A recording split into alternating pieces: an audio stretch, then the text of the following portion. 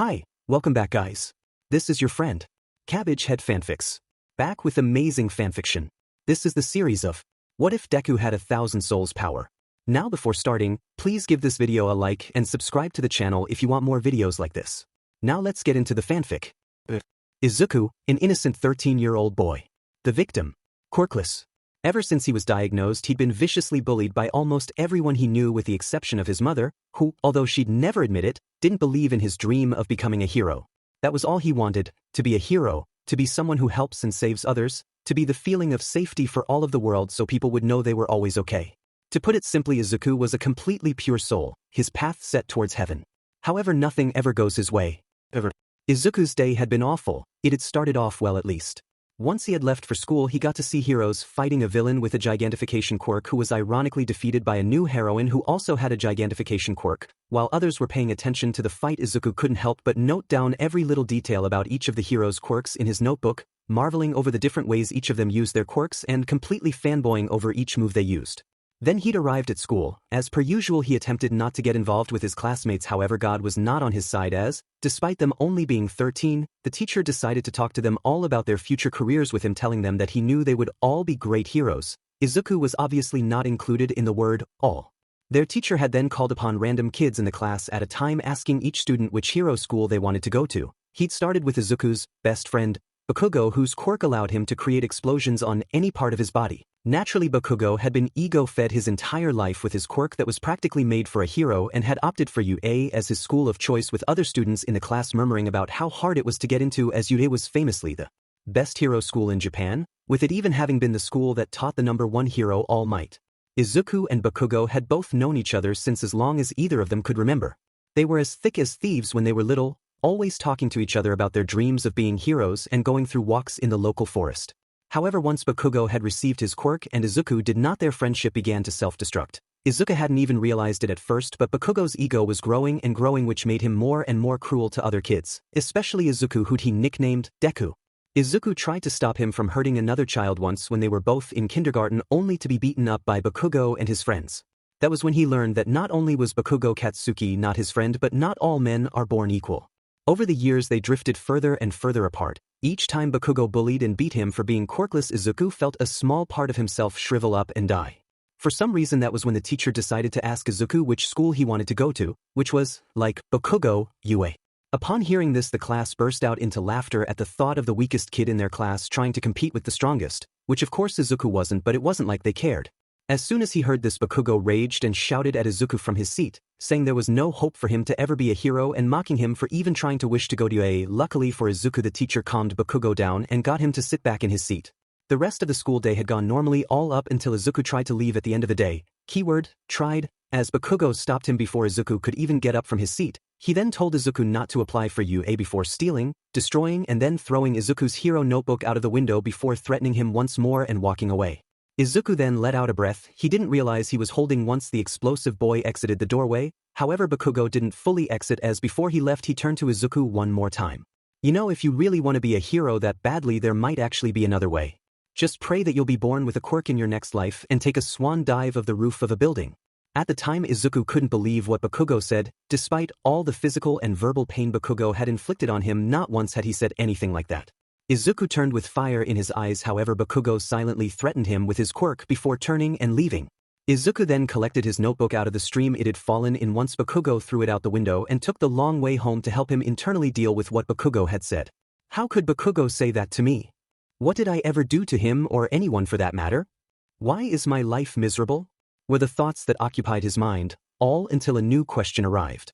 A thought he'd never imagined he'd ever think. What if I actually did it? No, snap out of it, Izuku, he thought, trying to silence the evil thought. Although no matter how hard he tried to stop it, he couldn't get it out of his head. Good thing a distraction soon arrived in the form of green sludge coming out of the sewers. It turned out that this sludge was actually a villain, whose quirk made him a sludge monster and allowed him to take over people's bodies, and according to him, Izuku would do as a fitting body. Izuku felt nothing but pain as he desperately tried to separate the villain from his body. However, as the villain was made of sludge, nothing happened. Accepting his fate, Izuku felt his control over his body fade as he felt himself pass out. However, before he did, he heard someone else burst out of the sewers before shouting a mighty Texas smash, just as Izuku lost consciousness. As Izuku woke up, he saw his savior, A towering figure of a man with a muscular physique and blonde hair that was swept back with two tufts sticking out from each side. The man simply wore a white t-shirt and green pants with red sneakers. Despite his casual outfit, Izuku could automatically tell he was standing in the presence of All Might, the #1 hero. All Might was not only the #1 hero in Japan but the most powerful hero in the world. Like his age, his quirk is unknown, however many speculate that it is a severe muscle boost that makes him insanely strong, as he can take out the most powerful villains without even a sweat. Izuku had spent hours when he was little watching videos of him saving people with a smile on his face, fearless, immortal. All Might would help him. All Might would tell him he could be a hero without a quirk. He had to. The #1 hero didn't have time, however, and began to prepare to leap away, presumably to save more people, but Izuku needed to ask him if he could be a hero and was so invested he ignored the fact that All Might had just signed his notebook. Instead, he latched onto the #1 hero's leg just before he took off and had to cling on for his own life as the symbol of peace zoomed through the air. Upon noticing Izuku, All Might quickly landed on the nearest rooftop he could find and was going to leave Izuku there before he heard the question, "Can I be a hero without a quirk?" It immediately made him stop, ready to reply. However, he suddenly froze as smoke began to expel from his body. Izuku didn't notice this as he kept on talking, explaining about how he idolized All Might for how he saved people with a fearless smile. That was when Izuku looked up to reveal that in the place of the symbol of peace was a skinny, weak man wearing the same clothes as All Might was. However, they were much baggier on him, and the two tufts of hair that stuck up for All Might were now relaxed and on the sides of his face. Izuku's initial reaction was that this man was an imposter of All Might. However, the man reassured him he wasn't and showed Izuku an injury he got in a battle 5 years ago. The wound was a dent in the side of his body that had resulted in him losing his entire digestive system. He then continued to say that despite what it might look like, his smile is not fearless but is rather there to reassure people they will be okay, and that to do that you must have enough power to know things will be okay, and therefore. So no, you can't be a hero without a quirk. Izuku's whole world shattered. He felt everything he'd ever done flash before his eyes and just stood there, too stunned to speak, as All Might told him that he could always be a police officer and then walked past him, leaving the green-haired boy on the roof all alone. And here he was, standing there, reflecting on everything he'd done. How stupid he'd been. There was no way he could be someone people could rely on. He couldn't be a hero. He was doomed from the start. So what did he do now?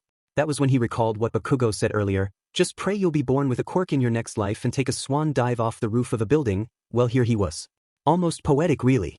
Maybe Bakugo actually had two quirks, with him also having a predicting quirk. That's something Izuku could imagine happening just to make him feel worse. It was more likely than him being a hero. He heard voices in his head, telling him to do it. To prove them all right. That there was no point in living anymore. That he was just a burden to his mother. That he had to end it all. So Izuku conceded to the voices. He approached the edge of the building, facing into the alleyway. As he looked down, his entire life flashed before his eyes. His mother apologizing when he asked if he could be a hero. His father leaving once he found out. The years of torment. And finally All Might telling him he couldn't be a hero. It had all led to this. To nothing. His life was a nightmare. At least now he'd never have to hope he'd wake up. Izuku leaned forwards and felt himself drop. Izuku opened his eyes. He was in an alleyway, but it didn't appear to be the one his body would have fallen into. Instead of the completely dark alley, this one fashioned a fully red color palette. However, he didn't notice this. "Can't even kill myself, right? God, I am pathetic," he murmured to himself as he pulled himself up. Surprisingly, there was no sign of blood from his landing. He simply shrugged it off and began to leave the alley. "I might as well see my mom one more time and write a letter to her before I try again," he muttered, figuring this was only a sign of how pathetic he was. Suddenly a hand met his shoulder. Izuku peered back to see a man with what he presumed to be a mutant beetle quirk, as his face matched perfectly with one, along with him being a dark shade of blue and having a shell that was covered by white vest with 4 extra holes ripped into it for the man's 4 extra hands. The man made a sleazy grin at Izuku. "Hey kid," the man began, "mind helping with something? Don't worry, it'll feel really good for you."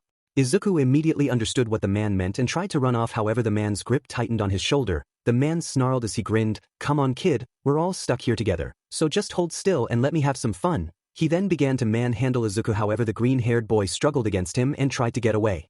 "Let go of me." Izuku groaned as the man tried to pull him to the ground. Suddenly he felt something inside him snap. His eyes glowed a bright green as he felt the skin on his face peel backwards, but it didn't hurt, it felt natural. As the skin peeled back, he felt some kind of gas leaving his flesh. The gas was black with a green glow and immediately engulfed the man, who collapsed on the ground the second he smelt it. "What the heck?" Izuku questioned before he felt himself being teleported somewhere. The place he was taken to was completely pitch black and only contained Izuku and the beetle man, who now looked very angry. "Hey the F, did you just do you beach?" he asked as he began to charge once more at Izuku. However, Izuku wasn't scared. He felt completely calm as he let his body morph, turning him into a pile of what appeared to be poisonous bugs which pooled onto the floor where he once stood. The man immediately stopped at the sight of this and stood there in fear. Teeth, he said before Izuku felt an urge inside of himself that he listened to. As he listened, he felt the bugs that were his body all charging towards the man, who looked too scared to even move as the bugs crawled up his legs and quickly engulfed him. The man then seemed to realize what was happening and tried to fight back, however it was too late as the bugs bit into him, releasing the toxins from their bites into his body. As the man screamed in pain, the bugs reformed into Izuku, who jumped away from the man. Izuku stared at the beetle man's now collapsed body, which was somehow still conscious but appeared to be in immense pain as he writhed around in pain. However, he didn't feel any guilt watching the man squirm around on the floor, but instead he felt free and couldn't help but grin as he watched the man get his karma.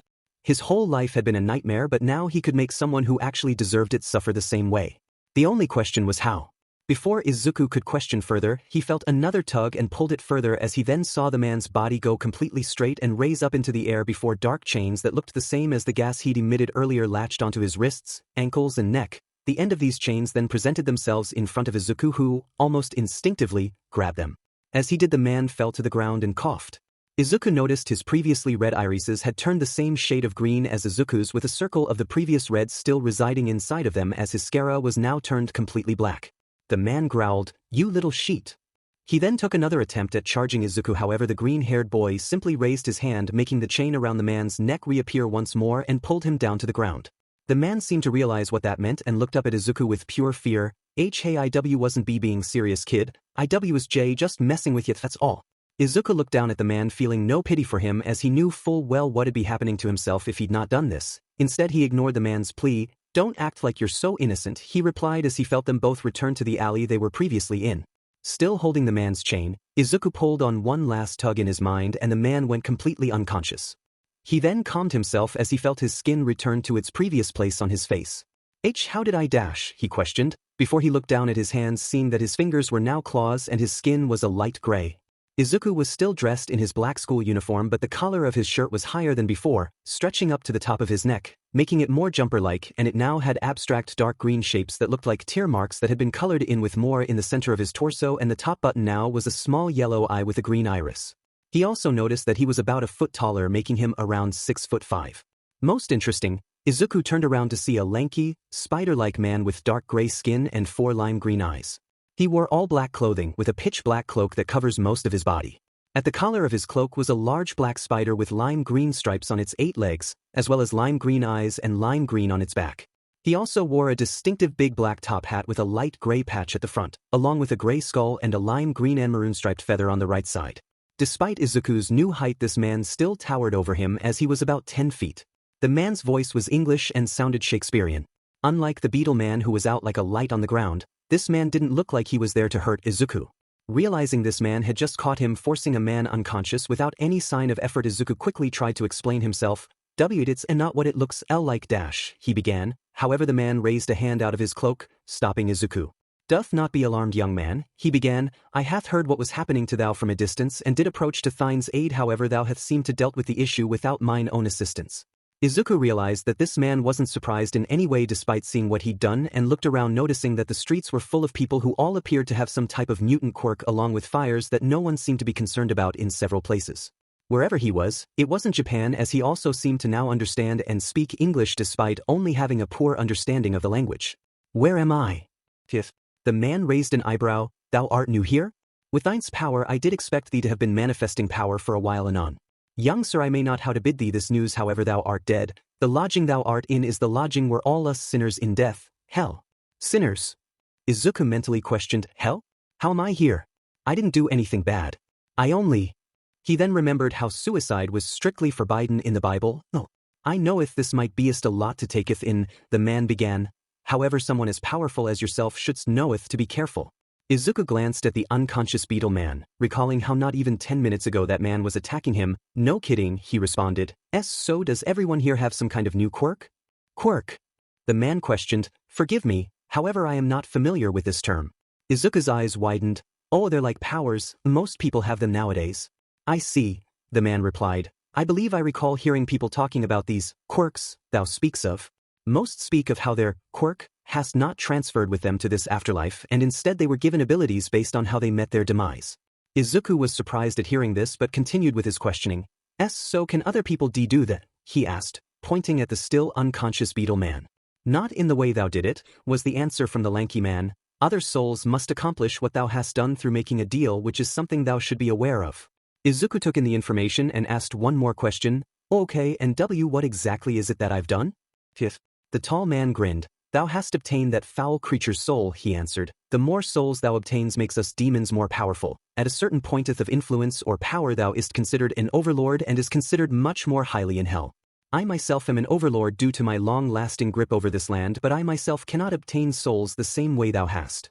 Izuku took in the information from the spider-like man. Internally he knew that his best chance of survival would be to hide in the shadows to use the dark gas on people, not like he had much of a choice, and besides if people were in hell they were there for a reason. Okay, Izuku responded, making up his mind. Thank you, sorry I didn't get your name. The man chuckled. My true name is not of importance, however the denizens of this place know me as Zestial. If thou ist to become an overlord too, I recommend creating a persona for thyself as well. Izuku pondered a name, something that reflected on his life but wasn't an immediate tell. He grinned, coming up with the perfect name, he replied. Zestial grinned. Well, it hast been a pleasure to meet thou, Deku, however I must leave now. I do expect big thing from thou in the future. Izuku smiled back. He knew he might not be good at this evil thing, however something inside of him felt completely fine with it. I won't disappoint you, Zestial, he replied as the tall demon strode off. That calm April day would be known as the day that the Nightmare Demon arrived in hell, and over the rest of that year, he made one of the biggest splashes an overlord had made in 300 years. 5 months have passed. 5 months since Izuku found himself in the pits of hell itself, and after his first day he'd already sworn to become a symbol of power in hell, an overlord. After his meeting with Zestial he discovered the depths of his power. Izuku had always dreamed of a quirk, and even if it wasn't technically one in hell he'd still treat it like one. In fact, he treated every overlord's powers as if they were quirks.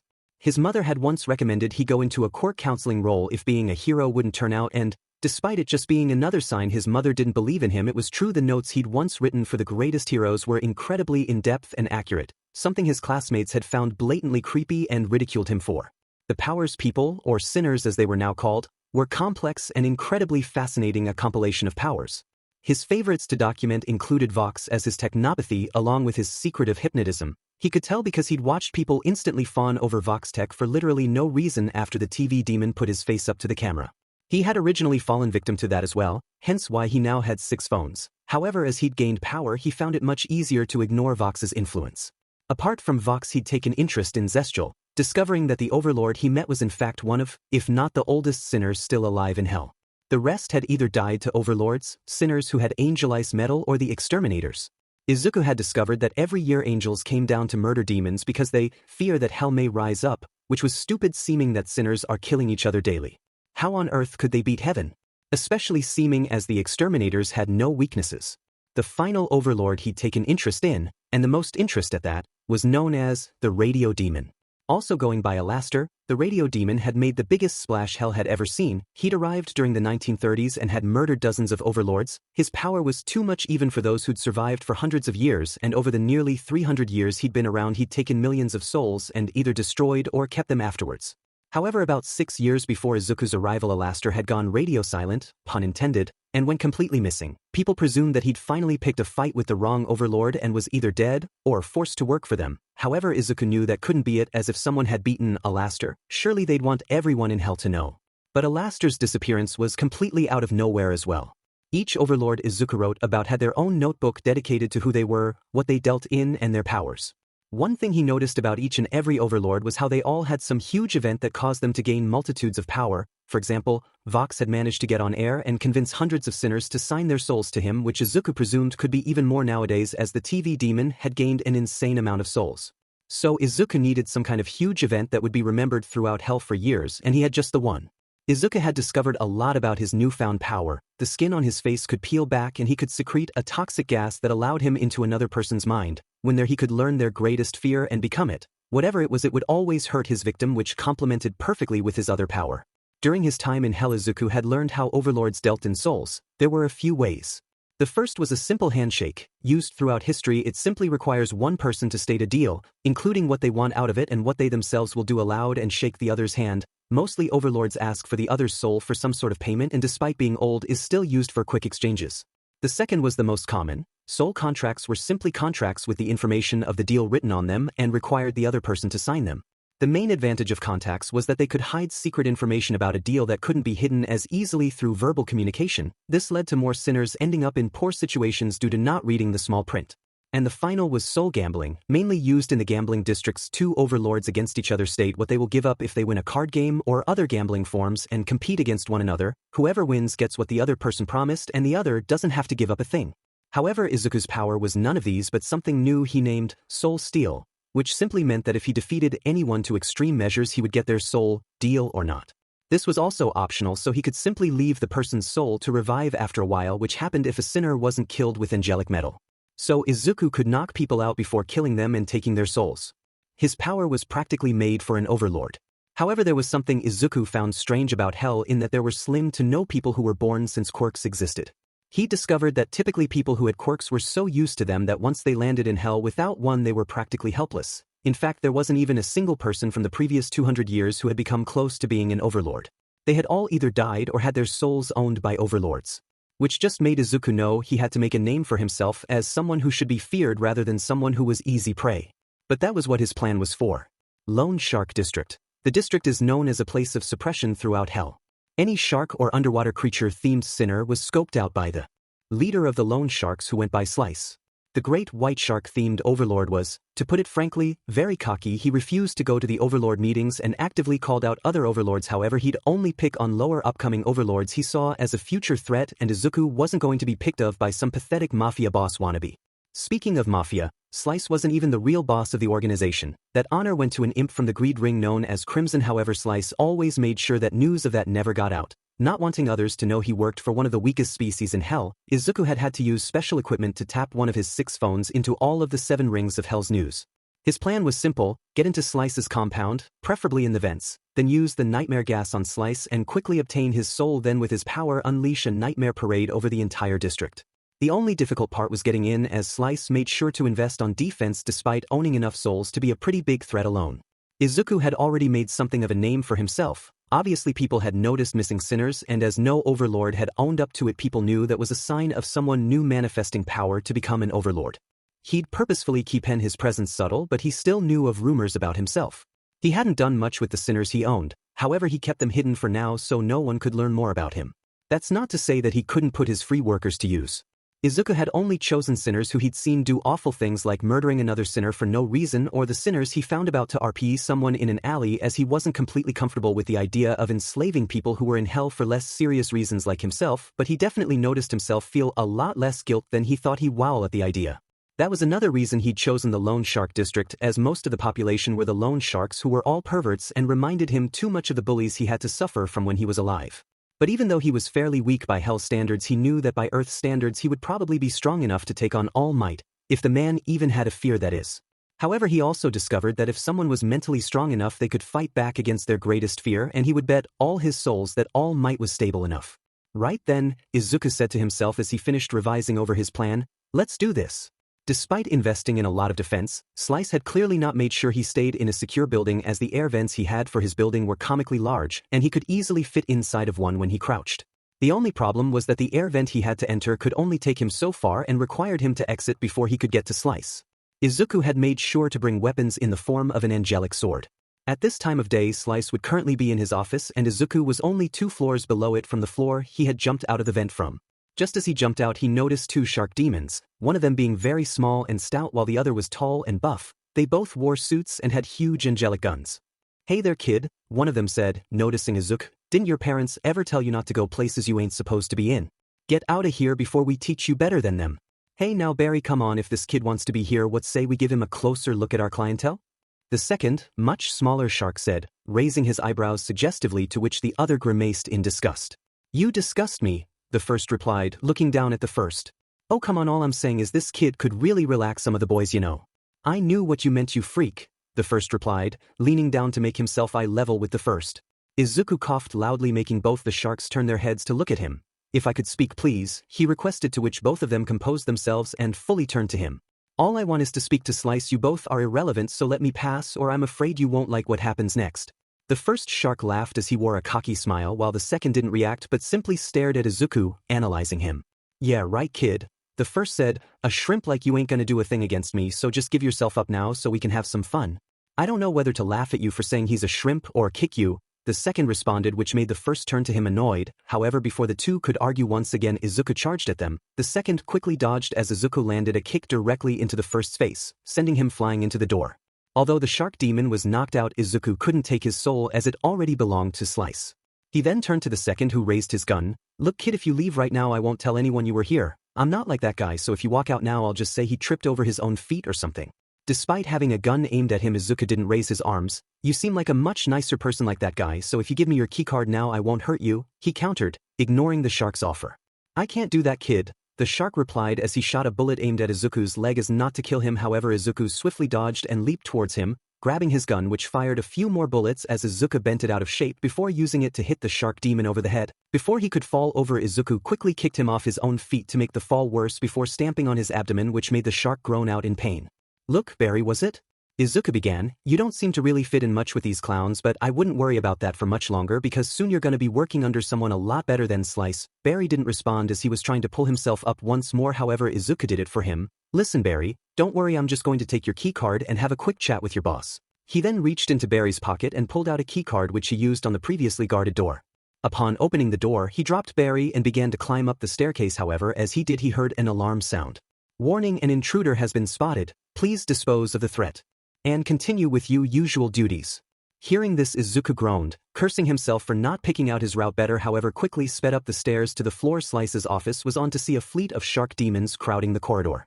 Izuku simply sighed and unsheathed his sword. He hadn't wanted to have to use it on sinners, but there were millions of sinners in Lone Shark District, such as there were in every district, which meant that hell was severely overpopulated and losing a dozen or so wouldn't make a dent on the amount of power he could gain.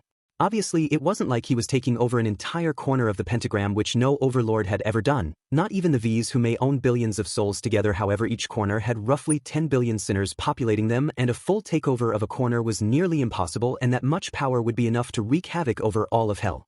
The shark demons all charged towards him as they kicked or punched in his direction, which Izuku swiftly dodged and retaliated by slicing off their heads. After dealing with the physical force, he narrowly dodged a bullet to the head by blocking it with his blade. He then did this consistently as he slowly approached, and once he got close enough he quickly dealt with them. Just as he thought he was finished with the horde, someone new arrived. The demon was like the rest, shark-themed, although they were a hammerhead shark and the only female Izuku had seen in the entire compound. She wore a black suit with a name tag that said the name, Flo, on it above her position, which read, Personal Bodyguard. Upon seeing the new entry, Izuku sighed and prepared himself for another fight. However, Flo stood there smiling a toothy grin. Hey kid, she greeted. Saw what you've been doing, you're pretty skilled with that thing, I know, she said, gesturing to the blade. However, Izuku didn't keep his gaze away from her. Sheesh, I guess if you're not gonna be talkative we might as well do this then, she said. You ready? Izuku straightened himself before nodding, to which Flo immediately dashed towards him at an extremely high speed and nearly landed a kick to his head. However, Izuku quickly pulled his blade up to block her foot, which he saw the soles were coated with angel ice metal. He pushed her off of him and tried to slice her through the middle. However, Flo leaned backwards to dodge before jumping up and punching Izuku in the face, which made him spit out a little blood before he grabbed her foot and threw her at a wall. However, she simply landed perfectly on it and pushed herself back over to him. However, Izuku simply smiled, checkmate, he said as he copied he moved from earlier and leant backwards to dodge before punching her in the abdomen and jumping backwards onto his hands before kicking her with both his feet, which sent her flying into the ceiling before she fell onto the ground in front of him. Izuku sheet-fed his blade and began to walk away from her. However, he heard Flo chuckle. Wow, you really are something, kid, she said as she began to pull herself up. Haven't had this much of a good fight in forever. She grinned at him, once more displaying her sharp teeth. Let's turn it up a notch though, shall we? She then leapt into the air and kicked him straight in the face, making him fall backwards, which Flo took advantage of and grabbed his arm mid-fall and chucked him over her back. Izuku coughed up blood from his place on the ground, but he couldn't help but chuckle. You're gonna have to teach me how you do that in the future, you know. Flo snorted. Listen kid, I don't think the boss is gonna just let you off with a slap on the wrist for what you've done here today. He won't even get the chance to land a blow on me, Izuku replied as he began to pull himself up. This fight has been fun, I've really gotta see Slice, he said. As the skin on his face peeled back, however, he didn't secrete the nightmare gas, but instead he let his eyes glow a vibrant green as his smile grew along with the rest of his body to a disturbing level, and the eye on his shirt glowed a bright emerald as he let out a demonic cackle. And you're in my way. Wiping away the clear shock from her face, Flo grinned. Bring it on, kid, she said as Izuku and her both charged at each other. She then tried to strike his abdomen, however he grabbed her arm and threw her into a wall, to which she once more pushed her from towards him, but Izuku was more than ready as he simply caught her midair and chucked her directly into the ground, knocking her out. Letting himself ease out of his half-demon form, Izuku groaned before cracking his back. Showtime, he said to himself as he approached Slice's office. Slice watched from a camera system in his office. He watched as Izuku took on his most powerful demon and came out on top. But he didn't care for any of the loses. Perfect, he sneered, should be easy prey now. Slice cracked his knuckles that both had angelic metal knuckle dusters on them. I'll beat you to death and then force you to hand over your soul to me. Oh, I wouldn't be sure about that. Slice's eyes widened as he heard the kid's voice right next to his ear. He quickly punched where the kid should have been, however there was nothing there. Show yourself so I can beat your sorry but you coward, Slice demanded as he scanned his office. He then heard a rustling sound come from his side and practically flew over, punching the area. He smiled as he felt his fist connect, however he then saw his fist had connected with some kind of miniature gas chamber with black smoke now emerging from it. What the foo dash? However, before Slice could finish, his body went limp as he felt himself fall unconscious. Slice then reawoke in a completely pitch-black void with no contents apart from him. He snarled, "The F, did you freak?" he demanded. Freak. Slice felt his blood go cold upon hearing the voice. The voice of his boss. How could you say that when I'm the one who's given you everything you own? He then turned to see a short red imp with white hair dressed in a typical mafia boss getup. B-boss, Slice stammered as he dropped to the floor, bowing. Sorry, I thought we were someone else. It was an honest mistake. I found you, Crimson continued, ignoring Slice as he strode over to him, alone, powerless, and gave you the power you needed, and all I asked was for two things. He then raised a finger. One, you make me money and you've done good on that part one, suppose, but you still lack skill in the second thing. He then finally stopped just in front of Slice's bowed head before striking him across the face. You refuse to show me any sort of respect. I'm sorry, boss, Slice stammered, fear painting his face. I'll be sure to respect you, I swear. I'll tell everyone in hell you're the one in charge, I promise. Promise? Crimson questioned, you're out here making promises to me? I may be an imp, but you're still in my organization, and to find out that your entire division is being taken on by one measly sinner, he shouted, making Slice crawl backwards away from him. You need to get yourself in check, Slice, because otherwise, Crimson's began to grow, his features changing back to the same kid Slice had just seen terrorizing his compound. You're an easy target, he finished in his real voice. Realizing he'd been tricked, Slice became instantly sad. He tried to pull himself into his demonic form but couldn't find the power. What's wrong? The kid asked. You seem scared. Don't worry, it'll all be over soon. The kid then stabbed Slice in the abdomen with his angelic sword. Looking down at the wound, Slice felt himself hyperventilating before chains began to erupt from the ground, attaching to him at every part of his body. He felt his entire body burn before the pain ended, and he felt all his power leave him as he disappeared. As Izuku retired out of his nightmare world, he felt a surge of power overcome him. Slice owned millions of souls, and even though Izuku didn't own those souls, he definitely had the same amount of power. He smiled. Now the grand finale, he said as he approached the huge window Slice had behind his desk. He opened it and let the skin on his face peel back as he released an incredible amount of nightmare gas into the atmosphere. It mixed in with the air, creating a dark, green glowing gas that flowed through the streets from above. Izuku continued to output the gas as he stood there. He could feel people breathing in the gas and falling unconscious, but with his new amount of power he could now create their nightmares without even having to enter the nightmare world. There were some people in the district who already had people who owned their souls, however he had decided to simply show them their worst nightmares despite that and spare their lives afterwards as a warning. Izuku let out a loud cackle that could be heard all over the district as he felt himself gain more and more power from each soul he gained.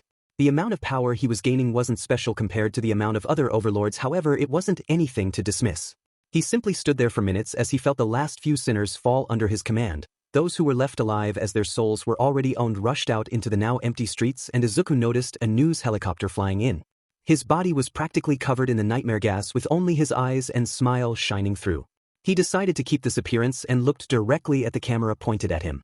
He grinned and said, "The Lone Shark District is now under the command of Deku, Hell's newest overlord." It was another day in Hell. Well, that wasn't saying much as Hell was pretty much a den of pure chaos and evil, but for Izuku today marked his 50th overlord takedown. Ever since his debut taking down Slice and gaining the souls of everyone in the Lone Shark District, Izuku had wasted little time in obtaining the souls of dozens of other overlords. Many were strong and he definitely had gained an incredible amount of power, far more than any one of his past bullies would have ever dreamed of, even Bakugo. Despite the strength of each overlord he took down, none were quite as strong as Slice was. They weren't as influential as him either, however whenever he took one down it was always talked about throughout Hell. Slice had incredible power and he could have been one of the strongest overlords in Hell if not for his own passive aggressiveness and refusal to fight anyone he couldn't 100% win against. The only part of Izuku's power he found annoying was that he didn't gain every soul Slice previously owned when he obtained his soul. This frustrated him more when he remembered that if an overlord fell to a deal then their full soul collection went to their new owner. However, it was something he could live with. Of course, Izuku hadn't technically killed anyone in Hell, as if a sinner didn't die to angelic metal they would simply respawn in Hell after a few hours, and Izuku's gas had no connection to the heavenly weaponry, so he'd never permanently murdered anyone, rather temporarily stopped before he took their soul. He was currently in the process of defeating yet another mob-themed overlord. The side of the pentagram Izuku worked in was mainly known as the predominantly mob-owned side, and he currently owned a whopping 22% of the population, which, while it didn't sound like a lot, there are roughly 10 billion in each corner of the pentagram, meaning Izuku owned billions of souls. This made him a medium-tier overlord. Tiers were a system Izuku made himself from his notes on other overlords, and they simply depended on how many souls an overlord owned. Overlords like the V's and Alastair owned billions of souls in Hell, however they had roughly 6 billion each, with Vox, Velvet and Valentino having their souls combined to make 18 billion. Zestial and Carmilla Carmine were also in this tier, with them both having roughly 5.5 billion souls each. However, they all owned souls spread across the pentagram, meaning, while they didn't technically own a full side of the pentagram, they had enough sinners under their command to do so. They were all marked in the highest tier, Master. Second was Medium. This consisted of a range between 2 billion and 5 billion and previously contained Slice, who was now replaced with Izuku, who'd managed to get a full billion more than the shark-themed ex-overlord. Along with him was the dinosaur-like overlord known as ZZ, and an overlord with a floating skull for a head who Izuku hadn't managed to find a name for, so simply called him Frederick, as it was the only name he was ever seen responding to. Rosie was a strange case. She was one of the few overlords in Hell who was actually Hellborn, however her amount of souls under her power made her ageless. What made her so strange was that most people under her control never spoke about it outside of those in Cannibal Town, who were more than happy with her as their mayor. This made it difficult to categorize her, as Izuku couldn't get a good enough number of souls apart from those in Cannibal Town, which was fairly small for a district in Hell with a population only in the millions. So to counter this, Izuku simply placed her in her own section with a low number of other Hellborn overlords. She was of course at the top. To be an recognized overlord you needed at least 100,000 souls under your command, meaning that the lower tiers spread from 100,000 to 2 billion with a huge range. He didn't write any notes on those in this category as they weren't as powerful as those in the other tiers, and this was the tier he mainly picked from with ease, with 41 of the overlords he took down were from this tier, while the other 9 were from the medium tier and gave him the most strength. The current medium tier overlord he was taking down, known as Tomb, lifted into the air as Izuku watched the familiar display of the luminescent glow of his chains rise up and latch onto him before his body exploded, and Izuku felt the surge of power rush through him with the new strength from Tomb. Here we go again, Izuku thought as he began to leave the windowless building Tomb was previously in, so he could unleash his nightmare gas in the streets as long as people hadn't evacuated, which had happened once or twice before. He always completed his nightmare massacres, as the denizens of Hell called them, coated in his nightmare gas, as it made sure no one could tell he was in actuality a now 14-year-old. However, before he could leave the building he heard a familiar voice from behind him. "'Tis a pleasure to sayest thou again, Deku." Hearing the new voice, Izuku turned to see Zestial standing there, in the completely exitless room. "Thou hast been doing particularly well, more so than I did expect this early." Izuku raised an eyebrow, wondering what Zestial was here for, but he was too polite to straight up ask him. Thank you," he responded, nervous at what Hell's oldest overlord could do to him. "I've been trying my hardest, I guess." "Trying your hardest?" Izuku thought to himself, panicking at how childish he just sounded. This isn't some kind of musical. Trying your hardest isn't the important thing. "Toldst seem so," Zestial responded before noticing Izuku's discomfort. "Halcyon thyself, I wisheth not to hurt thee," he added, chuckling slightly at the boy's nervousness. So why are you here then?" Izuku asked, calming himself. "It's not like I don't appreciate seeing you again, it's just why now of all times?" "As I hath said, thou been doing exceptionally," Zestial answered, "and I believeth thy talents mocketh thee more than worthy to work with." Izuku's eyes widened. He hadn't expected that. What? Work with? Upon seeing Izuku's surprise, Zestial chuckled. "Selleth not yourself short. Thou be maddeth one of the biggest arrivals in this lodging since the last 200 years. I mean I guess sure, but I haven't even been here for a year yet. Izuku explained, trying to wrap his head around the offer he was receiving. I barely have any experience at all. Thy power outweighs thy inexperience, Zestial replied. The last 200 years has been dreary and boring with so dram happening in this cesspool. Thou art the first in many decades to manifest such most wondrous power, and I wisheth not to waste such an opportunity before someone else recruits thee, so what doth thee saith? Izuku stood there and took in everything Zestial had just said. Finally, after all these years, someone believed in him. Someone seeked him out without being forced or asked or anything. Someone wanted him. Even if it was for all the wrong reasons. Even if he couldn't be a hero, Izuku couldn't deny it made him feel happier than he ever had before. Maybe dying was the best thing that had ever happened to him. Bakugo had said he should hope he'd be reborn with a quirk in his next life, and, in a way, he was right. Izuku now was being recruited by one of the most fearful overlords in all of hell, while Bakugo could only pray he'd ever get to meet All Might. So after everything that's ever happened to him, Izuku smiled. I'd be happy to. Zestial smiled. Wonderful. Now I believe I should introduce thee to a friend of mine. Although we must not waste any time, the extermination draws near and we must not be caught in the sights of the exterminators, else I fear for the both of us. Izuku shuddered slightly. He'd heard about how horrifying the exterminators were and he wasn't keen on getting a front row seat anytime soon. Okay then, let's get going then, he said as he followed behind Zestial. Izuku looked at the building Zestial had taken him to. The place of his friend was a simple large warehouse with demons currently removing the contents in crates before putting them in vans.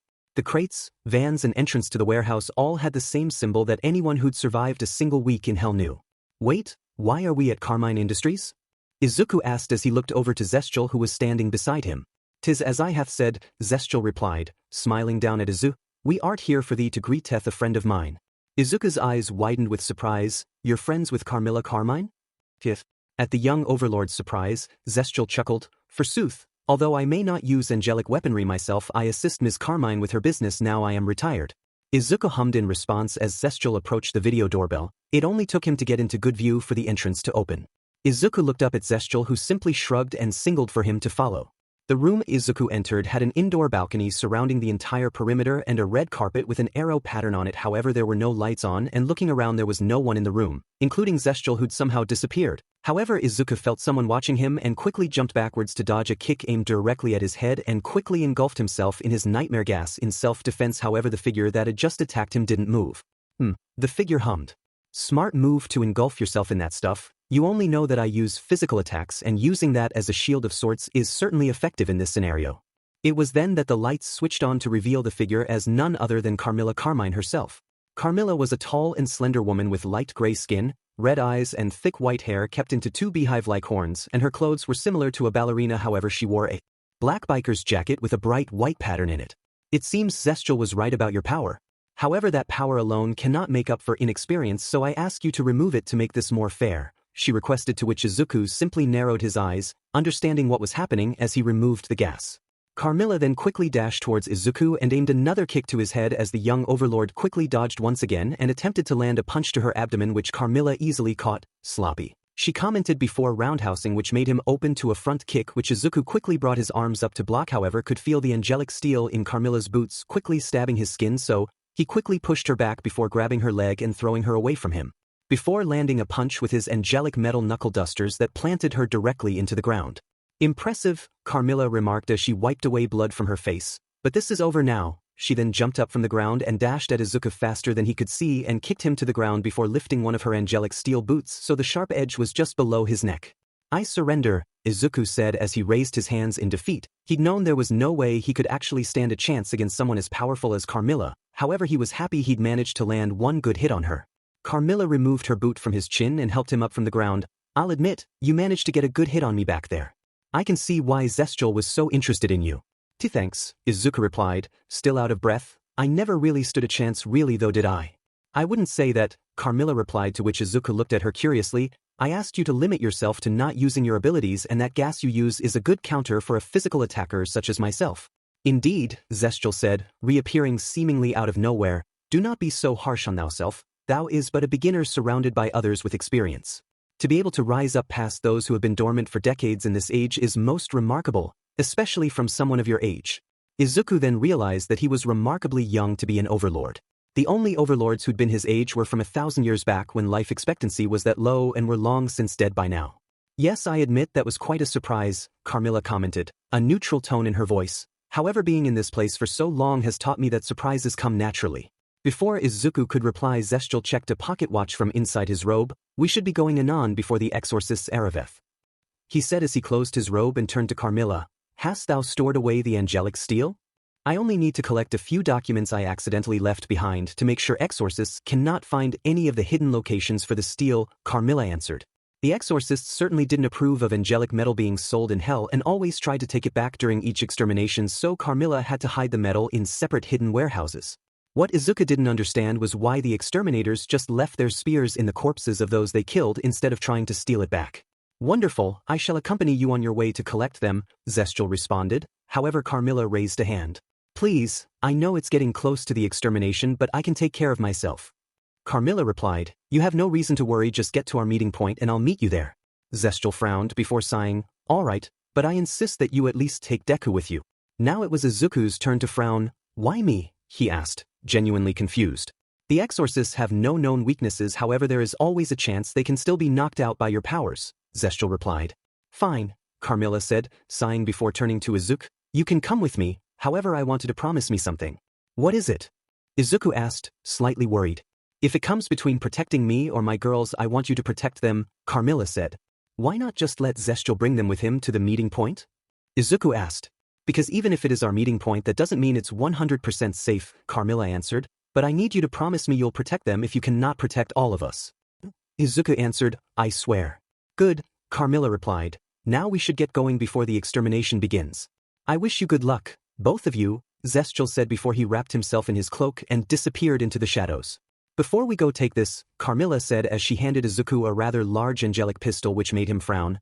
I have a theory that angelic metal might be able to hurt those things, and even if it is just a theory, it's better to be safe than sorry. Got it?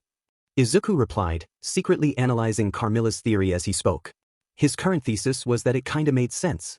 I'll get my girls and we'll head over to the compound with the information, Carmilla said as she began to walk over to the stairs leading to the top half of the room. We're going to have to do this quickly, so don't slow us down. Izuku, now hidden in his full cloak of nightmare gas. Carmilla and her daughters were running through the streets of hell while its citizens all boarded up their doors and windows in desperate attempts to hide from the inevitable. However, they only had just over a minute until the extermination began. Turn left now. Carmilla shouted the orders so they wouldn't stop for turns. They took a turn into an alley and dashed towards a warehouse door that Carmilla simply kicked down as they continued to run through the door until they entered a pitch-dark room that Carmilla confidently ran into and grabbed a file before handing it to one of her daughters who hid it in her lab coat. Now let's get to the meeting point fast. However, they only had enough time to get out of the warehouse before the booming sound of the extermination bell sounded and a huge portal opened in the sky not too far away from their location. Sheet, Carmilla growled. Deku, remember what I told you. Izuku pulled out the pistol from his pocket. Don't worry, I will, he replied. Good, she then turned to her girls. Girls, if anything happens, I need you to follow behind Deku here. He'll make sure you'll be okay, so just promise me you'll stay near him if anything goes south. Both girls looked reluctant. However, nodded anyway. Now we need to run. Luckily, the meeting point is the opposite direction from the portal. They all ran in the direction of the meeting point, Carmilla first with Izuku behind her while the girls ran behind him. As he ran, Izuku looked at the scene around him. The pain, the horror, the blood. Sinners running for their lives as the exterminators simply flew behind them, practically playing with them like a cat with a mouse before striking them down with angelic spears. Some were even so cocky that they would remove their masks, which gave Izuku a good look at their faces. They all had white hair and gray skin and all looked practically giddy at the pain they were causing sinners. It was a scene of nightmares so bad yet so familiar to Izuku, as he'd seen plenty of sinners' worst nightmares being the exact same scene. Just as they weaved their way around multiple running sinners, a gang of 5 armed exorcists surrounded them. Carmilla growled. Well, if it isn't the pickpocket, one of the exorcists said, wait until Adam finds out that I killed the owner of the angelic weaponry business. I'll be sure to get a promotion. Not if I kill her first. Another said, what about that moving gas demon? Another asked, do you think he's someone important? Doesn't matter. The first said, let's just bring Adam each of their heads and call it a day. Deku, take my girls and run. Carmilla ordered. Are you sure? Izuku asked. Just make sure they're safe, okay? Okay. Izuku then grabbed onto each of Carmilla's daughters' arms and ran. He could feel both of them trying to pull away from him to get to their mom, but luckily he was stronger than them both. You guys go after those 3. Me and Zuli will take the pickpocket. The first exorcist ordered the other 4. How come you 2 get her? The fourth asked. 'Cause we'll actually do it well. Now go. The four exorcists all grumbled as they began to fly over to where Izuku and Carmilla's daughter went. The first exorcist then turned to Carmilla and aimed her spear at her. Any last words? However, Carmilla said nothing as she quickly dashed forwards and sliced the exorcist's head clean off. "Do," she said as the other exorcist stood in shock before she ran over to her fallen ally. Amy, Amy, she begged, groveling by her fallen sister's body before looking up at Carmilla. "You sick son of a beach," she shouted before trying to stab Carmilla through the neck. "Serves you right," Carmilla said as she dodged the attack before slicing the exorcist's head off just as cleanly as the previous exorcist. She then immediately ran towards where Izuku and her daughters went. Izuku thought he'd gotten enough time to be able to outrun the exorcist, however he didn't, and they managed to corner him. Carmilla's daughters were both behind him as he spread out his arms to protect them. Although he obviously was never going to be a hero, he'd seen enough hero advice online to know how to comfort people. "Alright, just keep your breathing calm, you're both going to be fine," he reassured them as he prepared to unleash his gas. He knew it stood no chance at killing the exorcists, but at best he hoped they could get knocked out. "Oh, isn't that cute?" one of the exorcists said. "The demon thinks he can act nice. What a disgusting creature trying to pretend to be one of us. Bet it thinks it can just trick us into not killing it. How stupid," another mocked as they all laughed. "Cover your eyes and don't breathe," Izuku said to the girls, ignoring the exorcists. "I can't control who this works on, so just don't breathe until I say so." The girls both listened and covered their mouths. "What does it think it has a chance?" A third said. "How pathetic. Now die, demon scum," she said as she charged towards Izuku. However, he unleashed his gas at that moment, which made the exorcist stop. "I kinda feel a little sleepy now," she commented. "Guess I'll have to stop early and have a nap. Bummer dash." However, she was then shot directly in the head by an angelic metal bullet, killing her immediately. "What the F dash?" the others said as they moved towards their fallen friend. However, in doing so stepped into the vicinity of Izuku's gas, which made them instantly tired and slow enough for Izuku to shoot another of them in the head, leaving only one more. "You piece of shit," the final exorcist growled as Izuku readied himself once more to shoot. However, as he did, the exorcist parried it into the ground with her spear before charging towards him and the girls and preparing to slice Izuku's head off. However, just before the spear made contact with Izuku's neck, Carmilla's boot sliced straight through the exorcist's head. At the sight of their mother, the girls instantly pushed past Izuku to hug her while Izuku stood there as he let out a breath of air he didn't realize he was holding. "Are you all okay?" Carmilla asked, addressing both Izuku and her daughters, who both nodded.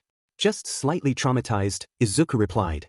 "I think that's probably the best thing you can hope to get from an extermination," Carmilla responded, not joking in any way. "I guess you're right," Izuku said. "We really should get to the meeting point now. We don't have enough time to get rid of their bodies." "Let's keep going then," Carmilla replied. A few hours later, Izuku kicked down the door to the building of the meeting point. It was a tall skyscraper that was far away from the central population. However, it had a good enough view over all of the Pride Ring. To get there without any more fighting, the path they had chosen ended up taking the rest of the extermination.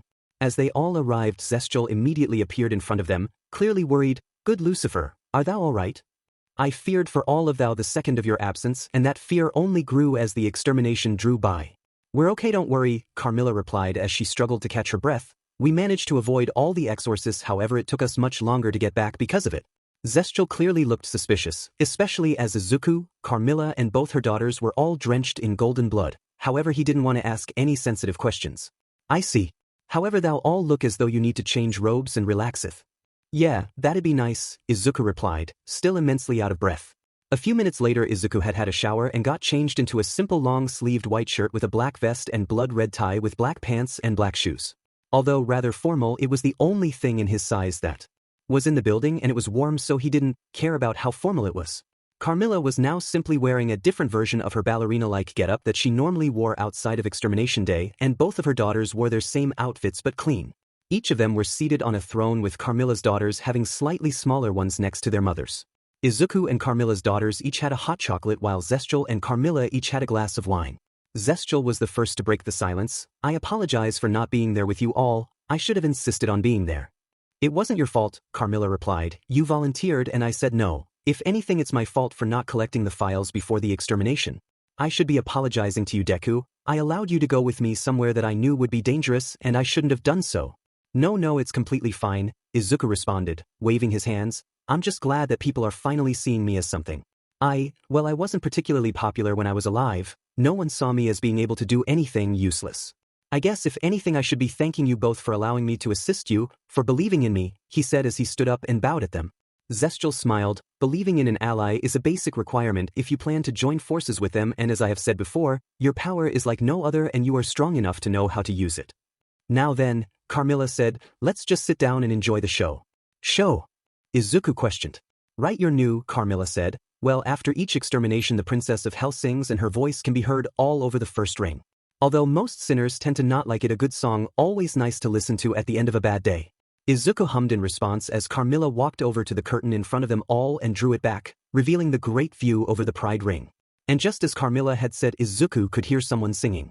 Some fellows make a winning sometime, the princess sang midway through her song, but I never even make a gain, believe me.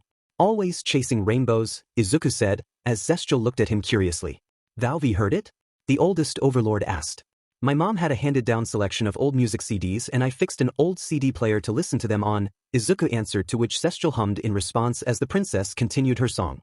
I'm always chasing rainbows. The way the princess sang reminded Izuku of himself. He could hear the sadness in her voice. The same sadness that he had felt when he was alive.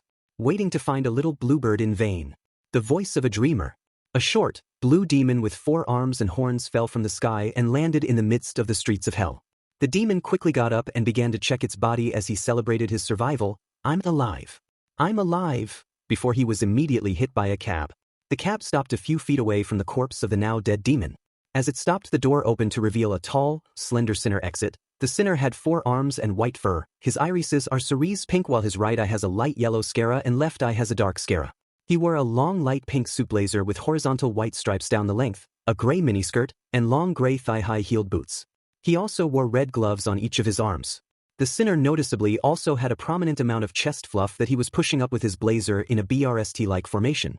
As the sinner got out of the car, he looked back inside as the sinner who was driving the car, Travis, spoke to him. Thanks for the fun time, hot stuff. Travis' face was a light shade of gray, with his left eye having a black scara with a red iris in the shape of a heart.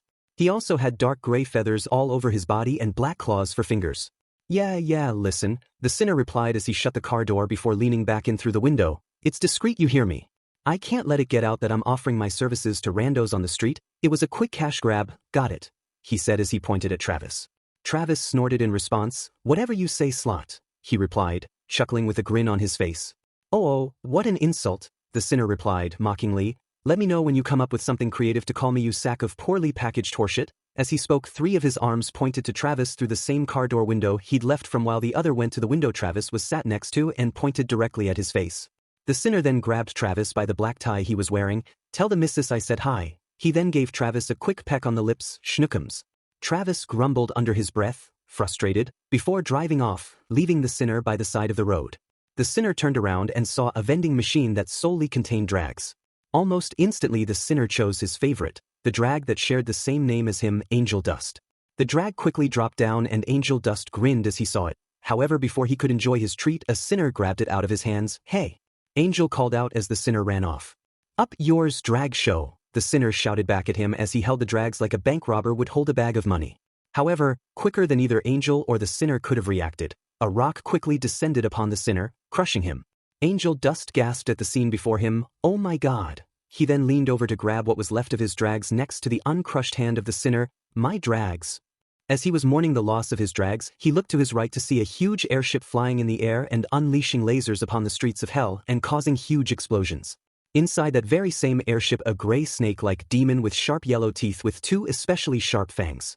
He also had a black cobra hood with its front colored yellow and a thick yellow stripe running down his tail and a few red eyes scattered on it. He wore a gray jacket pinstriped with yellow and a black bow tie with an eye at the center. He also wore a yellow-orange shirt underneath his jacket and fingerless gloves along with a large gray top hat, which had a sizable cerise eye in the center of it, as well as many sharp yellow teeth.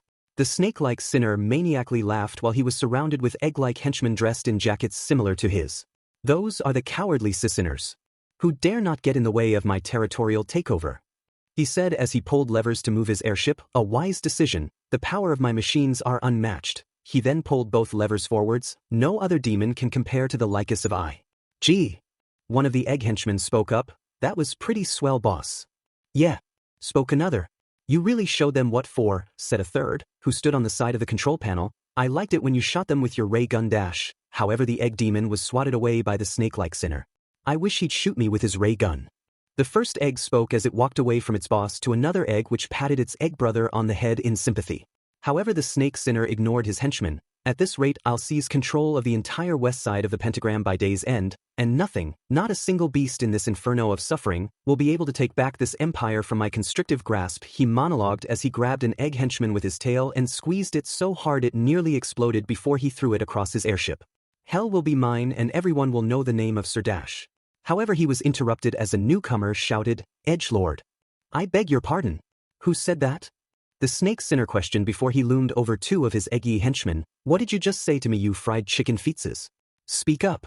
"That wasn't us, Mr. Bossman," one of the hench-eggs replied just before a single red bomb smashed through the front window of his airship and exploded right in the sinner's face, luckily only releasing red smoke which still set him on a coughing spree.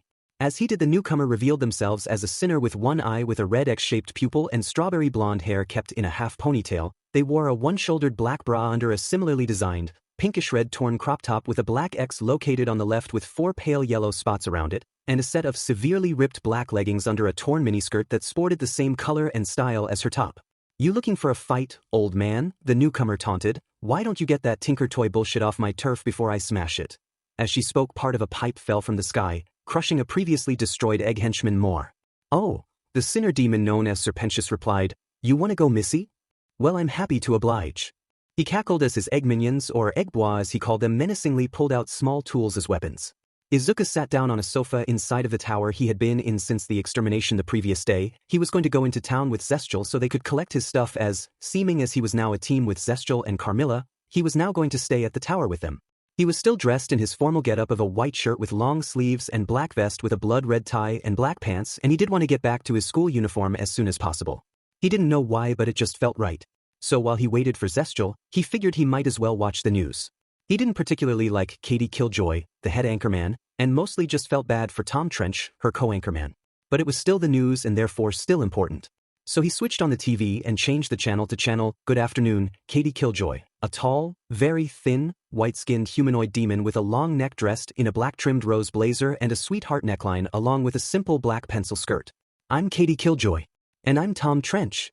Tom was a sinner with his face and neck being an expressive gas mask. He also had light blonde swept hair with paler streaks. He wore a gray suit with slight darker colored lapels over a white collared shirt with a red necktie. Chaos over Pentagram City as a turf war is raging on the west side between notable kingpin Serpentius and self-proclaimed spunky powerhouse Cherry Bomb. Tom reported as images of both Serpentius and Cherry Bomb appeared on screen. "That's right, Tom," Katie continued. "After the recent extermination, many areas are now up for grabs. Demons all over Hell are already duking it out to gain new territory."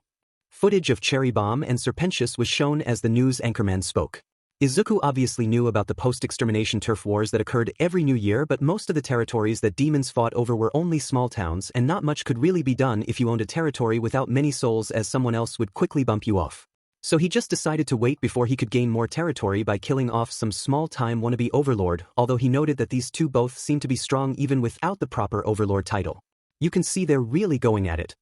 Tom commented at the footage as Cherry Bomb cracked one of the egg henchmen that was thrown at her in half before placing a small bomb inside of it and throwing it back at Serpentius. "Looks like they're fighting tooth and nail for that hot spot." Katie continued, creating a tooth and nail in her hands as she spoke before eating both items. "And I'd sure like to nail her hot spot." Tom commented as Cherry Bomb dodged another egg boi. "You are a limp as Tom," Katie commented as she lifted her coffee mug from the desk they were both sitting at, or should I say? She then poured the boiling hot coffee directly over Tom's crotch, making the poor man keel over in agony and made Izuku wince for the sinner's pain. "No D-dash." The screen zoomed in on Katie's face as an image of the Princess of Hell showed in the left corner. The princess was a blonde hellborn demon with pale skin and rosy cheeks who was dressed in a tuxedo jacket with black lapels which was worn over an untucked, long-sleeved, high-collared white dress shirt along with darker red pants.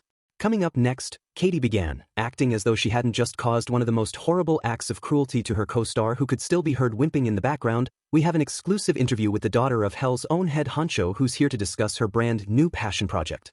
Izuku raised an eyebrow, intrigued about what Hell's princess could be planning. She certainly didn't appear threatening from what he'd seen and heard about her, but she was still the daughter of Lucifer himself, so you could never be too sure. All that and more after the break, Katie continued, breaking her coffee mug with her bare hands as the camera zoomed out to show Tom still keeled over and whimpering in pain. She then turned to Tom, thinking they had gone to break. "Esicate up, you little by dash. however before she could continue the TV went to break. Izuku sighed and turned off the TV. The news station was on the way to his house in the Lone Shark district, so he could always find out what the princess was planning on the way there. Just as he switched it off, Zestial appeared behind the chair he was sitting on. "It is time for us to depart," Zestial began. "I find it nice to take a stroll every now and then. I hope that's well with thou." "Of course," Izuku replied as he got up from the chair, cracking his back as he did so. "I really should have a nice walk anyway, especially after yesterday." "Indeed," Zestial replied, recalling the state both Izuku and Carmilla had been in after the extermination. "Now then let us leave," he said as he walked out of the room with Izuku tailing shortly behind him and surrounding himself in his nightmare gas to avoid being discovered as a teenager. Meanwhile, Charlie Morningstar waited for the advertising break to be over so she could finally show her plans to all of hell. She wasn't alone though, as her girlfriend, Vaggie, was straightening her black bow tie to make sure she was completely prepared. Vaggie was a humanoid demon with grayish lavender skin and long, knee-length grayish-white hair with a pink bow in it. She wore a gray one-shouldered bra under a white mini-dress with loose straps, 2 light gray crosses on her chest, and a scallop trim at the bottom and a gray sash belt around her waist. She also wore arm-length, black gloves and stockings. Vaggie exhaled as she finished straightening Charlie's bow tie. "Okay, you remember what to say?" Charlie inhaled before responding cheerily, "Yes. Let's do this." "Just look at me and I'll mouth it to you," Vaggie replied in a serious tone that deflated Charlie's happiness slightly. "Come on, Vaggie," Charlie responded as she bent her back backwards. "I know what to say. I just feel like we need to." "I don't know." She walked over to a snack table with a box of donuts on it and picked up a donut before tossing it behind her. "Make things sound more exciting." She then gasped in realization. "What if I sing a song about it?" Vaggie finished her sentence for her. "You knew I was gonna say that," Charlie replied as she lightly booped Vaggie on the nose. "Because I know you," Vaggie responded as she fixed Charlie's bow tie once again. "But, please don't sing. This is serious." "Well, you know, I'm getting better at expressing myself and my goals through song," Charlie replied as she got up on the snack table to which her 2 small innocent-looking dragon-like demon bodyguards stood, eating a donut each as they watched. "But, life isn't a musical," Vaggie replied caringly as she placed her hands on her hips. "Fine," Charlie responded, downcast for about half a second before immediately perking up again. "But, I have these other ideas of what to say," she said as she pulled out a piece of paper which she showed to Vaggie. "The highlighted bits are the best part."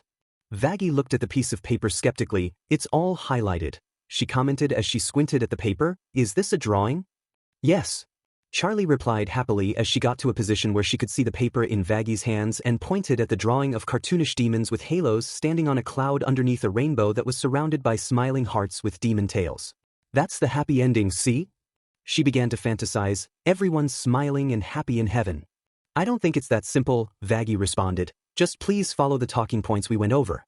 And, she grabbed Charlie to face her. "Do not sing."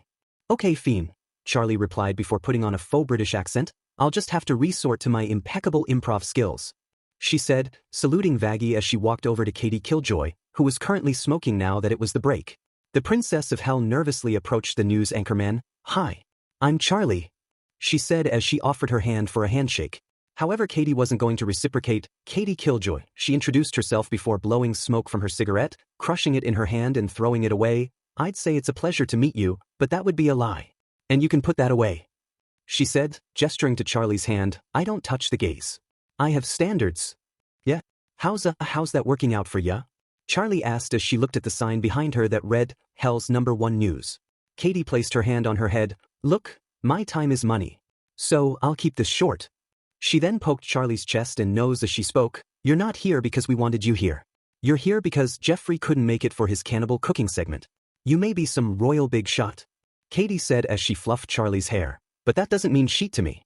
I'm too rich and too influential to give a flying F about what some tux-wearing demon princess wants to advertise." As she spoke, Charlie could see Tom behind her shaking his head in disapproval at Katie's prideful behavior. "But Charlie began, however she was cut off as Katie continued to poke her chest. "So don't get cute with me, honey, or I will if and bury you," Katie continued, finishing her boast just as the break ended. "And we're live," one of the news staff announced as Katie rushed back to her desk, holding papers while she cracked her neck. "Welcome back," Katie announced as her plastic smiling face returned. "So, Charlotte." Charlie replied, smiling nervously as a spotlight flashed her way. "Whatever," Katie replied, not caring at all underneath her fake smile. "Tell us about this new passion project you've been insistently pestering our news station about." As she spoke, she held in a huge outburst as she clenched her pen. Well. Charlie looked over to see Vaggie motioning for her to go on, so mustered up her courage and cleared her throat before exhaling. As most of you know, I was born here in hell, and growing up, I always tried to see the good in everyone around me. Katie was clearly not listening to Charlie speak, as she was too busy stabbing a stray slug with her pen, its blood splattering the side of Charlie's face, which she quickly wiped off. Hell is my home and you are my people. We just went through another extermination. She looked over at Vaggie again, who was giving her 2 thumbs up while Katie continued to not pay attention, even beginning to fall asleep. We lost so many souls, and it breaks my heart to see my people being slaughtered each year. No one is even given a chance. She slammed her fist on the desk, which unintentionally woke Katie from her nap, who watched, now slightly intrigued, as Charlie got up from the desk. I can't stand idly by while the place I live is subjected to such violence. So, I've been thinking, she said, walking by the crowd of sinners who watched the show in the studio. Is there a more humane way to hinder overpopulation here in hell?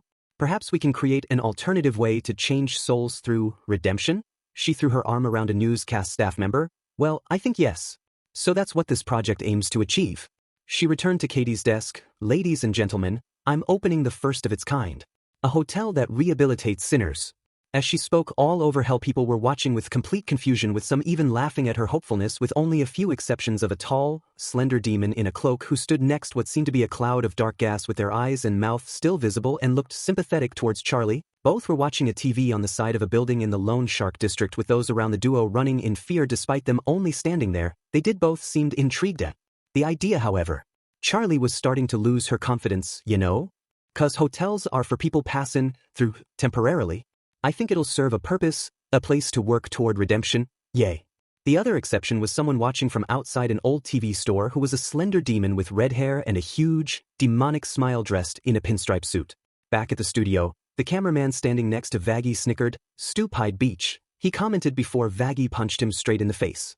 Charlie looked around, saddened by the amount of negativity towards the idea. Look, every single one of you has something good deep down inside. I know you do. She then smiled, an idea popping into her head. Maybe I'm not getting through to you. Oh no, Vaggie said, facepalming, but it was too late, as Charlie had already snapped her fingers, making a grand piano appear out of nowhere as her 2 hench dragons, Razzle and Dazzle, prepared for the song, while Tom and Katie looked completely dumbfounded and a little scared. Meanwhile, the red-haired demon tilted his head in curiosity, his smile widening. The duo in the Lone Shark district also watched curiously, the smoke-covered demon raising an eyebrow. I have a dream. I'm here to tell about a wonderful, fantastic new hotel. Yes, it's one of a kind, right here in hell, catering to a specific clientele. Oh, both Razzle and Dazzle vocalized. Inside of every demon is a rainbow. Inside every sinner is a shiny smile. As Charlie sang, she walked through the crowd of sinners in the audience. Inside of every creepy hatchet-wielding maniac is a jolly, happy, cupcake-loving child. She sang, somehow teleporting to a completely different location, the camera still on her somehow. However, before anyone could think about it, she was back in the studio. We can turn them round. They'll be heaven-bound, with just a little time down at the Happy Hotel. So, all you junkies, freaks and weirdos, creepers, FUPS, crooks and zeros, and downfallen sellout heroes, hope is here. With each sentence the princess sang, she teleported to a new location. All of you cretins, slots and losers, sex L deviants and boozers, and prescription drag abusers, need not fear. Forever again. We'll cure your sin. We'll make you well, you'll feel so swell. She then injected a sinner with love and fun, which made their eyes glow pink as they smiled far too happily. Right here in hell at the Happy Hotel. She once more reappeared in the studio. There'll be no more fire. And no more screams. She then appeared on a cloud in a blue sky holding a puppy. Just puppy dog kisses and cotton candy dreams. And puffy wuffy clouds. You're gonna be like, wow. Once you check in with me. So, all your cartoon pawn addictions, vegan rants, psychic predictions, ancient Roman crucifixions. End right here. All you monsters. As Izuku and Zestial watched, a small red dog-themed demon thought it was a good idea to attempt to rob Zestial, who was holding a picnic basket full of food. Unfortunately for the mangy mutt, Izuku spotted him. A Zestial, he said, making the taller one look over his shoulder to spot the thief and immediately unfurl his cloak, which terrified the dog demon. And just as he did, Charlie came in. Thieves and crazies. Before immediately disappearing. Wait, does that mean we were just on TV? The Izuku questioned as the dog demon ran for his life. Cannibals and crying babies. frothing mouth that's full of rabies, filled with cheer. You'll be complete. It'll be so neat. As she sang that sentence, she completed a huge puzzle just before it was hit with a wrecking ball. Our service can't be beat. You'll be on Easy Street. Life will be sweet at the Happy Hotel. Charlie finished her song, standing dramatically on Katie's desk as both her and Tom were as far away from her as they could be while still being on camera. However, the audience wasn't pleased and all looked simply in disbelief before a top hat demon spoke. Wow. That was Sheet. His heckle caused the entire audience, including Katie and Tom, to laugh at Charlie, leaving the poor princess crushed as she slumped back in her seat. What in the 9 circles makes you think a single denizen of hell would give 2 sheets about becoming a better person? Katie asked, laughing her head off. You have no proof that this little experiment even works. You want people to be good. Just because? Well, we have a patron already, Charlie replied, sitting on the edge of the desk, who believes in our cause and he's shown incredible progress. Katie feigned shock. Oh? And who might that be? Charlie looked at her hands, trying to act confident and smug. Oh, just someone named Angel Dust. The Pawn Star. Tom chimed in, looking interested for the first time the entire interview. You would Tom. Katie said, turning to her co-star before turning back to Charlie. In any case, that's not even an accomplishment. I'm sure you could get that HKR to do anything with enough booger sugar and lube. Oh, I beg to differ, Charlie began, prepared to count Angel's good deeds on her fingers. He's been behaved, clean and out of trouble for 2 weeks. Now. Just as the princess spoke, Katie received information from her ear monitor before shoving Charlie off the desk. We are receiving word that a new player has entered the ongoing turf war. Let's go to the live feed. The live feed revealed that none other than Angel Dust had joined the turf war, stepping on an egg boy and throwing a grenade at Serpentius while laughing. Oh sheet. Charlie murmured as Angel shouted, I'm a bad person, on the feed. Oh sheet indeed, Katie replied. It looks like the one who just joined the battle is none other than. She faked a gasp as an image of one of Angel's Pawn movies appeared in the left corner. Pawn actor, Angel Dust. She turned to Charlie as she shook her fist excitedly. You must feel really stupid right now. Both her and Tom laughed before going back to back with jazz hands. Ratings. Charlie watched the live feed in dismay and attempted to block it from the audience's view. However, the feed only showed in front of her as it was a green screen. Don't look at this, she cried. Well, it sure looks like your little project is dead on arrival, Katie commented, looming over Charlie menacingly. Tell us, how does it feel to be a total failure? She then burst into laughter with the rest of the room. Charlie searched desperately for a comeback. Yeah, well. She looked around before grabbing Katie's pen. How does it feel that I got your pen, huh? Beach. It only took that for everyone to instantly stop laughing while both Katie gave Charlie a death stare to end all death stares, making Charlie immediately put the pen down. Oops, she said, nervously as Tom ran off set while Katie revealed her demonic form, growing 4 spider-like limbs and looming over Charlie. Meanwhile, Cherry Bomb and Angel Dust were in the midst of fighting off the egg bois. Thanks for the backup, Angie. Cherry said as she prepared to fire a rocket launcher. Ha, Angel laughed, throwing a grenade behind himself as Cherry launched the rocket launcher. You kiddin'? This is the best action I've seen in ages. He placed his hands behind his head as a huge explosion went off. Where have you been anyway? Cherry asked as she threw another cherry bomb. I thought you up and died or some shit. Oh, I wish. Angel replied, lighting a bomb before handing it to her. I've been staying at this crappy hotel on the other side of town. Some broads are letting me stay rent-free if I play nice. They both covered their ears and grinned at each other as another explosion went off before they both ran onto the battlefield with the egg bois charging to attack them. You know, no fights, no pranks, no problematic language. Her words, not mine, Angel said as he shot down Egg Bois with a submachine gun before stepping on a broken tile which launched an egg boy into the air which he shot from below. These crazy beaches are no fun. I've been clean for 2 weeks. Cherry smiled in disbelief. Oh, I sheet. Well, sorta clean.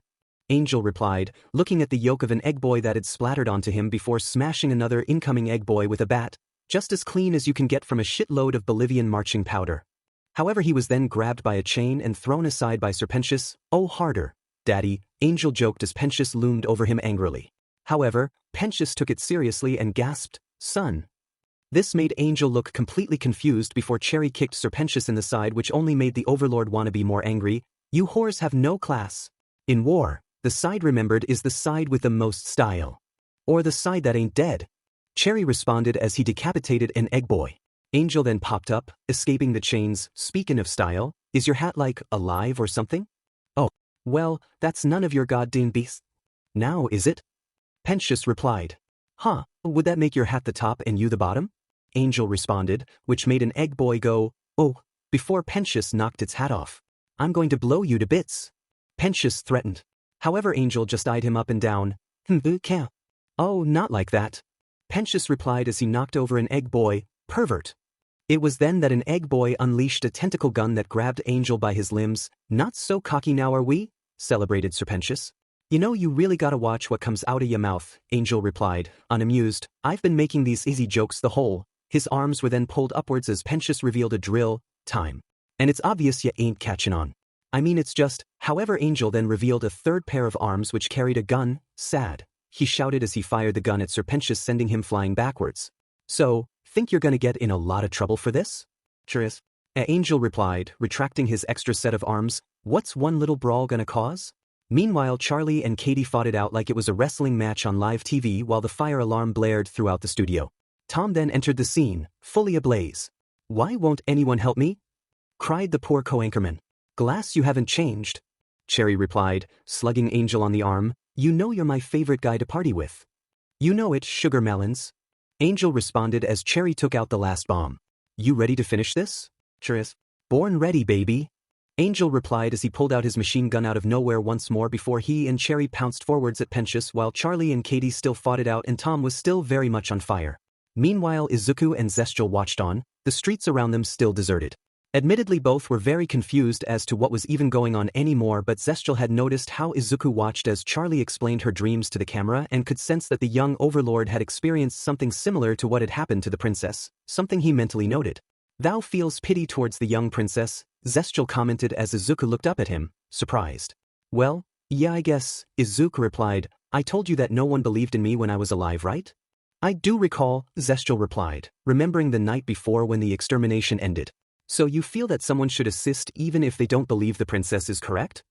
He added, trying to figure out Izuku's opinion about redemption. I guess.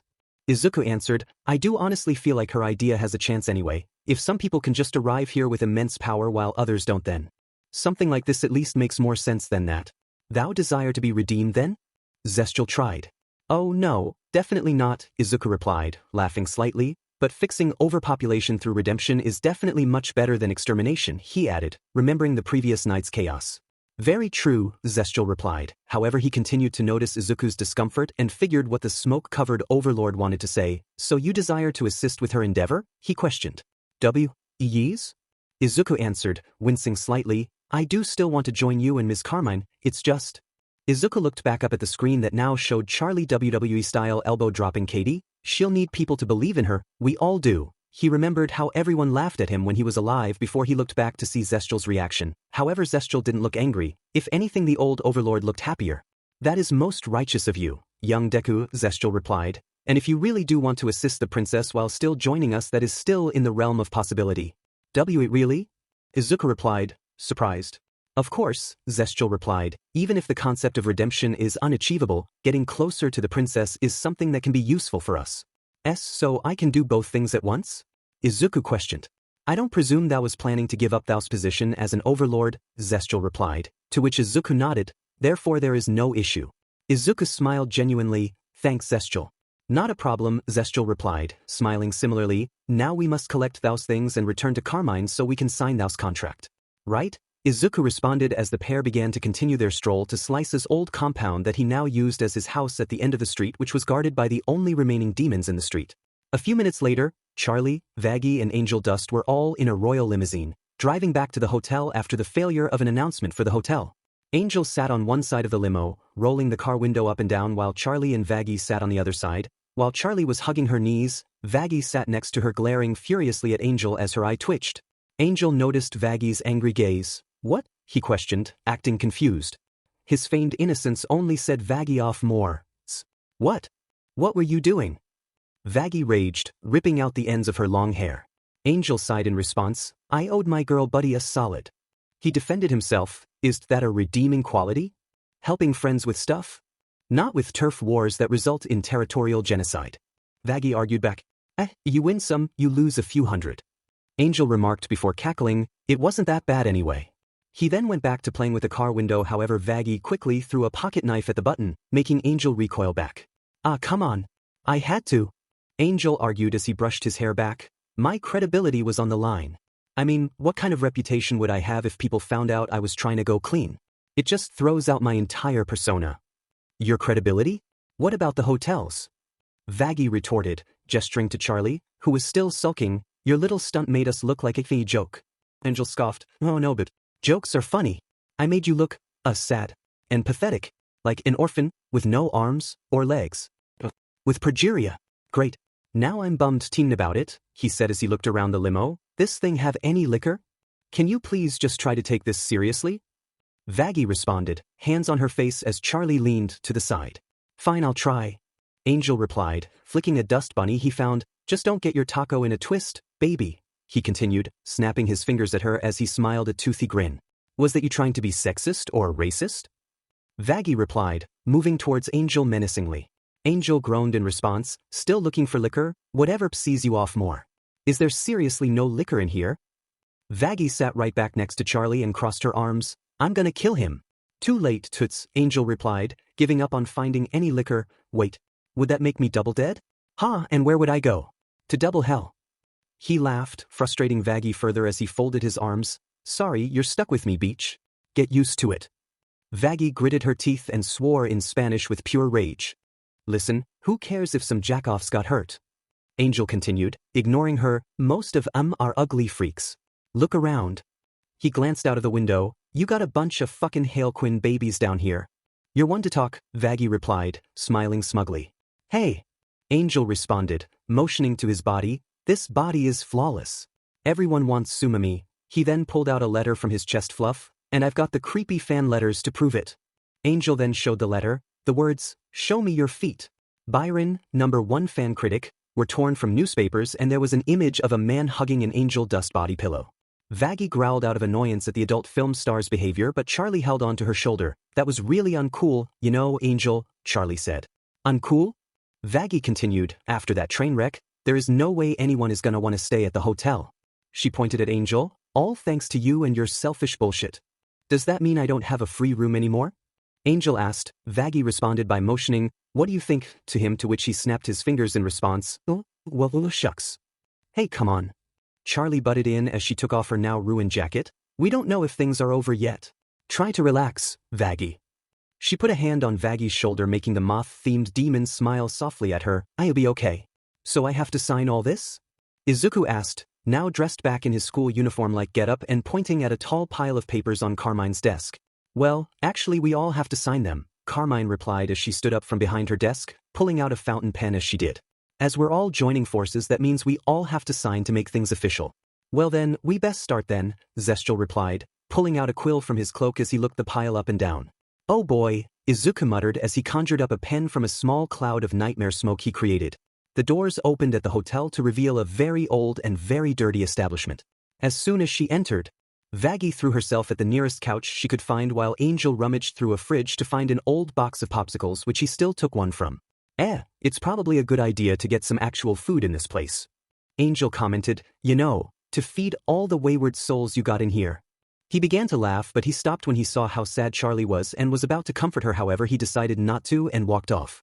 As he walked away, Charlie walked out the hotel and stood outside the door as she tried to call her mom yet again to no avail. Hey mom.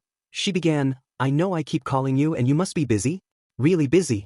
But, the interview didn't go well and I don't know if I'm ever going to make a difference. She slouched down against the door and began to tear up and wiped the tears away from her face. I don't know what I'm doing. I could really use some advice, Mom. I think Dad was right about me. Anyway, she wiped her face once more. I'll stop talking before this gets long. Charlie then got up. Love you, bye. Charlie then re-entered the hotel and leaned by the door in defeat just before a sudden knock at the door occurred, surprising her. She stood up and contemplated what to do before opening the door anyway, and as she did she saw a tall, red-haired sinner with a huge smile full of sharp, yellow teeth. He was dressed in a red, pinstripe coat that was ragged along the bottom hem. Underneath he wore a bright red dress shirt with a black cross on the chest along with long, black dress pants. He also wore a black bow tie with a red center, black gloves with red at the fingertips and held a thin can with an old-fashioned style microphone attached to it. As soon as she saw the sinner, Charlie recognized him and reacted with extreme shock. The sinner opened their mouth, hell dash. Charlie then slammed the door in his face before he could finish and looked to the side for a brief moment before reopening the door. Oh! The sinner finished before Charlie slammed the door in his face yet again. Hey Vaggie! Charlie called out. What? Vaggie answered, clearly tired. The radio demon is at the door. Charlie replied, doing a mock smile as she said the sinner's name. Vaggie sat up, incredibly surprised. What? Angel took out his popsicle from his mouth, confused. Who? What should I do? Charlie pleaded. Well, don't let him in. Vaggie replied. However, Charlie, for the second time that day, ignored Vaggie's advice and opened the door once again. May I speak now? The sinner asked, his voice sounding as if it was speaking through a vintage radio. You may. Charlie replied. The sinner reached out his hand. Alastair. Pleasure to be meeting you, darling. Quite a pleasure. The sinner thruster. Then let himself into the hotel. Excuse my sudden visit, but I saw your fiasco on a picture show, and I just couldn't resist. What a performance. Why I haven't been that entertained since the stock market crash of 1929. He chuckled to himself as he played with his microphone staff. So many orphans. Vaggie then held a spear at his chest, stopping Alastair in his tracks. Stop right there, Cabron Hijo de Pura. I know your game and I'm not gonna let you hurt anyone here, you pompous cheesy talk show shitlord. Alastair pushed the spear away with his finger. Dear, if I wanted to hurt anyone here. He tilted his head as his eyes became radio dials. IWOLDSOARS. After successfully scaring everyone in the room, Alastair retired to his cheery self. No. I'm here because I want to help. Say what now? Charlie asked, now hiding behind Vaggie's shoulder. Help. Alastair replied, tapping on his microphone as he laughed. Hello? Is this thing on? Testing, testing. His mic then sprouted an eye. Well, I heard you loud and clear. Replied. You want to help? With? Charlie asked, still very confused. This ridiculous thing you're trying to do. This hotel. I want to help you run it. Alastair answered as he teleported behind Vaggie and Charlie with his shadow. But why? Charlie questioned. Alastair laughed in response. Why does anyone do anything? Sheer, absolute boredom. I've lacked inspiration for decades. My work became mundane, lacking focus. He rested his arm on Vaggie's head before shoving her away. Aimless. I've come to crave a new form of entertainment. Does getting into a fistfight with a reported count as entertainment? Charlie asked. It's the purest kind, my dear, reality. Alastair replied, true passion. After all, the world is a stage and the stage is a world of entertainment. So, does this mean you think it's possible to rehabilitate a demon? Charlie tried, hoping she could finally get someone apart from her girlfriend to believe in her cause. Alastair laughed. Of course not. That's wacky nonsense. He shook his head. Redemption, oh the non-existent humanity. No. I don't think there's anything left that could save such loathsome sinners. He looked over at Vaggie and Angel, the latter shrugging while the former looked offended. The chance given was the life they lived before, the punishment is this. There is no undoing what is done. So then, why do you want to help me if you don't believe in my cause? Charlie asked, which made Alastair's smile grow more sinister if only for just a second. Consider it an investment in ongoing entertainment for myself. Alastair answered, pulling Charlie closer to him and twirling her. I want to watch the scum of the world struggle to climb up the hill of betterment only to repeatedly trip and tumble down to the firefly pit of failure. Right. Charlie replied, removing his hand from her shoulder. Yes, indeedy. Alastair continued, pulling Charlie away with him. I see big things coming your way and who better to help you than I? As the pair walked off, Angel turned to Vaggie. What's the deal with Smales over there? Wait, you've never heard of him before? Vaggie asked, surprised. You've been here longer than me. Angel just shrugged in response. The radio demon. One of the most powerful beings hell has ever seen. Angel shrugged again. Not big on politics, he replied. Vaggie groaned before leaning in to tell her story. Decades ago, Alastair manifested in hell, she began, seemingly overnight. He began to topple overlords who have been dominant for centuries. That kind of raw power had never been harnessed by a mortal soul before. Then, he broadcast his carnage all throughout hell just so everyone could witness his ability. Sinners started calling him the radio demon, as lazy as that is. Many have speculated what unimaginable force enabled him to rival our world's most ancient and destructive evils.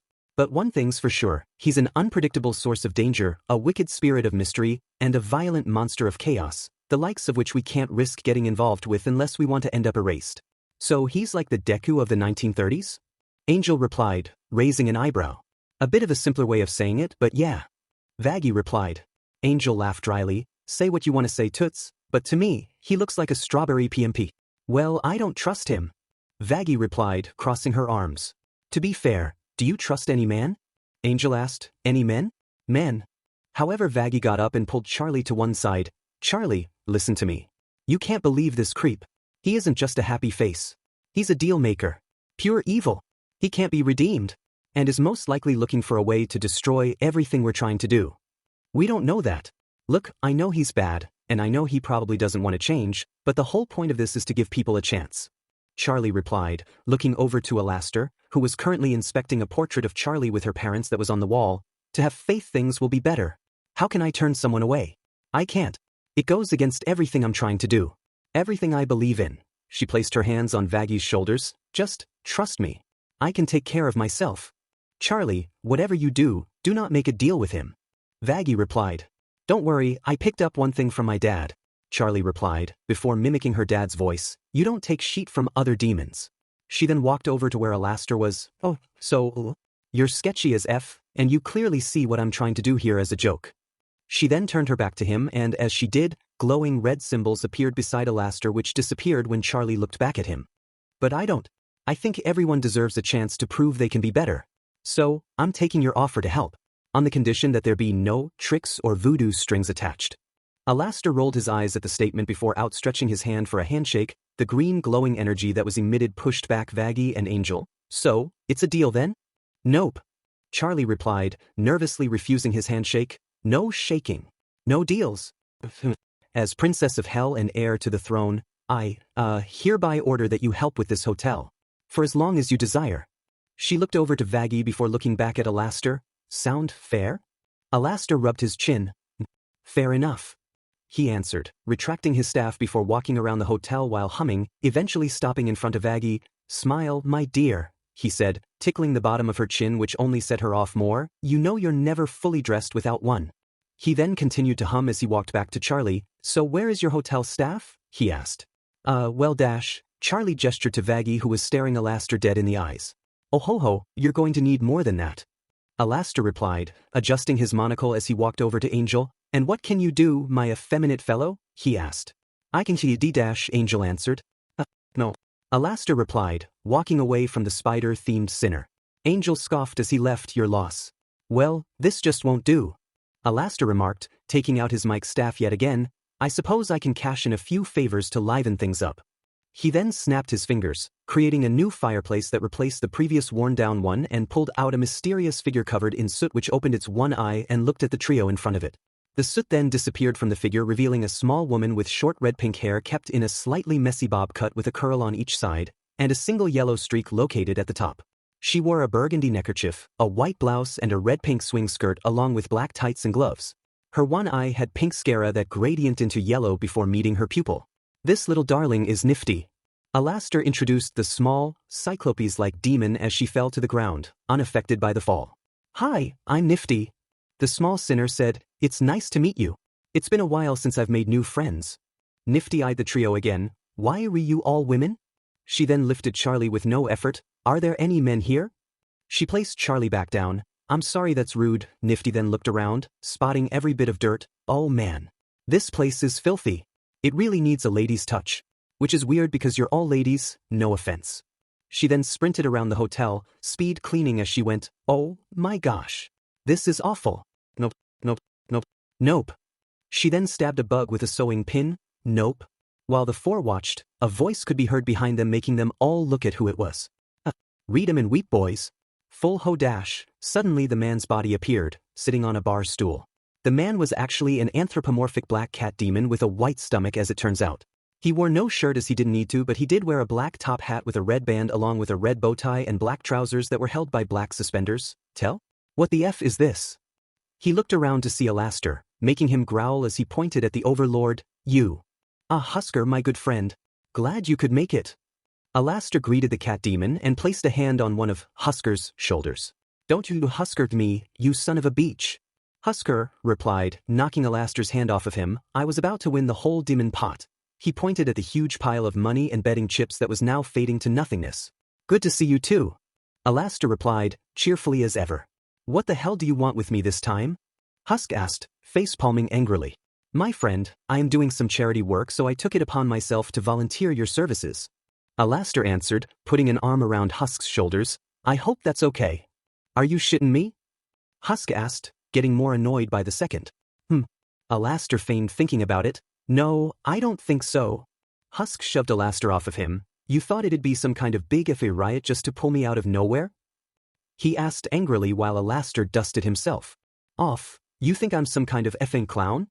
Alastair grinned. Maybe. I ain't doing no FANG charity job. Husk replied, crossing his arms grumpily. Alastair teleported behind the cat-themed sinner. Well, I figured you would be the perfect face to man the front desk of this fine establishment, he said, gesturing to the bar he created in the hotel. With your charming smile, he began, pulling Husk's lips into a forced smile, and welcoming energy, this job was made for you. Don't worry, friend, he walked over to the bar. I can make this more welcoming, if you wish. Then, with just the movement of his hand, a bottle of cheap booze appeared. Husk stared at the bottle for a second. What? You think you can buy me with a wink and some cheap booze? He asked as he grabbed the booze. Well, you can. He then downed the booze and walked off. Hey. No bar, no alcohol. This is supposed to be a place that discourages sin. Not some kind of man cave. However, before she could continue, she was tackled by Angel. Shut up. He pointed at the bar with all his fingers, are keeping this. He then walked up to Husk. Hey, go F yourself. Husk replied. Angel grabbed the cat sinner's face. Only if you watch me. Oh my gosh. Welcome to the happy hotel. Charlie greeted, showing far too much excitement for most people to handle as she tried to go for a handshake. You are going to love it here. Husk just reached for his booze. I lost the ability to love years ago. He replied as he downed his drink again. So, what do you think? Alastair. This is amazing. Charlie replied, rubbing her cheeks excitedly. It's Vaggie voiced her opinion, her arms crossed. Alastair reeled the pair towards him and laughed. This is going to be very entertaining. He then let go of them both and summoned a fireball that he launched into the air to distract Charlie so he could shove Vaggie away and dress himself in a red tux with a matching top hat. You have a dream. You wish to tell.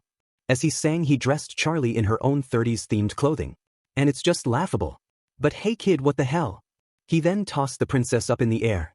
'Cause you're one of a kind. A charming demon belle. Now, let's give these burning fools a place to dwell.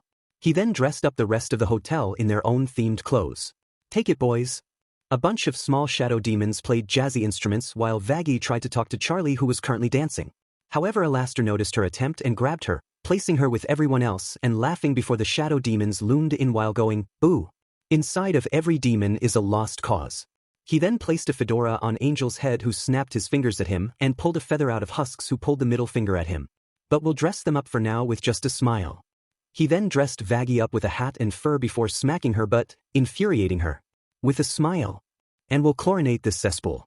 With some old redemption flair. He kicked a skull that Nifty immediately chased after and cleaned.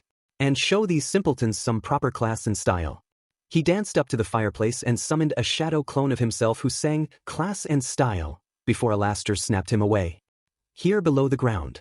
He twirled Charlie before pinching her cheeks. I'm sure your plan is sound. He then held her hands as they both twirled in circles. They'll spend a little time down at this Hazbin ho dash. However, before he could finish his song, a huge explosion went off behind him, sending a door flying at Nifty.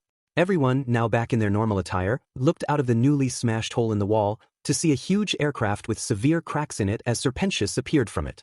Ha! The wannabe overlord laughed, looking down at the group. Well, look who it is harboring the striped freak. We meet yet again, Alastair. Do I know you? Alastair asked, which made Pentius' ego deflate for just a second. Oh, yes you do. Pentius replied, getting back inside his aircraft. And this time I have the element of Subdesh. Suddenly black gas with a green glow infested the machine. What the hell is that? Pentius questioned, his speech slurring as he was knocked out by the gas while his machine exploded. Everyone looked towards Alastair, incredibly surprised. Wow, I know you said Smiles was powerful toots, but I didn't even see him move. Angel commented. That, wasn't me, Alastair replied, slightly worried. What? Angel questioned as everyone else looked back at the machine. Well then, who the hell was it? He then saw the gas being emitted from the machine as pieces of debris fell from the sky. Oh no. What the hell do you mean, oh no? Vaggie questioned. You know who's doing this? I don't know, but I've been around that gas before toots, Angel replied. That's nightmare gas, and there's only one being in this dump who can use that stuff.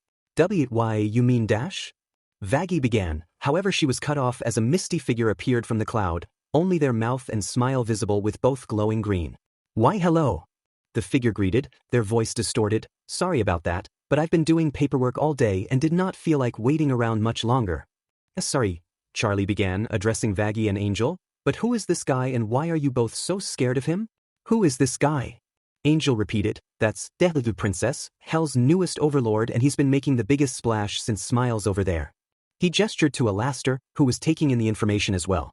But there haven't been any new overlords in centuries, Charlie replied nervously. Babe, he's not lying, Vaggie chimed in. You've been so busy with the hotel in the last year that you haven't seen the news in ages. That gas that's around him instantly shows you your worst nightmare if you breathe it in and you can't stop it, and if he kills you he gets your soul. At the last note, Alastair visibly looked shocked, although kept his smile up while Charlie looked more scared, however persevered. Hey now, let's all just relax, okay? We don't know why he's here yet. She then turned to look up at Deku. So then, Mr. Deku, was it? Could you just please, maybe, explain why exactly you are here so we can talk this out, please? Of course, Deku replied, noticing everyone's discomfort. Don't worry, I don't mean any of you harm, I didn't even take that snake guy's soul. So what do you want? Charlie asked. To join. Deku replied, confusing everyone. Sorry? Charlie asked, as everyone else looked completely dumbfounded. I don't think I quite understand. Well, I saw what happened on the news and thought you might need help, Deku repeated. Yeah, and let me guess you also don't believe in redemption, you just want to help for fun? Vaggie tiredly asked, not liking the fact that this was the second time this had happened that day. Deku snorted in amusement. If it's possible like me can just have abilities that no one else has or has ever had, then I think a concept as common as redeeming people is well within the realm of possibility. Wait, so you do think redemption is a possibility? Charlie asked. If anything down here is possible, then I have no doubt about it. Deku replied. Vaggie, can I see you for a moment? Charlie asked as she walked back through the hole in the wall into the hotel with Vaggie following behind. Babe, I know this may seem great, but I don't feel like he's telling the truth, Vaggie said. Oh come on Vaggie, Charlie replied. If he is lying then at least he's pretending to care, and he's been a lot more polite about this than Alastair too. So, Vaggie replied, grabbing Charlie's shoulders. Han, this guy can literally make you see your worst nightmare. That's not something we can just allow into the hotel. Yeah, but Vaggie, at any point you could stab me with your spear, or Angel could shoot me with a gun, or Alastair could. I don't even want to know what Alastair could do, Charlie argued back, but I'm letting you guys all stay here and I don't even worry about that stuff. So what if this guy can create my worst nightmare? It still only works with that gas, right? Well, yeah, but Vaggie tried arguing back. So all we need to do is just lock the door airtight when we go to sleep and we'll be fine. Charlie continued, Vaggie, I know today has been a lot for you, and it's been a lot for me too, but... She looked back outside to see Deku now standing a few feet away from the rest of the hotel, no one saying a thing. That if he's actually trying to help then I say let him. Come on, you said he's new, so he can't be any worse than Alastair, right? Fine, Vaggie replied, but I'm going to have a talk with him. Thank you. Thank you. Thank you. Thank you. Charlie squealed as she began to jog back outside. However, before she could make it through, Nifty returned from being hit by the door. She crawled outside and stood next to Alastair. Oh, a bad boy, she commented. What? Deku replied, taken aback. However, before the very weird conversation could continue, Charlie spoke up. So then, Mr. Deku, we have made the decision to let you join the hotel, Charlie began, as long as you promise to never use your gas when you're inside. Got it? Deku replied, before looking at himself. Oh, I guess I really shouldn't hide behind it either. He then removed the gas surrounding him, revealing a teen boy just over Charlie's height wearing a school uniform with a higher collar and an eye for the top button with parts torn out of the jacket that were colored in green. His hair was also green and uncared for yet fluffy, and the flaps of skin on his face were slowly returning to show his light gray skin. The cast all stared in shock. It was never nice seeing a kid in hell, but seeing one as an overlord was on a different level. The awkward silence was only broken when Nifty spoke. God damn it. The small cleaner complained as she discovered the bad boy was under. See, Deku said, before looking at Alastair. Would it be completely inappropriate to ask for an autograph right now? Alastair shook his head, snapping himself out of his confusion. Why, of course not. Why, it's been so long since I've met a fan. As he spoke, the others broke out of their shock and followed behind him and Izuku as they walked back inside the hotel apart from Charlie and Vaggie. Why don't we talk over some jambalaya? My mother once showed me a wonderful recipe for jambalaya. In fact, it nearly killed her. You could say the kick was right out of hell. Oh ho ho, I'm on a roll, sir. This is the start of some real changes down here. Vaggie and Charlie looked at each other, both very confused about the day they just had, but in the end Charlie couldn't help but smile, making Vaggie smile as well as the pair both trailed behind the rest of the hotel. The game is set. Now. Alastor snapped his fingers, changing the sign from Happy Hotel to Hazbin Hotel. Stay tuned. Charlie looked out over Pentagram City from her room in the hotel as she closed her book titled The Story of Hell after she had read it aloud. Don't worry, Mom, I'll make you proud, she murmured, clutching on to the key to the hotel. Charlie. Vaggie called her name, not trying to alarm her. However, the one-eyed demon still did, and Charlie, startled, dropped the key, which transformed into her cat, Kiki. Oh shit. Did you hear all that? Yes. Yeah, Vaggie replied, her hands on her hips. I was standing right there, she added, pointing to the hallway. Sorry. Charlie, apologies, I get pretty worked up after an extermination happens. The story helps. Vaggie chuckled, I know. Don't worry, I enjoy your theatrics. Are you okay? She asked, sitting beside her girlfriend. I'm fine. Charlie replied, putting down the book, just thinking, family stuff. Did you hear from your mom yet? Vaggie asked, to which Charlie responded by shaking her head. Oof, how long has it been now? Not that long, Charlie replied, optimistically, only 7 years, off doing something important, I'm sure. She stood up and looked out of the window, but this kingdom was something she really cared about. Something I care about. Well, at least you aren't alone, Vaggie replied, holding on to her hands. I just hope what I'm trying to do here will work. Charlie responded as they both sat down again. It will, Vaggie replied, touching Charlie's cheek. I have faith in you. Kiki then leapt up into Charlie's arms as Vaggie stood up. All right, come on. Alastor and Deku say they've got something to show us.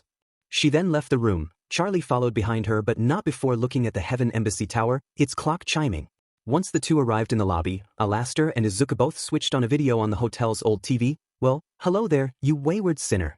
Alastor called out to two sinners, one stabbing the other who was somehow completely fine. Do you like blood, violence, and depravity of a SXL nature? Of course you do, that's why you're in hell.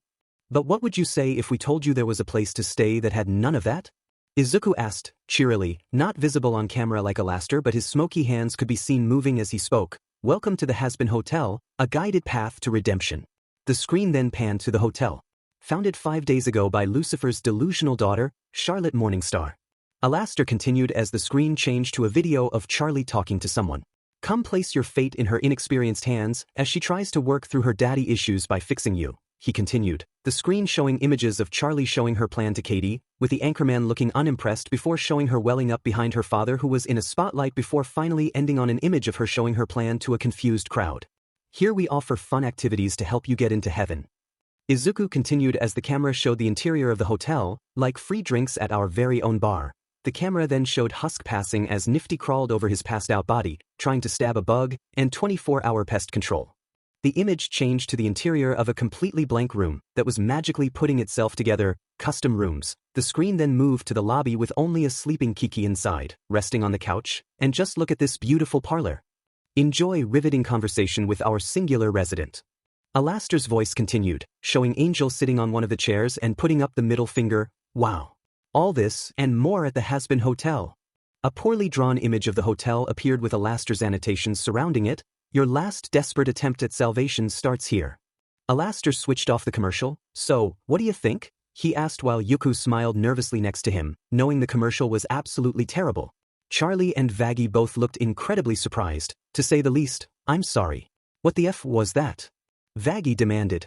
Yep, there it is, Izuku responded as he clicked his fingers. One note, Charlie began. First off, thank you so much, both of you, for making this. It looks seriously amazing, but Alastor, don't you think your side's tone was a bit off? Alastor tilted his head. We want people to want to come here. But you kinda made it look, bad, Vaggie continued, grumpily. The word you're looking for is bad. Funny. I was going for hilarious, Alastor replied. Vaggie looked even angrier at that before pointing at Izuku. And you. If you really want to help the hotel, then why didn't you at any point tell him that what he was doing was terrible? Well, to be fair, Izuku began nervously, he is the radio demon and I don't have a whole lot of confidence when it comes to starting conversations with people. Well, you seem to have a whole lot of confidence when you just rocked up here and asked to join last week. Vaggie retorted, and if you really want to help, then don't just let things explode, actually try to fix the situation. I was trying to stop explosions my entire life and look where that got me, Izuku muttered under his breath, too quietly for anyone to hear. What was that? Vaggie shouted.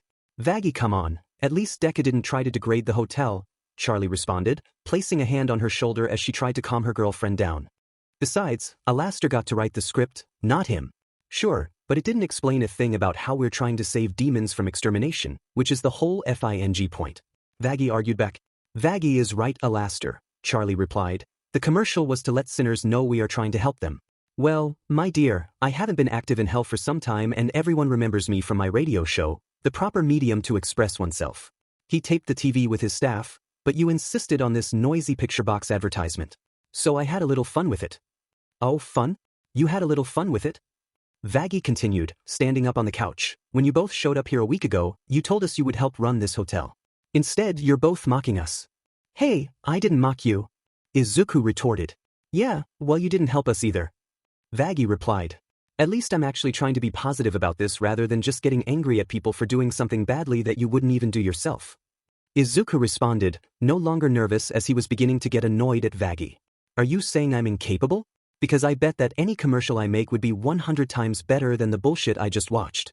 Vaggie replied. First off, I just said you had anger issues. Izuku began, infuriating Vaggie more, and secondly, I don't think you could manage it at all. All right, that's it. Vaggie shouted, we're having a chat. You me outside now. She pointed to the front door of the hotel. Why outside? Izuku asked calmly, completely ignoring everything else Vaggie said. So I don't destroy any of the hotel. Vaggie shouted back as she stormed past him and grabbed the back of his jacket, pulling him outside the hotel. The rest of the hotel watched as Izuku was pulled outside. Okay, is it just me, or does Toots seem more sad than usual when she's talking to the kid? Angel asked as he laid down on a couch. I don't get it either. Charlie replied, clearly concerned as she looked at the hotel door. She didn't trust him when he first showed up like Al, but when we found out he was a kid I thought she would calm down about it, but she still hasn't. Maybe she just hates kids? Angel tried, shrugging. No, that's not it, Charlie replied. Maybe she just doesn't like how quiet Deku is? Maybe, Angel replied, but all you really need to do is start the conversation yourself. Like the kid said, he ain't good at talking first.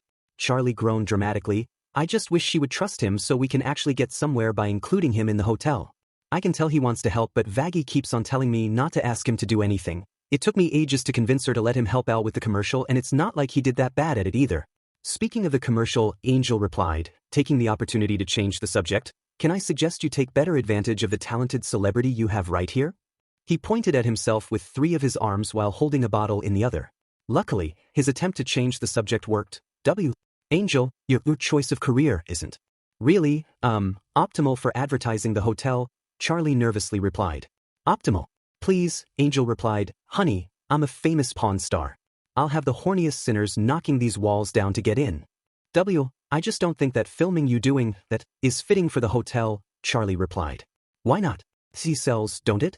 Angel responded as Alastair used his shadow to teleport behind the couch Angel was on. I swear if you film me goin' at it with Mr. Fancy Talk creepy voice here, you'd be rollin' in participants willing to stay at this tacky hotel. Never going to happen. Alastair responded. Angel, I appreciate you wanting to use your special skills to, attract folks to the hotel, but I really don't want to exploit you that way. Charlie replied. Oh please baby. This body was made to be exploited, Angel responded before showing off parts of himself as he spoke. I got the arms, I got the stamina, I got the legs. I got the lung capacity. Oh, I got the legs. The GG reflex, the holes, the chest fluff everyone thinks are melons. Charlie chuckled nervously at Angel's antics before her phone rang. Looking at the screen she saw it was her father. Lucifer, hold that thought. I'll be right back. I could keep going all night, baby, Angel called back to her as she walked off. Once Charlie was out of the other's sight she answered the call. Hello? Dad. Once Vaggie had closed the front door of the hotel she immediately turned around to Izuku who was getting up from the ground. All right, kiss-ass, what the hell do you really want with the hotel? To help, Izuku replied, but you're refusing to let me do that. Bullshit, Vaggie replied. There's no way an overlord actually wants to help with the hotel, yet alone a child. Is that why you trust Alastair but not me? Izuku asked because I'm a child? Of course not, Vaggie replied. With Alastair it's at least obvious that he wants to make a deal for Charlie's soul so it's easy to prevent it from happening, but with you, she poked him in the chest, I can't tell shit. So just tell me what you really want or else. I already have. Izuku countered, is it really that hard for you to accept that someone actually wants to help you and your girlfriend, or are you just that untrustworthy? This is hell, you have to be untrustworthy. Vaggie retorted. Yeah, well I bet it was a whole lot easier when you were up in heaven slaughtering us. Izuku responded, causing Vaggie to stop, completely surprised. Seeing her behavior, he calmed down. Oh, sorry, is that sensitive or dash? He was cut off by Vaggie pulling her angelic spear out of nowhere and pointing it about an inch in front of Izuku's neck. How the hell do you know that? She asked. Izuku looked confused before his eyes widened. Wait, does no one else know? He asked. No, they don't, so how the F do you know? Vaggie replied. Well, last week, during the extermination, I didn't make it inside quickly enough. Izuku began. I had to run across the streets to try and escape the exorcists, but sometimes when you guys kill one of us you take off your helmets. Why you all look the same, 'cause you're all female, have gray skin, white hair and an angelic spear of some kind, you fit the description exactly. I'm honestly surprised no one else could tell, especially Charlie. Hasn't she been down here for 2,000 years or something? You will tell no one about what you know. Vaggie responded, ignoring his question, and raising her spear slightly higher. Got it, Izuku replied, doing a double thumbs up as he regained his confidence. Vaggie sighed as she lowered her spear. Fine, but you better not tell anyone and don't try anything. Never would've, Izuku replied, but I'd still bet that my commercial would be better than yours. Yeah, right, Vaggie replied, before getting an idea. Actually, how about we make an actual bet on it? What for? Izuku asked, intrigued.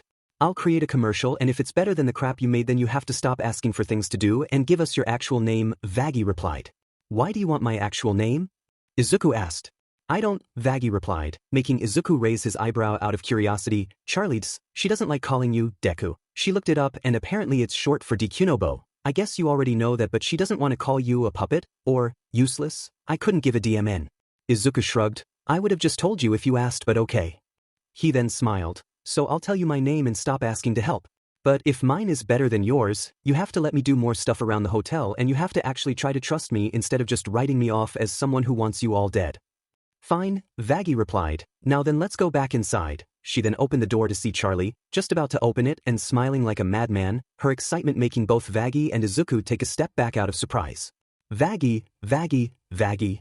Charlie said, calling out the former exorcist's name in excitement. Yes, babe? Vaggie asked, letting a smile appear on her face at Charlie's antics. My dad just called. He said that the leader of the angel army wants to meet. Charlie replied, breathing in and out to calm herself down as she grabbed onto Vaggie. He asked if I could go instead. But, the extermination just happened. Vaggie responded, what could they want this soon after dash? She was cut off by Charlie stepping back inside the hotel and beginning to sing. However, she didn't notice Izuku's eyes widen as if he'd remembered something bad. I can do this, somehow I know it. I'll get heaven behind my plans. Charlie sang, looking up to the hotel's window as bright light shone down on her. Charlie, hold on. Vaggie tried to interrupt her song as she and Izuku re-entered, but Charlie didn't listen. There's just no way I could blow it. Not this once-in-a-lifetime chance. Charlie continued to sing, striding around the hotel as everyone else watched. It's just a meeting, Izuku nervously commented. Vaggie added a small, "Duh," in agreement, yet Charlie did not listen. To change their minds and touch their hearts. Or whatever angels have. This could be bad, Vaggie commented while Izuku nodded. Cheer up, Vaggie, this could be swell. Something tells me that today will be a happy day in hell. Charlie held her girlfriend's hands and spun around with her before running out of the hotel. Okay, but just don't sing to them, Vaggie said, recovering from being spun as Izuku walked over to the door. The beach is halfway down the street, Angel responded, while everyone else watched her running outside. Is she dash? Vaggie couldn't even finish her question before Angel answered. Oh, she's dancin', he replied as Vaggie groaned in response. There's a warm, fuzzy feeling that wafts through the air. Every street's so revealing, it's hard not to stare. Charlie sang as she strode around the streets that were currently completely chaotic as per usual. It's a realm so appealing, it beats anywhere. If you don't mind the smell. It's a happy day in hell. Hi, mister. Charlie greeted a sinner, who was currently using a bong behind his newspaper, only to receive a "go F yourself" in response, making her walk away awkwardly. There's an endless trash fire that's burning my soul, a sinner sang as he opened the windows in his house, a huge fire behind him. Hello, Charlie replied before walking backwards into a rather big sinner with a small imp on his back who held a huge ball of barbed wire. Got a ton of barbed wire to shove in his hole, the imp sang. Oh, excuse me, Charlie replied before walking into yet another sinner wearing an executioner's mask and holding an axe. Doing what is required, we all have our role. The executioner sinner sang. I'm not doing well. A sinner with a dagger in his eye sang, his back arched. Another shitty day in hell. Every sinner on the street sang, as Charlie slipped by. If I can show them the dream I've dreamed. That any soul can change. Charlie sang, getting up onto a car in the streets. Unbeknownst to her, Vaggie was up on the roof of the hotel, watching her from above. "'Cause angels' minds are hard to change," the fallen angel sang. "Then they will know everyone can be redeemed. From the evil to the strange." Charlie kept on singing. "They're bloodthirsty and deranged." Vaggie continued, "I can hear all their stories, the lost and displaced. And I know that they're more of an acquired taste. But if I open the door and I give them a place at my Hazbin hotel, it'll be a happy day in hell." Charlie then grabbed onto a post van that read, "Hell of a Post." From the Pawn Studio, where the cinephiles go to watch award-winning Demon BKK shows. Charlie sang as the van drove past a group of sinners. One of them, Travis, panted at a film that was on a screen in a TV store. "To the cannibal town, where they don't wear a frown. 'Cause, holy shit, oh my gosh, why?" Charlie broke her positive attitude for just a second as she watched 3 cannibals eating a dead corpse. "And I don't give a crow that his brains got in my eye." Her eye swelled up before she closed it and it returned to normal. "'Cause I know I can spare them from heaven's genocide. I can do this, I just know it." As she sang, the sinners from the beginning of her song seemed to reappear and sing once more. "There's an endless trash fire that's burning my soul," sang the first. "I'll get heaven behind my plans. There's just no way I could blow it. Kinda like the barbed wire that's shoved in my hole." The large demon sang, the imp now off his back and no longer holding the huge ball of barbed wire. Not this once-in-lifetime chance to change their minds. Charlie then walked into a very weird-looking slug-like sinner who flashed his waistcoat at her. "And touch my parts." The slug sinner finished before Charlie maneuvered around him. No, thank you, I'm just gonna fulfill my destiny." Charlie sang, now at the bottom of the stairs to the Heaven Embassy. "Your loss, Beach," the slug demon replied, rolling his eyes as he walked away. "I can already tell. Today is gonna be a fucking happy day in hell." As she sang the final line to her song, the sinners around her all attacked each other. While Travis still panted at the TVs, Vaggie sang from the roof of the hotel and 2 cannibals were about to kiss while both eating an intestine, Lady and the Tramp style. Charlie then took a deep breath and opened the door to the Heaven Embassy and peeked inside. "Hello." Izuku hummed, now sitting down on one of the couches in the main lobby. "What is it, kid?" Angel asked, now back to spreading himself out on the other couch as Alastor sat at the third. "Alastor," Izuku began, getting the Overlord's attention, "you were the one who brought Nifty and Husk to the hotel, right?" "Why, of course I did," Alastor replied, cheerfully as always. "I saw it as a fitting way to help." "Yeah, he's the misery and we're the company," Husk grumpily responded, cleaning a glass behind the bar while Nifty chased a bug nearby. Ignoring him, Alastor looked over to Izuku. "Why do you ask?" I just thought that if I really want to help with the hotel I should bring people in too, right?" Izuku asked, giving a nervous smile. "Well, I hope you're not saying the help I've brought isn't enough," Alastor joked, chuckling a bit at his joke. Izuku didn't pick up on this though as his eyes widened. Of course not. I would never dash."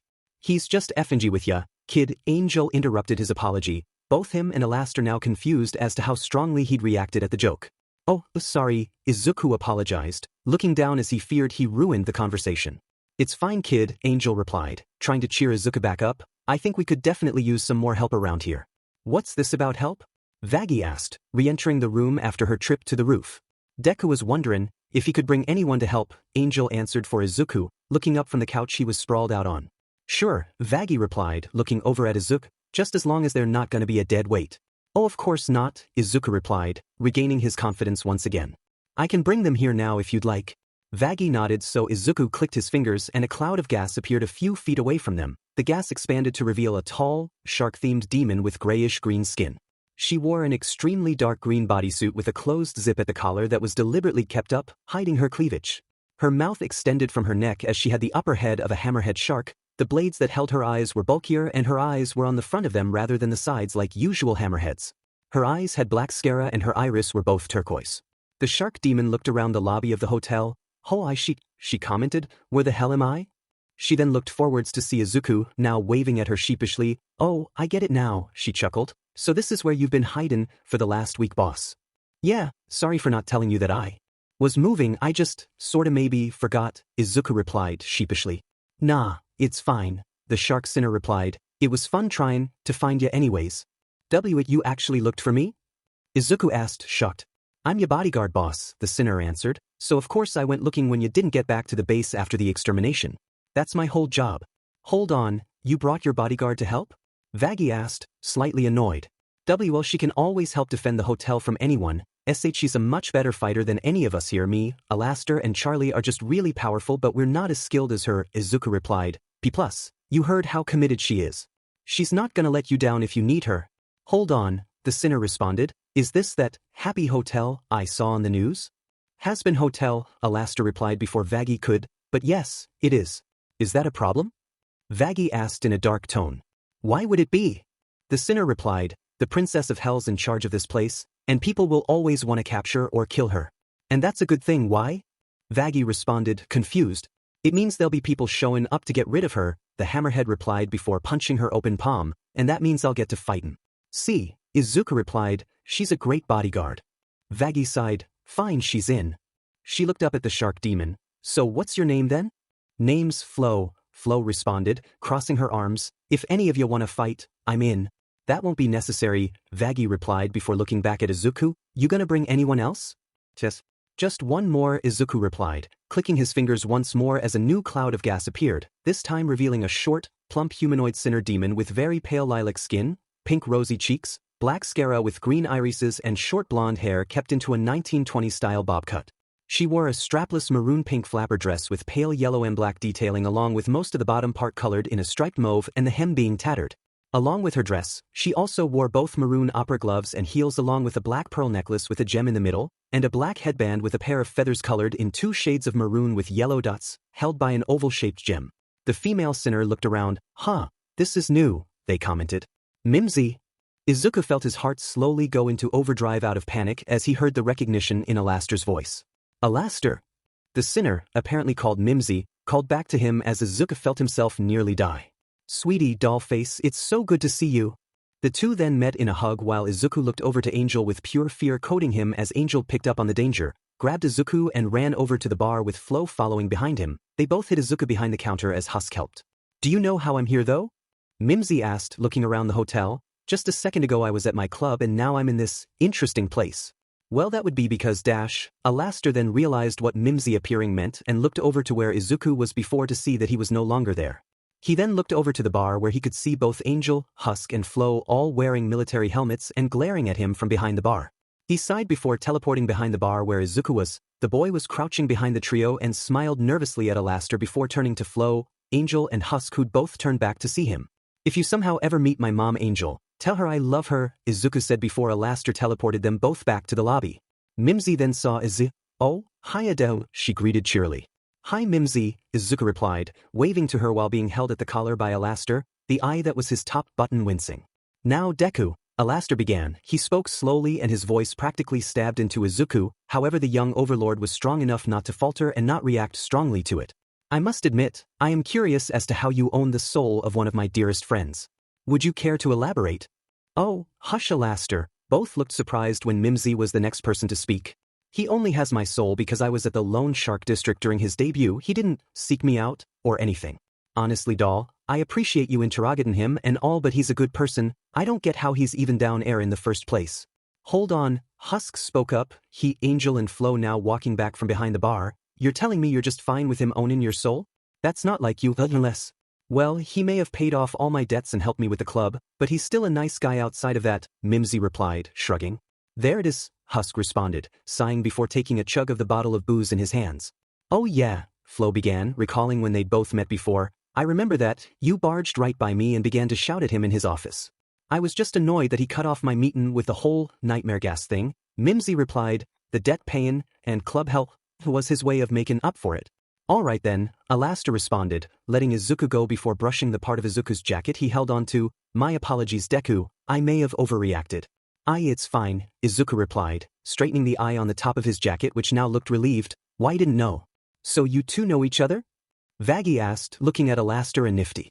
Oh yeah, we go way back, ran in the same circles when we were alive. Mimsy replied, recalling when they were both alive. You know, this one used to frequent the club where I used to perform. He's the only one I knew who could pound whiskey like a sailor then keep up with me on the dance floor. Oh, quite a talent this gal. Alastair continued, reminiscing to himself. Ho ho, you should have seen her in her heyday. Hey, watch it tall, dark and creepy. I'm still in my prime. Mimsy replied, defending herself. Ignoring them, Vaggie looked at Izuku. What can she do? She asked. WL, Mimsy owns and manages her own club so she knows about management and maintenance, Izuku replied, plus she's a people person, we don't really have one of those right now. Alright, she can help with management and help Husk with greeting anyone who actually wants to join the hotel, Vaggie responded. What? Husk shouted, clearly angry, there ain't no way you expect me to work alongside this broad. Still slinging hooch for Alaster I see fur. Ball, Mimsy replied, making Husk growl at the nickname. You'll work together whether you like it or not, Husk, Vaggie responded. If you weren't just drinking all day you wouldn't have to have help. Still think this is bullshit, Husk muttered before walking back to the bar. So, Izuku began, looking over to Vaggie. Did I do good? He asked uncertainly. You did okay, Vaggie replied, huffing. Hello? Hello. Charlie's voice echoed throughout the empty interior of the Heaven Embassy. Creepy, she commented, letting herself in as she walked to the front desk to check in. Once Charlie got to the front desk, she noticed that there was only a bell on the desk, so she tapped it and at an instant, a golden scroll and feather ink pen floated from above over to her. Oh, okay, she said as she signed the scroll, before adding, also creepy, as the items flew away. The twin doors to the side then opened and Charlie entered to see a completely pitch-black room. Hello? Is anyone here? She asked, and as soon as she spoke the lights switched on, revealing two angels at the end of a very long table. Charlie was at the other end, facing them. One of the angels sat on a throne as he ate from a plate of ribs while the other, recognizably an exorcist, stood beside him. Sup, the one on the throne greeted. The angel on the throne was tall and wore a white and golden cloak that appears to have a large, symbol emblazoned on the front, and had gold-tipped spikes on the back of his collar. He also wore a mask that appeared similar to an exorcist's, though with normal-looking eyes and golden facial expressions. The mask also held a pair of horns similar to an exorcist, albeit longer, smoother, and with a golden ornamental attachment on the tips, and, as an angel, he had a golden halo just above the mask. The exorcist beside him wore the usual attire for an exorcist, that being a long-sleeved gray mini-dress with a high collar with a feather-like pattern and colored in a gray gradient, with a grayish-white sash belt and a set of black leggings underneath. She also wore grayish-white, arm-length gloves and high-heeled thigh-high boots with a single gray stripe at the cuffs. She wore a black mask with horns that curved backwards. The mask's right eye was noticeably a white circle with an X over it. Holy shit! Charlie cursed as she fell backwards in surprise at their sudden appearance. Hi, I'm Charlie. My dad asked me if I could meet you, she said, getting back up from the floor. Yeah, I know, the male angel replied as he continued to eat his ribs. Well, it's nice to meet you, Charlie responded, extending her hand for a handshake. Totally, the angel replied, finishing his rib. It's nice to meet you too. He then reached over to meet Charlie's handshake, but as she shook his hand, her hand slipped right though, revealing he was actually a hologram, which freaked her out. I think got you. He reveled in his joke, working as he turned to the exorcist beside him. Did you see that? The exorcist nodded. Good sheet, the angel commented. So wait, Charlie began, you aren't here? No, you think I'd come down there? The angel asked as he laughed. No, I mean I love the vibe, totally, I love your tunes. Pretty FANG hardcore, don't get me wrong. But it's such a bummer, man. Everything down there's just so, you know? He chuckled. Right, Charlie replied. So, I'm happy we've got this opportunity to meet.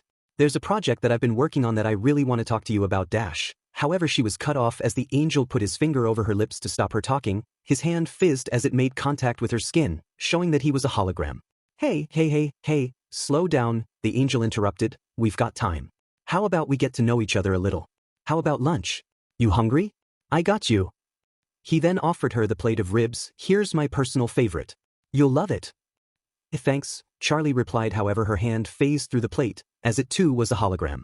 The angel burst into laughter. I got you again, Beach.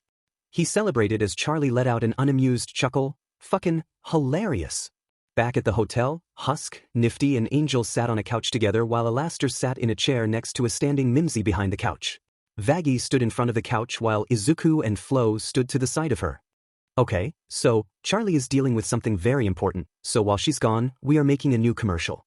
Vaggie instructed, one that represents her vision and what we're doing here, and she glared at Izuku, who smiled back in an attempt to annoy her. Isn't a pile of dog shit, she sighed, calming herself down while Izuku shrugged. So we need a camera? She turned to Alaster. Alaster?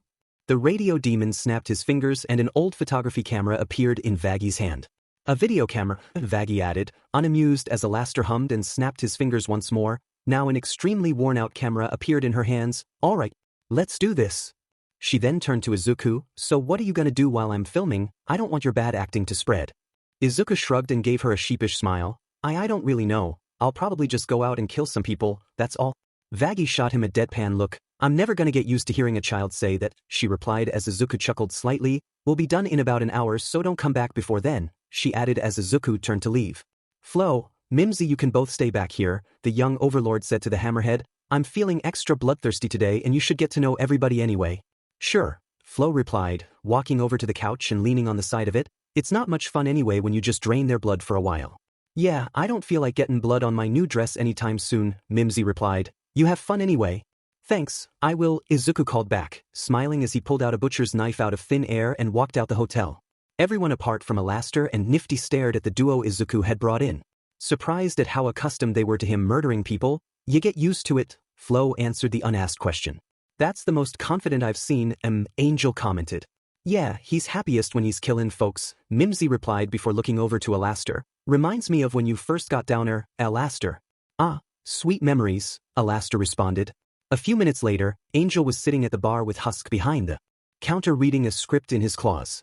Vaggie was about to film them both for a scene, and action, the ex-exorcist called out. Welcome to the Hazbin Hotel. Husk began, reading from the script carefully as he pulled it up closer to his face. Can I help you with anything? I've been a bad boy, Angel replied, altering his lines to make them more flirtatious for the cat sinner as he got up on the counter, and I need a big, strong daddy to put me in my place. He then changed his tone completely, on the path to redemption. Husk groaned with annoyance and read from the script again. Well, you've come dash. Angel interrupted him with oh yes. To the right place, Husk finished, clearly annoyed. Cut. Vaggie called, lowering the camera. Okay Angel, I need you to be less horny if possible, and Husk, can you maybe not have the script in your face? I ain't no actor. Husk angrily replied, I can't memorize this sheet. Well, we could improve this sheet, baby cakes. He placed a hand on one of Husk's cheeks and poured seductively only to be shoved off the counter by the anthropomorphic cat demon. Oops, Husk remarked before picking up a bottle. Husk, come on, Vaggie responded, beginning to get annoyed. Charlie was insanely bored and had to prop herself up with her elbows while she listened to the angel boast about himself. So, I was playing at this gig, and for some fucking reason, this virtue chick was digging on the drummer, and it's like, do you know who I am? I'm fucking Adam. I'm the original D-dash. He pointed to his crouch below the table. All this descend from me. You think you want drummer D-dash? He turned to the exorcist beside him who shook her head. No way. I'm the D-fucking master. He took a bit from the seemingly endless plate of ribs. So, anyway, we F-ed, and it was awesome. What did you do this weekend? Wait, your name is Adam? Charlie asked, like the first man Adam, that means you, oh. She now officially realized why her mom cheated on him. That explains so much. I know. IFNG rock. The angel, Adam, replied, misunderstanding what Charlie meant as he put up one of his hands in a rock and roll sign. Well, Adam, sir. Charlie responded, Mr. Adam, sir. Call me, the master, Adam replied. Adam, Charlie ignored his request, giving him a deadpan look before continuing, you seem like a smart, stand-up guy. Adam replied, picking his teeth. And I know you are the leader of the angels. And you are a big thinker, a revolutionary. Genius, Charlie continued, trying to feed his obviously huge ego. I mean your words, babe, Adam replied. Who would really love to put his name on something, Charlie continued, thinking she was finally getting somewhere in this meeting. I love putting my name on sheet. Adam replied, getting excited, sheet's the best. It's a solution to our biggest problem. Charlie continued, she could practically taste her success. Oh, HRPS. Adam replied, yeah, that's a beach. No. Charlie responded, she'd gotten so close and yet so far, our other biggest problem. Oh, ugly people? Adam tried, looking directly to his left, which was strange as Charlie was to his right. Math? Global warming? Nah, wait, that's Earth's problem. Charlie stared at Adam with deadpan annoyance at his ignorance as the angel still was thinking up answers. Stab. Stab. Nifty cried out as she tried to stab a bug. All right, Nifty, Vaggie called out to the small sinner crouching down to her level as she tried to get her to stop stabbing the bug. Nifty. She held the Cyclops demon by the shoulders to finally get her attention. Your line is, we have the cleanest rooms, okay? Got it. Nifty replied enthusiastically, I'm ready. Vaggie then got up and held the camera up to Nifty, action. However, as soon as she spoke, Nifty completely froze and stared blankly at the camera without even breathing.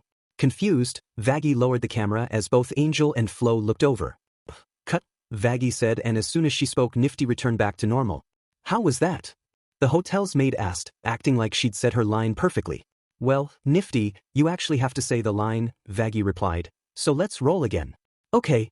Nifty replied, nodding her head. Action, Vaggie called once more. However, as she did, Nifty once again froze. You're doing great, Fna, Angel smugly whispered to her. Real, 5-star Hollywood stuff, Flo added, just as smug. Cut! Vaggie shouted, getting annoyed. Alright, maybe we can try to fix it in post. Do you even know what that means? Angel asked. I'll figure it out. Vaggie shouted back at him. Later, Vaggie sat in a dark room in front of a broken TV, groaning in annoyance at how badly the commercial was going. Seems like you're having a bit of trouble there, Alastair asked, appearing from seemingly nowhere. Vaggie groaned out of frustration, Este pendejo. She muttered to herself in Spanish, Why are you even here? She asked as Alastair took a seat on the couch beside her. For the entertainment, Alastair replied as his shadow separated itself from his body and laughed, its form holding on to the back of the couch. I came here because I love seeing wasteful souls struggle to accomplish something meaningful and fail spectacularly, like you are doing now. Good job. Vaggie had enough. She stood up and pulled up the camera towards him. And here is Alastair, the egocentric piece of shit that dash. However, as she looked into the camera, the screen glitched violently, making her freak out and drop the camera. I wouldn't try that, my dear, Alastair remarked before pointing to his face as his eyes turned to radio dials. THIFACWASM8FORADIO. Vaggie wasn't scared, however, just said, That's it. I don't care who or what you are. If you're staying here, you're going to make this work, because it won't be so entertaining to watch over an empty hotel, will it, Shirtas? Alastair shrugged. Fair enough. He then walked over to where she stood. I'll tell you what. Let's make a deal. You think I'm that stupid, making a deal with a demon like you? Vaggie replied, sitting back down in the chair. Not for your soul, Alastair replied, rolling his eyes. Just a simple deal. I do this for you, and you never ask me to engage with this frivolous television technology ever again. Vaggie considered his offer, however didn't look like she'd accept, or, you lose your bet with Deku and Charlie can come back. To absolutely nothing. Your choice. Vaggie considered again before sighing fine. She then picked up the camera and placed it in Alastair's hand. As she did, green energy skulls swirled around it. Now then, Alastair remarked, making the camera disappear before snapping his fingers, conjuring equipment for a film set, summoning the rest of the hotel apart from Charlie and Izuku and dressing them all up in 30s-style clothes while inky demons were conjured as film crew members. Alright everyone, let's make a theme commercial, Vaggie ordered, as her plan finally went her way. So yeah, we made a bet to settle it, but I think I might have pushed my luck a bit with Vaggie. Izuku remarked, crouching down and speaking to a sinner who was barely alive and trying to pull themselves away from him. Blood coated them both as they dwelled in an alley. The sinner managed to pull themselves quite far away from him. Oops, come back here you, he joked, pulling them back by the legs before his clothing suddenly changed to black slacks with suspenders over a long-sleeved dark green shirt and tie. Huh, he commented looking at his new costume. Nah, not my style. He then snapped his fingers and changed his clothes back to his school uniform. Yeah, so it turns out it's really easy to kill people right after a new extermination. I've gained more power in the last week than last month, and I'm still working at the hotel. He looked down once more at the sinner. Sadly, sorry about this though, it's nothing personal, I'm just angry at the moment. Well, we'll have more time to talk in the future. He raised his butcher knife once more and stabbed the poor man. Charlie was back to being insanely bored again. Adam was somehow still guessing, you know when you take her out for the 5th time and she still expects you to pay for the check but you're like, hey, I thought you wanted equality. He tried once more. No! Charlie shouted, finally having enough of waiting for him to shut up, our shared problem of overpopulation in hell. Oh, Adam replied before laughing, that's not a problem. We got that covered. He turned to the exorcist beside him. Loot, how many demons did you kill this year? Got a good 275 this year, sir, the exorcist, Loot, answered, although the collective amount of demons killed was in the millions as there were over 100,000 exorcists. 275? Adam replied, whoa, that is awesome job, Danger Melons. Pound it, he raised a fist for a fist bump which Loot responded to. No, not awesome. Charlie responded, those are my people. You know that, right? Oh yeah, Adam replied, pretending to care before bursting into laughter, that must be for you. But these are souls. Charlie replied, human souls, just the same as the ones you have up in heaven. They are not the same, Loot replied coldly, they had their chance and they earned damnation. You're wrong. Charlie argued back, sinners made mistake, sure, but everyone makes mistakes. Angels don't make mistakes, Loot replied. You really think that? Charlie responded, disbelief clear in her voice. I know that, Loot replied. Yeah, I've never made a mistake in my fucking life, Adam agreed. The only reason you're still here is because Daddy gave you and your hellborn kind a pardon from an exorcist blade. Lute continued, walking around the table to where Charlie was. How does that feel, to know how little you matter? Charlie looked downtrodden before Adam spoke up. Ops, almost out of time. Guess we should get into it. Oh F dash. Charlie swore as she rushed to present her plan as fast as possible, summoning a stack of papers to the table. Okay, I've got a lot to get through and not a lot of time, and I feel like you weren't hearing me before, so here goes, Charlie began, clearing her throat. I know Hell's population is out of control. It's a bad situation, it's taking a toll. If we rehab these sinners and cleanse all their souls. At my Hazbin hotel. Charlie sang as she showed the duo her childish drawings. Wait, I'm getting ahead of myself. Right? Extermination. She pulled up a new image of cartoon angels killing cartoon demons. I know you guys fly down just to kill once a year. And it must be annoying to schlep all the way here. If they join you in heaven, that trip disappears. She threw the image over the head of the duo, a rainbow forming on it as she did. You can wave that shore farewell. It'll be a happy day in he. However, she was interrupted as Adam held up a hand. Let me stop you right there. Save us all precious time. Adam sang, gesturing to himself and Lute. Oh, okay, Charlie replied, no longer singing. If what you're suggesting is letting them climb up the ladder, oh, they'd rather cross the pearly gates? Adam continued. Well, Charlie tried to speak up but Adam kept on singing. Sorry, sweetie, but there's no deafening their fates. He sang, spinning his chair around before jumping up onto the table. 'Cause hell is forever whether you like it or not. Had their chance to behave better, now they boil in a pot. 'Cause the rules are black and white. There's no use in trying to fight it. They're burnin' for their lives until we kill 'em again. As he sang, he teleported himself, Lute and Charlie to different locations before teleporting them all back. Okay, but Dash, Charlie tried to speak up once more but was cut off again. Just try to chillax, babe, you're wasting your breath. Did I hear you imply that they don't deserve death? Are they winners? Are they sinners? 'Cause it's cut and dry. Fair is fair, an eye for an eye. Adam sang before leaping into the air as angelic light shined behind him. Yeah, when all's said and done, there's the question of fun. And for those of us with divine ordainment, extermination is entertainment. Bow now, guitar solo, yeah. Oh, da now. After his fake guitar solo, golden exorcists appeared from the sides of the room. Hell is forever whether you like it or not. Had their chance to behave better. Where did all of you people come from? Charlie questioned as 4 of the exorcists surrounded her. Now they boil in a pot. 'Cause the rules are black and white. There's no use in trying to fight it. They're burnin' for their lives until we kill 'em again. Adam flew into the air, sprouting golden wings as he summoned a guitar which he began to play as he sang. Fucking hell is forever and it's meant to suck a lot. So give up your dumb endeavor, 'cause you don't have a shot. Charlie began to get extremely angry and began to enter her demon form. However, what Adam sang next stopped her. Long as I've got your attention, I guess I should probably mention that we've made the determination to move up the next extermination. Adam showed her a golden scroll with the words, I do what I want, written on it. What? Charlie asked, trying to grab hold of the scroll before Adam made it disappear. Can't wait a whole year to slaughter those little sins. I know it's just been a week, but we'll be back in 6 months. He somehow managed to grab her despite still being a hologram and threw her out of the room. Wait, didn't you? Charlie tried to re-enter the room but Adam kept playing his guitar as the doors closed on her. Sheet. After a long walk back, Charlie entered the hotel, closing the door gently behind her. As soon as she entered, Vaggie ran over to her and gave her a hug. Charlie, how did it go? Did they listen? Her girlfriend asked enthusiastically. Oh, they sure did hear it, Charlie began, but, Dash. Oh, come here. We have something exciting to show you. Vaggie guided Charlie to where everyone else was and the princess noticed 2 new faces. Hello? Charlie asked, looking over at Flo who was sitting at the end of the couch and Mimsy who was standing next to Alastair's chair. I don't believe we've met before. Oh, right, Flo replied, holding out her hand for a handshake. Name's Flo. She looked Charlie up and down. Yep, you look helpless. That's good, means more people will come after you. Excuse me? Charlie asked, very confused. Flo's the bodyguard for the hotel, Vag answered, trying to get things moving fast. Deku brought her and Mimsy in to help. Wow, that's so nice of him, Charlie replied before looking around. Wait, where is he? It was then that the door to the hotel opened, revealing a blood-soaked Izuku smiling happily as he admired his knife.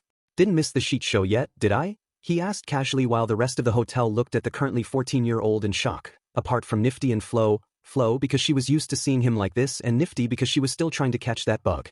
Why is this the happiest I've seen him? Angel asked, breaking the tension.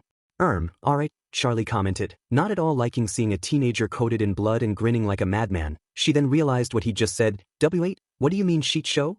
Alastair pulled some strings and it's about to air, Vaggie replied. I pulled a few limbs too. Alastair commented before laughing. Wait, the commercial? Charlie asked, you guys made a new one? Yeah, one of my better performances if I do say so myself. Angel replied, laying at the front of the couch. That's amazing, Charlie responded, tearing up as she beamed with joy. Shush, it's starting, Angel replied as Izuku stood behind the couch to watch, resting his arms over the top. The screen showed Vaggie standing on one side of the screen while everyone else stood at the other side. Alastair stood the furthest away and was distorted on camera. Welcome to the Hazbin Hotel Dash, Vaggie said. However, the commercial was then interrupted by a sudden news report, which made Angel, Charlie and Vaggie angrily complain while Nifty clapped and giggled and Izuku laughed his head off at his good fortune that day. It wouldn't last for long though. Breaking news in hell today. Katie Killjoy began, we have just received word from the Heaven Embassy that the next extermination is happening sooner than ever before. She turned to her fellow anchorman, Tom Trench. Do you know what that means, Tom? No, what does that mean, Katie? Thomas. It means we're all royally F-ed. Katie replied, looking dead at the camera as her eye twitched. Wait, what? Why? Angel asked aloud. Who fucking knows, Vaggie replied. Those beasts will do anything if it means they get to kill us. She then turned to Izuku, who looked very worried as he watched the Speaking of bloodthirsty beasts. Huh. Izuku looked over to her from the TV. Oh right, I won. Hold on, Vaggie replied. You didn't win, the commercial didn't even air. And do you still have the video for us to watch? Izuku asked. No, we had to give them the video and I didn't have enough time to make a spare, Vaggie replied. But, this isn't fair, it doesn't count. And was it fair that you had Alastair actually help you along with the help of Flo and Mimsy? Izuku countered. I didn't get any of those things. How do you even know about Alastair? Vaggie replied, to which Izuku snapped his fingers to his old-timey outfit before snapping them once more to return back to his uniform. Vaggie turned around and glared at Alastair. You gave him a costume too? Vaggie asked in disbelief. What's this about? Charlie asked, just paying attention after she zoned out for a moment with the news. Vaggie sighed. Me and Deku bet over my commercial being better than his. She glared back to the young overlord, and it was, we just won't ever get to see it. What was the bet for? Charlie asked. If I won, he'd have to shut up about wanting to help and tell us his name, Vaggie explained. And if he won, he'd get to help more and I'd have to try to trust him. Well, why don't we compromise? Charlie replied, Deku can get to help and we can get to learn his name. The pair both glared at each other. Fun, they both answered. Charlie smiled before turning to Izuku. So then? Oh, right, Izuku replied nervously as he looked around at everyone. He then bowed, and my name is Izuku Midoriya? Izuku? Charlie said the word out loud. I like that name, is it Japanese? Why yeah, that's where I lived, Izuku replied, nervously smiling. Charlie then turned to Vaggie, and Vaggie. Fine, Vaggie replied before turning to Izuku. You can do more stuff for the hotel. Thank you, you won't regret it, Izuku responded. Your first job is to clean up those puddles of blood you've brought in. Chop chop. Vaggie ordered, however, as they turned around they say Nifty was already rolling around in one of the puddles. Or wait a bit, that works too. Meanwhile Adam and Lute both glared at a projected screen showing the bodies of 5 exorcists. 2 had bullet holes in their heads while the other 3 had decapitated heads, with one of them being missing. We found the bodies, sir, Lute began. They've never managed to kill any of us before. We should just go down there now and destroy them. No, Adam replied, raising a hand. We can't risk them catching on. But don't worry. When we come back, there won't be a demon left alive to pull a stunt like this again. He then slammed his fist onto the projector, destroying it and causing its light to disappear, leaving only his glowing smile. So, the extermination is coming in 6 months instead of a year. Charlie recapped, pacing back and forth in front of Vaggie, Angel and Izuku, who were sitting in front of her as Kiki trailed beside her owner. No big deal, just a little setback. Nothing we can't handle. Just angels cutting our timetable in half. But who needs a whole year to save souls, am I right? As Charlie continued, she got more and more stressed, beginning to panic. And next time when they cut the time in half again and again, we'll just handle it, right? Yes. We will. Vaggie interrupted, grabbing her girlfriend by the shoulder to get her to calm down. Not like we've got much of a choice anyway, Izuku continued, getting up and standing next to the duo, which made Vaggie frown at him. While Angel lounged on the couch as he looked at his phone. So we might as well do our best. Oh, please, Angel interrupted, looking up from his phone. You had less than half a chance when you started all this salvation bullshit. And now? He looked down at his phone again as violently angry messages from his boss, Valentino scrolled upwards. Ain't no silver lining this time, toots. Sure there is. Charlie replied, we just have to look a little harder for it. Well, while you're looking, the rest hell's going nuts. Angel responded as he flipped his phone towards the trio, now showing a news article. People are already freaking out about the news. Look at what's happening in the Doomsday District. He scrolled to a video of a sinner screaming as he was completely surrounded by fire. Pisach, the Doomsday District is always like that, Izuku replied, rolling his eyes before a new message from Valentino appeared at the top of the screen. What is a donkey show? Charlie asked as she leaned in to see the message while Izuku visibly grimaced next to her. Angel quickly pulled his phone back. Nothing. He replied, uncharacteristically nervous, my boss, Val, is just freaked out about the news too. Izuku gave Angel a disbelieving yet sympathetic look while Charlie and Vaggie didn't pick up on the lie. Like I said, everyone's losing their shit. Yeah, that's true. Vaggie replied, believing the lie, sinners are desperate. Maybe desperate enough to try anything to escape the extermination? Charlie gasped, this is the perfect time to recruit more sinners for the hotel. She announced, cute idea and all, but you really gonna go out in all of this? He waved his phone at her showing that the Doomsday District was still on fire as sinners panicked. Yeah, maybe give it a day or two, Izuku agreed. This has been the best hunting season of my death. Almost everyone who steps outside is getting killed right now. Well, it's not like people are just gonna show up on our doorstep. Charlie began before being interrupted by an explosion behind them, making only Charlie scream as they all looked back to see a new hole in the wall next to. Outside, Serpentius Zeppelin was armed for battle as the wannabe overlord himself guided the craft with Hus Egbo eyes scattering around. Show yourselves Alaster, Deku. Come and face Dash. He paused as he looked up and saw the radio demon drinking from a mug that read, oh dear, on the balcony and saw Izuku emerging out of the hole, now covered by his nightmare gas. Oh, there you both are. Face my wrath. Who are you? Both Izuku and Alaster asked casually, the youngest of the two's voice being distorted. Who am I? Pentius repeated, clearly annoyed. Who am I? I am the great Serpentius, inventor, architect of destruction, villain extraordinaire. As he spoke, Alaster turned into a shadow and moved to the front of the hotel where everyone else was. Ooh, you tell him, boss. One of the Egbois cheered. Nifty then appeared from behind Alaster's head. Ooh, he's a bad boy, she cooed as Alaster placed her back on the ground. Huh, well if all that's true, you'd think we'd have heard of you. Alaster replied, full wed by a, from Izuku. I attacked you literally last week. Pentius deadpanned, making both Alaster and Izuku tilt their heads. We've done battle like 20 times? Pentius tried again, getting annoyed. Well, you must have been really bad at this. Alaster mocked. Yeah, I still don't remember you at all, Izuku continued. Silence. Pentius cried, now cower. For when I've slain you, the almighty V's will finally acknowledge me as their equal. Nifty reappeared on Alaster's shoulder. Wait, who are the V's? Oh, nobody important. Alaster answered. Meanwhile, a group of sinners stood outside a Voxtech device store and were all enthralled by the advertisement that played on the TVs while other sinners watched TV shows made by Voxtech, and other sinners were all completely immersed in their Voxtech branded phones, all of the devices informing the consumers to trust us. A sinner with a flat-screen TV head that projected sharp, cyan-colored teeth and red eyes upon his head was a small top hat with antennas as he wore a navy blue tuxedo worn over a black and red striped waistcoat and red bow tie. Now that's good television. He cackled before his face shifted to a FaceTime icon of a sinner with brown skin, long, wavy, red hair kept into a big ponytail and red eyes, the name below the icon reading, Velvet. The TV sinner accepted the call and projected her to a different screen than his face. Hello there, Velvet. How are you this hellish morning?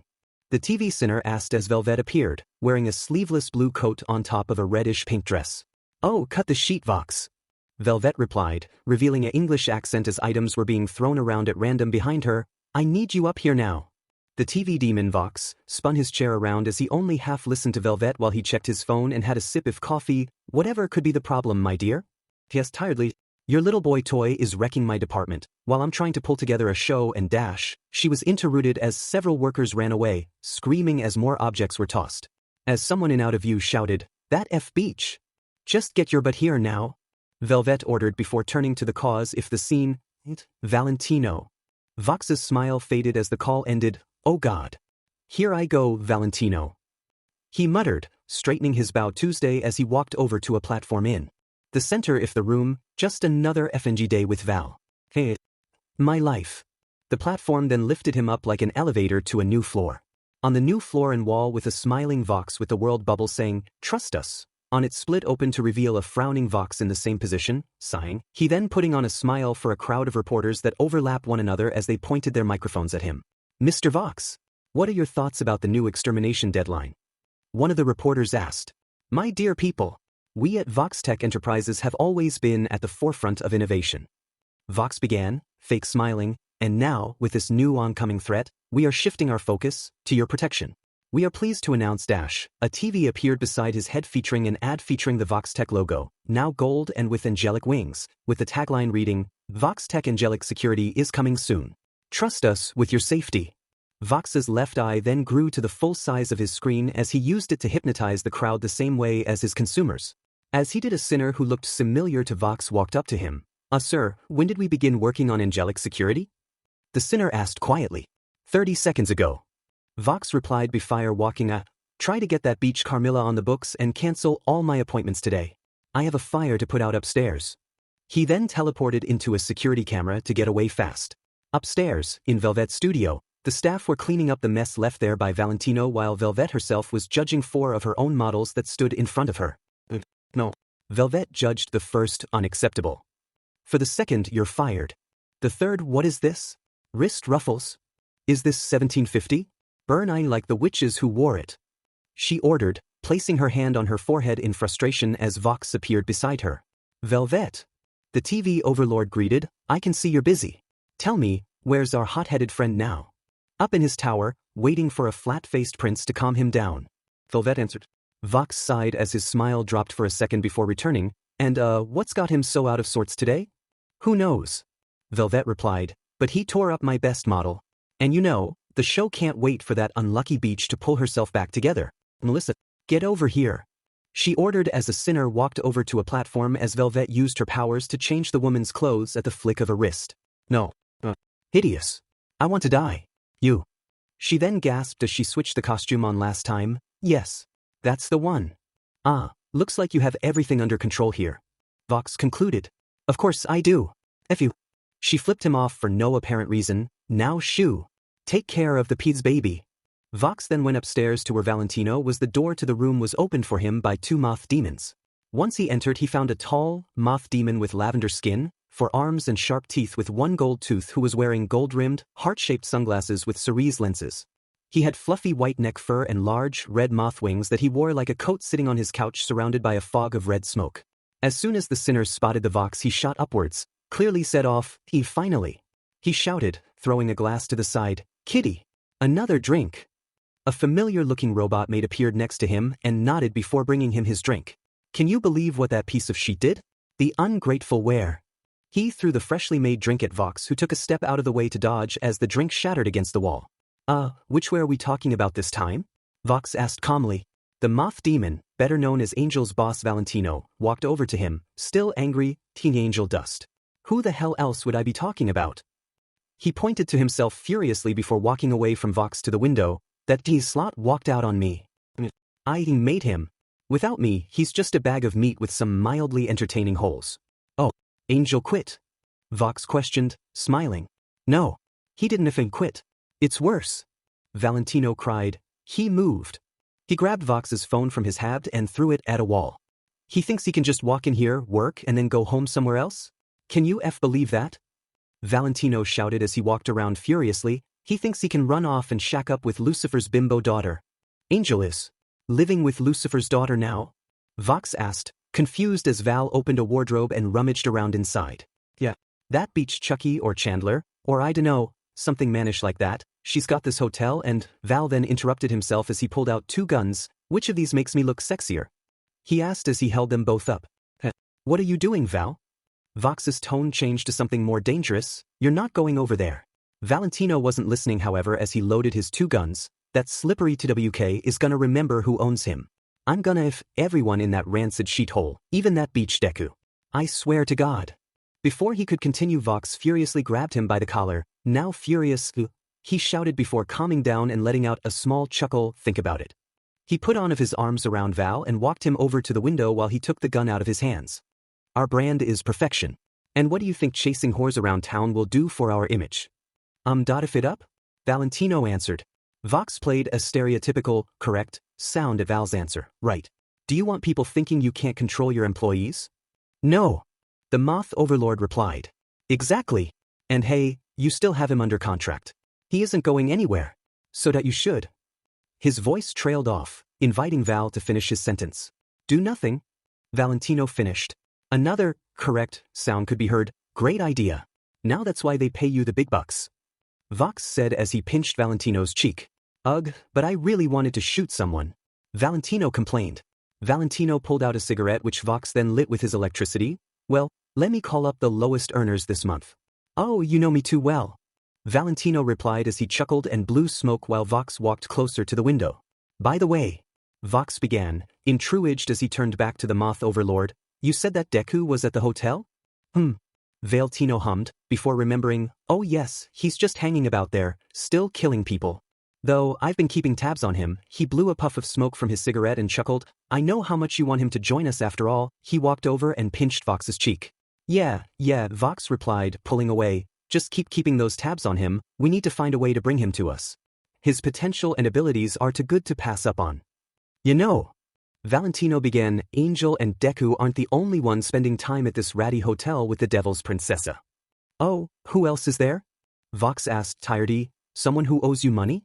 Valentino chuckled in response, someone who owes us much more than money.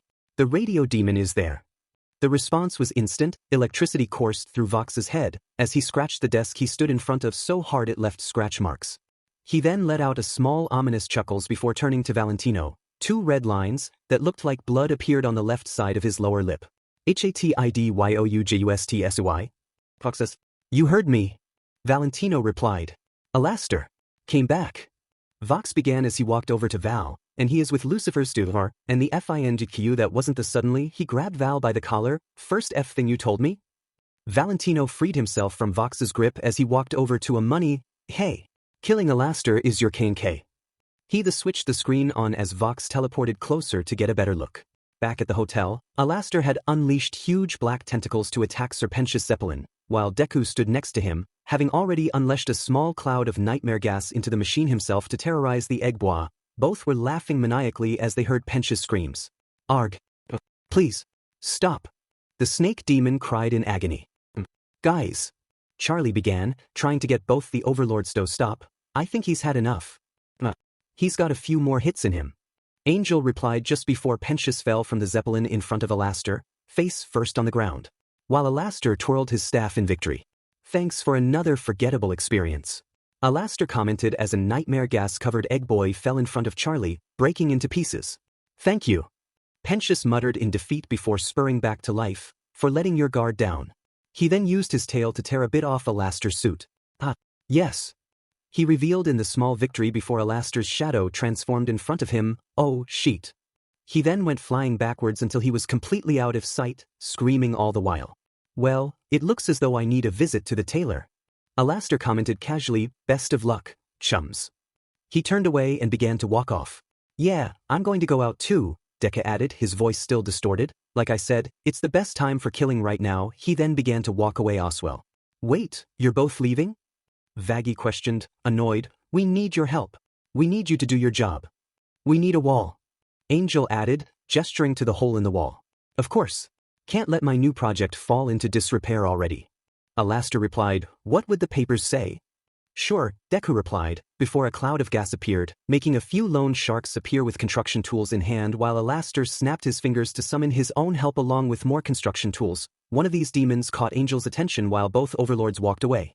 Angel giggled as he approached the demon. Hey, sweet cheeks. What to doin' later? I love me a man with a giant tool. Valentino scowled at Angel while Box seethed in rage. See? Look how he flirts with that guy, and he's not even paying. Valentino pointed at the demon. Who is that? I'm gonna kill his whole FA family. Vox. He then noticed the TV demon wasn't listening, so he hit one of his fists on the desk. Vox. Vox wasn't listening as he watched Alastair walk away from the hotel. That fucker is back. Valentino grins as he realized the situation and walks to him. Yeah, I thought he was gone for good too. It's been 7 years. Vox replied. Valentino leans up to him and pinches his cheek. Vox clearly too said to care. You still said that he almost beat you that time? Vox shouted back. Just saying. The Moth Overlord replied as he walked around him. Things have changed a lot since he left town. Vox continued. That's for sure. I gotta send a message of who's really in charge of things now. Vox went back to his office, opening the doors dramatically. Welcome home. I'm gonna make you wish that you stayed gone.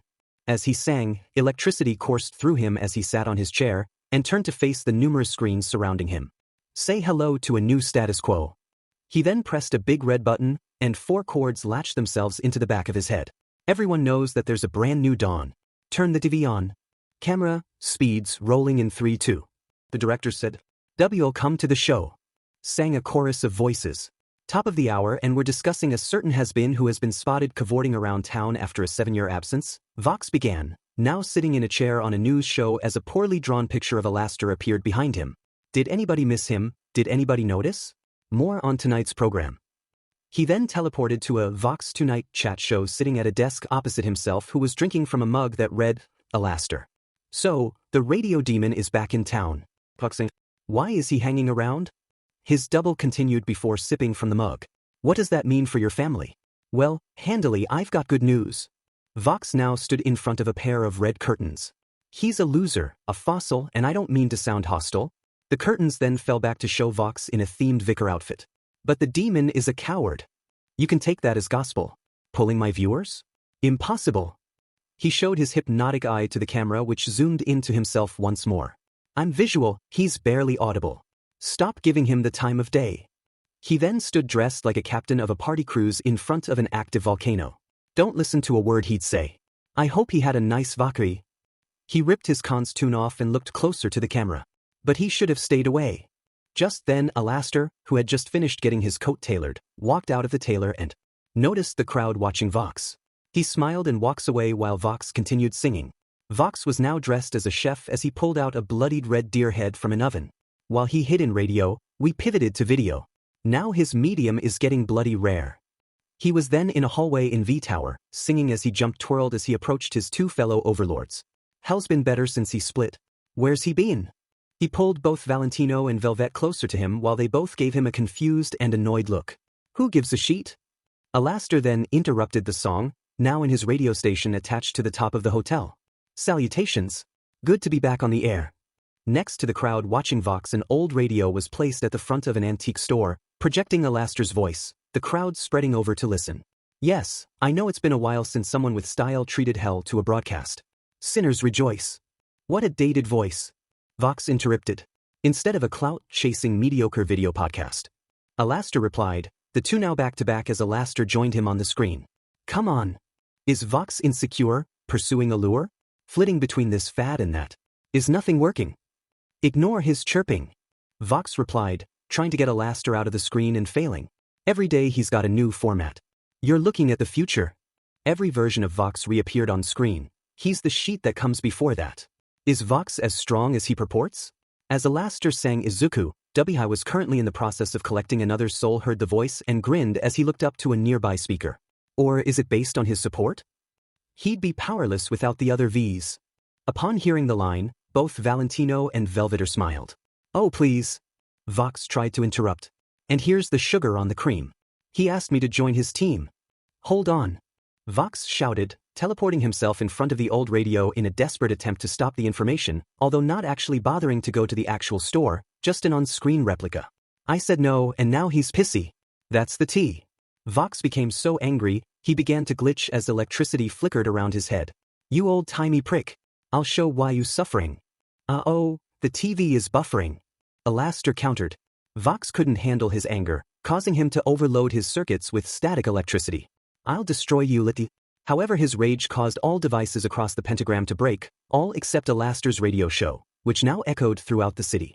I'm afraid you've lost your signal. Back at the hotel, Alastair grinned at his victory as he sang into his microphone staff. Let's begin. The antlers on his head grew as his schlera turned black.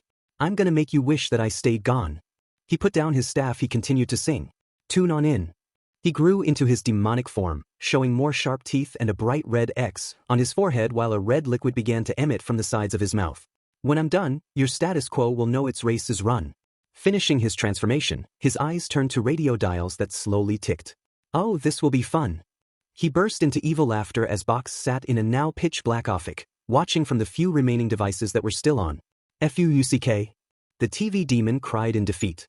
A while later, an emergency meeting with Vox, Velvet, who now had a different hairstyle, and Valentino was made to discuss a matter with Alastair as a robot made passed-out drinks to each of them. We have a problem. Vox began. Alastair is getting close to Little Princess Morningstar and our #1 candidate for a 4th member, so our main concern now is ensuring that no deal is ever struck between Lucifers. He slammed his fist in the desk, Brat and that smiling freak. What about Deku? Velvet. I doubt he's Alastair's target. However, we don't want those two becoming friends either, otherwise things will get far more difficult in the recruitment plan, Vox replied, but the main concern is him making a deal with the princess. Well, how exactly are we supposed to stop it? Velvet asked, looking away from her phone. Put something inside them. Valentino answered while he decorated one of his revolvers with glitter and glue. That's how I get the beaches to behave. Well, maybe someone on the inside isn't such a bad idea. Vox replied, swirling his drink around. Do you think Angel would? That lanky prick won't even return my calls. Val replied. We need someone who, Little Miss Bleeding Heart, would take in. Vox concluded. Someone pathetic, desperate, with no direct ties to us? Velvet continued. I employ every down on their luck loser this side of hell, and the ones I don't get, Deku does, Valentino replied. Who the F is left? Vox scoffed as he watched his let sharks. I think I have. Just the one. Back at the hotel, Alastair's black and white demons were still fixing the hole in the wall as Charlie, Vaggie and a very bloody Izuku returned. Charlie throwing herself onto a couch, exhausted while Izuku cleaned himself off with a towel and sat down on the other side of the couch. Sue? How'd it go? Angel asked, sitting on a chair while looking at his phone. Vaggie sighed, not a single new recruit. Yeah, I bumped into them on the way back, I just happened to kill a guy in an alleyway they were walking down, Izuku added. Yeah, that was. Vaggie began as she looked at the bloody towel Izuku had now folded up and placed next to the couch. Pleasant. But still no one cared about the hotel. Yeah well, who would want to use their last days not FING in fighting? Angel replied. Suddenly, a knock at the door could be heard making Vaggie walk over and see none other than Serpentius, holding his hat modestly in front of himself. Why, hello my dear. The snake sinner began before being cut off by Vaggie punching him in the face, making him fackle ove as the ex-exorcist pointed her spear at him. Wait. I come in peace. Pentius said, holding up making 2 peace signs with his hands. What are you doing here? Vaggie demanded, not moving her spear away. Charlie appeared behind Vaggie. Vaggie, what's the problem? She then noticed the wannabe overlord and gasped, oh, hello again. I didn't come looking for a fight. Pentius began, getting up as Vaggie brought her spear back. I heard that you're helping people who want to be better. Charlie let out another gasp before running over to grab his hand and lead him to the door of the You heard right. Welcome to our home of healing, our resort of restoration, our dash. Both Angel and Deku, now covered with his nightmare gas, were now standing at the door, both with annoyed faces. Are you FNG nuts? Angel questioned, pointing at Pentius. This chump was trying to kill us like literally 6 hours ago. And now you want to bring him in here to live with us? Seriously, Deku replied, distorting his voice out of pure distrust for the snake, and you think it's a great idea to just let him just because he says he'll be good? Well, we did just that for you, Vaggie countered, making the young overlord frown at her. Absolutely. Charlie replied, answering Izuku's rhetorical question. This place is about second chances, and who deserves one more than this slippery, special little man? Aren't you supposed to protect this place? Angel asked, looking at Vaggie. Vaggie looked over to Charlie who gave her puppy dog eyes, making Vaggie give in as she sighed. I guess he's not much of a threat without the war machine. Serpentius' cobra head lifted in anticipation, or even with the war machine. The cobra head flaps down with depression as Pentius himself sighed.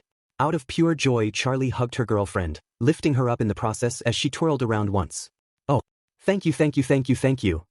She ran over to Pentius and held both his hands. Serpentius, welcome to the Hazbin Hotel. She then leads him to the door inside of the hotel. Oh no darling. Thank you. Pentius replied, following closely behind. You won't regret this. I give you a week tops. Angel commented. A week? Izuku questioned, raising an eyebrow as they both walked back inside. I give him a day.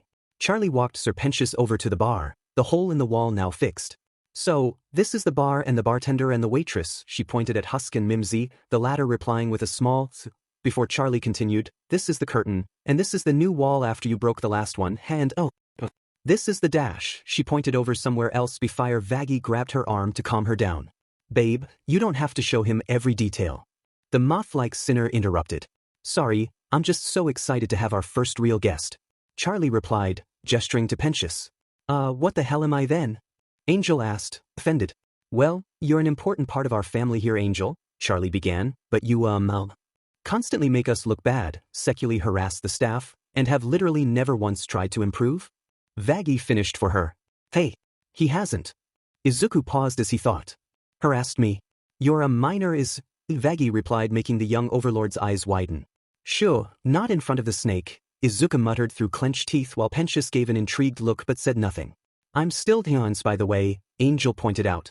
Well, what Vaggie means is, it's just nice to have someone interested for once. Charlie replied as they looked over at Pensius, the princess not noticing Angel's downtrodden face. Over here we have our maid Nifty, Charlie introduced, as the Cyclops Sinner played with Kiki with a string before Flo suddenly jumped down from the ceiling, landing on Pensius and pinning him to the ground with just her foot. Ha!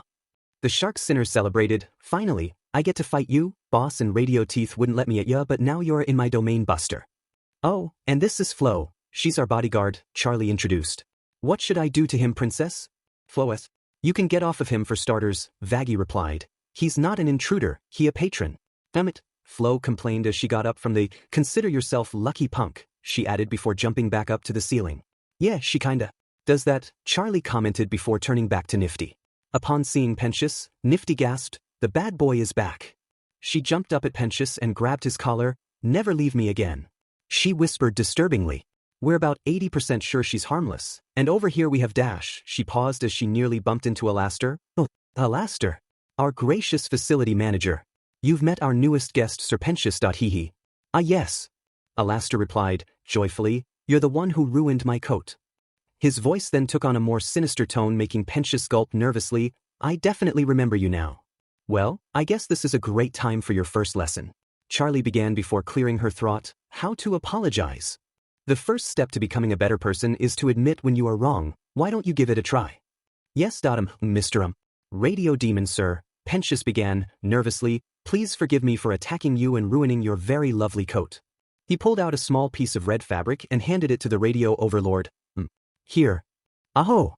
Alastair remarked as he got a closer look at the torn piece. Not many people have been able to take even this much off me, it must have meant quite a lot to you. Despite his cheery attitude, Alastair burned the fabric with green fire, leaving both Pensius and Charlie shocked. A while later, Pensius, Angel, Izuku and Vaggie all sat on the ground around Charlie. Pensius looked intrigued while the others just looked bored. Now, with a new resident, I think it's important we all get to know each other.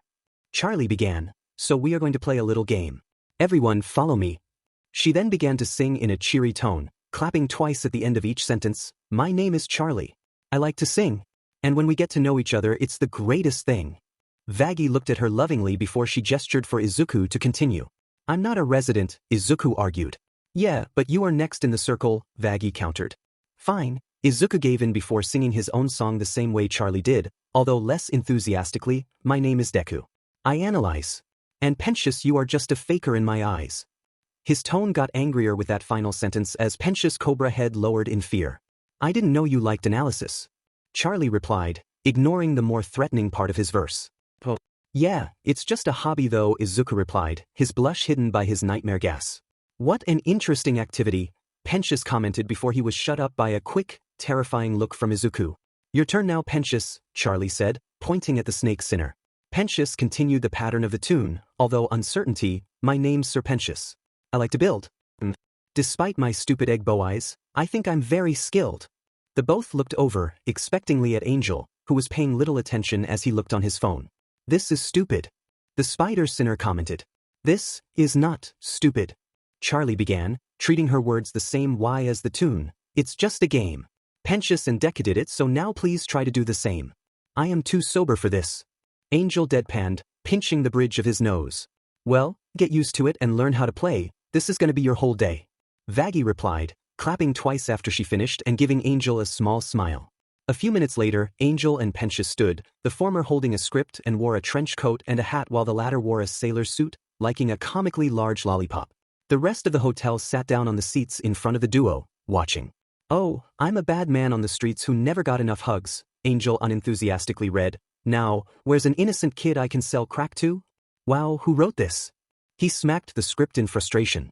It's great, right? Keep going. Charlie cheerfully replied. Hey you. Angel added, pointing tiredly at Pensius. Who me? Pensius asked, acting fully like an innocent kid. Yeah, you look like a kid who could use some devil's dandruff. He questioned the name in annoyance. Oh, for F's sake. Not me. I have to go home and study. Pensius replied, still fitting his character. Come on kid, it'll make you cool like me. He paused as before he read the name that followed, the crackhead. Wow, Izuku commented, sarcastically, this is just mean. He was stopped by both Charlie and Vaggie him. The only cool thing here is to say no to drags. Pensius replied, now, if you'll excuse me, I'm off to not have us XL end of his before marriage. Charlie gave a standing ovation at Pensius' performance. Yes. Oh bravo, bravo. Wow Pensius. At this rate, you'll be redeemed in no time. Izuku walked over to Angel and patted him on the shoulder in sympathy. I'm going to bed. The spider sinner commented, downtrodden as he walked off. I am so proud of you Sir Pensius. That was amazing. Charlie praised the snake sinner. Thank you. Thank you. You like me? You really like me. Pensius replied as Angel walked off. Angel got back to his room, his pig, Fat Nuggets lying next to his bed slightly snoring. Angel threw himself at his bed and glumly looked at his phone and saw all his voicemails from Valentino. Angel before he sighed and began to play them. Angel baby, come home. It's not the same without you here, I miss you. Come back dash. The first voicemail began in a sweet voice before he switched to another. Valentino's tone changed back and forth with each message. Angel, you beach. If you don't come home, you'll be F greasy truckers for the next year dash. Hey, amorcito, I didn't mean to yell, but you know how crazy you make me dash. You F slot. Hey Angie. About earlier dash. Kill your whole fucking family. Work's really stressful. Little cocksucking piece of shit. Angel switched to the final message. Val's voice was now dead serious. You actually think you can change? He began as red smoke appeared from Angel's phone and circled around him. Attic trash like you doesn't change. I'll see you soon baby. The smoke left the room, leaving Angel alone. The sinner sighed before he rubbed Fat Nugget's head, the pig checking up on him.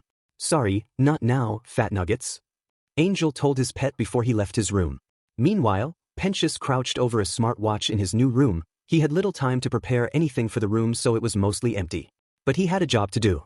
What is it? Vox asked, uninterested in whatever Pensius had to say during the call. Did you get any good info or what? Yes, Mr. Vox, sir, Pensius replied. Wait, really? Vox responded, genuinely surprised before recomposing himself. I mean, what's the news then? It's about Deku, sir, Pensius replied. Good, what about him? Vox asked. Is he close with Alaster? I don't think so, Pensius replied. They don't talk much but I do know that his name is Izuku, Pensius began. Izuku? Vox repeated. Must be Japanese then, doesn't change much but good to know. He thought aloud before turning his attention back to Pensius. What else? You see. You might not believe this sir but... Pensius struggled to find his next words. But what? Vox asked, annoyed, spit it out. I think he might be a child Mr. Vox. What now? Vox asked, confused. Well, more like an adolescent to be precise, Pensius added. He doesn't trust me much so I haven't gotten a look at him but from the way the others treat him I'd say he's 14, maybe 15. On the screen, Vox leaned back on his chair. Huh? Well that still doesn't change a lot, but it's definitely good to know. Make sure to place the cameras so we can get a look. The TV overlord ordered. Oh, and try to get his opinion on us. Talk us up if you have to, got it? Yes, Mr. Vox, sir, Pensius replied, doing a small salute before the call was ended and he slithered out of his room, spy cameras in hand. When he got back downstairs, Angel grabbed himself a bottle of booze from the currently unoccupied bar. Both Mimsy and Husk were all sealed in their respective rooms. He chugged the drink before noticing something slither down the corridor into the now fully illuminated library. He peeked through the gap in the door to see Pensius placing a spy camera within the bookshelf. You slippery little sheet. Angel shouted, making Pensius yelp in surprise. You're working for the V's? Ivy knew there was something shitty about you. I don't know what you're talking about. He paused dramatically. Where bug? His insult pushed Angel over the edge as Pensius was tackled to the ground and punched. Get your aggressively average body off of me. With those last words his eyes spiraled with hypnosis, temporarily hypnotizing Angel. F dash. Angel cried, backing away before shaking the hypnosis off. Their fight caused Charlie, Vaggie and Izuku to all wake up and come down the stairs. Both Charlie and Vaggie were in nightgowns while Izuku remained under his nightmare gas. Although it only covered his head as he was too tired to fully use it, he wore simple green pajamas with a pattern of eyes on them. Charlie yawned as they reached the open door. What's going on? This little beach is a traitor. Angel immediately shouted, holding Pensius by the arm. I knew it. Izuku exclaimed, his voice not distorted due to drowsiness. He pointed an accusing finger at Pensius. I should have taken your soul while I had the chance. Preposterous. Pensius replied as he got out of Angel's grip. I would never betray you. Are my best friends. He walked over to the girls and hugged them both, looking Izuku up and down to get an idea of what he looked like while the young overlord glared with pure rage at him. Aha, then explain this. Angel argued before lifting off one of the books to reveal a camera, much to Charlie's shock and Izuku's glee, the nightmare demon not noticing the branding on the camera as VoxTech. Pensius realized that his cover was blown and scurried away as he brought out his wristwatch to make contact with Vox. The board. Agent Pensius in need of immediate evacuation. Pensius? You were caught. Vox exclaimed, his voice shocking Izu. It hasn't even been a day. Please. You've got to get me out of here. Pensius begged. I can't believe we thought you could handle even something this simple. Vox continued, ignoring his plea. Do us a favor. If they don't kill you, go ahead and do it yourself, you miserable failure. He hung up the call as Pensius was left in tears. Pensius stuttered before turning back to the four. Just make it quick, I guess. Not that I deserve it. He laid down on the ground as both Vaggie and Izuku took a step forward, both pulling out their weapons. Gladly. The ex-exorcist and the young overlord said in unison before Charlie stopped them. Wait, Pensius? She held out a hand to the poor snake. It starts with sorry. That's your foot in the door. Charlie sang, pulling Pensius up from the ground. One simple sorry. Spoken straight from your core. She used her powers to create a sparkling pink trail across the floor. The path to forgiveness is a twisting trail of hearts. But sorry is where it starts. Who could forgive a dirtbag like me? Pensius sung back. I don't deserve your amnesty. He dropped to the ground dramatically as the trio who weren't singing walked over, all displaying their weapons. Can't we just kill him? Shoot him and spill his blood? They sang in unison, forcing Pensius into a corner as he cowered in fear. That's an option you could choose. Charlie sang back, trying to reason with them. Works for us. They replied. But who hasn't been in his shoes? She walked between the trio, making them lower their weapons before holding out a hand to Pensius. It starts with sorry. Sorry. Pensius repeated, his eyes watering. Dig down deeper and say one sincere sorry. Charlie sang, directing Pensius over the three. I'm so sorry. Pensius dramatically swung back in their arms, while none of the three seemed enthusiastic about letting him live. And your journey's underway. Charlie spun them both around gently as they sang together, Pensius' many bad deeds showing behind them. It'll take time to cover my vast multitude of sins. But sorry is where it begins. It starts with sorry. The song ended and both Charlie and Pensius were left standing in front of the doors to the library and Nifty, who was clearly annoyed. I hated that song. The small maid complained, why are you so lame? She kicked Pensius in his tail before walking away. Not a bad boy. Charlie sighed happily, good first day. Let's get some rest. Only Charlie, Vaggie, Pensius and Angel actually left as Izuku lingered behind before pocketing the camera Pensius had left behind and following the others out. As soon as they were all gone, Alastor appeared from the shadows of the dark hallway with a malevolent smile. He entered the room and picked up the watch before contacting Vox on it. What? The Overlord demanded, furiously before he saw who was there as Huss' expression changed to fear as Alastor laughed. You'll have to try harder than that next time, old pal. Alastor then crushed the watch in his hands while Vox screamed with rage, Alastor laughing as he left. Izuku walked back into his room, letting the nightmare gas finally leave his face as he sighed with frustration before pulling the camera out of his pocket. He'd already smashed it intentionally to protect his identity. He stared at the device, looking at it from all sides before stopping at the VoxTech logo. He brushed against the logo with his finger, which caused a holographic advertisement to play. H here at VoxTech, we put YY your SSS safety first. Vox's disembodied voice played over the hologram of his logo, glitching as the device was barely working. So TT trust US with Y your SS safety IE. His voice trailed on until the machine sparked and blew a fuse. Izuku sighed and, making sure to cover the lens, restored the camera. He brought the device over to his computer and plugged it in. Unlike most other cameras VoxTech made, this one had a different power signal, one from Vox himself. Izuku didn't know why Vox was so interested in the hotel, but he didn't like how much info Pensius could have given about him. He kept his identity a secret so he'd be taken seriously, and he wanted to keep it that way. He placed the camera lens down on his desk and began to hack his way through the device as everyone slept that night, but it was worth it as, by the time it was morning, he was connected to all of VoxTech's security and there was almost no way for Vox to find him. Izuku pulled out 3 of the many notebooks on his shelf. The first was labeled Velvet, the second Valentino, and the third Vox. And like all his notebooks, each of their symbols were emblazoned on each book. He pulled out 3 pens and placed one on each book. They each spurred to life and flicked to a new page, each one documenting how their respective lived out their day. See how they liked being spied on.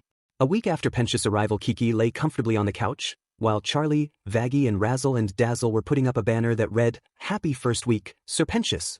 "That looks perfect," Charlie praised, sliding down the ladder she used to put up the banner. I am so excited that Sir Pensius is staying at the hotel." Pensius was just trying to take over the city with his weird steampunk bullshit a few days ago. Vaggie replied. "Well, I haven't seen him try to pull any of that here." Charlie responded before Pensius walked past rolling in a huge new machine that his Egbo eyes were sitting on. "What the hell is that?" Vaggie commented in frustration. "Oh, hello, purple female." Pensius greeted in response. "It's my new invention, the Skin Flare 11,000. Really looking forward to shooting the other residents." "What?" Charlie exclaimed. "Why? Everyone is being too nice." Pensius explained. "Obviously it must be a lie. I can sense that they are planning to kill me, but when? I must be prepared." Suddenly, 2 female sinners, one wearing a lab coat while the other wore a crop top and shorts, the latter of the 2 was wheeling in several boxes with a Carmine logo on them. "Ooh, the new parts of my machine are here." The lab coat wearing sinner held out a clipboard to Pensius. "Sign, please." Pensius eagerly did so. "Thank you for your business. Enjoy your Carmine purchase." However, before the duo could leave, a very bloody Izuku walked through the doors, wiping a towel to get the bloodstains off. Upon seeing the 2 girls, he smiled. "Oh, Clara, what are you 2 doing here?" Both girls smiled as they recognized who it was. Izuku, the lab coat wearing sinner, greeted. "It's a pleasure to see you again." "Same here," Izuku replied, smiling joyfully. "How's business doing?" "It's going well, as it should be," Odette replied. "There has been a boost in sales ever since the new deadline was announced. Therefore business is, as people say, booming." "Well, that's good to hear." Izuku replied. "I'd love to talk more, but I have to get changed." He referred to his bloodstained outfit. "I'll see you both later then."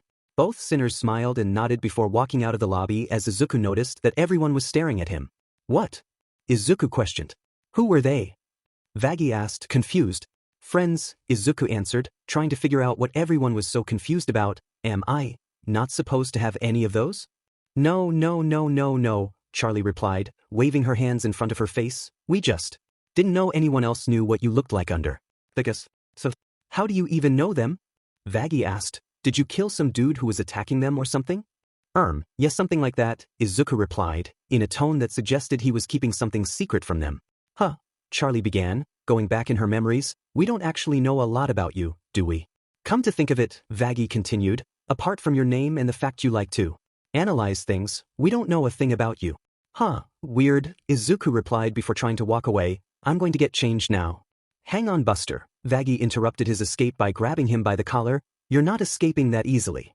"Yeah, come on, Izuku," Charlie began. "If you don't want to talk about yourself, that's fine, but can you at least tell us about what Earth is like nowadays? About 200 years ago, people kept on dying as soon as they got down here, and barely anyone talks about what it's like up there." "Well, He stopped as he saw that Charlie was using her puppy dog eyes on him. "Fine, but I'm not talking about my experience, just the basis of what things are like." "Yes," Charlie celebrated, pumping her fist. "When can we start?" "Maybe tomorrow," Izuku replied. "I'm really busy today." "What with?" Vaggie asked, suspicious. "You just came back from killing sinners, that's all you usually do outside the hotel." "I really can't say," Izuku replied, shaking his head side to side. "I'll tell you when I get back, but I really need to get changed." During their conversation, Pensius hadn't said a word as he was busy looking something up on his phone. However, he finally looked up, very excited. "You're friends with Carmilla Carmine's daughters?" he exclaimed, holding up an image of Carmine herself standing behind the 2 sinner who had just delivered his parts. "Crap," Izuku cursed as both Charlie and Vaggie turned to him.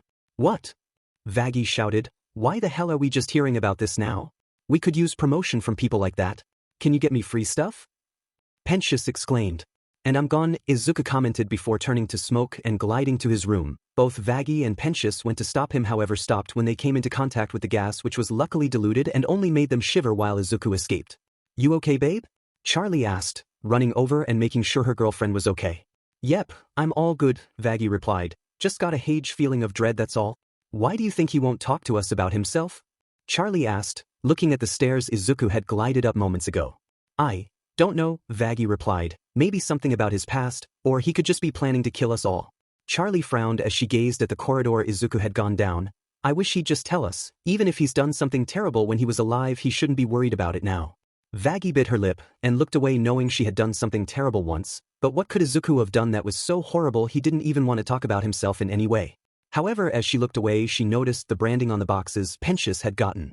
Hang on, the ex-exorcist began carming? As in, Carmilla Carmet. She turned to Pensius. You are buying parts from an overlord? Of course. Pensius replied as he held on to his dildo cart. She's the top weapons dealer in hell. Okay, well that stops right now. Vaggie replied, taking hold of the boxes and taking them away from the poor snake. Hey! Pensius objected sadly.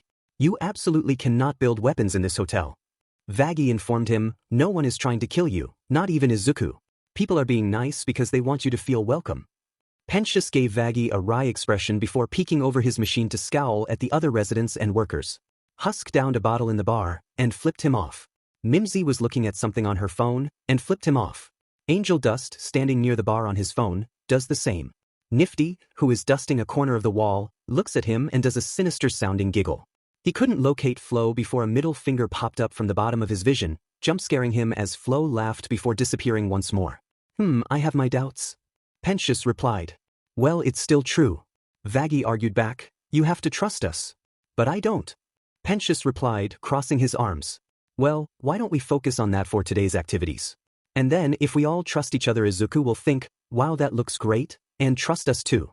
Don't think it'll be that easy, babe, Vaggie replied, making Charlie physically sink a little bit, but it's still a great idea.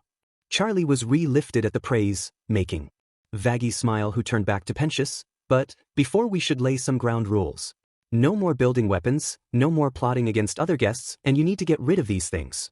She pointed at the Egbo eyes, who were all on Pensius Dielvoy, two of them having a tug-of-war over a laser, accidentally setting it off and blowing a hole in the roof, much to Vaggie's frustration. Oh!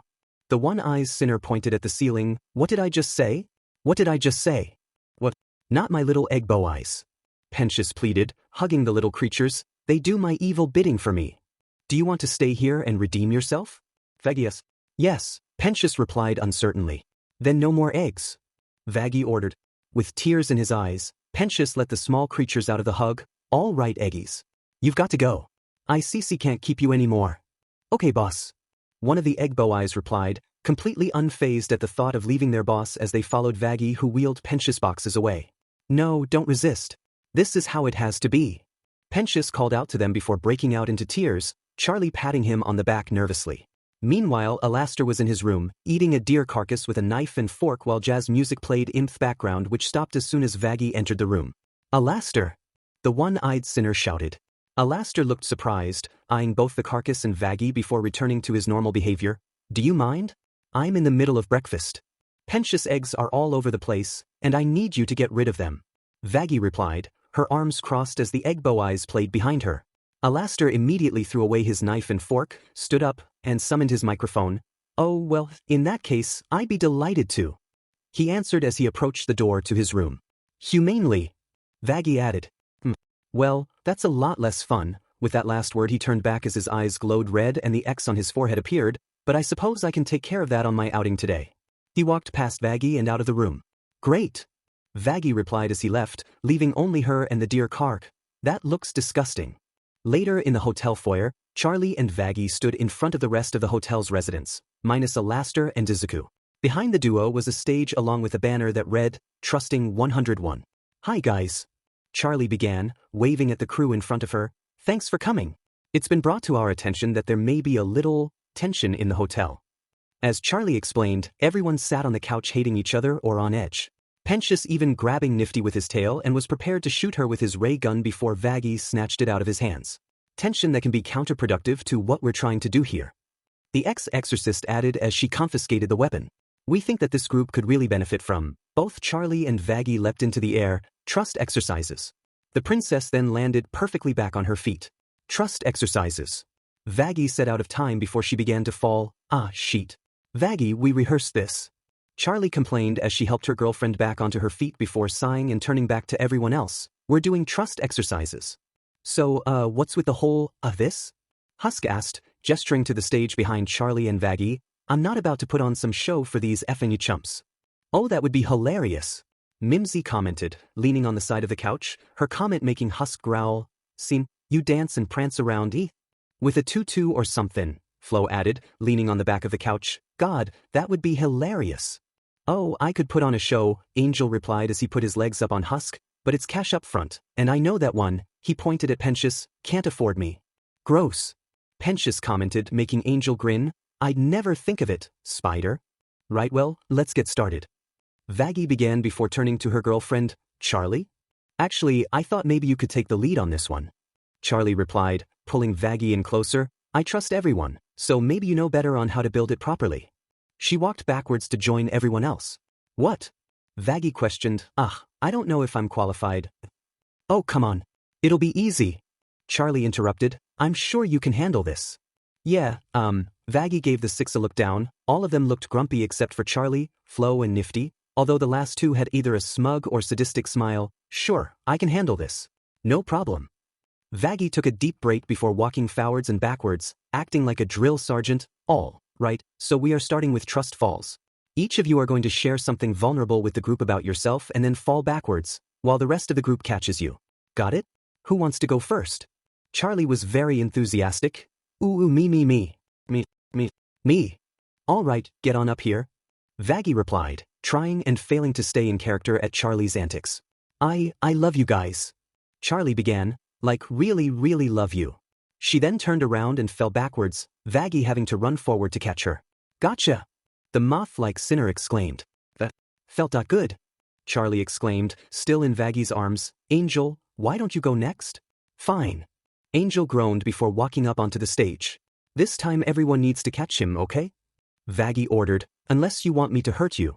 She held out her spear, making everyone walk over apart from Mimsy. Hang on, the small 30s-themed sinner began. How are me and Nif gonna catch any of this lot?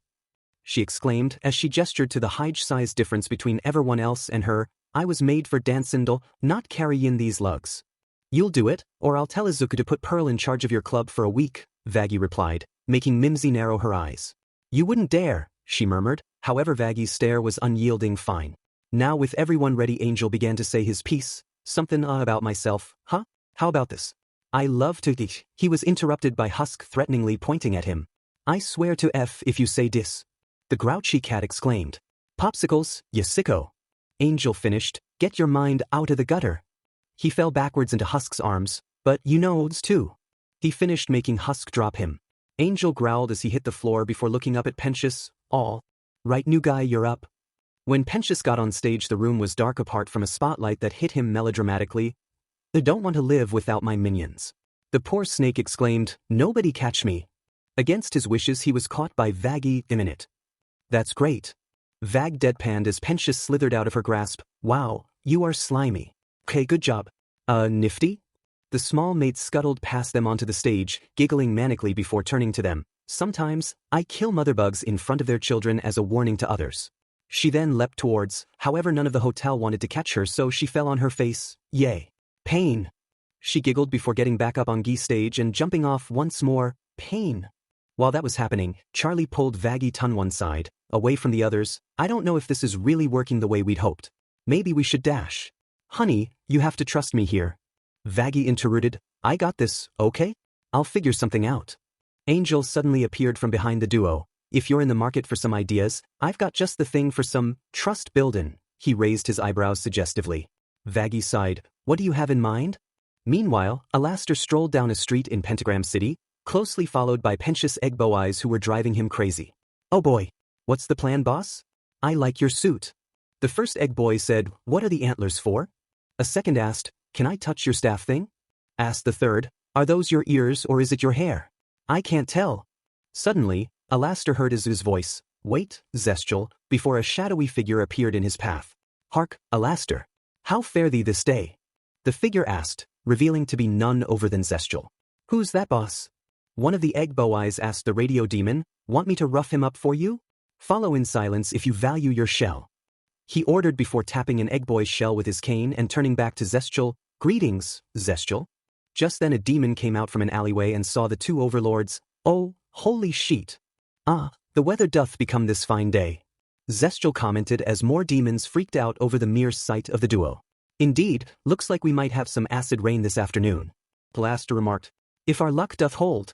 I do revel in the screams. Zestial replied, I hath brought someone to see thou, Deku. Alaster heard a sigh before none other than Izuku appeared in front of him, covered in his nightmare gas only over his face, revealing a different outfit of a long-sleeved white shirt, a black vest and blood-red tie with black pants and black shoes. Hi Alaster, Izuku greeted, clearly slightly frustrated. Oh, Alaster greeted back, pleasure to see you again. Tell me, when was it we last met?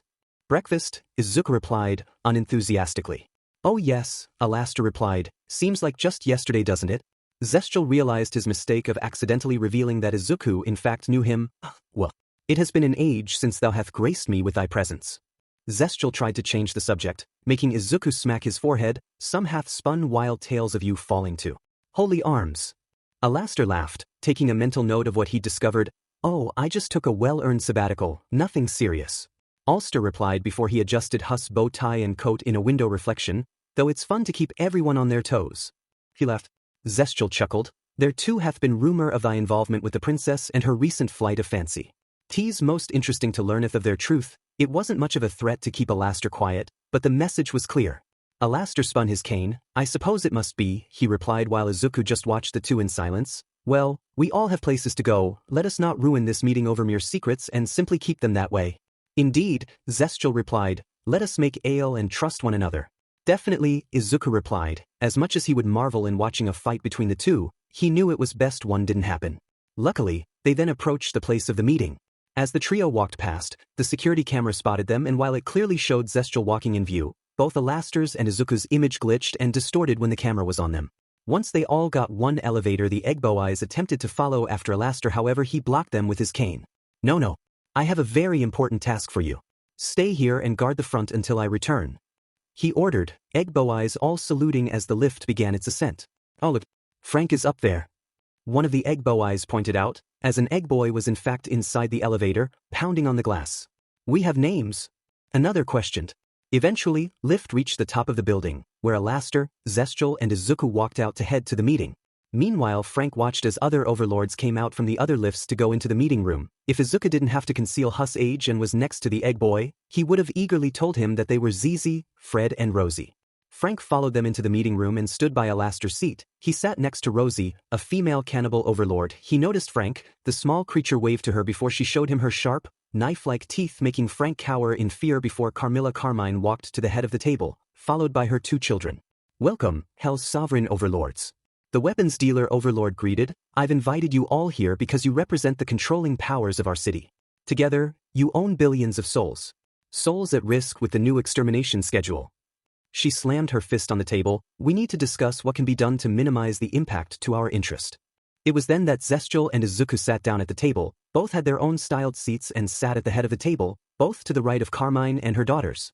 Zestial, Deku, so good to see you my friends, she greeted the duo, Izuku's name creating murmurs around the rest of the table. Zestial summoned a cup of tea and drank from it, enchanted as always, Carmilla. It's a good to see you again too, Izuku replied, his voice now distorted as he knew at least one if the V's would be here. Carmine then noticed the radio demon at the side of the table. Alaster? She questioned. Yes, I know I've been absent some time. Alaster replied, I'm sure you've all been wondering. Not really. Carmine replied, offending Alaster, but welcome back in any case. She clicked her fingers, summoning a clipboard. This year's extermination was brutal, far more even than years past. One of her daughters pressed a button on a remote, showing two graphs on the board behind their mother. We have assessed that about 16% of the population was lost. With the angelic legions now returning twice as quickly, I think it prudent we dash. She was interrupted as Velvet kicked open the door and walked in, on the phone. Yes, I've got it handled, Vox. Are you doubting me? Really? Me? She spoke into the phone, presumably to Vox. That's what I thought. They're all a joke. Vox Clearkey said something that annoyed her. Yes, I know, except for him. Yes, I will try to talk to him. We've gone over this 100 times, just chill your D-dash. It didn't even take his name to be used for Izuku to know who they were talking about, but he still didn't know why they were so keen to talk to him. Either way, Velvet's tone changed back to how it had been before. Thank you. See you soon. Kisses, darling. She hung up and sat at the opposite end to Carmilla. Nice of you to join us, Velvet. Carmilla gretted, frustrated although she hid it well. Will your colleagues be joining? No. They have better sheet to do than to listen to an old windbag who thinks she's tough sheet. Velvet replied, I'm here to represent. Charming. Camilla muttered. So, as I was saying, we need to discuss dash. She was stopped when Velvet shot her hand into the air. Yes? On the subject of discussion. Velvet began before taking out the severed head of an exorcist and chucking it onto the table. This made all Overlord apart from the three at the head of the table murmur with interest. Zestial's expression didn't change while Izuku looked like he had a lump in his throat. Carmilla briefly looked the same before calming herself. Oh, tasty. Alastair commented. Carmine narrowed her eyes. Where did you get this? We found it during Extermination Day. Velvet replied as she got up onto the table. If these holy rollers can be killed, the game has changed. We can take the fight to them. The boys and I have come up with a full assault plan dash. She was interrupted by the sound of Zestial intentionally sipping his tea aggressively to drown out her voice. If it be true thee and thy colleagues desire to war with such meager proof, thou art far more foolish than I bethought. Zestial replied, putting his tea down. Velvet scoffed, meager proof? It's a dead FNG exorcist. I'd say that's pretty FNG definitive. You going blind, old man? We know not how this perished. Mayhaps tea was not by a demon's hand at all. Zestial replied, if we rush to war without knowing, mightn't they purge all of hell for daring an uprising? His comment made the rest of the table murmur in agreement. Oh, I get it. Velvet replied, regaining her confidence. Grandpa is too PP to fight, so I guess there's no point, right? Hey! Izuku snapped, getting annoyed at her attitude. Before he could continue, Zestial placed a hand on his shoulder to stop him. Oh, and who are you supposed to be? The reject from the Chimney Sweep Association. She laughed, before noticing that everyone behind her at the table simply looked nervous, apart from Alastair of course. She took a better look at Izuku and realized who she was talking to. Oh, sheet, I mean. She realized she had no cover-up for what she just said and just went back to Zestial. Oh, what's the matter, fossil? Too senile to make a real power grab for dash. She was silenced once more, this time by Carmilla herself. You better show some respect. Check your behavior. No one speaks to Zestial that way.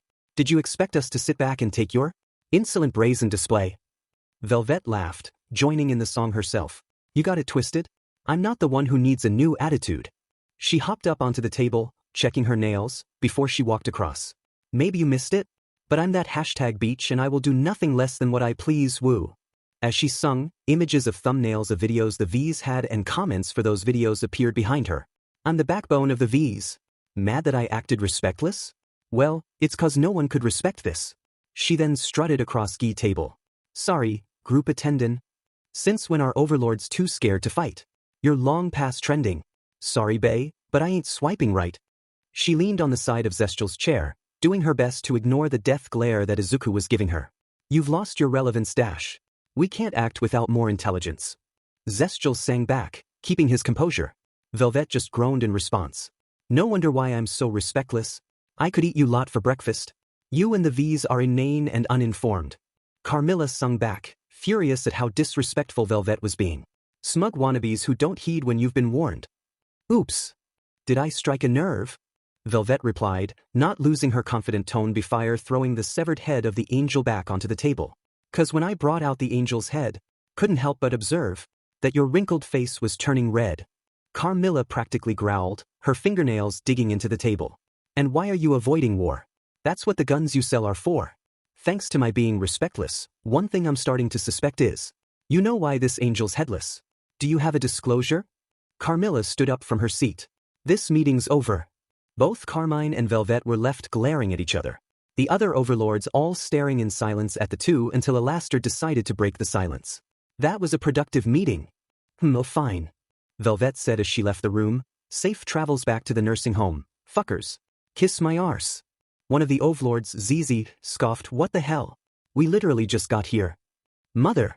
Odette questioned before the weapons dealer got up, followed by her daughters, Zestial and Izuku, and walked to another room while the rest of the overlords left through the same door they had arrived through.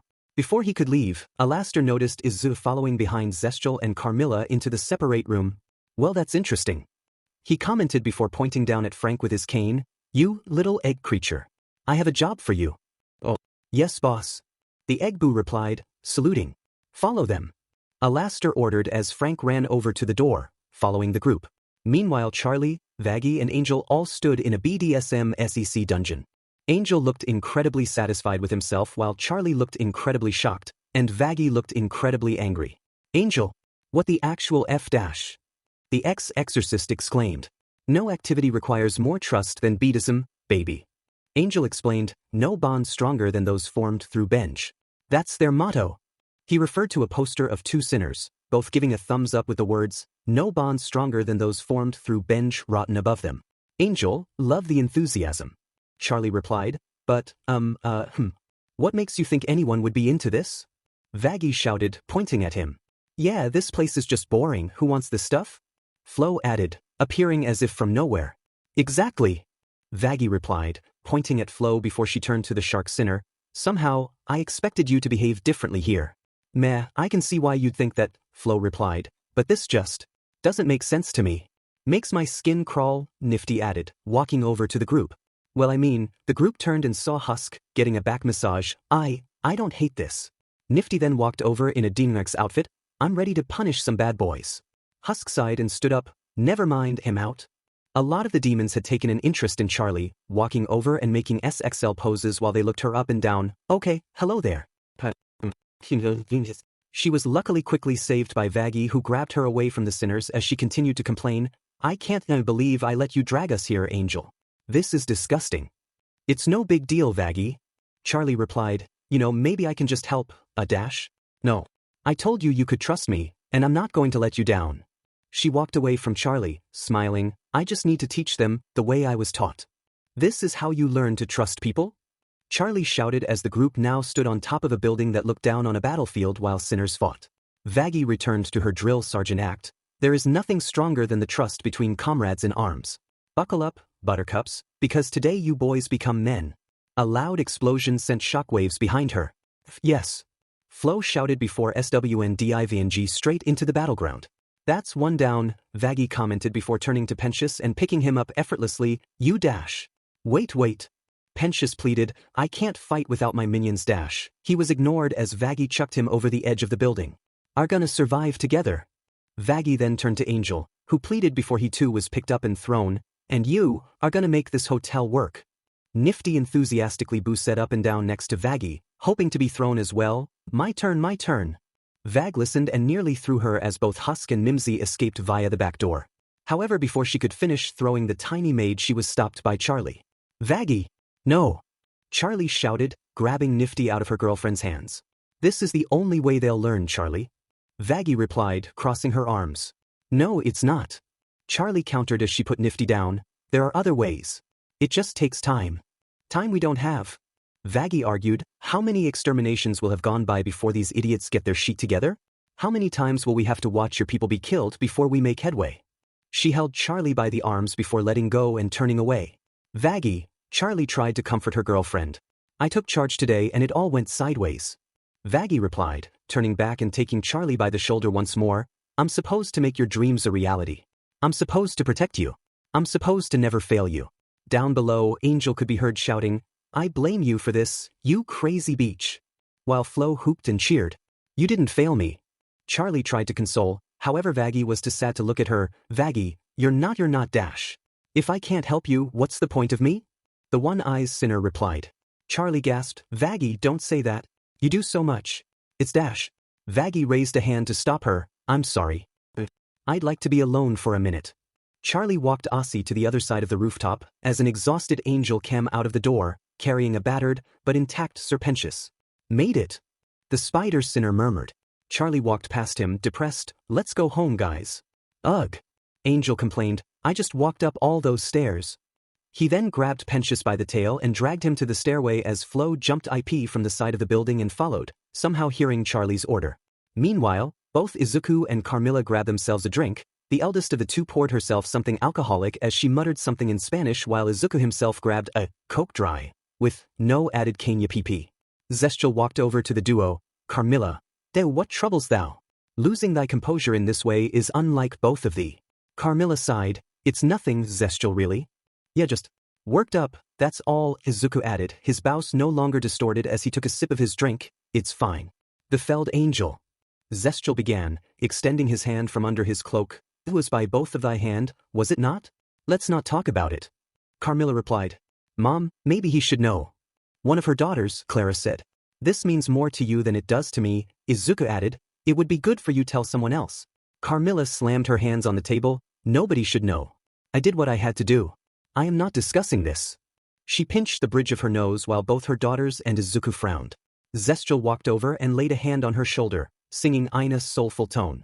What weighs on your soul, old friend? I implore you to share the load.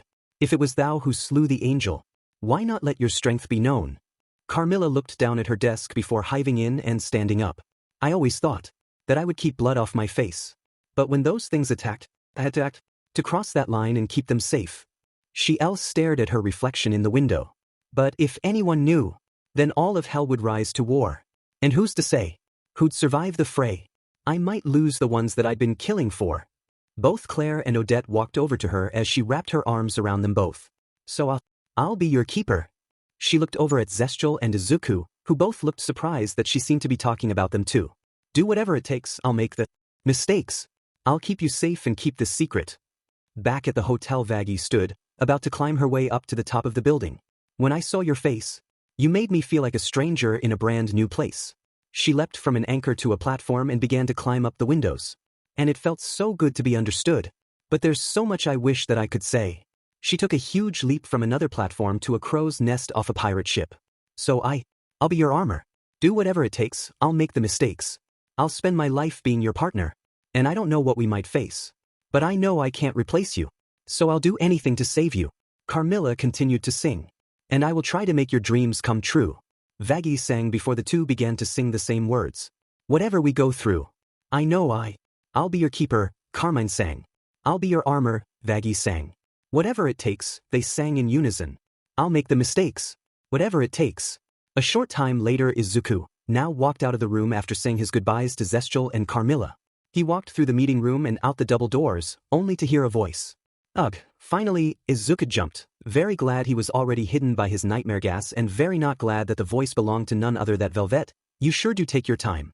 What I do? Take a quick wank sesh or something? Izuku growled. You again?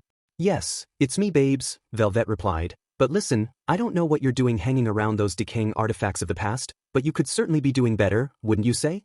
They're my friends, Izuku replied, friends I can actually see and aren't only held in my phone. He pointed down at the device that was still in Velvet's hand. Friends, Velvet replied, ignoring the jab from Izuku. If you're so blind that you can't see that you can't have more than one group of friends, I don't know how you've gotten this far. Excuse me? Izuku asked, raising an eyebrow. Velvet sighed. Wow, you're either so fucking humble you don't think, or... She contemplated her next words. She knew it wasn't smart to offend someone you're trying to recruit. You're not. But anyways, we at the V's would be delighted to talk to you. You can trust us. She handed him a small business card with the V's logo on the front and a phone number on the back written under their slogan, Trust Us. Izuku frowned but took the card. Listen, we don't care about how old you are, as long as you can deliver we're all for you joining. That sentence made Izuku look up from the card, shocked that Velvet knew his true age before his mind went back to Pentious arrival. Of course they knew. Velvet was already walking off, strutting as she pulled out her phone. Oh, and sorry for the spy, he wasn't prioritizing you, just an old friend. TV head gets off to, see ya babes.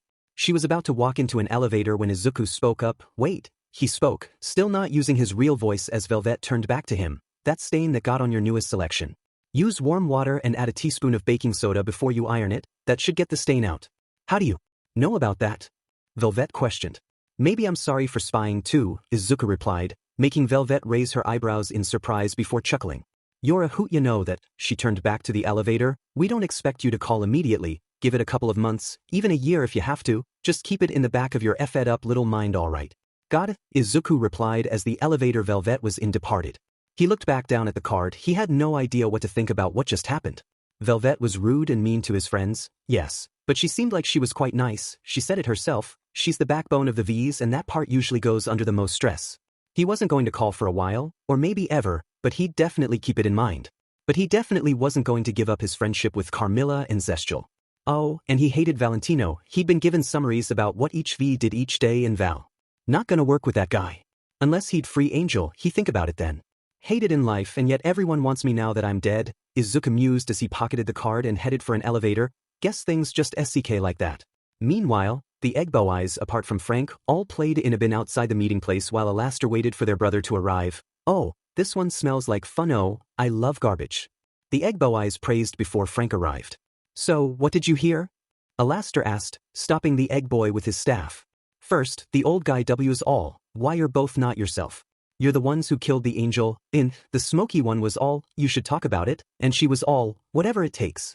And then what was that last thing? Alastair questioned. She killed the angel? Frank repeated. Interesting. Alastair commented, let's keep this between us. He then made an evil grin as he tried to intimidate the small creature. Shall we? Frank was unfazed however and simply saluted, you got it boss.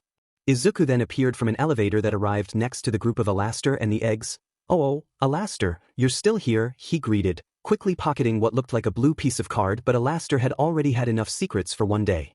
Of course, Alastair replied, I thought we could walk back to the hotel together. For the only two overlords who stay there we don't chat much, do we? I guess we don't, Izuku responded. Well, let's begin here. Alastair remarked, spinning his cane and outstretching a hand. We should make a mutual deal so we don't get in each other's way. Get in each other's way how? Izuku asked, raising an eyebrow at Alastair's boldness.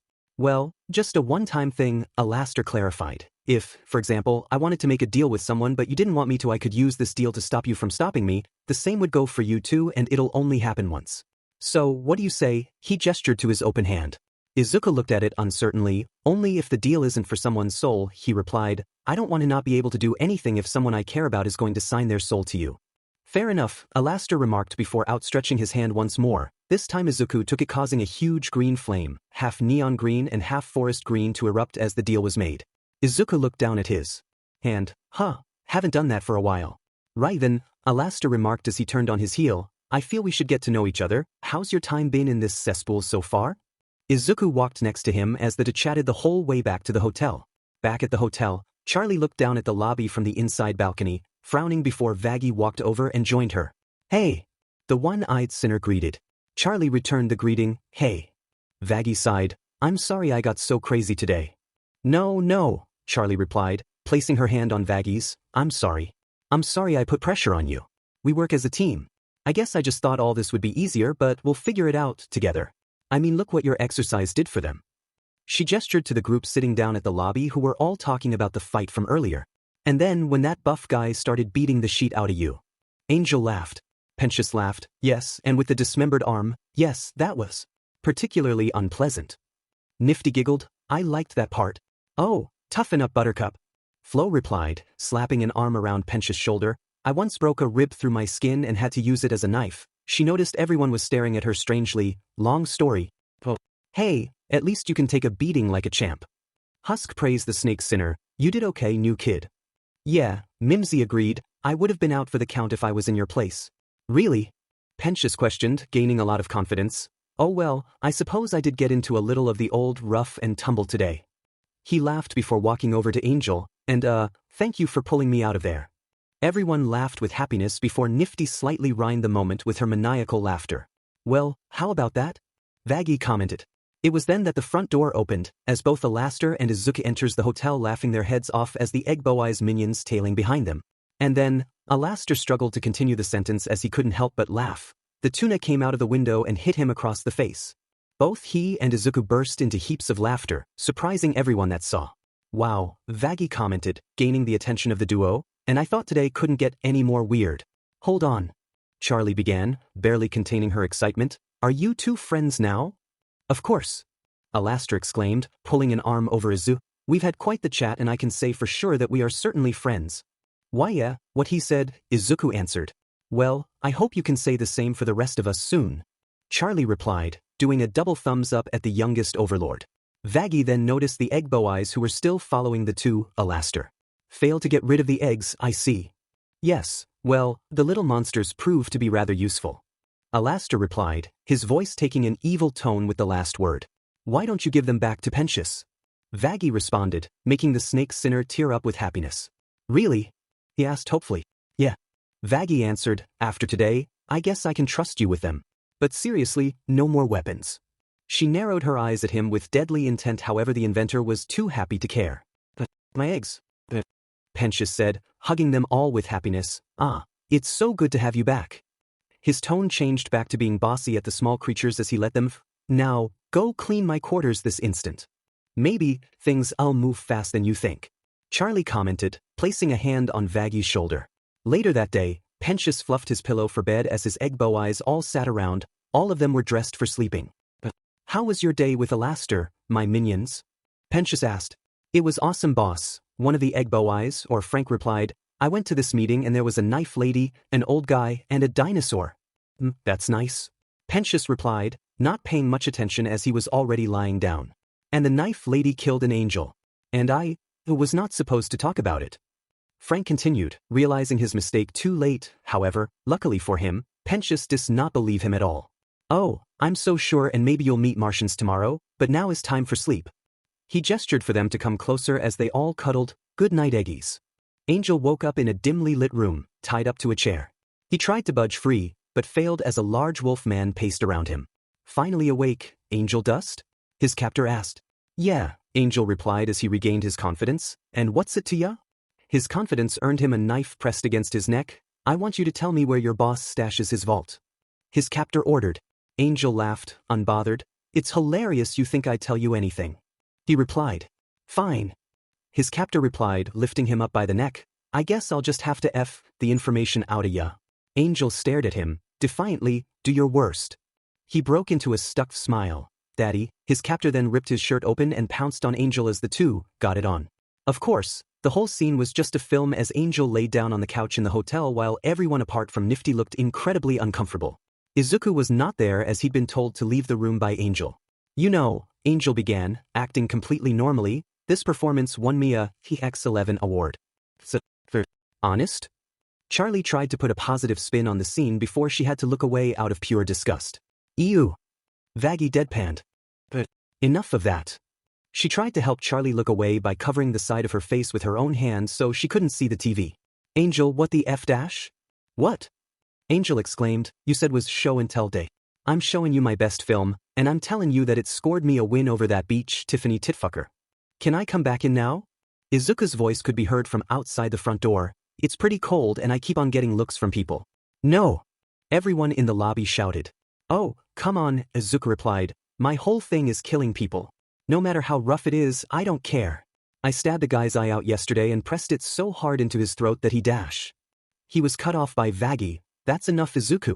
You can't come in here until I find out where the controls are to turn this off, and that's final. You know what? Izuku began. No. I'm not gonna listen. I'm 14, not stupid, and with all due respect there's not a lot any of you can do. Sheet. Angel cried, actually panicked as he looked around. Help me find the remote quickly, Vgna. Izuku then teleported into the room and looked at the TV. Everyone froze as they saw him until he broke the silence. That's it? God, you guys had my thinking it was something terrible. He gestured to the screen. I was hit harder than that in preschool. Although not there. How can people actually bend like that?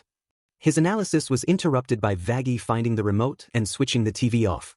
Everyone just looked at him, concerned apart from Nifty who just looked annoyed that the film was turned off. Meh, I'm gonna get a drink. He then walked over to the bar as Husk passed him a Coke Dry. The old bartender had already seen weirder than the scene that had just unfurled while Mimsy, who was sat at a bar stool, was still frozen in confusion. You know, it wasn't a very convincing interrogation scene, was it? The cat Sinner commented as he went back to shining a wine glass. Angel snapped out of his shock. Alright, dickhead. What makes you think you have any right to insult my work to my fucking face? You really gonna sit there and act like these scripts ain't hot garbage? Husk retorted as Izuku just sipped his drink at one of the bar stools. Angel gasped. That was classy art. He gestured to the blank TV while Nifty tried to get the controls off and annoyed Vaggie to turn it back on. That's bullshit. You get drunk and beach about them all the time. Husk argued back, walking over to the rest of the group, bottle in hand. Everyone likes to beach to the bartender. I know everything about you and these motherfuckers at this point. He pointed to Pentious. That one. That one is an insecure buffoon who's lonely but watches you idiots sleep. Pentious looked around nervously at the rest of the group, who stared at him either confused or angry. He then pointed at Flo. Bodyguard. She's been broken down so much in her past that she can't even remember anything before she got down her. Flo tilted her head in confusion as everyone just looked at her worriedly.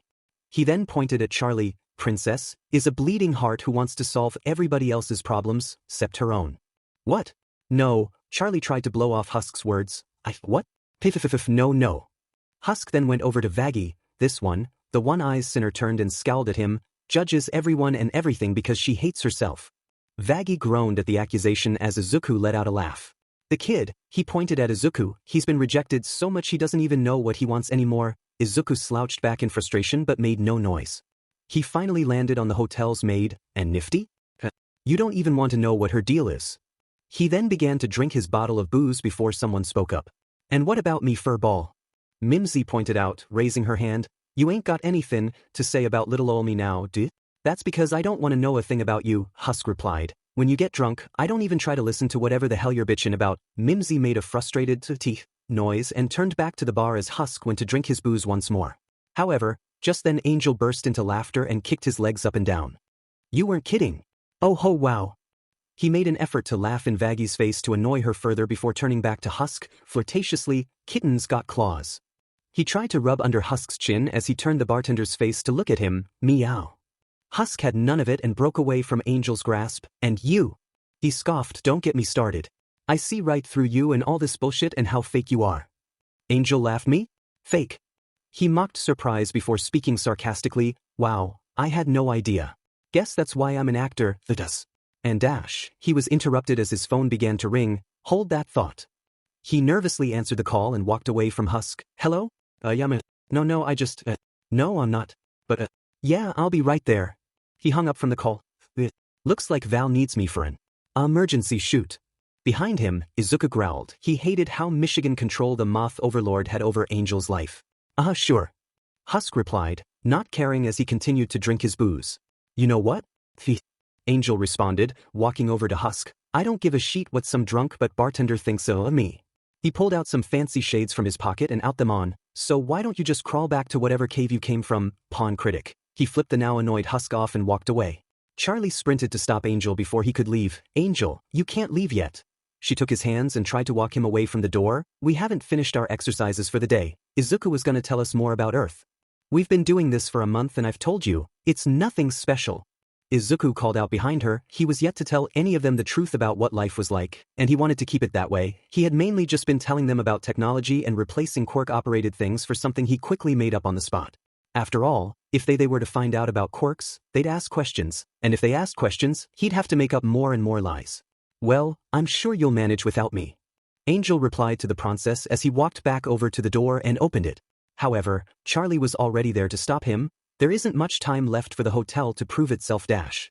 Angel places his bottom hands on his hips and waist while the Ines in top pinched the bridge of his nose as he groaned, trying to remain calm before he took off his shades and placed an arm on Charlie's shoulder. Dollface, it's my job. Angel replied, moving her aside so he could get to the door. I know you want to fix everything but unless you can fix my boss, there's nothing you can do. He slammed the door shut as he left. Charlie then leaned on the back of the door, frustrated she couldn't stop him. Why is this so hard? She complained, what am I doing wrong? Well, you're the princess of hell. Vaggy replied, consoling in her girlfriend. So? Charlie questioned. So, you don't really use the power that comes with that, Vaggy replied, which I love about you, but maybe you can. I don't know, command a little more. Authority? But that's so mean. Charlie whined. It's not mean exactly. Vaggy corrected. It's aggressive kindness. I could be so aggressively kind to Angel's boss that I convince him to let Angel spend more time at the hotel. Charlie decided before Izuku ran over to the duo. Hey, he began, nervously, maybe you could not do that. And why not? Vaggy retorted, frowning at him. Don't you want Angel to spend more time at the hotel? Oh, of course I do. He replied, Angel's boss, I knew people like him. Don't listen to reason. Trying to boss him around? I'm sorry, but I doubt that even if God himself kicked down his door and tried to stop him, he wouldn't listen. Oh, come on, Izu, Charlie replied, punching his shoulder lightly. I doubt he could be that bad. I'll just ask him nicely. WL. Izuku thought things over before sighing. He knew he couldn't stop her no matter what he said. Just be careful, okay? Will do. Charlie replied before skipping out of the hotel. Izuku watched and flexed his hand at his side. Vaggy noticed how nervous Izuku was. Good. She asked, you seem kinda nervous? Huh. Izuku snapped back out of whatever trance he was in. Oh, yeah, I'm fine. Everything's good. He then turned away from her and sprinted up the stairs to his room. He didn't even turn on the lights once he entered. He had to be watching for when Charlie arrived, and even though Angel was yet to get there, he knew it was too risky to not be paying attention. He ran over to his computer and switched all cameras to the set that was currently being put up. He had to at least supervise over Charlie to prevent her from getting herself or Angel hurt. A while later Angel was on set as they began filming. Oh, Daddy He cried, lying down on a magenta mattress before forgetting what he would say next.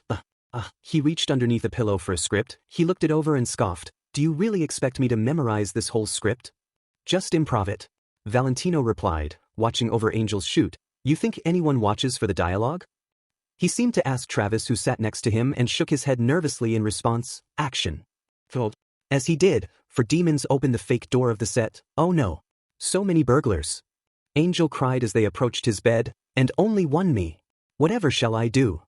He took one last look at the script. I guess I'll have to do all of you. A demon then grabbed and punned him to the bed. Oh, so what are you gonna do to me? However, before the demon could do anything to him, Chatlai entered the room, shocking Angel. Charlie? My name's Rocky. The demon pinning him down replied. Angel shoved him off from on top of him. No one gives a sheet. Oh, so this is where the magic happens. Charlie commented before bumping into multiple Aesirs in the process of doing lewd things. Oh, wow, that is dash, she commented at one Hellhound actress who was wearing no clothes before she bumped into a male bull demon who was being covered in oil. That is a lot. What in the ever-loving F are you doing here? Angel cried, grabbing her by the arms. I am the Princess of Hell, Angel, and I go where I please. Charlie replied in a posh British accent, whispering to Angel, I'm here to get you some time off for the hotel. Now, where's your boss? She tried to walk away from him, however Angel grabbed her by the arm to pull her away. Oh no. You are going nowhere near Val dash. Before he could continue his plea, he was interrupted by the Val in question. Angel. The Moth Overlord shouted, what is the effing hold up? I'm coming. Angel shouted back at him. Not off camera, you're not. Val shouted back at him as Angel gently pushed Charlie to the door, clearly panicked. Please, just wait until I'm done working and we will talk about this, I promise. But first, you've got to go dash, he spoke quickly, trying to get her out of there fast, but he was too late. Your Majesty.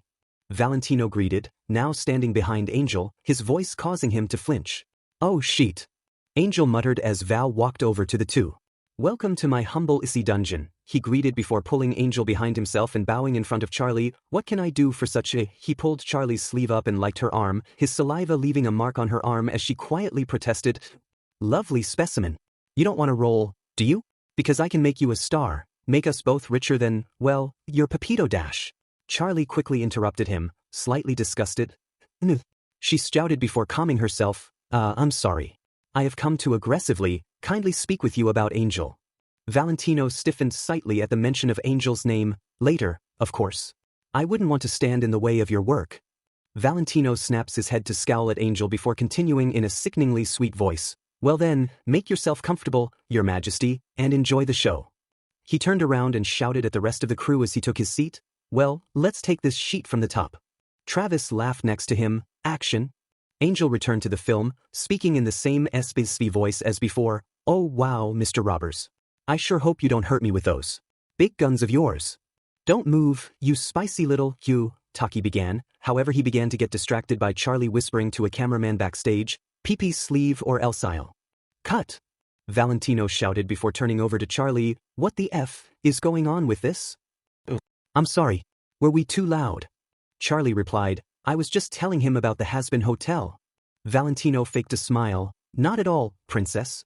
He clenched his teeth as he turned to Angel, clearly furious, it doesn't bother me one bit. You know, this scene feels awfully violent. Charlie spoke to Val, if you want help with the script, maybe I can pitch some scenarios that are more whole dash. She then tripped on a cable which crackled with electricity. Okay. Okay. She tried to fix her mistake, however it quickly caught on fire. That's on fire. That's on fire. Oh shit. Angel murmured as Charlie tried to stop the fire. He looked at Val and noticed the Overlord glaring at him with pure anger before his cloak opened, revealing it was in fact a pair of moth wings, which he used to blow the fire away. Valentino began to walk over to Charlie, however he was interrupted as some of the smoke from the fire began to turn a dark green as Izuku appeared in front of the princess, covered in his nightmare gas. Izuku, Charlie whispered in his ear, confused at where he came from. Don't say my name, Izuku whispered back, half looking behind himself at her. Just let me do the talking, I got this. Who the F is it this time? Val snarled, before noticing the figure in the smoke and changing his tone. Oh, Deku didn't expect to see you here. He forced himself into a cheery tone, although the annoyance in his voice could still be heard. What are you doing here? I'm only here to bring Charlie back to the hotel, Izuku replied. I also thought I should He gritted his teeth, apologized for her behavior. I tried to explain to her all of the reasons she shouldn't come here but she didn't listen. He bowed, knowing he had no choice in the situation. We'll be taking our leave now. He turned to Charlie. Come on, we need to get out of here. But Angel dash. Charlie tried to reply, however Izuku interrupted her. There's nothing we can do for him, Izuku replied, whispering in a hushed tone. He's under contract. Oh, it's nothing I haven't dealt with before, Valentino replied. People tend to get clingy with their friends and that's good, just as long as you both remember that. His tone became menacing, reminding them both that out of the three of them he was the strongest, both in popularity and in abilities. Even if Charlie had more raw power, he was far more experienced and had more people on his side. Mine. Of course, Izuku replied, hating that he was powerless in this situation. We best head back to the hotel. Sorry for everything. Izuku turned back to Charlie and guided her out of the studio, not before giving Angel an apologetic look. The spider sinner gave an understanding look back at him. Izuku last saw Val walk over to Angel and drag him into his dressing room before the door was slammed shut in his face by a guard. As it was shut, he hit his head against it in frustration. He hadn't been able to stop Val in the end. Just like no one had been able to stop Kakin. Charlie noticed how sad he looked. Are you okay? Yeah, I'm fine, Izuku replied. Let's just get back to the hotel. Charlie looked like she wanted to talk more but Izuku swiftly walked past her. He didn't want to talk about it. And he didn't want Angel to make the same mistake he did. Viewer discretion warning, dressing room scene. Valentino slammed the door to Angel's dressing room as they both walked in. Val, I didn't know that dash. Angel tried to protest, however Val growled before he smacked the poor man in the face, giving Angel a black eye.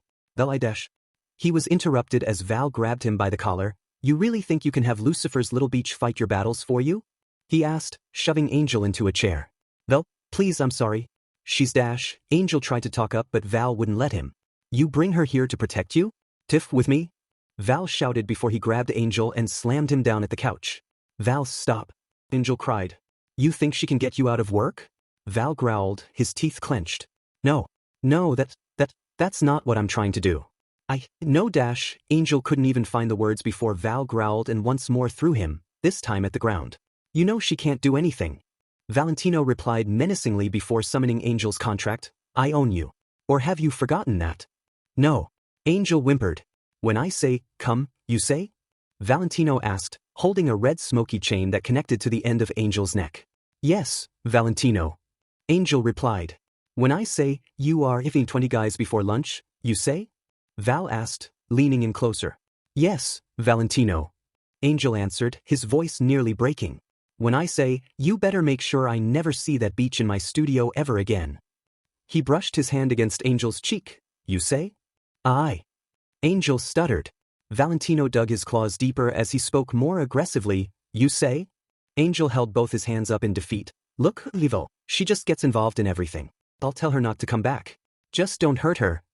I have killed beaches for less than this attitude you're giving me. Val growled as he threw Angel to the ground. You're lucky you make me money. Now, you're going to make sure she never comes back, but first you are filming all night. Get me? Yes, Val. Angel whimpered in defeat. Valentino smiled. Good. Valentino then grabbed him by his robe and forced him out of his dressing room, smashing the mirror with how aggressive he was as the door closed. End of viewer discretion warning, dressing room scene. Meanwhile, both Charlie and Izuku walked back to the hotel, the latter walking at a quicker pace as he watched the ground, clearly upset as he hadn't even bothered to cover himself in gas. Charlie walked beside him, not sure about what to say or do until he spoke first. I'm sorry, he muttered. What? Charlie replied, why are you sorry? You tried to warn me, you dash. Izuku raised a hand to stop her. I should have gotten there earlier. I should have pulled you out the second he liked your arm. How did you know that? Charlie replied, come to think of it. How did you even know that the fire had started? Back when Pensius was trying to spy on us 2 months ago, I grabbed the camera he was setting up. Izuku began. I had a theory that Vox himself has a unique electrical signal that nullifies as it gets further and further away from him. That camera was relatively fresh from being created by Vox himself, so I managed to catch on to that signal. I was watching from the security cameras, but I shouldn't have taken so long. He groaned and hit himself multiple times in the face. God, I'm so stupid. You're not stupid, Charlie replied gently. I was. I should have listened to you. You know more about this Overlord stuff than I do. Izuku looked up at the sky, still sad. I still should have been better. He replied before turning into smoke to speed up going to the hotel, leaving Charlie behind. Val stormed back into the studio, manhandling Angel. All right. He shouted, throwing Angel back at the bed. Get your buttes back on set, and we are taking this from the top. He ordered the rest of the actors before he sat back in his chair next to Travis, smiling smugly at his victory. Action. Viewer discretion warning, song Poison. Angel sat on the bed, getting makeup done to cover up his black eye. I'm not above a love to cash in. Another lover underneath those flashing lights. Another one of those ruthless nights. Yeah. Angel was then grabbed by the throat by the 4 actors. Before he was dancing by a pole, now performing for another film. I should have guessed that this would happen. I should have known it when I looked in your red-hot eyes. He got on his knees in front of a demon, looking over at Val, who just smiled evilly and winked at him, before he began to film a different scene. Spewing all your red-hot lies. Yeah. Red smoke from Val surrounded him. What's the worst part of this hell? I can only blame myself. Later Angel danced with Valentino, bound by his smoke chains. 'Cause I know you're poison. You're feeding me poison. Addicted to this feeling, I can't help but swallow up your poison. I made my choice and Val threw him into a room with 2 other sinners. Every night I'm living like there's no tomorrow. He began to take drags via a rolled-up dollar bill as images of him later having AC with Val raced in his mind. Oh, any way you want me, baby. That's the way you got me, I'll be yours. He looked up from the bed at Valentino's demonic silhouette. My story's gonna end with me dead from your poison. Later, Angel was being fitted into BDSM gear before Val walked over to him, smoking a cigarette. I got so good at being untrue. I got so good at telling you what you want to hear. Val blew red smoke into Angel's face, making him go dizzy as a BLNDFLD was put over his eyes. I disappear. Yeah. More gear was fitted to him before the film started to roll and he was roughly pulled over to another actor's crotch. So far beyond difficult to resist another gulp. Angel then danced in front of 2 blue screens, both showing his terrible treatment during his films. Yeah, I know it's poison. You're feeding me poison. I'm choking from the taste and I can't help but swallow up your poison. I made my choice and scenes he'd done earlier flashed through his mind. Every night I'm wasted like there's no tomorrow. Oh, any way you want me, baby. That's the way you got me, I'll be yours. Valentino then approached him as Angel tried to rub away, however was manhandled offset. My story's gonna end with me dead from your poison. Angel ran into his room, locking the door behind him as he ran to the balcony where he saw Val talking to Vox. The duo looked up at him and smiled before Vox left. Poison, I'm drowning in poison. I'm filling up my glass but it's always hollow. Full of poison, I'm sick of the poison. Wish I had something to live for tomorrow. Angel collapsed as he began to cry on the floor of his room. End of viewer discretion warning, song Poison. Izuku arrived in his room. He looked over at his still-running computer, showing a now empty studio with slight traces of blood on the floor and bed.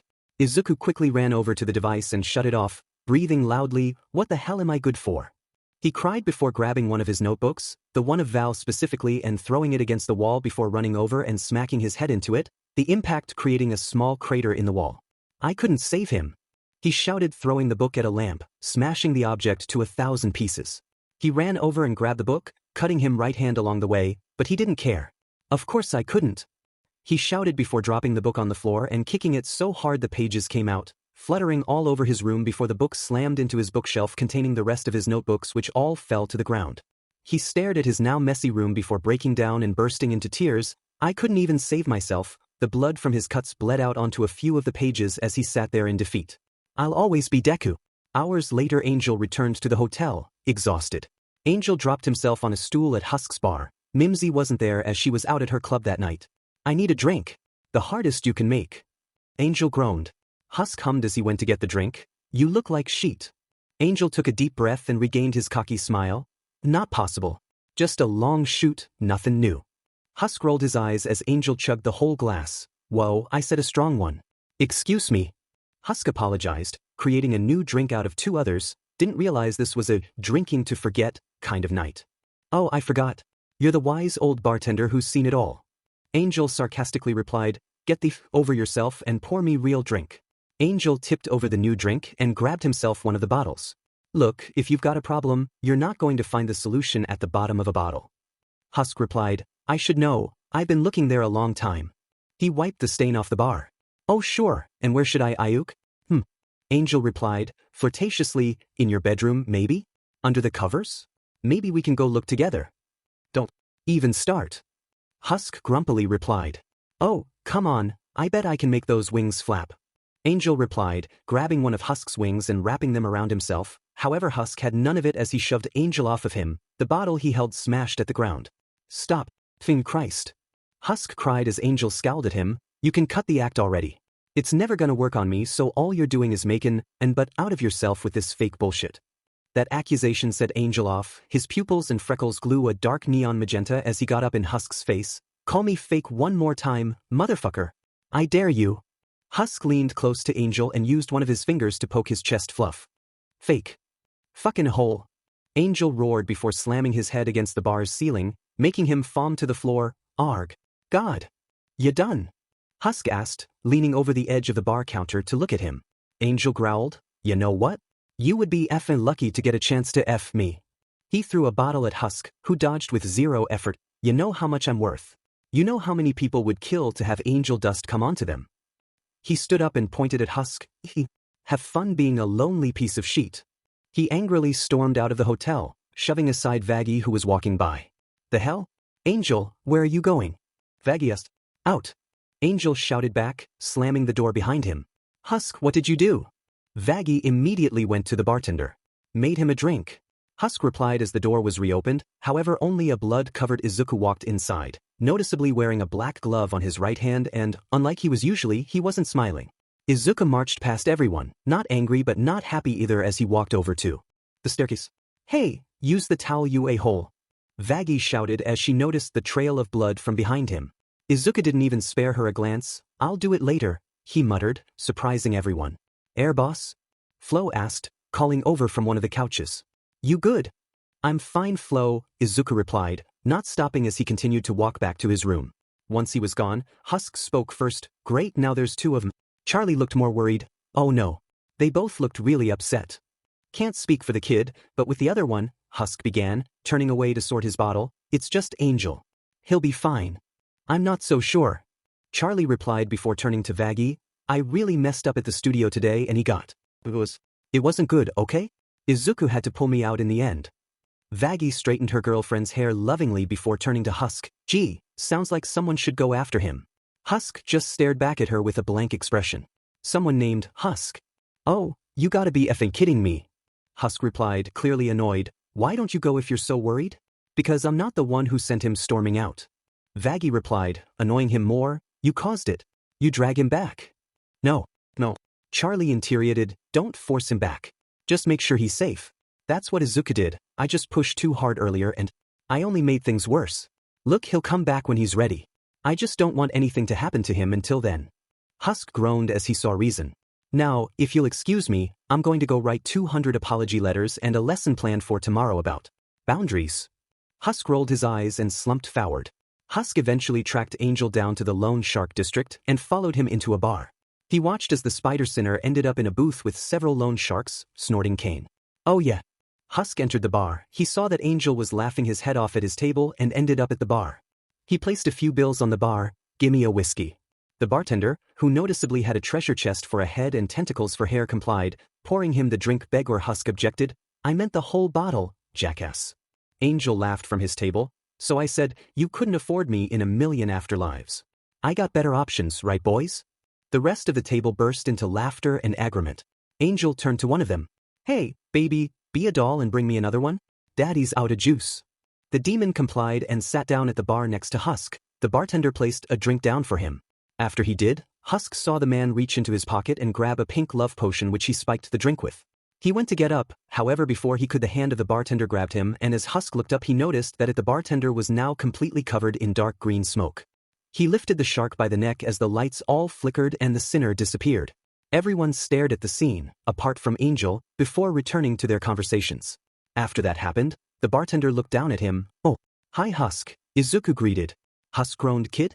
What the hell are you doing down there? Izuku sighed, I'm just here to keep an eye on Angel. I found out he goes to this bar all the time. The loan sharks are technically all under my command, so. Husk hummed, you're a good kid, you know that. Izuku let out a low sigh as he slouched on the counter. I doubt that. Husk was about to say something, however Izuku spoke before he could, seeing an opportunity. Would you mind getting Angel away from these guys? They're some of the scummiest under my control. Husk raised an eyebrow. Why can't you just do that disappearing trick with them?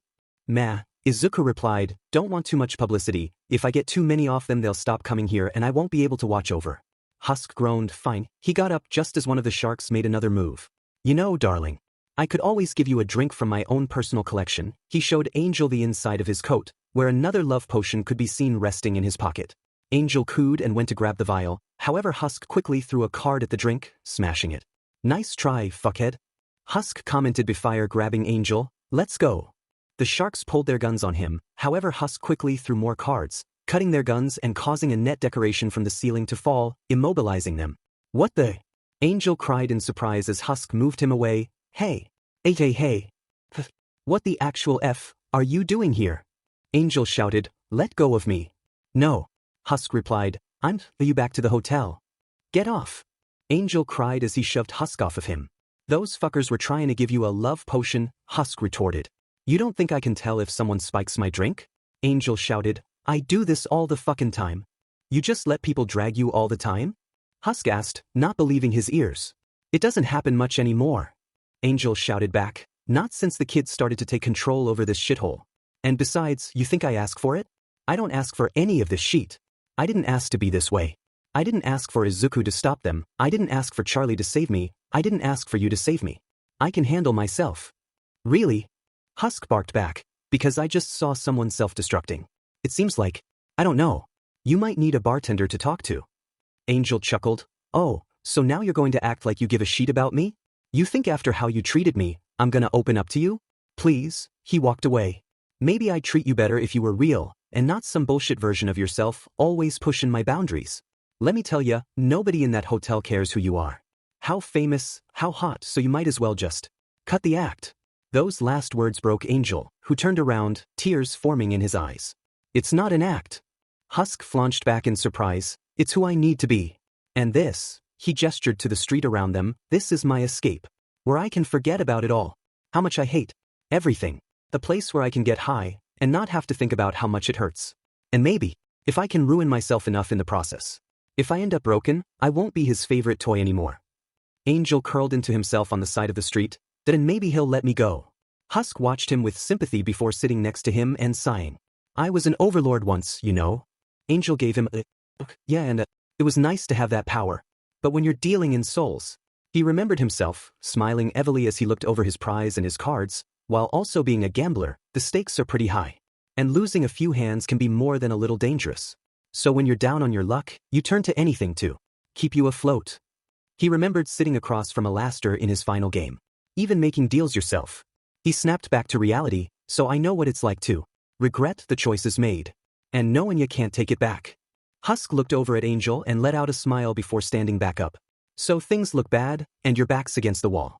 Your whole existence seems fucking hopeless. He circled Angel, stepping in a puddle in front of him before he held out an umbrella to stop someone from accidentally throwing up on him. You're feeling filthy as a dive bar bathroom stall. Can't face the world sober and dopeless. You've lost your way, you think your life is wrecked. Well, let me just say you're correct. That line confused Angel, who perked up upon hearing it. Wait, what's? You're a loser, baby. A loser, goddamn baby. You're a fed up little whiny beach. As Husk sang, Angel got more and more offended. Hey. You're a loser, just like me. Thanks, a-hole. Angel slipped him off as he continued to sing. You're a screws loose boozer. And only 1-star reviews. You're a power bottom at rock bottom. But you got company. This supposed to make me feel better? Angel asked, annoyed. There was a time I thought no one could relate to the gruesome ways in which I'm damaged. He leant against a window before smashing it with his umbrella, an explosion happening as he did. But letting walls down, it can sometimes set you straight. We're all living in the same sheet sandwich. I sold my soul to a psychopathic freak. Angel joined in the song, although not as enthusiastically. And you think that makes you unique? Get out of here, man. He held Angel by his hands and danced with him. We're both losers, baby. We're losers, it's okay to be a dash. Coked up, suckin' hoe? Angel finished, confused. Baby, that's fine by me. Husk replied as Angel became more confident. I'm a loser, honey. A schmoozer and a dummy. But at least I know I'm not alone. Husk walked up to him, smiling. You're a loser dash. Just like me. They sang together. I got an appetite for gambling. I got an appetite for sampling every Dragon TC toy I can find. Angel continued as they took turns singing. Go ahead, baby, sing that song, come on. I got no holes left to deflower. I sold my soul just to keep my power. Now I'm on that demon's leash. I'm trapped and it gets worse with every hour. They sang in unison. You're a loser, baby. Angel sang as Husk pulled the umbrella above their heads. A loser, but just maybe if we... Husk replied before they sang together. Eat sheet together, things will end up differently. It's time to lose your self-loathing. Excuse yourself, let hope in, baby. Play your card, be who you are. Husk sang before they found themselves back to back, singing together. A loser just like Dash. Before they could finish, the lone sharks burst out of the bar, all very annoyed. There he is. One of Thren shouted, there if he's singing. Get him. They all began to shoot with reckless abandon at the duo who hid behind a car. Oh shit. Stay down. I'll deal with this. Husk told the spider sinner before jumping up on the car and taking each demon on effortlessly until one of them got onto his back. Angel quickly fired at the shark. Eat lead, sucka. He held a hand out to Husk. I told ya. I can handle myself, baby. The duo attacked the sharks, killing them all. Husk groaned as he turned back to Angel happily. Well, that was something I didn't expect to see. Like I said, you don't know me. Angel replied, pushing up his hair. It ain't the only thing I'm good at. Good to know, Husk replied, 'cause this guy ain't that bad. The two walked off back to the hotel, neither of them noticing Izuku, who had seen the entire thing and was smiling. He'll be fine, he told himself before turning to smoke and disappearing. Husk and Angel re-entered the hotel, laughing together. He had like 3 bills, and it took him 30 minutes to count them. His eyes are so sheet. Husk laughed, and this is the guy you gotta take orders from? I know. What a fingy joke, right? Angel replied as the two walked past a smiling Izuku who was on the floor having been forced to clean up his bloodstained trail from earlier. As they entered the lobby, Charlie ran over and wrapped Angel in a big hug. I'm so sorry, Angel. She apologized. I promise I won't ever dash. Charlie, it's fine. I get it. Angel interrupted. Thanks. For caring about me. Charlie wept tears of joy before Angel picked her up and passed her to Vaggie. I think this is yours. Okay, Missy, let's get you to bed. Vaggie lovingly said to Charlie, holding her up with no effort. Charlie was still blubbering. He said he forgave me. It's so beautiful, Vaggie. Hey, how about that drink? Pusses. You read my mind. Angel replied as the two headed back for the bar. Izuku watched the pair and got an idea, finishing up his cleaning duties and heading for his room once more. He'd already cleaned the space since earlier and booted up his screen to Val's room, the Moth Overlord wrapped up in his wing cloak while he slept under plush magenta sheets. Izuku knew he couldn't take Val's soul. The Overlord was far too powerful to be able to fall to him unless it was intentional. But Izuku still knew a good way to hurt him. He'd perfected a version of his nightmare gas that gave the user their worst nightmare without taking their soul and without any tell it was him. It was a clear gas with no smell. Izuku unleashed the invisible smoke from his body and into the electronics in Val's room and watched as the Overlord began to stir in his sleep. He recorded the scene to show Angel in the future. He'd be sure to enjoy watching. It wasn't much of a revenge, but it still felt pretty DMN good. Kaken, look over here. A small boy who looked to be about 3 years old with curly green hair and the brightest smile exclaimed, calling over to his friend from their chatting mothers who walked behind the duo. What is it, Izuku? The other boy asked. He had spiky, ash blonde hair and was the same age as his friend. They have an All Might action figure in this store. The green-haired boy, Izuku, exclaimed, pointing down the street. They do. The spiky-haired boy, promptly called Kaken, replied, excitedly. Yeah, it's got his Sliver Age costume. Izuku continued. Really, let me see. Kaken exclaimed, running over to the store to look at a figure of a buff man in a red and blue costume and blonde hair. The two stood in awe at the sight of the toy before Izuku spoke. Do you think that when we grow up we'll be as strong as All Might? He asked, breaking his gaze from the two to his friend. Well, duh, of course we will. Kaken replied, once I get my quirk I'll be able to beat All Might into the ground with no effort. Izuku frowned as he looked back at the toy, but All Might's the strongest. How could we beat him? Because I'll be the best hero of all time. Kaken explained, speak for yourself. If you're too weak to take him on, you'll just have to be my sidekick. Kaken, come on, that's mean. Izuku complained before looking back at his friend. However, his friend didn't look the same anymore. He was beginning to grow, slowly yet surely as he began to become coated in darkness. You think I care? The boy asked, his voice sounding like a mix of his own voice and a more mature and angry version of it. Kaken? Why do you sound like that?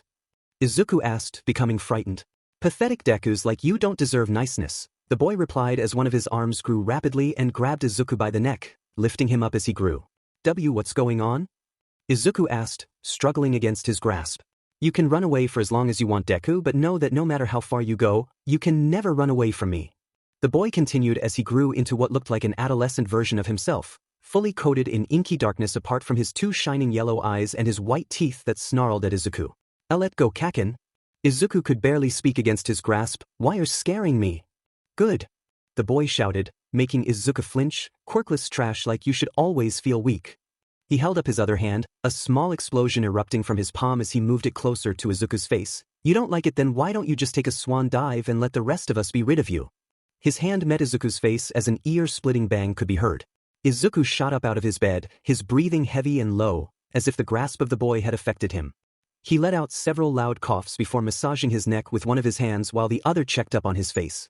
"Just another nightmare, Izu," he muttered to himself once he finished checking his face for burns. "It wasn't real, just breathe.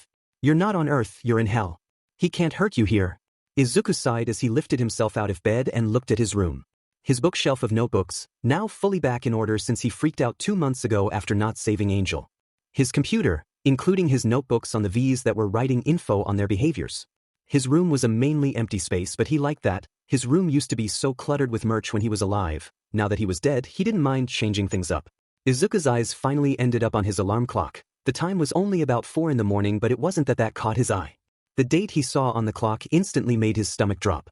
No, Izuku groaned, picking up the device to see if he had seen wrong, but, unfortunately for him, he hadn't.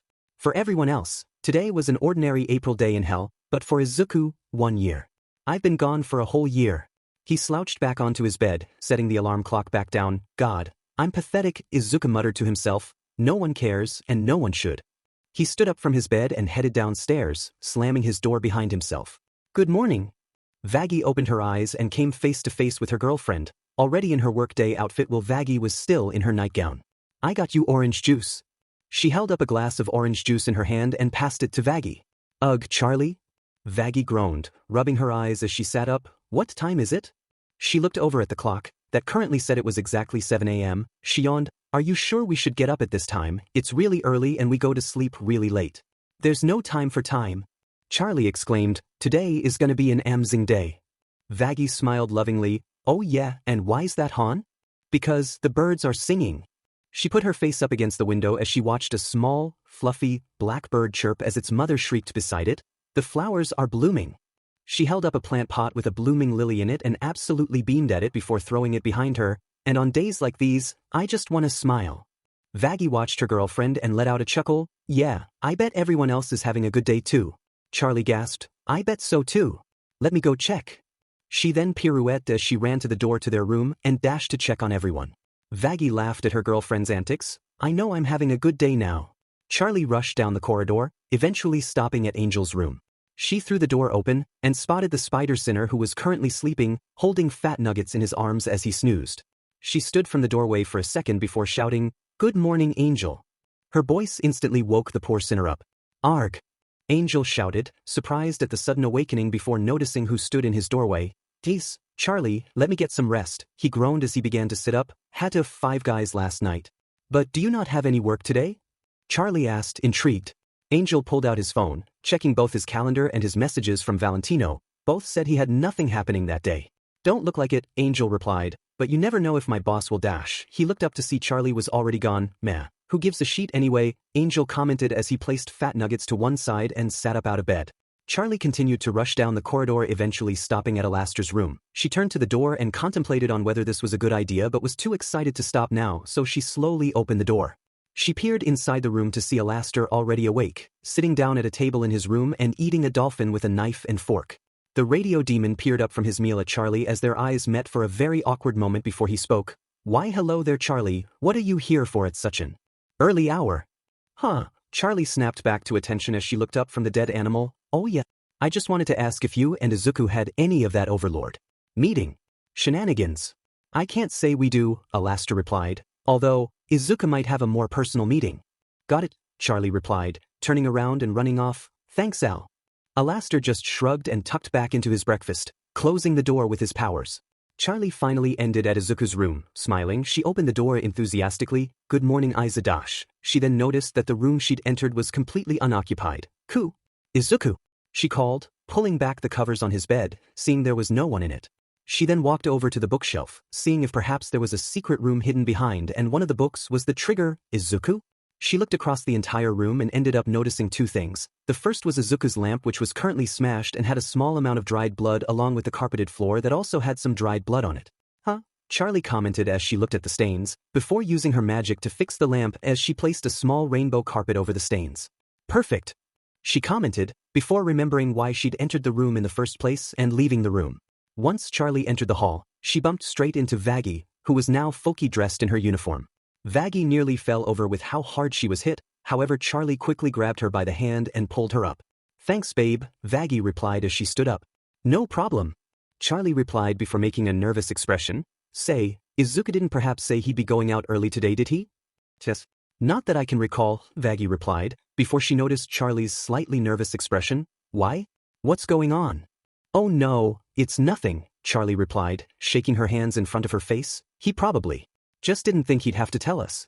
Charlie's smile returned. Yep, that must be it. Or, Vaggie began, he could just be downstairs. Oh, Charlie realized her mistake. Yeah, that makes a lot more sense.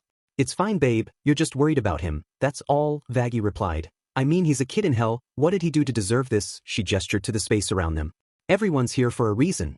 I guess you're right, Charlie replied. He hasn't said any dodgy stuff about Earth either. Heck, there's not a lot of differences from what I was told by everyone else. Vaggie hummed. Yeah, that is weird. You think he's hiding something? Probably not, Charlie replied. Maybe. He just doesn't want to say. She then quickly turned around. But let's go check on him. She quickly sprinted down the corridor to the lobby as Vaggie called her, Charlie. She shouted, making Charlie stop and look at her. Just be careful. Charlie gave her a thumbs up before turning the corner. Charlie arrived in the lobby and looked around. The only person she could see was Husk, who was cleaning an empty glass in the hotel's bar. Charlie sped over to the grouchy cat sinner. Husk. Husk sighed as he looked up at Charlie. What is it? He asked, putting the glass down and crossing his arms. Oh, I was just wondering. She spun a glass around with one of her finger until she nearly dropped it. She quickly placed the glass back on the counter. If you had maybe seen where Izuku is? The kid? Husk questioned, before pointing over to one of the couches that Izuku was lying on. He's right over there. See if you can cheer him up. Cheer him up? Charlie repeated. What's going on?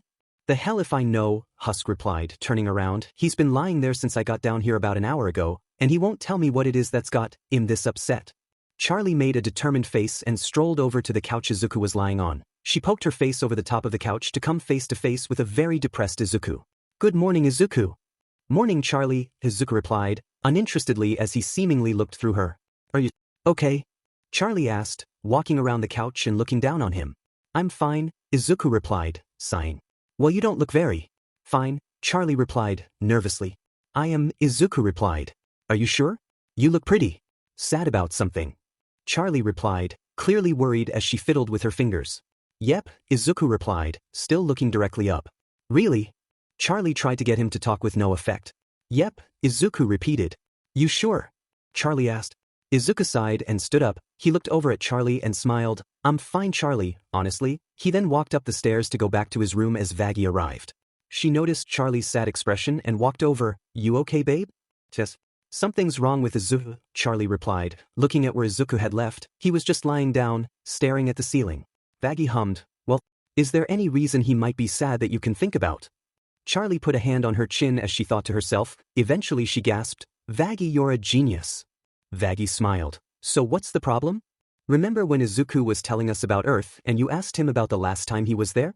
Charlie asked. Vaggie frowned. Yeah, he said it was sometime last April. Today's Izuku's death day. Charlie finished. That's why he's so sad, she gasped. We should throw him a party. A party? Vaggie questioned. You sure that's a good idea, babe? Today must be quite a lot for him. And what's the best way to cheer someone up? She gestured for Vaggie to finish her sentence. A party, Vaggie finished, half-heartedly. But, are you sure it's the best idea for the anniversary of someone's death? Why not? Charlie asked. Imagine how happy he'll be when we throw him the best party he's ever had. Fine, Vaggie gave in, sighing as Charlie squealed with glee and hugged her. Just then the rest of the hotel, apart from Alastair, arrived. Guys. Charlie called to the group as they turned away from their conversations to look at her. For today's activity, we are going to be organizing a party. A party? Angel questioned, crossing his arms. Why the hell are we doing that? He was quickly shoved aside by Mimsy. Who gives a shit, she commented before looking directly at Charlie. Darlin', you have got to let me organize this thing. I tell ya I am the best at parties. Fine, Mimsy's in charge, you'll all be listening to her, Vaggie replied, hands on her hips. We don't even know who the party's for, Angel exclaimed. It's for Izuku, Vaggie explained. Today's the year anniversary of his death. Hang on, we're doing a death day party? Angel questioned, what the F is this? A cartoon? Everyone looked to the side for just a second, for a unknown reason. Oh, I've done a ton of these things, Mimsy replied, and they're always incredible. Folks are always sad on these days and a party is the best cure. See, Charlie looked over at Vaggie, her point proven, before looking down at Mimsy, so you have this all under control. Right? Of course, darling, I can get this done easily, Mimsy replied, one hand on her hip. Hang on, what are you two doing? Angel asked, still finding this ridiculous. We're getting him a present. Charlie exclaimed. We are? Vaggie asked, turning to her girlfriend. Where are we getting it from? He's an overlord, whatever he wants down here he could probably get himself. Charlie hummed in thought, down here, she muttered in though before gasping with an idea, what if we don't get him something down here? What? Vaggie raised an eyebrow in confusion. Sorry, what I mean is, Charlie began, what if we go to Earth and get him a present from his old house? Can you do that? Vaggie asked. Probably, Charlie replied. Dad could do it so I don't see why I can't. Right then, we'll leave you guys to it then, Vaggie told the group who were already being bossed around by Mimsy. See ya dolls. Mimsy waved to the duo as Charlie opened a portal that led into an alleyway in front of herself and Vaggie. You ready, babe? Charlie asked, turning to Vaggie. Vaggie smiled at her, of course, before they both walked through the portal, leaving the rest of the hotel. So, everyone got their roles? Mimsy asked, finishing her talk with the group. How the F were any of us supposed to hear ya? Husk exclaimed. The rest of the group nodded in agreement. Yeah, Angel agreed. You just spoke at 100 times speed. Ugh, Mimsy complained. Fine, I'll talk you through them. She pointed at Nifty. Nift is on pickin' duty. Nifty giggled maniacally as Mimsy turned to Pentious. You and ya egg things are on decoration. The snake sinner saluted as she turned to Flo. You have to make sure Izuku doesn't leave his room before we're done. Flo pumped her fist as she finally turned to Angel, your moral support. Excuse me?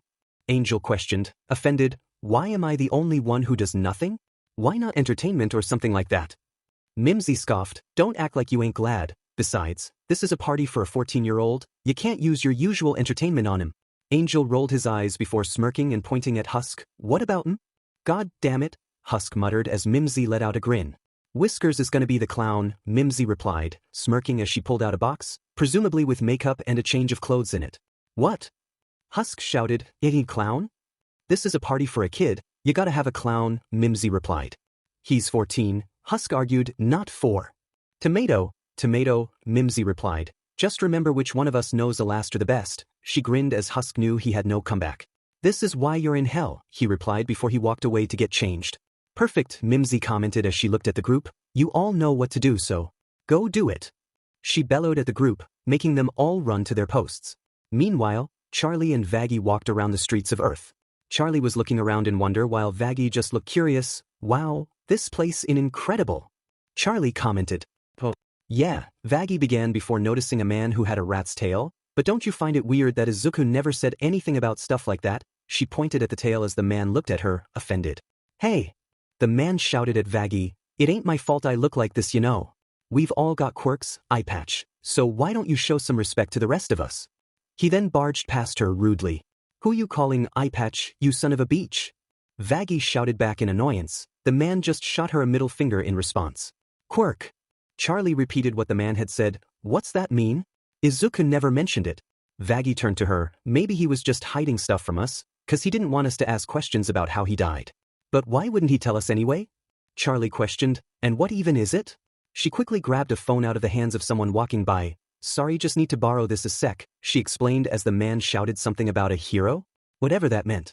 Charlie went to the search engine and typed in, what is a quirk? Her eyes lit up in excitement as she read the answer. Vaggie, look at this. She shoved the phone in Vaggie's face, who read the answer aloud. A quirk is the supernatural ability every individual is born with. These can range from emitter to transformation to mutant quirks. Vaggie read, frowning, hang on, so basically everyone has dash superpowers. Charlie finished, that's so cool. Each person here can do something incredible. She pointed at the people walking by. I wonder what he can do. Or her. Or that kid. As she continued to point at people, Vaggie was confused. Hang on, she began, frowning. Why the hell would Izuku not want us to know about people having superpowers? Maybe he didn't like his own? Charlie answered. Or maybe he used it to hurt people, Vaggie theorized. Then he got caught and died but his power stayed with him. Before the two could theorize further, a tall, muscular man with white hair and dressed in some kind of costume that looked straight out of a comic book approached them. Stop right there, villains! He shouted, raising an arm at them. Villains?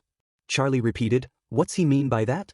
I don't know, but it doesn't sound good, Vaggie replied as her angelic spear appeared from nowhere and she raised it at the stranger. Listen, construction site reject, we don't want any trouble. Then why were you stealing that poor civilian's phone, villain? The man replied. Okay, first off, stop calling us that, Vaggie started, and second, we borrowed his phone to look something up. The man sneered at them. Then why is your friend still holding that phone?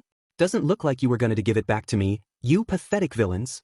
Vaggie became enraged. You little piece of dash.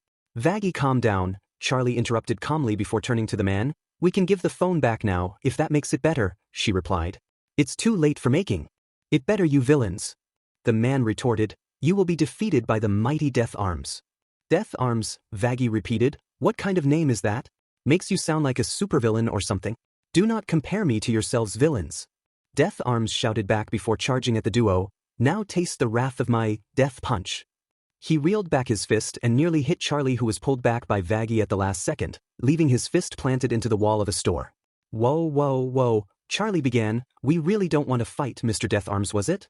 The man grumbled in annoyance as he removed his fist from the store wall. He snarled at Charlie and Vaggie. Too late for that. He charged at the duo once more, however Vaggie defended them with her spear, the angelic metal being so strong the man couldn't even make a dent in it. Back off! Vaggie shouted as she pushed him away from them. She turned to her girlfriend. Charlie, let's go, quickly. Charlie looked over at the thoroughly said Death Arms. Sound good to me, she replied as the duo ran away, the so-called hero destroying anything in his path to get to them. Mimsy stood, watching over the group as they prepared the upcoming party. Pensius was currently putting up steampunk-styled bunting while Angel looked at his phone, uninterested. Ah, Mimsy, she turned her head and saw Alastor approach. How are you this hellish morning? Oh, I'm having an absolute ball, honey, Mimsy replied. The princess has put me in charge of planning a party, so I get to order these chumps around for once. Alastor hummed in interest. I see. He looked around. And who, pray tell, is this event for? The kid, of course, Mimsy replied. Apparently today's his death day, so we thought it'd be fun to throw him a party. Oh, and how long has he been here for? Alastor asked, curious. Only about a year, Mimsy replied, shocking Alastor. Excuse me? The radio demon questioned. Are you telling me that he has only been acting on instinct since his arrival? Just pure, unadulterated chaos. Sure has, Mimsy replied. Heh, he's a lot like you in many ways, Dollface, yet he's so different in others. Alastor recomposed himself. Suppose he is, isn't he? He then straightened his coat. Well, I must be off. Taking one of your famous walks again? Mimsy asked, rolling her eyes. You know me too well, my dear, Alastor replied as he headed for the door. There, Pensius commented as he finished putting up bunting, pure perfection. He then immediately fell over backwards off the ladder he was on, directly onto Angel's lap. Gettin' comfy, daddy? Angel commented flirtatiously as he rubbed Pensius' shoulders. I am not your father, Spider. Pensius cried as he got out of Angel's grasp. He looked at his handiwork and sighed. At least my decorations are still up. A few seconds passed and nothing happened. You have no idea how tempted I am to tear that down right now, Angel commented. Just as Pensius turned to argue, Mimsy walked away to the kitchen. Once she entered, she saw the room in complete shambles with no sign of Nifty. Mimsy just sighed before the oven timer went off. She rolled her eyes and opened it, revealing Nifty sitting beside a tray of small, round cakes. Mimsy somehow wasn't surprised. Hey Nift, how you doing, girlie? Good, Nifty replied, chuckling crazily before gesturing to the cakes. I made mochi. Why mochi? Mimsy asked.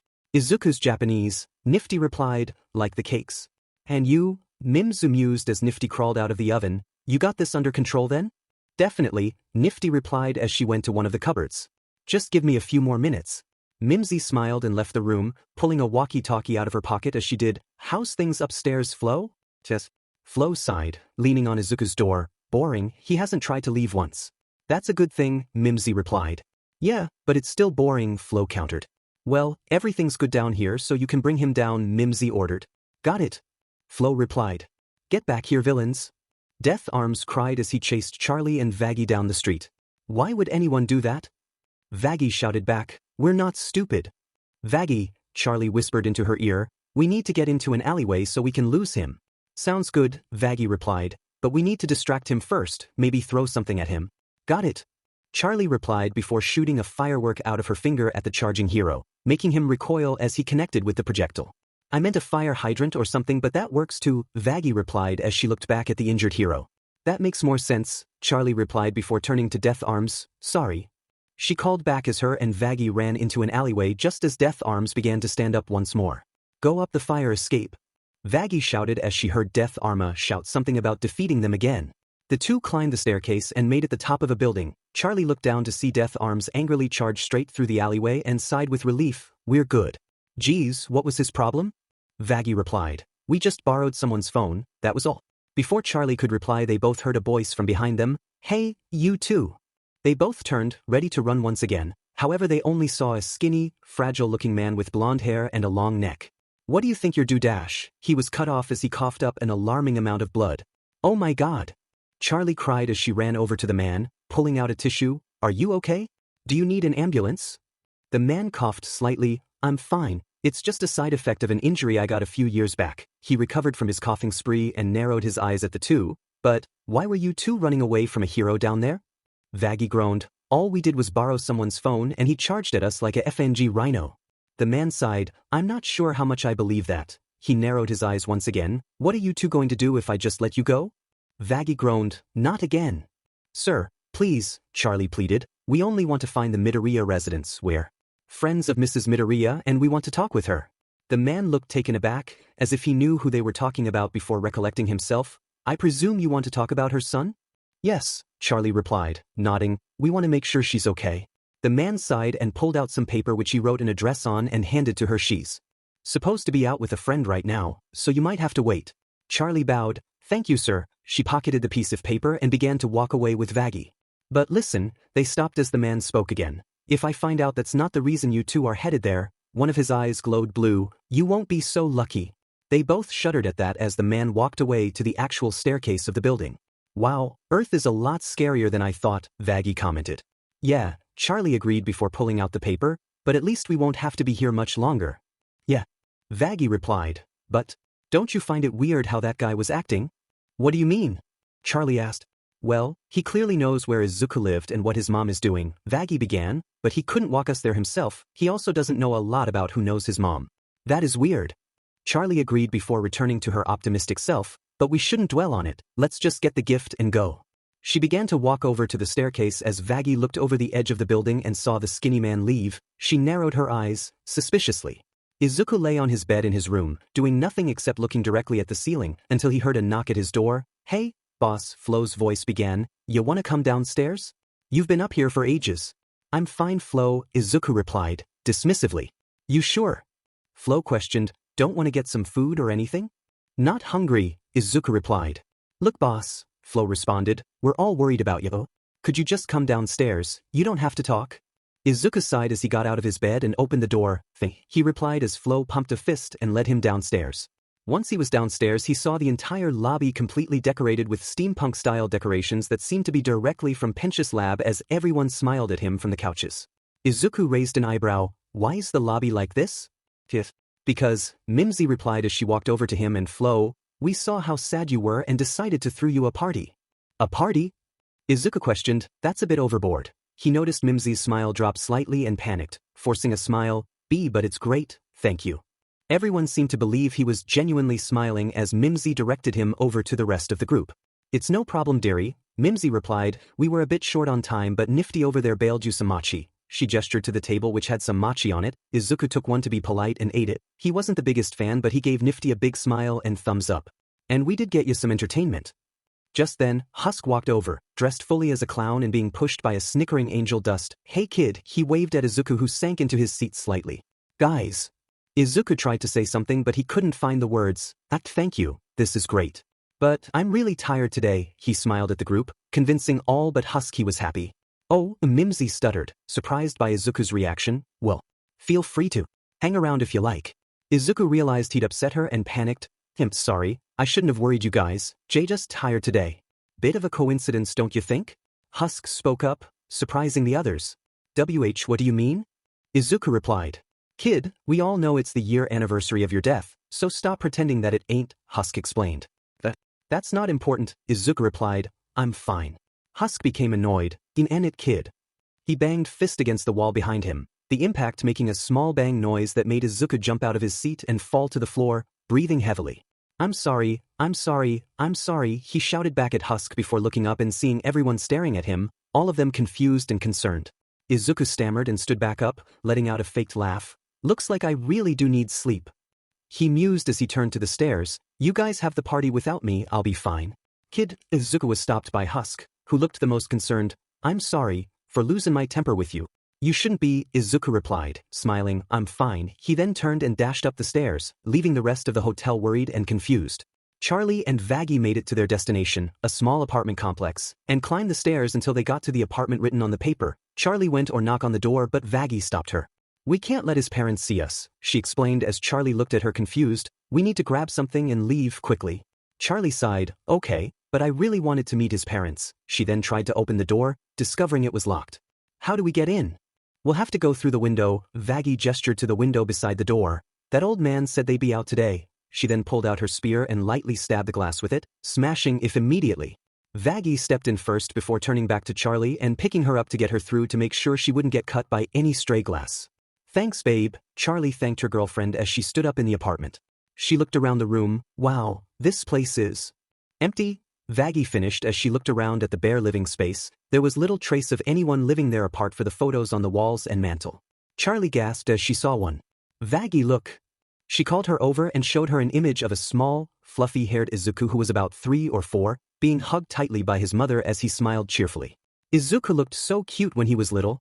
Wow, he looks really happy. Vaggie's attention was taken mid-sentence by another image, this time of an Izuku that was about 10 or 11, wearing a school uniform and smiling nervously as he waved at the camera. Presumably it was his first day of school. But it wasn't that took her attention, it was Izuku's wrists. Hey Charlie, have we ever seen Izuku's arms? Vaggie asked as she looked at the photo, clearly worried.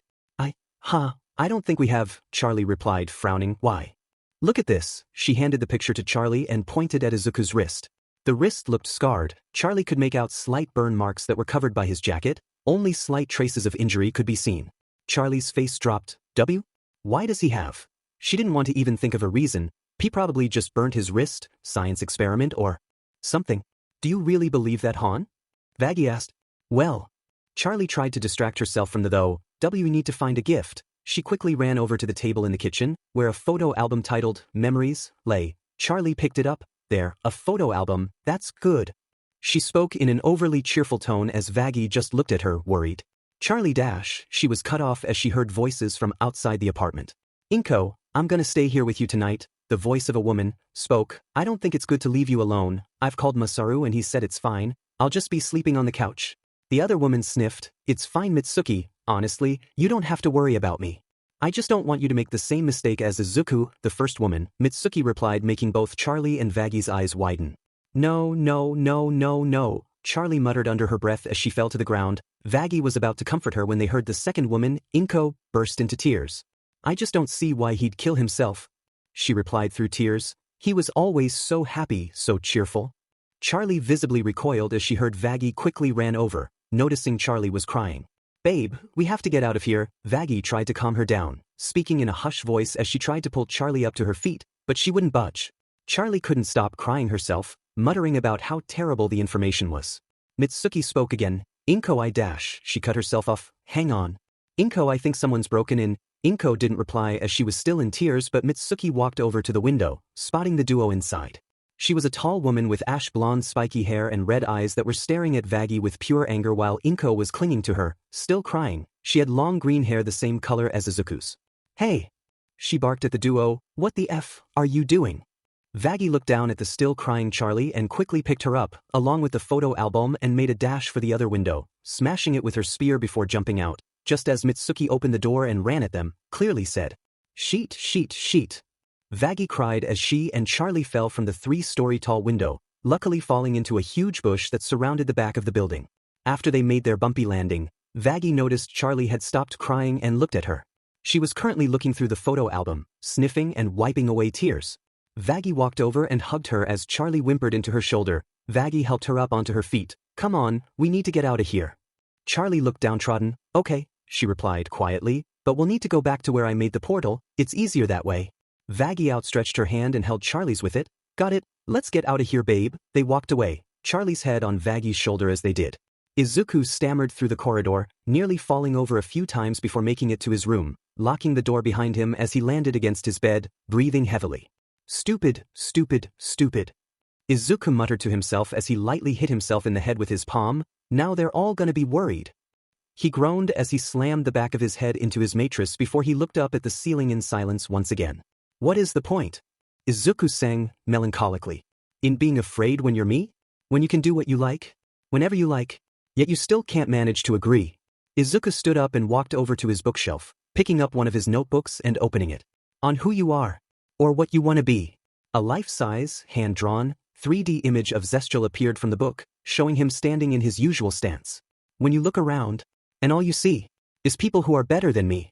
He knocked another book to the floor. This one revealed an image of Carmilla in the same style. People who are faster. Another image, this time of Vox, appeared. People who are stronger. An image of Alastair was next. People who could outsmart me in a single move. Then an image of Valentino. Or torture me until I lose. Then mock me and crush me.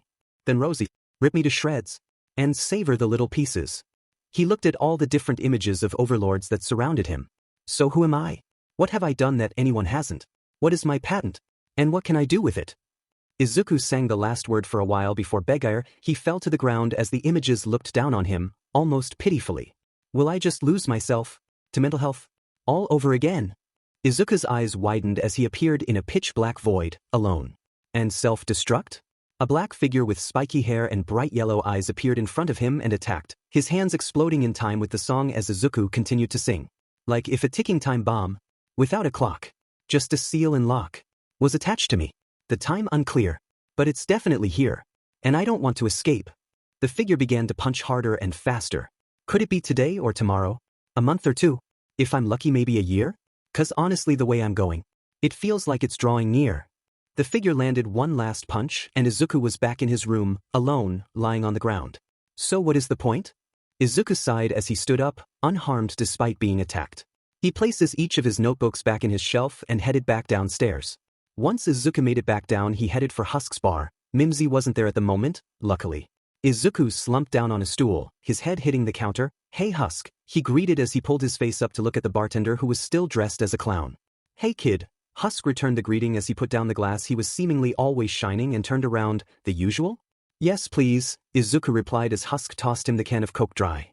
Izuku took a sip before deciding to speak. Why are you still dressed like that? He asked, making Husk chuckle lightly. A bartender's job never ends kid, Husk replied as he picked the glass and bar rag up again. I'll just get changed out of this sheet later. Izuku snorted at his reply before soaking once more. Thank you by the way. Husk raised an eyebrow. What for? For being the bartender, Izuku replied. You're just trying to look out for us and we all treat you like sheet. Husk looked at Izuku, surprised. No problem kid, he replied, before smirking slightly. Didn't know you. Could swear by the way. What? Izuku tilted his head before remembering what he just said. I'm so sorry, I didn't mean dash. Nah, it's fine, Husk replied. It's just nice to see you show any emotion except fear or happiness. Thanks, Izuku deadpanned as Pensius showed up at the bar, exhausted. A bougie please, Pensius asked as Husk poured him the drink. What's got you so out of breath? The bartender asked. Pendua groaned. My minions have failed me again. All they had to do was put the decorations in a box and they end up placing it in the sink. Do you know what happens yo machines if they are put in a sink? They get destroyed? Izuku guessed. Precisely, Pensius agreed before taking a long sip of his drink. So I had to fix the machine before it exploded, while those uncooked chicken fetuses decided to play in the sink. Why just why? Izuku chuckled. That's pretty funny. Excuse me? Pensius replied, offended. Not you, Izuku replied. I mean the idea of them playing in the sink. Oh. Well, I guess it was rather funny to watch, Pensius replied, chuckling himself a bit. You know, at one point one of them pretended to be a duck. Husk watched the two both laughing and smiled as they kept on talking. Charlie and Vaggie walked down the street, neither of them speaking until Charlie broke the silence. Vaggie, she began, do you think Izuku really? I don't know babe, Vaggie replied. We should just stop thinking about it while we walk back and speak to him about it when we get back. What if he doesn't want to talk about it though? Charlie asked. He didn't want to tell us it was his death day. Why would he tell us that he? Charlie whimpered, not wanting to finish her sentence. I don't know, Vaggie replied as they continued to walk in silence until something else broke their silence. Hey, Charlie, Vaggie began, looking around. Does it seem kinda quiet around here? Charlie looked around. You're right, there's no one. She was interrupted by a loud, booming voice. I am here. The voice shouted, as the two turned around and saw a huge, muscular man wearing another superhero ESC costume. He had blonde hair that went up into two separate streaks and he was smiling. Oh great, another one of you pricks, Vaggie complained. What did we do now, antennas? You have not only disrespected the word of one of my colleagues but stolen from a woman on her day of mourning. The hero retorted as his smile soured. You are liars, thieves and villains. Vaggie growled. I swear if one more of you assholes calls us villains, I'll dash. Vaggie, stop, Charlie interrupted before looking at the buff man who was presumably a hero. Sir, I don't know who you are and I know you probably don't care who we are, or at least wouldn't believe us when if we told you what we're doing. Vaggie noticed that Charlie's eyes had gone dark as she scowled, letting out her anger. But I will warn you to walk away now because I have had a long, hard day and I have had enough of this. The hero looked at her, slightly confused. So, you say you don't know who I am? He returned to his huge smile. Well, I am All Might and you will be stopped, villains. He dashed forwards at the duo as Charlie growled, moving in front of Vaggie to protect her. So be it. Vaggie had never seen Charlie so angry as her girlfriend lifted her hands at the approaching hero. Time seemed to go in slow motion as she screamed and unleashed several fireworks from all of her fingers, causing a huge explosion in the street. Once the smoke cleared, the hero looked incredibly surprised as he coughed and sputtered, unmoving as if he was trying to hold something in. He eventually fell over, shrinking into the recognizable form of the skinny man they'd met earlier. Charlie stood as the streets around them were fully engulfed in flames. Vaggie was protected and no one was hurt as the streets were evacuated earlier. The only damage on her and Vaggie were their clothes, which were slightly scorched by the attack. The duo now stood, looking at the man in surprise as they heard someone shout, All Might. They then saw a pink-skinned girl, about Izuku's age by sight, with horns and black scara and yellow iris. She stood in front of the tired man, trying to protect him as she summoned a ball of white liquid on her hands. Stay away from him, the girl said, clearly scared of the duo. Aye. Charlie couldn't find words as she looked around at the destruction she'd caused. I didn't mean to dash. Babe, we have to go. Vaggie shouted as several ambulances and police cars showed up. She grabbed Charlie by the hand and ran back to the alleyway they began in as Charlie reopened the portal and they stepped through. As the duo stepped through the portal, they saw Izuku laughing at Husk's bar, talking to Pensius.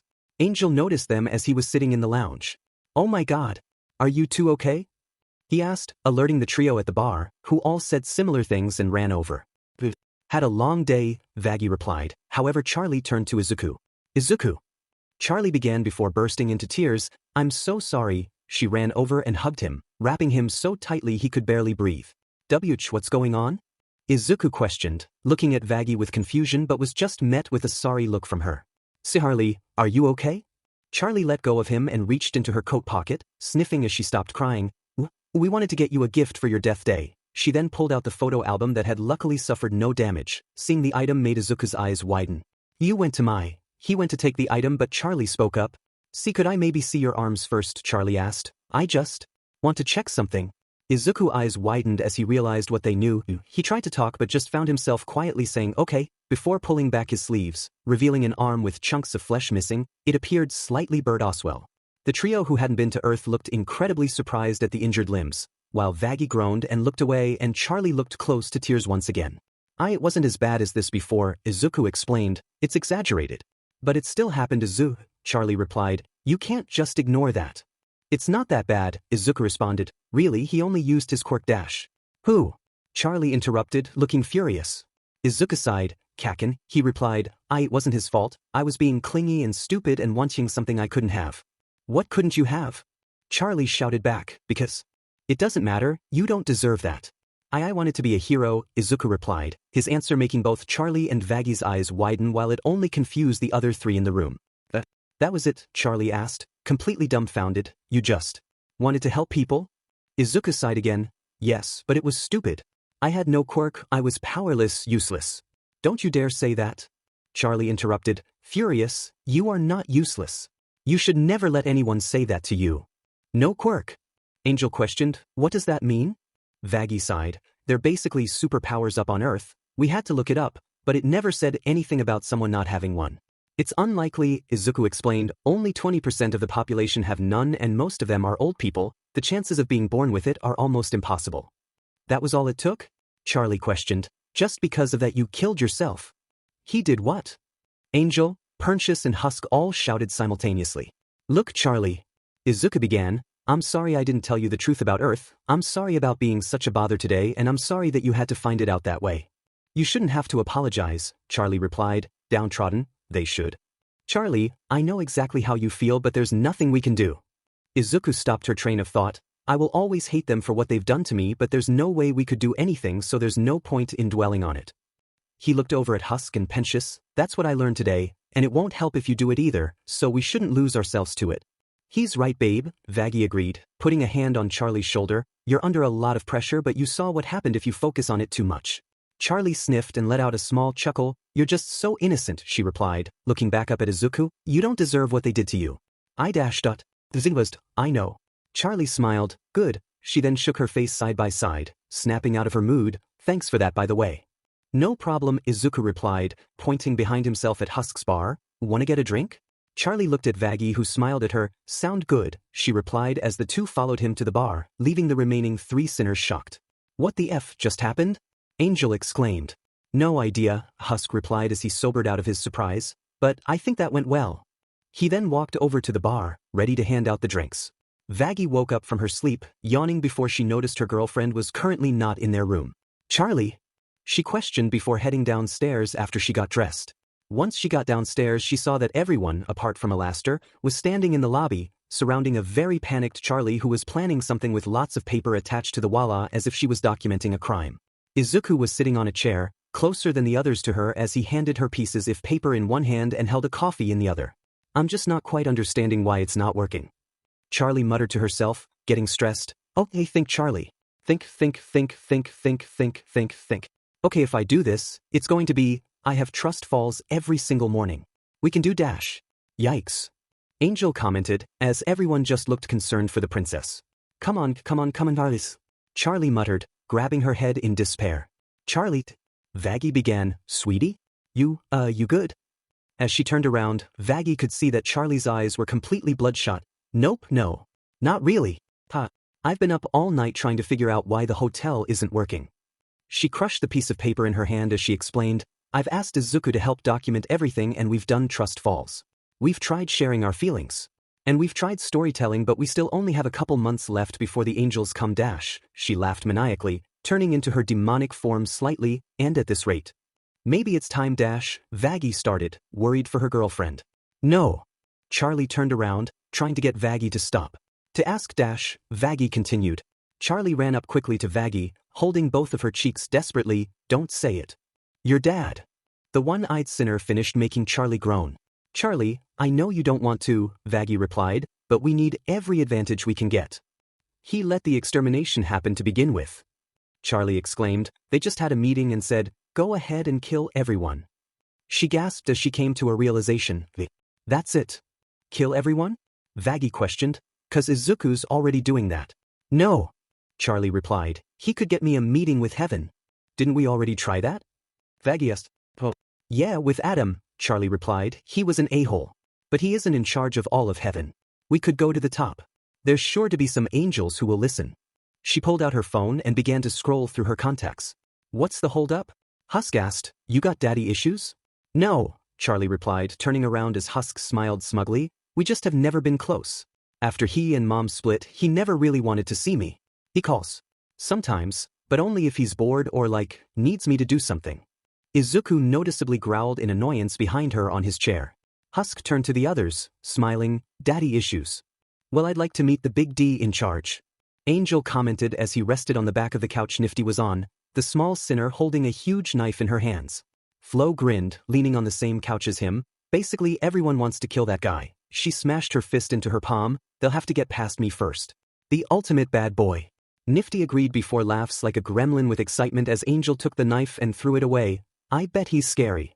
Meanwhile, Lucifer, dressed in a white coat and white top hat with a golden snake android apple on it, was creating something in a dark room. That's it. Almost there. The man growled in a deep voice, now presenting. The man turned around revealing his blonde hair, sharp teeth, rosy cheeks and black bow tie as he held a small rubber duck up to the air, the magic-tastical back-flipping rubber duck. Ha! That spits fire. The duck spat out flames like a flamethrower, Hoo. Hold the applause. Please hold. Oh, thank you, thank you. His tone began to die as he became more depressed. Oh God, who am I kidding? This is. He threw the rubber duck at an image of himself and Charlie along with his wife Lilith. Suddenly his ringtone played, shocking him as he noticed that it was Charlie who was calling. Daughter? Daughter calling, daughter calling. He walked over to his workstation as he practiced how he'd answer the call. Hello, Charlie. Hey, Char. That's not good. Oh, this is the first time she's called you in years. This has to be perfect. He took a deep breath before answering the phone. Hey, Beach. Meanwhile, Charlie stood in the hotel. Vaggie stood behind her to support her girlfriend while Izuku stood next to her, not as enthusiastic. Hi, Dad. Charlie replied. Hey, how are you? Oh ho. Lucifer replied before nervously adding, where are you these days? You know where I am, Dad. I've told you before. Charlie replied, annoyed. You have? Lucifer questioned as he leaned on his workspace, holding a duck as if it was a stress toy. Oh, yeah, well, you know, I am a dash.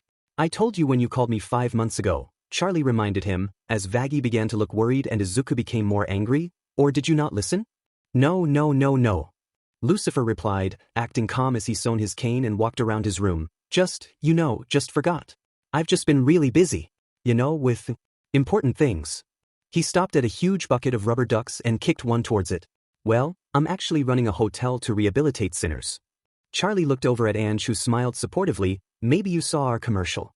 Oh, sadly I missed it. Lucifer replied, awkwardly. I haven't been watching much TV lately. Scrambles the brain. But hotel. Fun. Charlie sighed. Listen, Dad, I've got kind of a big ask. Lucifer coughed and set down some tea he was suddenly drinking. Yeah, of course. Anything in my power is yours for the asking. You just name it. I need to speak to heaven.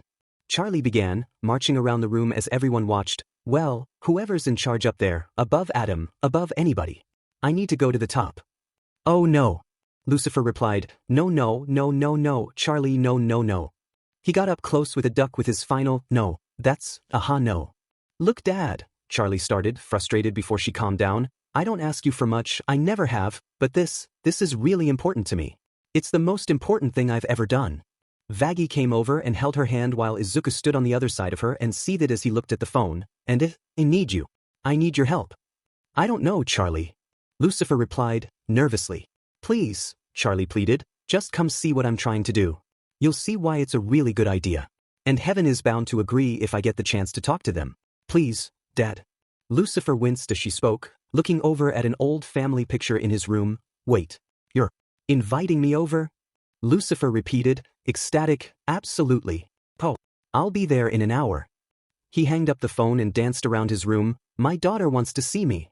He pointed down at a rubber duck on the floor. Take that, depression. Well, we have an hour until he gets here. Charlie sighed, relieved as Izuku marched off, clearly angry. Okay people, Vaggie began, her voice forcing them all to stand at attention, making Husk spill coffee over himself, Mimsy wobble on the arm of the couch she was sitting on before jumping down to stand and Nifty collapse to the floor. Lucifer is on his way. So we are going to get this place presentable and we are going to make an amazing impression. Vamanos. Everyone ran in different directions to do their jobs. Izuku walked through the corridors, eventually stopping at Alastair's room. He stopped for a second as he looked at the door before knocking. He waited for a few seconds as he heard Alastair walk to the door before opening it. Ah, good to see you, Izuku, Alastair greeted in his usual cheerful tone. What can I do for you on this fine day? Well. Izuku paused as he tried to think of what to say. I know this is going to sound a bit weird, but Lucifer is coming to the hotel in an hour and dash. He was cut of as Alastair visibly winced. His smile still stood, but it seemed more forced as he recollected himself. I'm sorry, could you repeat that part? Alastair. Lucifer is coming to the hotel in an hour? Izuku repeated as he looked at Alastair, confused before figuring it out. You don't like him either. Not particularly, no, Alastair replied. Good to know someone can relate at least. So what's the plan? Izuku asked. Alastair hummed as he thought before deciding his plan and smiling. I have just the one. Meanwhile, the rest of the hotel made preparations. Serpentious and Nifty baked cookies. Flo began sweeping as Husk cleaned up. Izuku walked in at the balcony, followed by Alastair as they both watched Razzle and Dazzle put up a "Welcome Daddy" banner up. Neither of them looked pleased. Angel and Mimsy both put on some makeup before closing their mirrors, revealing Nifty who was staring creepily at them, making the duo jump back in surprise as the preparations were complete. Charlie sighed as Vaggie stood to one side of her while the two overlords stood on the other. Both were forcing smiles. Okay everyone, it's showtime. She then opened the door, instantly revealing her father. Carely. Lucifer greeted as the door was opened. Hey, Dadash. Charlie was interrupted as she was wrapped in a huge hug by her father as both Alastair and Izuku watched the pair. Both their smiles appeared strained as a seemingly evil glare radiated from them. Oh, it's so good to see you. Lucifer exclaimed, laughing. It's good to see you too, Dad. Charlie replied, her voice strained as she was finally released from the death hug and cleared her throat. Welcome to the Hazbin Hotel. She gestured to the rest of the group who were all standing by a table apart from Nifty who was lying on top of the table and Mimsy who sat on the other side of the table. Kiki approached Charlie's father and rubbed her head on his leg which Lucifer noticed. Oh, Huo, Kiki. Razzle and Dazzle both flew over to see him Oswald. Razzle, Dazzle. Oh, look how much you haven't grown.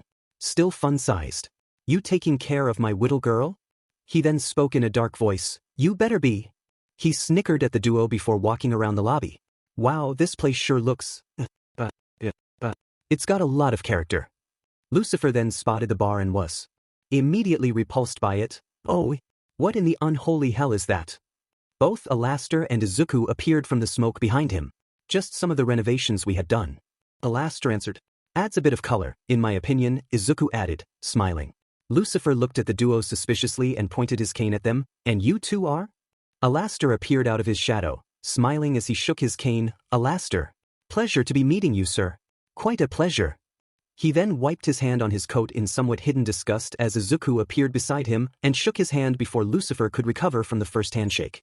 Izuku Midoriya, he introduced himself, but you'll call me Deku. He released him from the handshake, nearly making him fall over before Izuku's hand appeared behind his back, holding him up. Nice to meet you by the way. Charlie said quite a bit about you. Those final words held a lot of danger. You know, it's nice to finally put a face to the name. Alastair remarked as he measured him with his fingers from his own perspective as Charlie walked over. You are much shorter in real life. Who is this? Who is this now? Lucifer questioned. Are you two the bellhops? Alastair laughed. No, we are the hosts of the hotel. You might even have heard of me from my radio broadcast. Lucifer hummed pretend thought. Nope. I guess that's why Charlie called it the Hazbin Hotel. Haha. Alastair continued to hide his annoyance as Izuku stepped back as the two bickered. Ha! It was actually my idea. Lucifer laughed back. Ha! Well, it's not very clever. Ha! Alastair replied, his swearing surprising the fellow overlord beside him as Charlie intervened. Okay, anyway. She pushed her father away from the two overlords. Izuku looked up at Alastair, slightly confused before standing beside him. Dad, look at this lovely parlor where people can get to know each other and share secrets and stories and intimate feelings. Lucifer smiled at her joy before she continued. Without Alastair or Izuku we wouldn't have been able to pretty it up this much. Charlie has a very unique vision. Alastair remarked as both he and Izuku walked over to her, but we are both happy to fulfill her bizarre requests. He placed a hand on her left shoulder as Izuku placed one on her right. Oh, thank you guys, Charlie thanked the duo as Lucifer watched in silent horror. She's quite an impressive friend, Izuku continued, smiling at Lucifer as Alastair nodded. We're all very proud of her. Lucifer cleared his throat to get her attention. Charlie, dear, why don't you introduce me to your other friends? He pointed his cane at the other residents of the hotel. Oh yes, of course. Charlie replied as she walked over and brought Vaggie to him. This is Vaggie. She's my girlfriend. Lucifer's eyes widened as he panicked, not knowing what to say. Oh my golly. You like girls? So do I. We have so much in common. You put it there, Maggie. Hey. He hugged her while laughing. She's so pretty. Lovely to meet you, sir. Vaggie added as she was let out of the hug. And this is Sir Pentious and Angel Dust, our guests. Charlie gestured at the duo. Angel was currently trying to steal one of Pentious' cookies. Sir Pentious saluted almost robotically, surprising Angel, Your Majesty. He fell onto the cookies just as Angel grabbed one for himself. Hey, Short King, Angel greeted. Husk is our bartender, Mimsy is our waitress. Charlie continued. Nice to meet you. Husk replied tiredly as Mimsy walked up and, Pleased to meet your highness. Mimsy greeted, making a small curtsy with her dress. Flo is our bodyguard and Nifty is our housekeeper. Charlie gestured at the two as Nifty disappeared under the table. Flo grinned, pleasure to meet you. Nifty ran up and grabbed Lucifer by the collar with excitement. I clean. She then burst into laughter just as the chandelier fell from the ceiling, making everyone cough. Izuku and Alastor stood beside Lucifer in front of the fallen chandelier. The duo of overlords had planned for it to fall to make the king of hell give up, however Lucifer wouldn't leave. Alright then. Lucifer commented, making Izuku and Alastor eye him with confusion before he spun his cane and broke out into song. Looks like you could use some help. Lucifer sang as he pushed Charlie in front of himself in a huge throne under a circus tent. From the big boss of hell himself. Fire erupted behind him before he leaned in, showing her his phone. Check out Daddy's glowing reviews on Yelp. Small Lucifer puppets appeared from the phone, 5 stars. Flawless. Greater than great. Lucifer's fist appeared and punched a pentagram, making himself appear. With a punch of a pentagram, I whap, bam, boom, alakazam. Both he and Charlie stood in front of Dazzle, surrounded by dark versions of Lucifer. Usually I charge a sacrificial lamb. But you get the family rate. He placed an arm around his daughter as they both sang. Thanks, Dad. He then sat in a fancy restaurant with Charlie as Alastor poured them wine and Izuku stood next to him. Who needs a busboy now that you've got the chef? He pulled Alastor aside into a frying pan in the restaurant's kitchen as Izuku appeared at the counter angrily and versions of Lucifer harmonized to the melody. Michelin tasting menu free a la carte. He revealed a dead Alastor's head and a cake with him holding it to Charlie as Izuku growled next to him. They then arrived at a slot machine that showed 3 Lucifer heads which caused the machine to spew money and Lucifer. I'll rig the game for you because I'm the ref. Champagne fountains, caviar mountains, that's just to start. He summoned each object as he sang before Izuku and Alastor appeared behind him. Who's been here since day one? Izuku sang as Lucifer was pushed aside by Alastor before the duo appeared at either side of Charlie, both wearing nun costumes. Who's been faithful as a nun? Makes you chuckle with an old-timey pun? Alastor continued, appearing on a stage in front of Charlie and Izuku before appearing next to them, holding a microphone. You're executive producers. That's true. Charlie agreed as versions of Izuku appeared around them. We're your guys. Your day-to-day. Your chums. They then all appeared at a check-in desk at a hotel. Your steadfast hoteliers. Alastor then summoned a toilet, from which he pulled Nifty from. Remember when I fixed that clog today? I was stuck. Thank you, sir. Nifty praised before hugging Alastor. Both he and Izuku made sure to check Charlie's reaction. The princess watched with joy. Oh, you. Charlie commented as Izuku teleported them to the top of a set of stairs. Both their heads appeared above them in the form of lights. I'm truly honored that we've built such a bond. Izuku sang as Charlie ud at him before he placed his hands on hers. You're like the sister that I wish that I had. Lucifer appeared at the bottom of the stairs, clearly annoyed. What? Alastor then teleported them both to a bunk bed. Izuku laid on the top bunk as Alastor tucked Charlie into the bottom bunk, patting Charlie's head as Izuku looked down from the top bunk. And I care for you just like a daughter I spawned. Hold on now. Lucifer tried to interrupt, raising a finger before Alastor pulled Charlie over, looking at Lucifer to see his reaction. It's a little funny, you could almost call us family. Officially angered, Lucifer aggressively played the violin, interrupting the song before Alastor slammed a piano over him and played it, the violence of the action surprising Izuku before he played the trumpet next to him until Lucifer loudly played the accordion, confusing Izuku and annoying Alastor. They say when you're looking for assistance. Alastor sang as books labeled Stress, Leadership, and Responsibility appeared above Charlie, nearly squishing her as Izuku began to look a bit more skeptical about the plan. Alastor then lifted the books with darkness tentacles. It's smart to pick the path with least resistance. Lucifer summoned Charlie away from them. Others say that in your needy hour, there's no substitute for pure angelic power. He flew up into the air, wings appearing from his back, amazing Charlie. Who just happens to also be your blood. Lucifer came up close to be our face, yellow blood leaking from his mouth before Alastor pushed him aside and sang. Sadly, there are times a birth parent is a dud. He pressed a button, making Lucifer fall through a hole as Izuku continued to sing, pictures of the rest of the hotel appearing behind him. They say the family you choose is better. Lucifer lightly pushed him aside as he sang talk. What a bunch of losers. Can you but out of our song? Alastor continued, shoving Lucifer away as Izuku walked back over. Your song? I started this. Lucifer replied, clearly annoyed. I'm singing it, I'll finish it. Alastor retorted as they began to argue. Oh, you tacky piece of shit. Lucifer shouted, his anger getting the best of him before Izuku argued back. Oh, be quite deadbeat. The young overlord retorted as Lucifer turned to him. This is a matter for the adults, kid, take a hike. Lucifer replied, making Izuku snap back to reality. I pity you have to start adolescence to be considered an adult, Alastor retorted, angering Lucifer more as the radio demon pinched his cheek. You wouldn't know what that is yet, would you, little boy? Izuku calmed down, looking at the other two with seriousness. Hey guys, do you think this is getting a bit too dash? Izuku was interrupted as Lucifer snapped back at Alastor. Of course Mr. Dark, tall and creepy is the one who brings up little boys. The King of Hell replied, making Alastor lose it and begin to enter his demonic form as Izuku grew more and more annoyed. Guys, please dash, Izuku tried to speak but was interrupted again. What did you say, you short stack piece of dash? Alastor was interrupted as Charlie shouted over them. Stop. Izuku shouted, his eyes glowed a vibrant green and nightmare has flowed around them as his voice was so loud it made the entirety of hell, including all 7 rings, visibly shake. The hotel only stayed together by some miracle as the earthquake ended, leaving everyone stared at him with surprise at what had happened. Izuku blinked a few times before remembering where he was as Charlie walked over and placed an arm on his shoulder. You okay, Izuku? She asked. Yeah, I think so, Izuku replied before opening his mouth and looking as though he was trying to force something to happen, however nothing came. Don't know what that was. Lucifer began as both he and Alastor calmed down. That was impressive. Thanks, Izuku replied. Alastor noticed the interaction and quickly stopped it, appearing next to Charlie. As much as I'd love for us all to talk about that, I do believe we have a tour to continue. Yes, of course, Lucifer replied, appearing next to Charlie as well and pushing her away from him.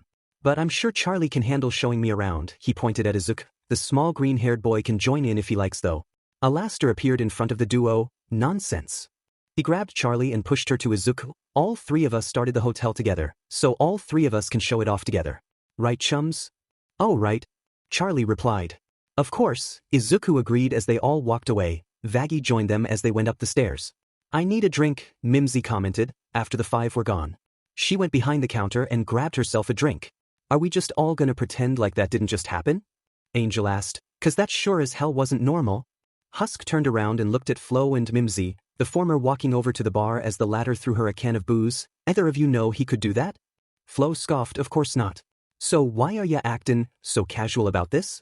Angel asked. Meh, Flo replied, shrugging. You get used to being surprised around the boss after a while. What? Angel questioned. That's all you got? It's true, Mimsy replied. That kid's a bag of surprises, like how outta all of us here he's the nicest one. And yet, he can kill without any sign of remorse or care, Husk continued, looking over to Angel. I think I get it now. So, that's just it. Angel concluded. No, Mimsy scoffed, he certainly didn't seem to know what it was, so there's no point in his skin. Angel looked surprised, but don't you want to know how he did it? He can figure that one out himself, Mimsy replied. Kid's got a head on those shoulders. Angel sighed and sat down on a bar stool. What about you and Alastor? What about us? Mimsy asked, raising an eyebrow. You're what? Friends. Angel asked. Well, that's your word, not mine, but I think it fits. She saw Angel's expression. Why so surprised? Well, just didn't think he really had any of those. Angel replied, drinking from his cocktail glass. He's been here a while and is still a big, creepy mystery. What's his deal? Well, you probably heard the stories. Replied, placing down her glass. He appeared in hell suddenly, making a splash quicker than anyone had ever seen. She remembered about how people looked at him as he walked down the street. At first, people wanted to dismiss him. But soon, Overlord started going missing, and not small ones neither. We're talking heavy hitters. She recalled how sinners looked to the sky as radio signals were broadcast all over the pentagram. No one knew what happened to M until these strange radio broadcasts started going out. All you could hear were screams. Every time an Overlord went missing, there'd be a new voice screaming in the broadcast.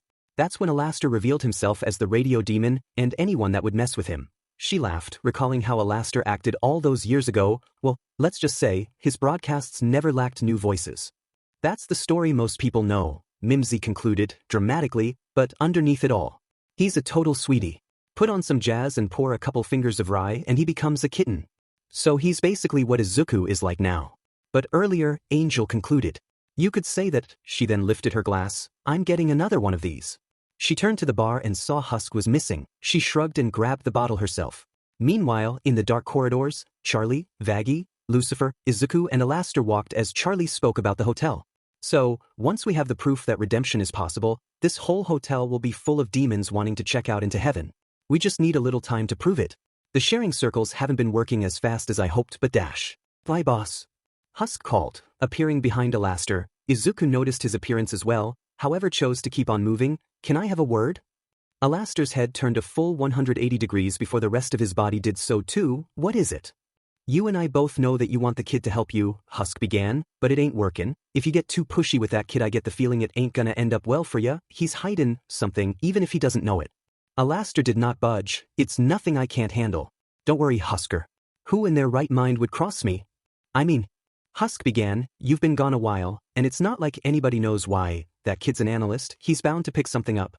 But he doesn't need to know, Alastair replied, so don't you worry your fuzzy head about it. He then rubbed Husk's ears, angering the barman. Husk growled, you may own my soul, but I ain't your iffy pet. Alastair chuckled, but you are. Huh. He then began to walk away. Big talk for someone who's also on a leash. Husk muttered as Alastair walked away, the words stopping the Overlord as his eyes turned to radio dials and the lights in the hallway flickered from his anger rising.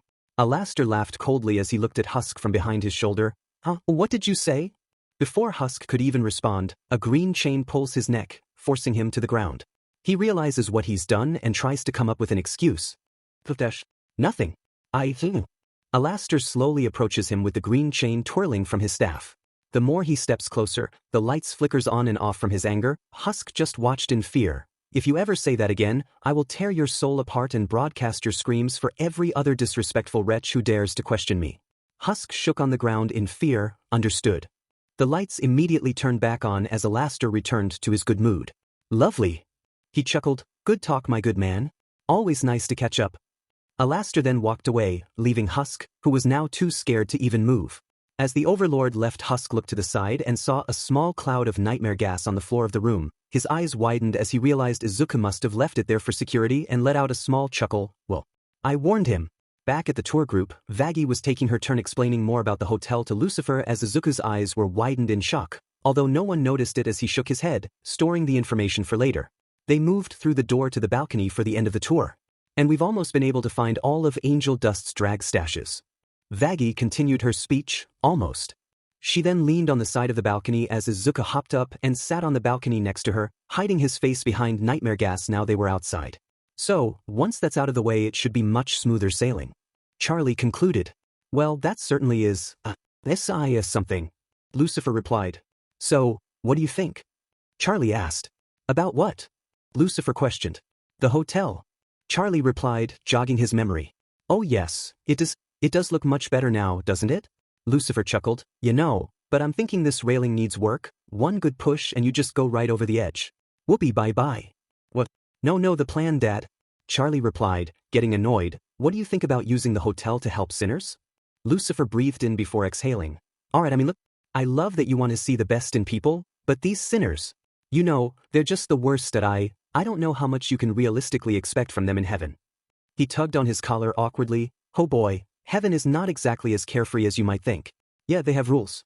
Lots of rules, and they aren't very open-minded as you'd hope. Vaggie looked away as Izuku groaned, leaning to the side of the wall he was next to. These are our people, Dad. I have to try. Our people, Charlie, are awful. They got gifted free will and look what they did with it. Everything's terrible. He wheezed, I just don't want you to put yourself on the line for people like this. But not everyone deserves to be down here. Charlie retorted, before pointing at Izuku. Izuku. She looked at him briefly as Izuku nodded at her. She sighed. He killed himself, Dad. That was it. Nothing else. Lucifer sighed sadly. Look, Charlie, I know not everyone deserves to be down here but dash. Before he could continue, a loud thud hit the hotel, rocking the four on the balcony. Jeez. What now? Vaggie exclaimed as they looked down, revealing a group of loan sharks were banging on the door with a huge battering ram. Vaggie turned to Izuku furiously. K. Karaho? Why the hell are your people smashing down our door? Izuku looked as surprised as her. I don't know.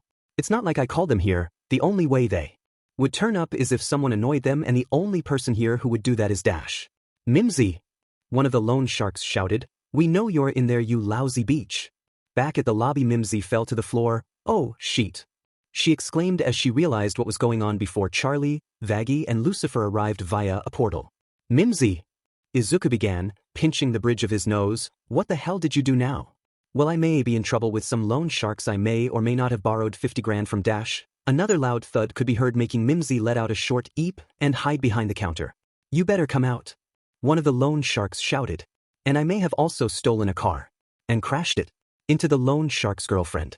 But that beach had it coming. Mimsy explained as Izuku looked at her with pure unspoken anger before Flo spoke up. If it helps, she's right, Flo defended the waitress, that woman is aware. Almost immediately, a fireball crashed through the top of the hotel, my windows. Nifty cried in pain. Meanwhile, Pentious panicked, still holding his cookie. We're under siege. Take cover. The hotel went into complete chaos apart from Lucifer, who stood, fully composed next to a panicked Charlie and an annoyed Izuku. You see, thus is exactly what I'm talking about, Charlie. Lucifer began, you build something nice, you invite people in and offer them everything, and they just bring violence and chaos to your doorstep. It doesn't matter how well-intentioned you are, they're always going to disappoint you. Nifty went to grab some shattered glass on the floor before Pentious picked her up. Nifty, come along. The snake sinner commented as a clump of the hotel landed where she was a second before. All of you, get a safe distance. Vaggie began, pulling out her spear, I'll take care of this. No, my dear, leave it to me. Alastair replied, appearing behind the iron-eyed sinner, it's time I remind everyone why I am here. Oh, finally. Mimsy called out from behind the counter, took you long enough. Alastair transformed into his demon form as he unleashed dark tentacles from his back, a reminder to all, not to mess with the radio demon. He let out an evil laugh and unleashed himself upon the lone sharks. I will devour each and every one of you. As he exited the hotel, Lucifer and Charlie approached the door to watch him while Mimsy watched eagerly beside them. You see? What I tell ya? Lucifer began, smugly, Charlie, sinners are violent psychopaths, hell-bent on causing as much pain and destruction as they can. There's really no point in trying. Dad, stop. He's defending this hotel. She looked out of the door as Alastair ate one of the lone sharks. It may be a bit more sadistic than I'd hoped, but he's doing it for me. How come he can have faith in me but my own father can't? Meanwhile, Angel, Husk, Flo and Pentious stood behind a table all watching the duo eagerly. Ooh, drama. Angel commented as he pulled out a bucket of popcorn. Outside the hotel, Alastair shrunk down to his normal height, celebrating his victory. Oh, I missed getting to let off steam. Mimsy then exited the hotel, clapping her hands together. Oh, Alastair. What a fantastic show. Bravo. As always. Well, I do suspect you might still be in a bit of trouble on the matter of your punishment, Alastair replied, making Mimsy's eyes widen just as Izuku exited the hotel. Have fun, Alastair remarked before re-entering the hotel. Wait, Alastair, no. Mimsy tried to stop him by grabbing him, but he simply transformed into his shadow and escaped. Mimsy cursed him under her breath before looking up at Izuku. The young overlord wasn't looking at her, however. Izuku? You good? Izuku let out a long sigh but didn't turn around. Yeah, I'm fine, Mimsy, just been a tough day. If it helps, I am sorry I didn't tell ya about what I did, Mimsy replied. Izuku looked up at the sky, letting out another sigh. It's fine, Mimsy, just don't do it again.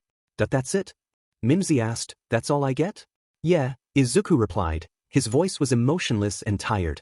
Okay then, Mimsy took a few steps backwards before scampering back into the hotel. Husk noticed this and was about to check it out before he saw Vaggie leave the hotel to do his job for him, so he simply turned back and munched on his popcorn. The one-eyed sinner walked up next to Izuku. Hey kid. Hey Vaggie, Izuku replied. Vaggie sighed. We could do the whole cat and mouse chase thing again, but I think it's for the best if we just jump right into this. Okay, Izuku replied, still looking up at the sky. Do you ever just want life to be uncomplicated, just for a bit? Vaggie sighed. I think we all want that, but life isn't like that. It's cold and frightening and doesn't let the little things go at times. She looked down at her hands. But it's also what we've all got to deal with, so we might as well go along. Do you think things will ever calm down around here? Izuku asked. The way things are going, Vaggie began, sighing, I doubt it. Izuku replied before groaning, I need a lie down. Vaggie chuckled, I think we all do. She then placed her arm on one of his shoulders, the height difference between the two becoming apparent. Come on, let's go. The duo then headed back into the hotel. Vex. Help me. Chatlai pleaded, following her father. I can't. Lucifer replied, downtrodden. Why can't you? Charlie questioned before her father ran up closer to her, holding her by the shoulders. Charlie! Lucifer exclaimed, you don't understand. Heaven never listens. They didn't listen to me. They won't listen to you. You don't know that. Charlie exclaimed as her father walked away from her. I do. Lucifer retorted, tears in his eyes before he began to sing. You didn't know that when I tried this all before. Lucifer sang, as he summoned a ball of yellow light. My dreams were too hard to defend. He threw the ball onto the floor and crouched down opposite Charlie, who had already crouched down to look at it. And in the end, I won't lose it all again. He held Charlie's hand as he remembered how heaven had treated him. He imagined all of the spears that were drawn on him were instead drawn on Charlie and pulled her away. Now you're the only thing worth fighting for. More than anything. More than anything. I'll shelter and adore you more than anything. He hugged Charlie around her head. Beggar, she spoke up, Dad, I don't need you to protect me from this. I just don't want you to be crushed by them like I was. Lucifer explained. Dad. Charlie started as she began to sing. When I was young, I didn't really know you at all. Charlie remembered about how she had snuck into her father's workshop when she was little and was shown one of his creations by him. I always felt so small. But I heard your stories and I was enthralled. The tales about your lofty dreams, I listened breathlessly, imagining it could be me. As she was watching the creation with wonder, her mother, Lilith, arrived and took her away. So in the end, it's the view I had of you that showed me dreams can be worth fighting for. Charlie gestured at the residents of the hotel. Husk and Flo looked bored while Angel looked surprised. Pentious was in tears. More than anything, more than anything. He looked over to the side and saw Vaggie, Alastair, Izuku and Nifty smiling at her. Izuku and Vaggie were walking in the door, Vaggie's hand on one of his shoulders in support. I need to save my people more than anything. She turned back to her father, who couldn't help but smile. I've been dying to find out who you are. Lucifer sang, as the duo walked closer to each other. I've been waiting, wanting the same thing. Charlie sang. Looks like the apple doesn't fall far. Lucifer sang as the two met up in the middle of the hotel. Took you a while. Charlie sang. I've missed that smile. Lucifer sang back before they held each other by the hands and sang together. All that I'm hoping, now that my eyes are open, is that we can start again, not be pulled apart again. They spun around in circles before Lucifer unleashed another small ball of light which grew into a portal as he unleashed his gigantic wings. 'Cause in the end, you are part of who I am. Charlie got onto his back as they flew around in the golden area hidden inside the portal. I'll support your dream, whatever lies in store. Lucifer sang, holding onto his daughter to make sure she didn't fall. And who could ask for more? Charlie sang back, nuzzling her head into his neck. More than anything. More than anything. The duo flew around before leaving the portal in a hug. I'm grateful you're my father-daughter more than anything. More than anything. Ah, that was sweet. Serpentius cooed, tears in his eyes. Okay, I can get you the meeting, but once you're in heaven, I won't be able to go with you. Lucifer explained, will you be okay? I'll be fine. Charlie replied. That's my girl. Lucifer replied, smiling before letting out a sigh, good luck, kiddo. He was about to turn into a red mist before Izuku interrupted him. Hey, Izuku walked up to him. I'm sorry for being so rude earlier, you're all right. Lucifer smiled at him, thank you. He then disappeared into his velvet red smoke. This next part is going to be scary. Vaggie commented, walking over to Charlie, you ready? I'm ready, Charlie replied, smiling as she hugged Vaggie, 'cause you'll both be with me. In spirit, right? Vaggie replied as she gave a nervous look at Izuku, whose eyes widened as he realized the issue. In heaven. Charlie replied with determination. Vaggie and Izuku both looked at each other, nervously as they let out an unconvincing, they. Up in Charlie and Vaggie's room in the hotel, Charlie was busy packing their bags for their day trip while Vaggie watched her as she sat on their bed. Okay, I have my warm weather clothes and my cold weather clothes. Charlie listed, pointing at each item in one of the bags. I have a light jacket, flak jacket and rain jacket dash. She paused, turning to Vaggie. Wait, does it rain in heaven? Charlie, you're only going to heaven for a few hours. Vaggie pointed out as Charlie stood up and walked over to her. Vaggie, we are only going to heaven for a day. And I just want to be prepared. She paced around as she spoke. It's our last chance to convince heaven a soul can be redeemed. Yeah, I wish I could come, sweetie, Vag began, making up an excuse, but I have that thing. What thing? Charlie asked, her hands on her hips. The thing with the thing, Vaggie tried to create a reasonable excuse and failed. Gah, I'm such a bad liar. Charlie walked over to her and held her by the hand, smiling. Vaggie, you're my partner, I need you there with me. Vaggie sighed, unable to resist her girlfriend's charm. Fine. Yes. Charlie celebrated her victory as she hugged her girlfriend and kissed her by the cheek. They then heard a knock at the door. Who is it? Vaggie asked. It's me. Izuku shouted back. Charlie squealed with excitement as she ran to the door, opening it with enthusiasm. Izuku! She exclaimed before noticing something strange to her. Hang on. What are you taking to heaven? Izuku paused, trying to understand what she was asking before he spoke. Myself? Nope, Charlie replied. I am helping you pack. She then grabbed him by the wrist and was about to zip away with him before Vaggie spoke. Well, if we want to make it to the meeting in time, we should get going in a minute, Han, Vaggie explained. We don't want to make them wait, right? Ah, a minute, Charlie groaned as she let go of Izuku's wrist, making him sigh with relief as the princess of hell immediately cheered up. Well, we shouldn't waste time then. She then latched back onto Izuku's wrist and dashed away with him in tow as Vaggie smiled. Meanwhile, downstairs, the front door came flying open as Angel arrived. Oh F dashed. The spider sinner groaned, clearly exhausted as Nifty appeared from a plant pot, wielding a feather duster. You look messy. The hotel's maid observed. What happened to you? It's who happened to me, Angel explained, and the answer is everyone. Twice. Val had me working 16 hours straight on a FNG whim.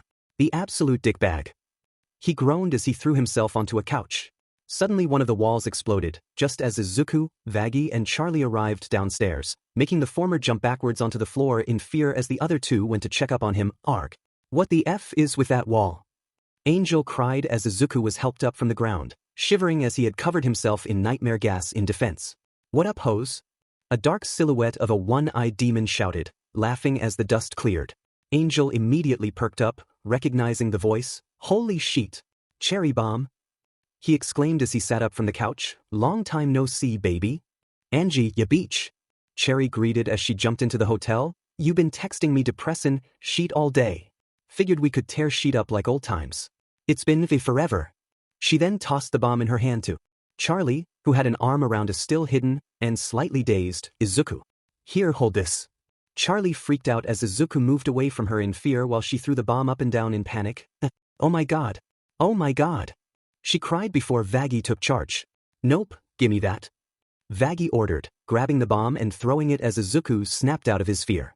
I love seeing ya, Cherry, Angel replied as the bomb exploded outside the hotel, but I'm too tired. I need to pass out. He nearly collapsed on the couch before Charing caught him and pulled him back up. Oh ho, you can sleep when you're double dead, fuckhead. Cherry exclaimed. Come on, what you really need is a recharge. A reinvigoration, a re-dash. Responsible night on the town. Charlie interrupted. That is a great idea. Hi. She shook Cherry's hand as she introduced herself. Charlie. That's my wall that you just blew up. It's so nice to meet one of Angel's friends. He never brings anyone around. Cherry snorted, smirking. Wonder why. Charlie was oblivious to the jab. Yeah, me too. Anyway, Angel and everyone else have been working so hard. I think they deserve to have a little fun. WW8 they? Cherry questioned. Yeah. Charlie replied as she waved over the rest of the hotel staff. Prior Alaster. Hi, everyone. Angel and his friend are taking you all out for a night of fun and relaxation. Wait, I'm only here for Ong Dash, Charlie began before she was interrupted by Charlie placing a large stack of money. Never mind, let's go. Make sure they have the best time tonight. Charlie added, anyway, the portal to heaven should be opening right about. The portal to heaven opened right behind her as she squealed in delight. Now. She grabbed Vaggie and Izuku, throwing them into the portal before turning back to the lobby. Bye. Pentious immediately walked by, holding a drink which he spat out as he saw Cherry. Well, if it isn't my arch-nemesis. Have you come to meet your fate in battle, Cherry Bomb? He attempted to walk over to the spunky powerhouse however tripped on a leftover suitcase. Apparently, Cherry shrugged as she walked away. I'm going out with Angel and I gotta drag your sorry buttes along. She took out some bubblegum and began to chew it as Pentious walked back over, tugging on his collar. Oh, you and me are going out like for fun? I didn't think this would ever happen. Pentious exclaimed as he began to get panicked. Well, what do I do? Well, what do I wear? He placed his hand on her shoulder which she quickly grabbed off of her. Don't fucking touch me, you munt dickhead. Cherry insulted as she walked away from him, not noticing the snake sinner begin to blush at the contact. Meanwhile, Charlie, Vaggie and Izuku walked up to the gates of heaven.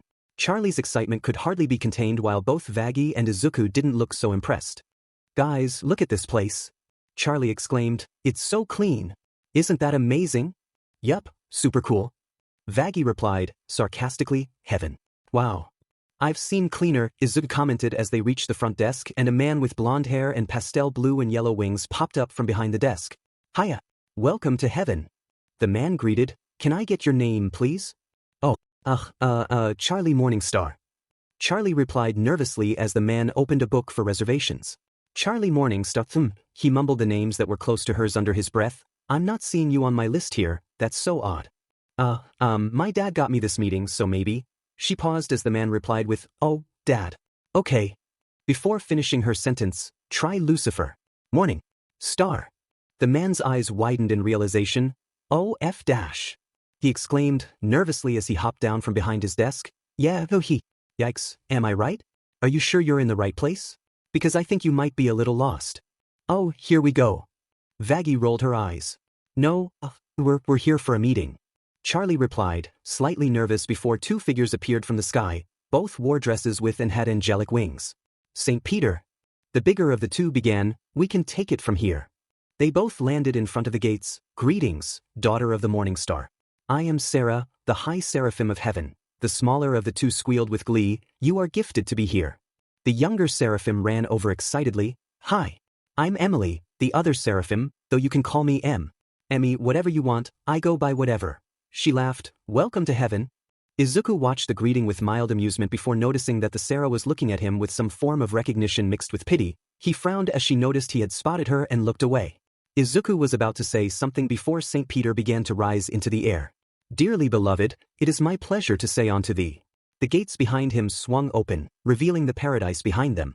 Welcome to heaven, oh, where the virtuous reside. He led the group through the streets of heaven, singing all the way. 24/7, oh, people are happy that they died. 'Cause here we got no worries. Got no burglaries, no strife. It's the perfect afterlife. He flew up and landed on a platform where Ither winners danced with joy. Welcome to heaven, oh, check out our sick decor. The spirits leaven, ooh. He quickly swept the floor in front of the trio from hell before flying into the air, next to advertisements of great people in heaven. Please keep your brimstone off the floor. We've got the best and brightest, the politest of the lot. He was then carried up into the arms of a buff winner. And everyone is hoot. Emily then led the trio further down the streets. Vaggie didn't look impressed at all while Izuku looked intrigued at what he saw and Charlie was ecstatic. Gosh, I'm so pleased to show some outsiders around. After you see our realm, you'll never want to go back down. She held Charlie by the hands, making Vaggie watch in horror and Izuku raise an eyebrow before Sarah spoke up. Of course it is just temporary. I'm sorry you can't stay. Emily and St. Peter then grabbed hands and flew up to the sky together, singing. 'Cause every single day in heaven is a happy day. They landed on the ground, surrounded by posing winners. Welcome to heaven. Yeah. St. Peter added, breathing loudly as they finished. The group of Charlie, Izuku, Vaggie and Emily dashed through the streets, running straight past Adam and Lute, making the former of the duo's eyes widen in surprise. Holy effa sheetball, am I seeing who I think I'm seeing? Adam asked as he looked at the group. What is she doing here? Lute questioned. Her usual helmet was now off, revealing her white hair. How did she even get up here? Who cares? Adam asked, crushing his drink as he began to walk over. I'm handling this sheet right now. Lute quickly stopped him. Wait. She exclaimed, you want to start a fight on the promenade in front of everyone? Better than waiting for the effing extermination.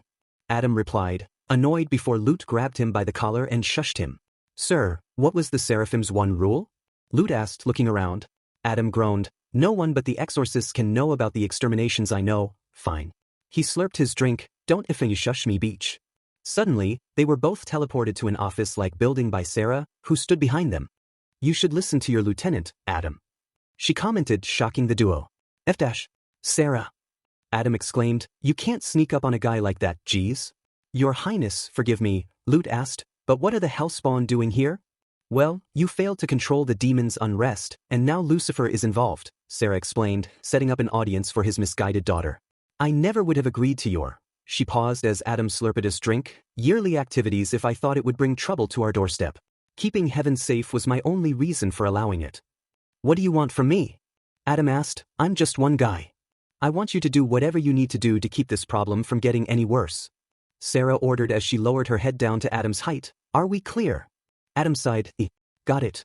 Besides, I believe you have a history with more than one of them, Sarah added, her voice still serious. Adam raised an eyebrow. More than one.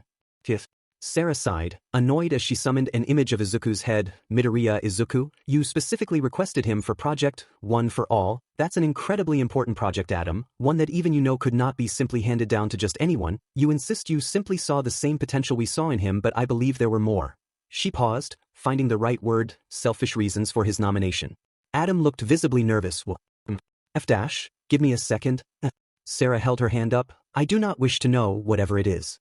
But after what happened last year, we nearly couldn't find anyone worthy who could take down one of the greatest threats to Earth. Your mistake nearly cost us everything. How the hell was I supposed to know he'd kill himself? Adam exclaimed, raising his arms in defense. You were the ones who insisted he needed all that depressing backstory bullshit.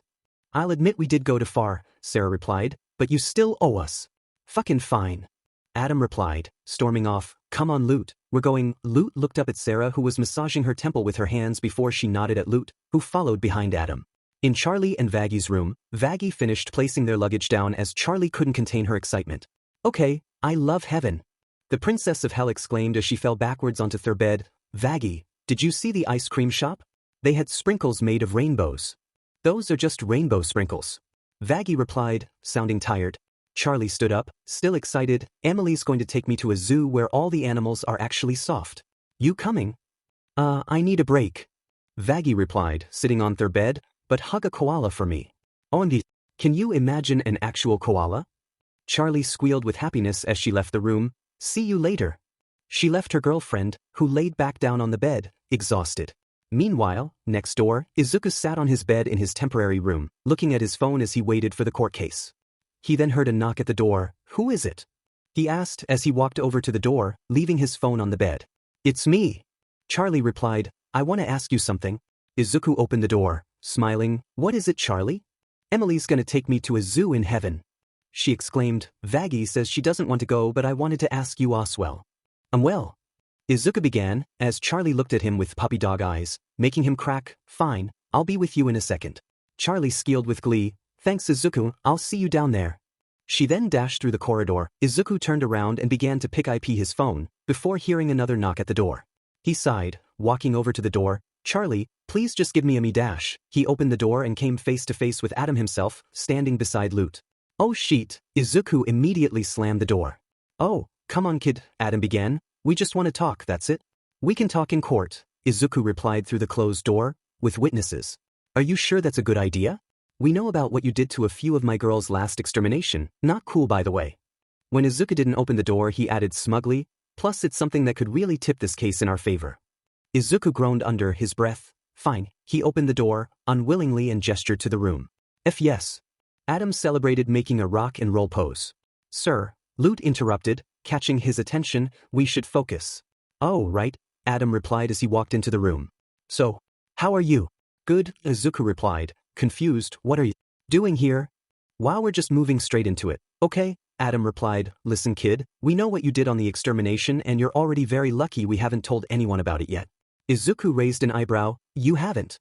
"No, we just blamed it on that MLF-looking beach with you," Adam replied, making Izuku stare daggers at him. "Or just normal-looking beach. Your call." Loot smacked her forehead. "But the thing is, we have concrete evidence of your involvement." He gestured at Loot, who pulled out a hologram device, showing Izuku shooting 2 angels while protecting Carmine's daughters. Izuku watched, nervously. "Now, luckily for you, I ain't one to snitch," Adam clarified as the video ended. "So I want you to listen." "To what?" Izuku asked, not enjoying the situation he was now in.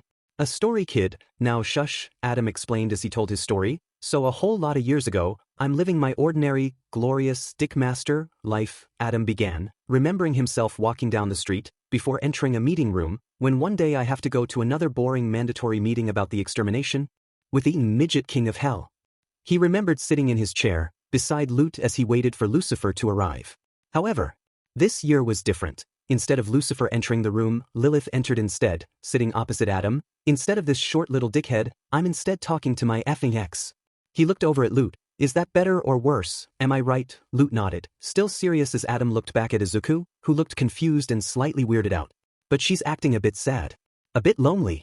She says her life is getting boring and she wishes she could go back and change things." Adam remembered eating a plate of ribs, clearly bored before stopping before he could take another bite. "And that's when I realize she's coming on to me." "Why are you telling me this?" Izuku questioned, confused. "This is just a strange story to tell me in this context." "Shut it," Loot replied, pulling out her spear. "You're lucky I don't exterminate you right here and now." "Not necessary, but thank you," Adam interrupted, directing Loot's spear away from Izuku. "Now, where were we?" "Oh yeah." He got back into his flashback. "So I do my usual charismatic dickmaster stuff and boom bada boom bang, we're really in heaven now." He remembered walking into a private room as Loot took guard, clearly frustrated before Lilith left in tears.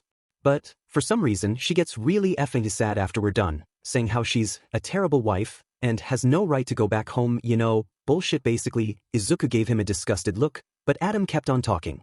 "So a few days go by and I keep on living my life, when I get a message from the very same beach."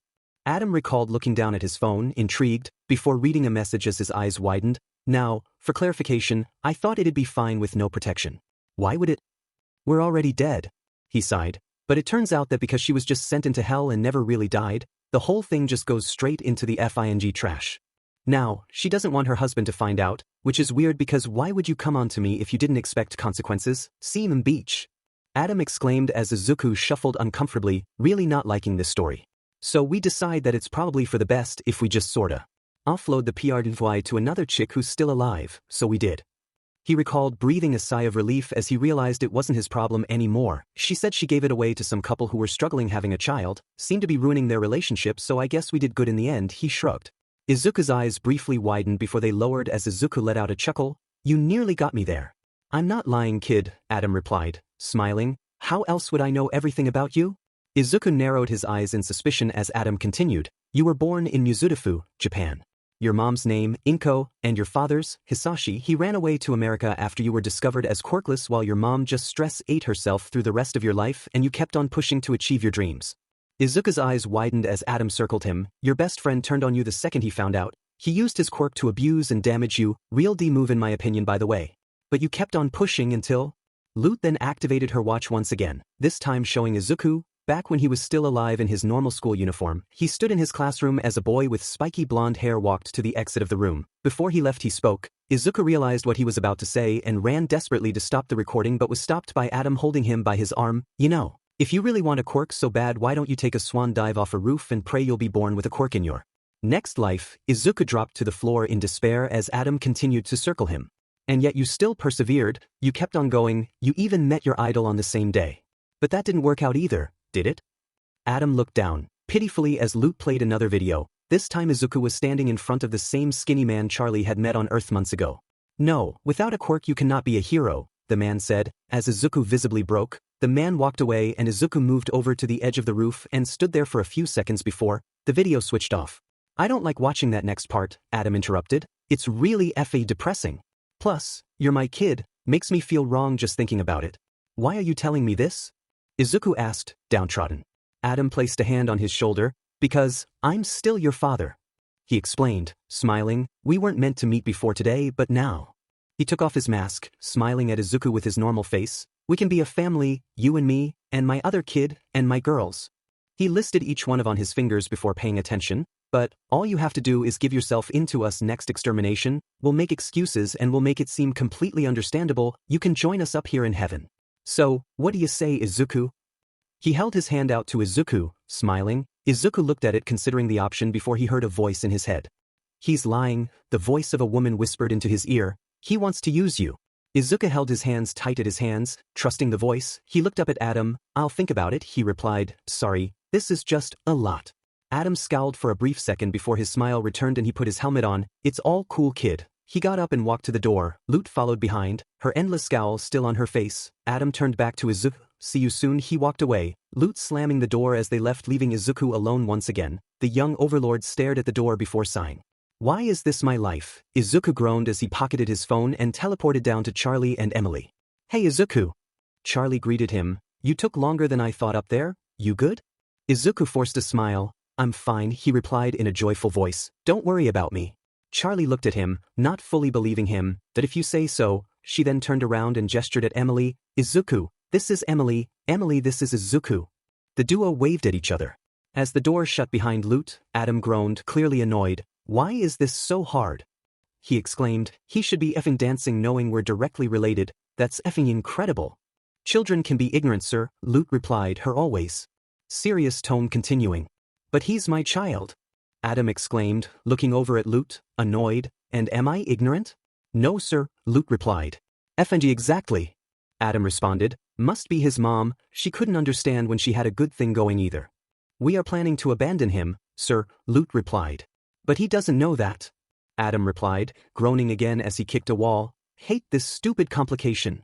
Lute smirked. Well, why don't you take your anger out on something simpler? Adam turned around, intrigued as Lute gestured down the corridor. The traitor is also here. Yes she is.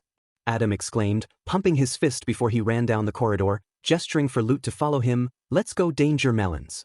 Lute smiled as she watched him run. Will do, sir. Meanwhile, Vaggie was still laying down on her and Charlie's bed. Now looking at her phone before she heard a knock at the door.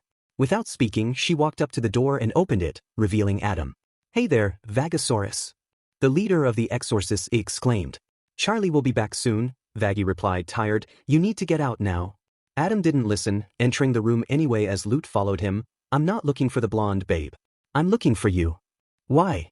Vaggie asked. Maybe, 'cause you left the band. Adam replied, now standing in the center of the room. You tried for a solo career, or I guess it's more of a duet. He got up close to Vaggie's face to emphasize the last word. I don't know what you're talking about.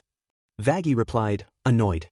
Do you really think I wouldn't recognize one of my top girls just 'cause you're out of uniform? Adam asked, his hands on his hips as Vaggie's eyes widened. Back during a past extermination, an exorcist attacked from the sky, eliminating sinners with no remorse or care. You were on the front lines, Adam recalled. In the present, I wouldn't forget a bad beach like you. It's why I named you after the best thing ever. The exorcist took off her helmet, revealing herself to be the one-eyes protector of the hotel herself, although with both her eyes, Vaggie. Adam pronounced her name wrong, implying she was named after Vgna as Vaggie scowled at him in the present. Actually, it's pronounced Vaggie. Vaggie corrected, annoyed. No. Adam replied, not caring at all for her opinion. Anyway, you sure fed up, didn't you? Back in the past extermination, Vaggie chased down a young sinner into a back alley. The poor boy screamed and cried as he realized he was done for before Vaggie reconsidered her choice. Go run. Now. She whispered as the boy ran off. She then turned around, revealing Lute who, without so much of a word, sliced Vaggie's eye out, making her scream in pain as Lute stepped on her. Sinful filth like you has no place in heaven. The lieutenant of the exorcists shouted as she tore out Vaggie's wings effortlessly. Vaggie laid on the ground in agony, panting loudly as she saw Adam arrive behind Lute before the duo walked away. She later stumbled through the alley, no longer wearing her exorcist outfit, Begire collapsing by a bin. She looked up, seeing Charlie for the first time. To think someone as worthless as you landed Lilith's little hottie. Adam commented in the present as Charlie put a bandage over Vaggie's eye in the flashback. Grats on that, I guess. Their love is vile and blasphemous. Lute commented, infuriated at having to see Vag again. The ex-exorcist wasn't so pleased either. Hot as if though. Adam commented before turning back to her. But I wonder what your beach would think if she found out you are actually one of us, What do you want? Vaggie asked, annoyed. Simple, you work for me again and at the hearing, you're gonna help me shut this kindergarten snowflake bullshit down for good. Adam explained. Never. Vaggie replied. Oh yeah, you know that's totally cool. Adam replied, placing a hand on his chin. I guess I'll just tell little Miss Butterflies and Rainbows that she's been someone who's killed thousands of her people. He then went face to face with Vaggie. I'm sure your relationship will be fine. See you in court. He then dashed out the room, Lute following behind. Later in the day, Charlie, Vaggie and Izuku all sat in Heaven's courtroom. The latter of the trio was now dressed in the same clothes he wore to the Overlord's meeting months ago. As they sat in their seats, Charlie noticed Adam walk by. Oh no, not him again. She complained as Adam flew up to his seat beside Lute. What up, baby? Adam greeted, saw that you went to my manager. Low blow, Karen. We are gathered here today to determine whether or not a soul in hell can be redeemed into the heavenly realm via means of this Hazbin hotel. Sarah began, introducing the court case, Princess Morningstar. Charlie sighed as she brought out her flashcards. Thank you, Seraphim. She cleared her throat as she stood up. Webster's dictionary defines redemption as dash. Objection, Adam interrupted, lame and unoriginal. Sustained. Sarah replied, no further dictionary references please. Right, okay. Charlie searched through her cards, noticing they were all dictionary references. If you have actual evidence, then show it already. Adam demanded, annoyed. We have a patron right now who is making incredible progress. Charlie exclaimed. Who? Adam asked. Angel Dust. Charlie replied. Oh yeah, the pond demon. Adam replied, he's totally worth being redeemed. He blew a raspberry as if he was a child. Well, if you know so much, what do you think it takes to get into heaven? Charlie pointed at him, accusingly. Adam found himself lost for words. WB. Is everything okay, Adam? Surest. Give me a minute, okay? Adam replied as he turned around, muttering as he scribbled something down on some paper, before teleporting it between Vaggie and Izuku. Act selfless, don't steal, stick it to the man. Izuku read. Are you effing serious? Vaggie asked, annoyed. It sure got me here, didn't it? He laughed nervously as he looked up at the head seraphim. Right, Sarah? He was the first human soul in heaven. Sarah replied. Well, I bet Angel is doing all of those things right now. Charlie responded as Vaggie and Izuku winced. Then let's see it, brah. Adam replied before snapping his fingers, summoning a huge spying orb in the center of the courtroom. Your Honor, may I present Exhibit A? Charlie gestured to the orb that began to show the nightclub the group was now at. Ooh, isn't this place the effin' best? Cherry exclaimed as she sat at the bar with the others. I'll admit, consent is a good name for a sect club. Husk replied. This place is so loud. Minzy commented, this is nothing like my club. She pulled out a card from her dress and handed it to a dancing sinner. Cannibals eat free on Thursday, darlin', she added as the sinner looked at the card with confusion. This stuff is so mellow, Flo complained as she downed a full pint of something alcoholic. She turned to Cherry, they got anything stronger at this place? Cherry grinned and turned to the bartender as Pensius turned to look at Nifty. Nifty, dear, what are you doing? The snake sinner asked politely. I'm sweeping. Nifty replied, broom in hand. Ugh, look how icky it is in here. That's because we're at a club, dear. Pensius explained. Oh, I thought the hotel looked different. Nifty replied before giggling as she wandered off. Cherry then handed Flo another cup of something that the shark sinner downed in one again. This a kindergarten or something? Get me the good stuff. Oh ho, you are on, Sharktooth. Cherry replied before Pensius regained her attention. Ms. Baum, the snake sinner began, I'd like to buy you a drink. Cherry turned to him smugly. Why? Didn't you say we're arch rivals? Yes. Because, Pensius panicked and threw his arms into the air as he spoke, I'm buying everyone a drink. The crowd around them cheered at his announcement. Good, Angel replied, looking incredibly exhausted. I need a drink after today. You know, Val, he's into this waterboarding shit now. I don't know, it's a K&K. Angel, enough with the Val talk. Cherry replied, he already ruined your whole day, don't let him ruin your night too. She pulled out 3 pills, here, take one of these and you won't be worrying about nothing. Here we go. Husk commented as he rolled Husk's eyes. Oh look. Cherry exclaimed, the drunk sobered up long enough to judge us. I ain't the one trying to get into heaven. Husk replied, turning to Angel. Look, you want to F up all your progress? Be my guest. He sighed, I just thought you were better than that. Thanks, Captain Buskill. Cherry replied, come on, Angie, let's get F'd up. It's been too long. I don't know, Angel replied, sincerely, it's been a long night and I don't need to go too wild. Husk hummed in approval before Cherry spoke again. Come on, beach. If you've really been working that hard, you deserve a little R&R, some THC. Pensius appeared behind her as she spoke, holding shots in his hands, or maybe PCP with DMT. Let's see where the night takes us, huh? I guess. Angel replied, unsure. Cherry, I bought you a shot. Pensius began as Flo patted him on the back in support, however Cherry turning back to him immediately made him lose confidence. Because I bought everyone another shot. Hooray! He chuckled as the crowd roared at him in celebration again. Angel downed his shot with Cherry. Let's do it. Angel commented, switching to his more dangerous persona as Husk sighed in disappointment. Back at the courtroom, Adam watched with glee. Heavenly people, what more do you need to see? He said, gesturing to the spying orb, the pawn star-chosen knight of debauchery. That's not a soul worthy of being in heaven. Objection. Charlie objected, are you really telling me you've never had a drink with friends at the end of a hard day? We don't have hard days? Adam replied, it's a heaven beach. You seriously gonna sit there and pretend like this behavior is okay? Charlie growled at his behavior as he changed his attention to Vaggie and Izuku. What do you two think? I have to go to the bathroom. Vaggie announced in panic. What? Vaggie, can you hold it? Charlie exclaimed before Izuku spoke, letting out a frustrated groan. Oh, I think.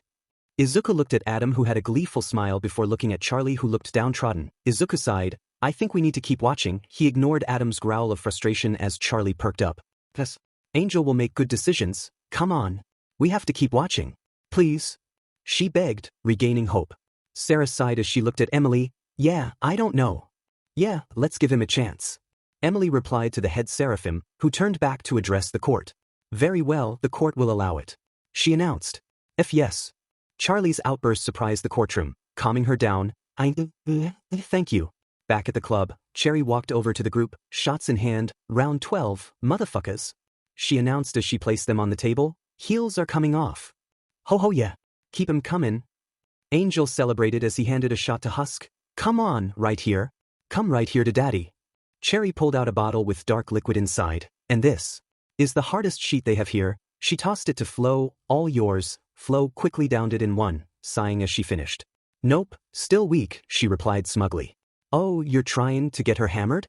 Husk analyzed, not gonna happen, I've thrown my best stuff at her and she's treated it like nothing.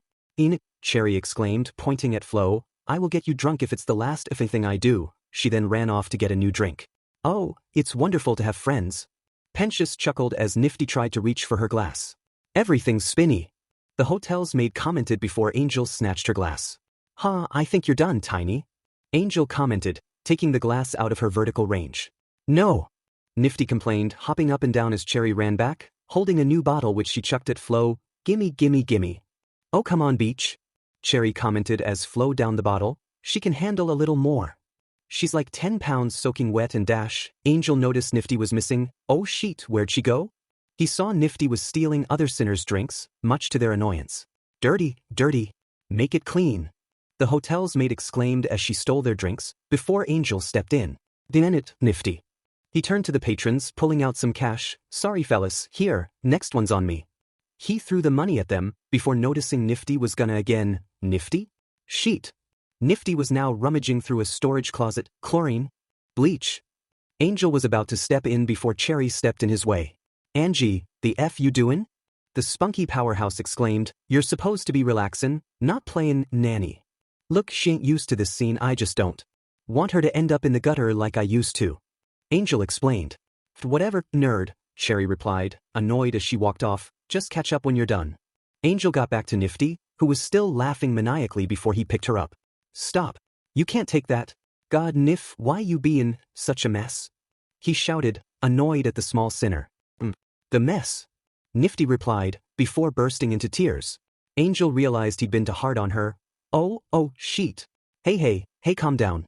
You ain't a mess, it's fine. He put a finger to his lips, sure. Hey, you wanna play with the kitty? Nifty stopped her crying, yeah. She was then placed on Husk's head, giggling. The F is this? Husk complained. She's wasted, Angel replied, just go with it. Really? He looked up as Nifty played with his ears and wings, ugh, get. Almost immediately, Pensius fell off his seat after downing a drink. Why wow. Hey so. He then walked over to a board. Cherry, I see the club has a sec room, so I was thinking maybe you'd want to, do a sex with me? Cherry snorted, I'm sorry, why would we have a C? Pensius panicked, not knowing what to say. Think about it. Flo shouted from her seat, don't just say dash. Because I'm having SEC with everyone here. He laughed briefly as Flo smacked her forehead before he was pulled into a sec room by the crowd. You know, we can do this FA sheet every fucking night. Cherry exclaimed to Angel, you don't have to spend all your off hours working on yourself, you little beach. The hotel isn't a problem in his life, Husk replied, holding Nifty as Angel noticed something, it's Dash. Valentino. Angel finished. Exactly.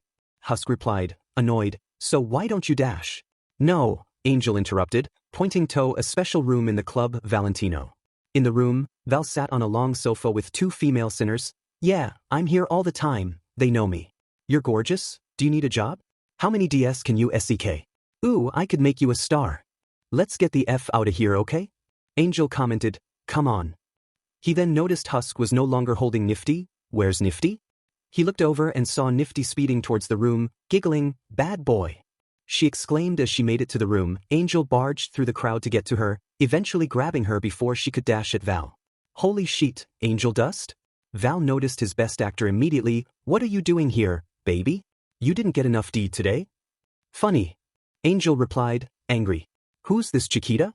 Val asked as he leaned in, you bringing me fresh meat? Nifty attempted to bite him from where she was held, sending him back to the couch. Oi. I just want a taste. Nifty replied, maliciously. Weird, Val commented, but there's a K&K for that, I'm sure. Angel stood up, still holding the small maid. Val. Excuse me? The Moth Overlord questioned. I said if Angel exclaimed, making everyone in the club stop. I may have to put up with your bullshit, but you ain't fucking with any of my friends. You forget who you're talking to? Val replied as he stood up, towering over Angel as he summoned a smoky chain. I own you, Beach. Yeah, you do in the studio. Angel explained, and you can do anything you want to me there, just like our deal says. But out here I get to do what I want. So once again if dash. Huff. He was then smacked across the face, sending him to the floor. Enjoy the rest of your night, Beach, Val replied, walking up to Angel menacingly, because I'm going to enjoy making you pay for it tomorrow. Fucking dickhead.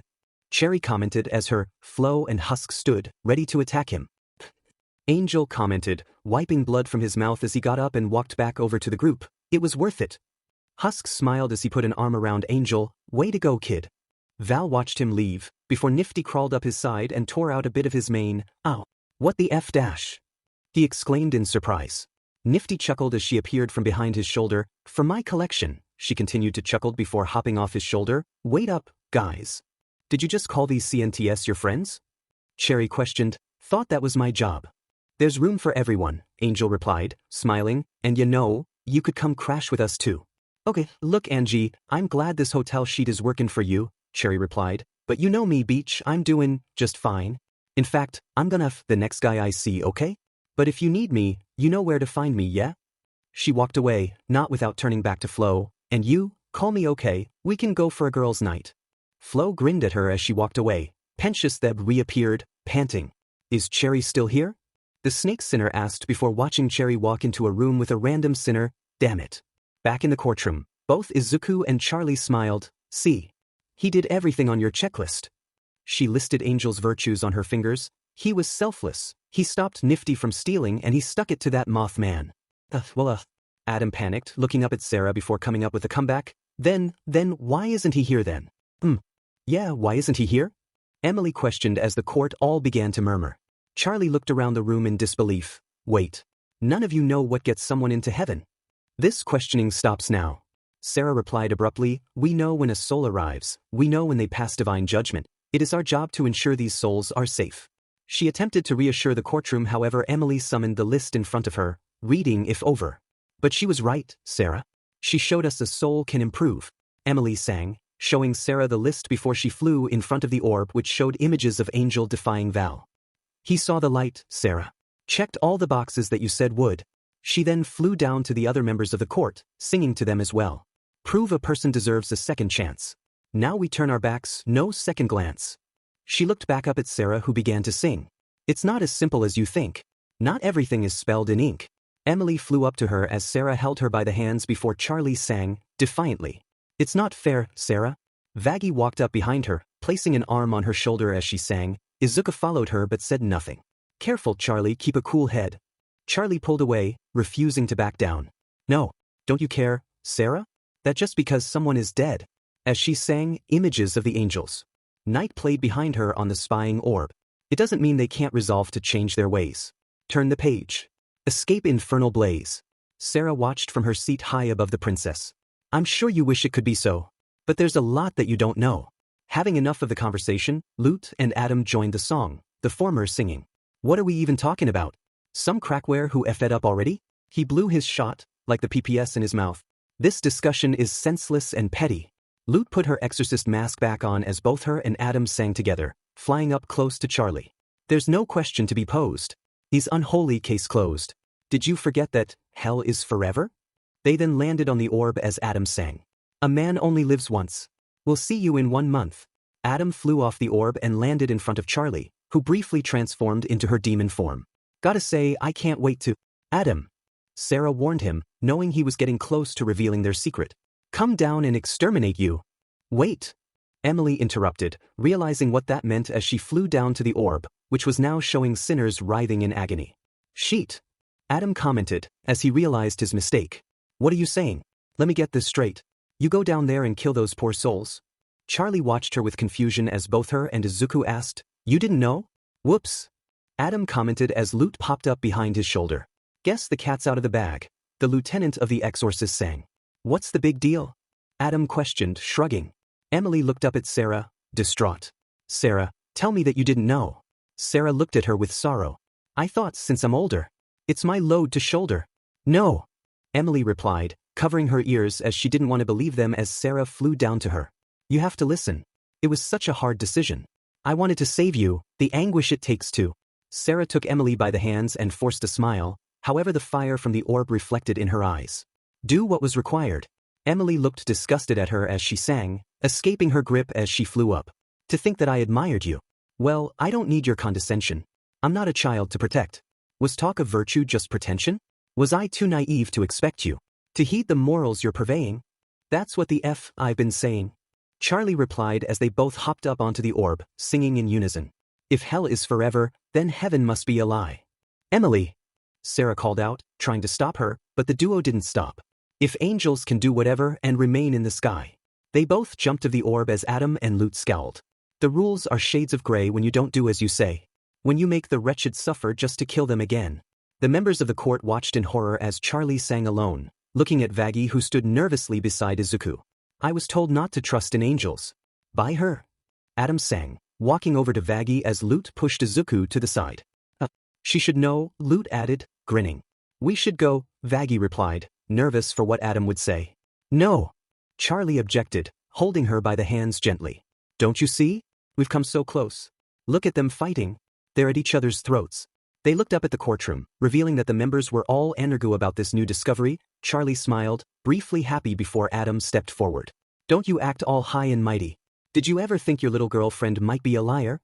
Adam walked to the orb as Vaggie tried to object. Don't, Adam, please. Adam turned his head to the duo, smiling as Lute pushed Vaggie forwards. Adam continued. What's the fuss? Why hide the fact that you're an angel? Just like us? The orb behind them revealed Vaggie without her helmet in her exorcist outfit, making Charlie's eyes widen in shock as Izuku winced slightly. Charlie fell to her knees as Izuku and Vaggie went to comfort her. Sarah recomposed herself, taking a deep breath as Emily landed beside her. I'm sorry. But this court finds that there is no evidence souls in hell can be redeemed. Yes. I win. SCKIT bitches. Adam celebrated before looking down on the trio menacingly. You better save the dateses, 'cause we're coming to your hotel first. He then snapped his fingers, creating a portal to hell. What? No.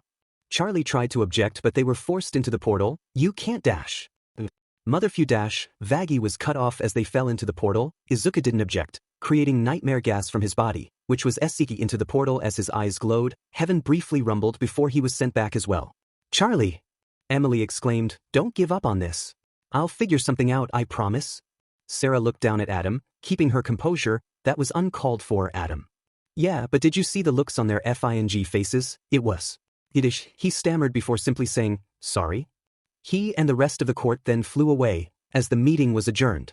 Extermination. Of human souls? Emily repeated what she had learned now that it was only her and Sarah left in the courtroom. Demon or not, there is no reason to be doing this. They were uprising Emily. Sarah countered, briefly revealing her seraphim form in annoyance. It is my position as the head seraphim to protect our people at all costs. And it's your position to keep them happy and joyful. She calmed herself, placing her hands on Emily's shoulders. How can I bring joy when I now know we are bringing misery to thousands of people? Emily replied. Heaven needs us, Emily. Sarah replied, everyone looks to us.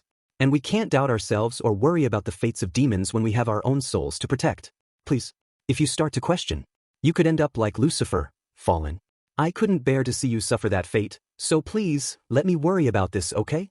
She then kissed Emily on the forehead as she left. I'm sorry.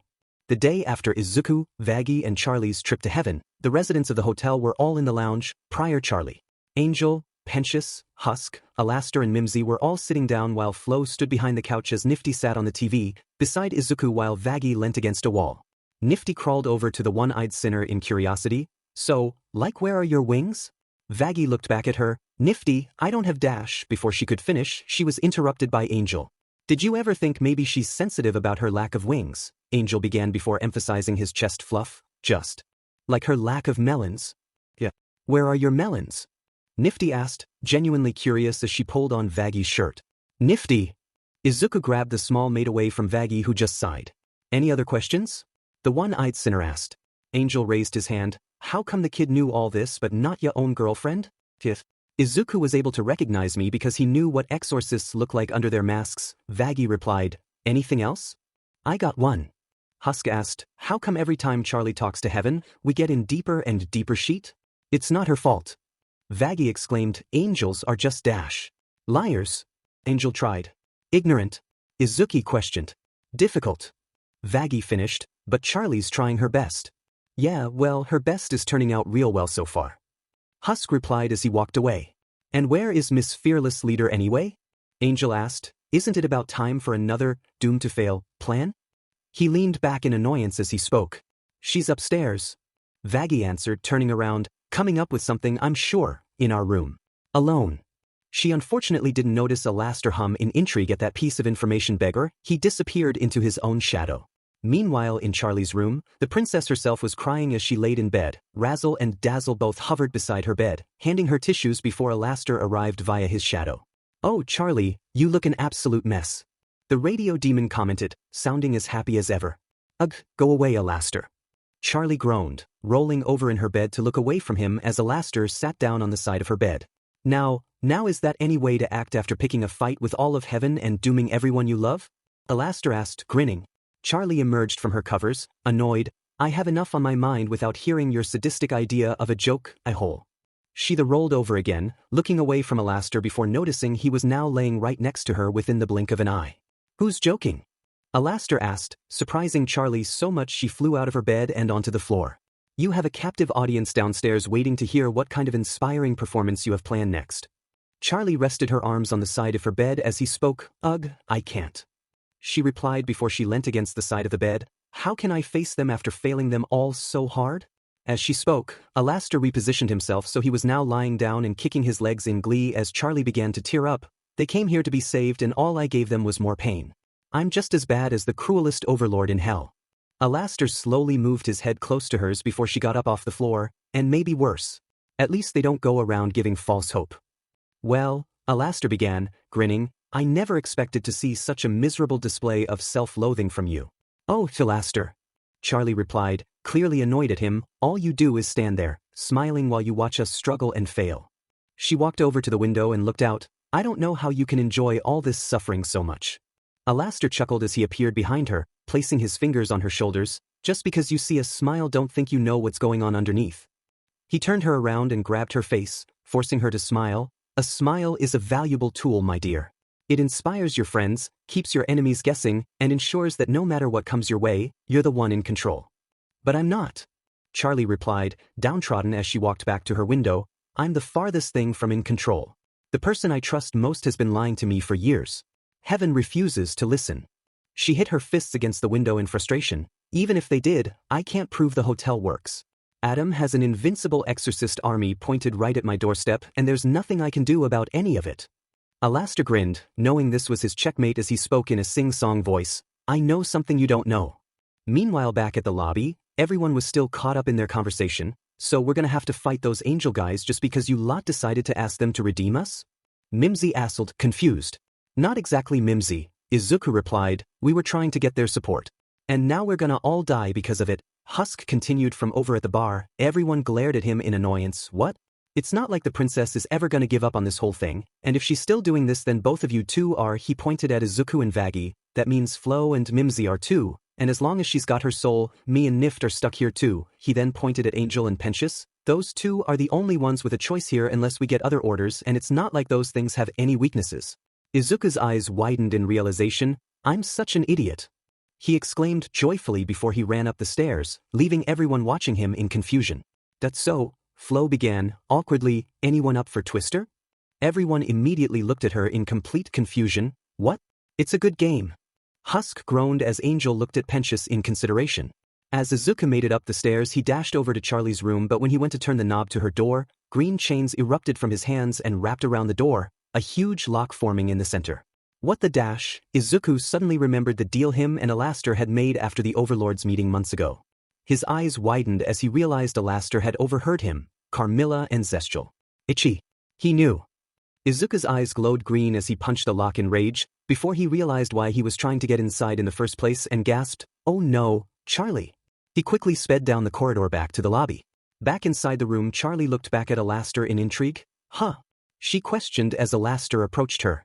"Those big, scary angels are not quite as indestructible as they seem," Alastair explained before walking to an arrangement of flowers in her room.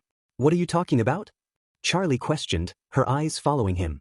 "Just that you and your little band of misfits might stand more of a chance than you think," Alastair replied. "How?" Charlie asked desperately. "I'll do anything." "Anything," Alastair repeated before extending his hand to her. "Then, let's make a deal." "You want my soul?" Charlie asked, slightly worried. "Your soul?" Alastair asked sinisterly as he smiled stronger than ever before calming down and speaking brightly once more. "Heavens, all I need from you is one itty-bitty favor." "What's a favor between friends?" I won't hurt anyone for you. Charlie retorted. Who's asking? Alastor exclaimed, one favor at a time of my choosing, where you harm no one. In return, I tell you what I know. Do we have a deal? He spun his cane and extended his hand once more as both Razzle and Dazzle growled. Charlie gestured for them to stop as she looked back at Alastor. Deal. Charlie replied as her and Alastor's hands met, causing visible green stitches to appear on Alastor's face as the hotel glowed green. Back at the lobby, Izuku got to the top of the stairs, now looking over Husk, Nifty, Mimsy and Vaggie watching Flo, Angel and Pensius playing Twister. Izuku didn't have time to join in, however. Vaggie. He shouted, making the ex-exorcist turn to him just before the lobby glowed green as well, the change making Pensius wobble and fall to the floor as Angel stopped playing to make sure he was okay while Flo did not give up for anything. However, Vaggie immediately knew what this meant and began to run. No. No! She exclaimed as both her and Izuku ran to Charlie's room. Vaggie slammed the door to the room open as Izuku couldn't and immediately saw Alastor and Charlie, their deal now made, right on cue. Alastor remarked. What did you do? Vaggie shouted, infuriated, as Izuku just looked at Alastor in betrayal. Let her go. Vaggie, stop. Charlie shouted, stopping her. What? Vaggie questioned as she dropped her spear. No, Charlie, please tell me you didn't dash. I made a deal with Alastor. Charlie finished, crossing her arms. Charlie dash, Vaggie began before she was cut off by Alastor. Oh, calm down. Alastor interrupted, she still owns her soul. He gave me info that can save the hotel, but we're going to need help. Charlie explained as Vaggie and Izuku followed her, the angels can be defeated, and Carmilla is the key. What? Vaggie questioned, Carmilla Carmine? She then turned to Izuku, clearly angry. Did you dash? Yes, Izuku finished, raising his hand to stop her as they both looked at him, stunned. I was about to run up and tell you, but... He turned to Alastor, who was grinning in the corner. I couldn't. What? Vaggie asked, why the hell not? We made a deal after the meeting, Izuku explained. We each get to protect one of our deals from the other stopping them. The only catch was that we can stop the other if they're trying to get someone's soul. And you thought that was a good idea? Vaggie exclaimed, why would you even consider that? Izuku paused as he looked over at Alastor. The Overlord didn't seem to care at all that he had clearly hurt him. I don't know. Vaggie was still infuriated. That doesn't just make it right. She exclaimed as Izuku just looked at the ground, downtrodden. Enough, Charlie shouted, stopping Vaggie. It doesn't matter, I got the information we needed. She then looked over at Izuku. It is true, right? Izuku nodded. And you can tell us without any issues? I'll have to ask Carmilla, Izuku replied, sighing, but more than likely yes. Good, Charlie replied. So she and Izuku managed to kill an angel, Vaggie recapped, but I didn't even know that was possible. If you did, would you have told me? Charlie replied coldly as she walked past Vaggie. Charlie, Vaggie began before Charlie interrupted her. I need you and Izuku to go to her, so she can help. Charlie ordered, if she does, we might have a chance. With just the 10 of us? Vaggie asked. No, we're Charlie groaned, we're going to need numbers too. And I know just who can help. Alastor exclaimed, butting back into the conversation and pinching Charlie's cheek, as long as Charlie can be her normal, charming self. What's that you said about smiles? Charlie asked, smiling. Alastor patted her head, good girl. Charlie, can we talk about this? Vaggie whispered. We can talk later. Charlie replied, walking away from her. Right now, we have a job to do. You with us? Vaggie sighed before she looked at Izuku. She was still annoyed at him and huffed, storming away from him. As the duo made it down the stairs, Angel spoke to them, pointing at the door. So, Alastor and Charlie just left like they were running away from their responsibilities. He reported, should we be alarmed? No. Vaggie replied before Izuku could. We have a plan, but it includes defending ourselves against the angels. Husk's eyes widened. Are you fucking high? He asked, annoyed as per usual. Yeah, that's impossible, doll face, Mimsy added. We should just count our losses and skedaddle, that's what I say. They can be killed, Vaggie explained before the Eggbois ran past her in a line. The last of them, Frank, heard what she said. Yeah. Frank exclaimed, that knife lady, Camaro car fight and the smoky guy, Deku, killed one. Izuku's eyes widened. Wait, you knew about that? Yes, surprised. Frank turned to him. I told boss about it months ago. Vaggie turned to Pensius, annoyed. He what? What? Pensius exclaimed, they say insane shit all the time. How was I supposed to know this one was true? Bank accounts are a scam created by the shadow government. Frank said proudly. Pensius gestured to the egg boy, see. Vaggie sighed, calming herself. What's important now is that we're going to have a fight on our hands.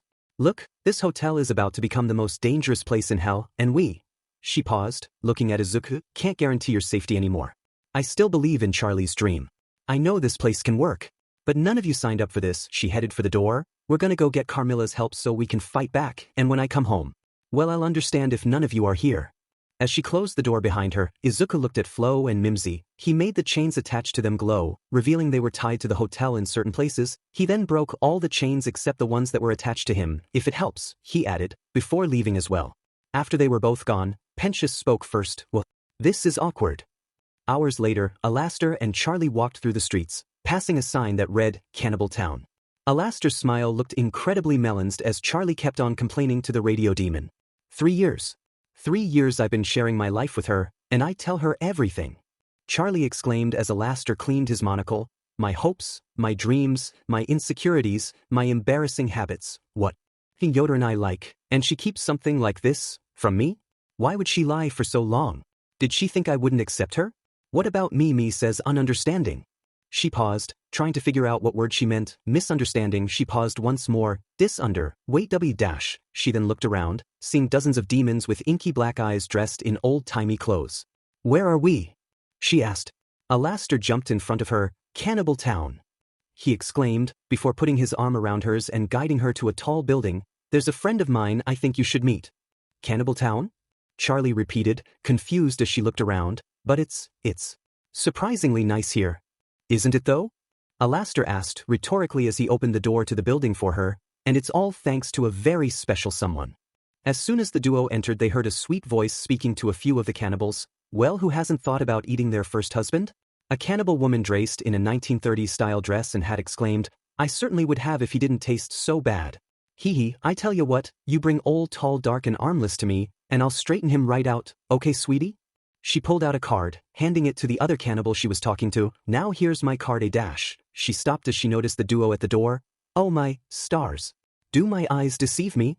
Making her way through the crowd, to get closer to the pair, she called out Alastair's name. Alastair? Alastair, where have you been? She finally made it in front of them both, greeting Alastair as the other cannibals watched with glee. These halls really lost some of their sparkle without your lively presence. She then noticed Charlie. Oh, who's this you brought with you? Come now, Alastair, she's much too young for you. Charlie rolled her eyes at the woman's teasing. Oh, I'm just kidding.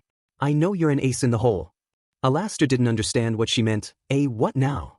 But where are your manners, mister? Rosie continued, approaching Charlie. Introduce us, why don't you? Alastair walked up to Charlie. Yes. Charlie, this is Rosie. He gestured his cane at her as she curtsied politely at her, the most darling, delightful and dangerous overlord this side of the pentagram. Oh, always such a charmer. Rosie commented. And Rosie, it's my pleasure to introduce you to Princess Charlie Morningstar. He pushed Charlie in front of the tall overlord, daughter of Lucifer and heir to the throne of hell. How do you do? Charlie greeted nervously, giving Rosie a small wave. Well, isn't this a regal surprise? Rosie exclaimed, pushing Charlie to her desk. Come in. Come in. Can I offer you something to eat? I'm sure I have a leg around here or something. Oh, what am I thinking? She poked Charlie's stomach. Small thing like you? You're probably watching your figure. How about some nice pinky fingers instead? She pulled out a box containing severed pinky finger in small pink wrappers and held them out to Charlie. No, Charlie replied, waving her hands gently to not be rude. Thank you though. Rosie hid the box away. Oh, look at you. She patted her head. So polite. Alastair, you could learn a thing or two. She then took Charlie to a table, sitting the princess down before sitting across from her. Well, sit down. Sit down. Tell Auntie Rosie what she can do for you. As Charlie got comfortable, Rosie turned to Alastair. You know, Alastair, I got a primo connect on a guy with about 8 blocks of territory and not enough goons to run it. Prime pickings for a deal to be made, my friend. Appreciate the offer, Alastair replied as he walked over to Charlie's chair, leaning against it, but we're here on business of another kind. Well, don't keep me in suspense. Rosie replied, I'm a very busy woman. She then took a sip of her tea. Well, as you know, she looked at Alastair for a second before completely losing her cool. The extermination is coming early. It'll be here in a month, and they're coming for my hotel and my friends first, and hey dash. Alastair interrupted her. We need your help. Well, your cannibals help at least, to fend off the attack. Wow. She put down her tea. When you ask a favor you don't start small, do you, your highness? Oh now, don't fret. She stood up from her seat. I didn't say I wouldn't help. But I assume there's more to this plan than a bunch of unarmed cannibals. Alastair approached her. Oh, your people will be far from helpless when we're done with them. And by the end, they will be able to eat their fill. Rosie grinned at him. Well, in that case, sure. Why not? Charlie stood up from her seat in surprise. Really? What can I say? I like your moxie, girl. Rosie replied, nudging Charlie playfully, and old Alastair has never done me wrong before. Oh, thank you, thank you, thank you. Charlie celebrated. Vaggie slammed her fists against the door to Carmilla's compound, shouting, Carmen, we need to speak. Vaggie. Izuku tapped her on the shoulder calmly. He was coated in nightmare gas but had no reason to cover his voice. What? She shouted, turning to him suddenly before realizing her mistake. Oh, yeah, right. Sorry. Izuku walked up to the camera at the door, removing the smoke around his face as a facial recognition scan took place, opening the door. Izuku turned to Vaggie. I'll go in first. Carmilla's not exactly happy you know about this. Vaggie narrowed her eyes in confusion but complied anyway. Okay. As they entered the compound, Vaggie saw it was pitch black before she noticed Izuku was now gone. Izuku? The door slammed shut behind her as she looked around. Hello. Carmilla's voice echoes around the room from above. You have 2 minutes to convince me not to silence you for good. The lights then turned on, revealing Carmilla at the top balcony in the room, standing beside a slightly awkward Izuku. Miss Carmine, I'm here on appointment from the princess to enlist your aid in the defense of hell from the angelic extermination. Vaggie explained, we know an angel fell at yours and Izuku's hands and we need to know how. I already know your reason of arrival and my answer is no, Carmilla replied as Izuku watched Vaggie nervously. What do you mean no? Vaggie questioned, the princess of hell dash. Means nothing to me. Carmilla finished, you have to do better than that. 90 seconds. Wadash, Vaggie cut herself off. Look, you and Izuku are friends, right? Do you want him to dash? His choices are his own, Carmilla replied, our bond is true therefore I trust he will survive. 80 seconds. Vaggie spared a glance at Izuku, who didn't budge so she sighed. With your knowledge, we wouldn't have to helplessly stand by while dash. Clearly I am not the helpless one here. Carmilla interrupted, now pacing around on the balcony. 70 seconds. Well, then why? Vaggie pleaded, why wouldn't you use what you know to fight? To avoid the very problem you and your little friends are facing right now. Carmilla replied as she walked around, I will not invite destruction into my house, on my people. You think we asked for this? Vaggie retorted, following the weapons dealer Overlord, all Charlie has ever done is try to make things better to help her people who, newsflash, include your people too. And how exactly has that worked out for her? Carmilla asked. 35 seconds. We didn't pick this fight, but it's here now. And they aren't going to stop with us. Vaggie explained as Carmilla continued. Izuku watched them from the other side of the balcony, shaking his head at Vaggie's responses. You didn't see the look on their leader's face. With us out of the way, it's only a matter of time before they come for the rest of you. They won't stop until all of hell is wiped out, so you can help us make a stand here together, or you can stand alone tomorrow. And what do you think your chances will be then? As she spoke, Carmilla stopped, now on the opposite side of where she started as she looked down on Vaggie as a spotlight shone on her. You're out of time. She commented before jumping from above and kicking Vaggie in the face, making her fall to the floor. Angels attack quickly, viciously, and without mercy. Carmilla analyzed, standing over Vaggie, you'll need to defend better than that. Back at the cannibal town, Rosie made an announcement, cannibals and cannibettes, assemble in the square. She spoke through a megaphone to make sure everyone could hear before approaching Charlie as they walked up to a fancy gazebo. Now, darling, you know I would do anything for my clients, Rosie began, making Charlie smile, but I can't exactly command all of Cannibal Town to follow someone else into battle. Now, don't get me wrong, they love carnage and bloodshed, but to get this group into line, you got to win 'em over. She turned away from her, speaking through the megaphone again, settle in. Settle in. Important meeting. As the cannibals approached the gazebo, Charlie looked up at Rosie, but how do I dash? With sparkle. Rosie finished, Razaminus. And that oh so appealing moxie of yours. She booped Charlie's nose as Alastair appeared from nowhere behind the princess. Shouldn't be a problem. The radio demon commented, it's not like you've ever failed to inspire before. Charlie groaned as Rosie walked her inside of the gazebo. Now, fair warning. This group sticks together. So in order to convince any of them, you'll need to convince all of them. She gestured at the huge crowd before frowning, and there's one in particular dash. Alastair interrupted her, annoyed, you, Susan. Susan, Rosie finished, who's a bit of a dash. Alastair helped her find the word she was looking for, ornery old beach? That. Rosie agreed, she's tough, but win her over and the rest will be easy as pie. Ready? I guess. Charlie replied, taking her position as Rosie spoke through the megaphone. Everyone, we have a very special, very royal guest this evening. Rosie announced, please put your bloody hands together for Princess Charlie.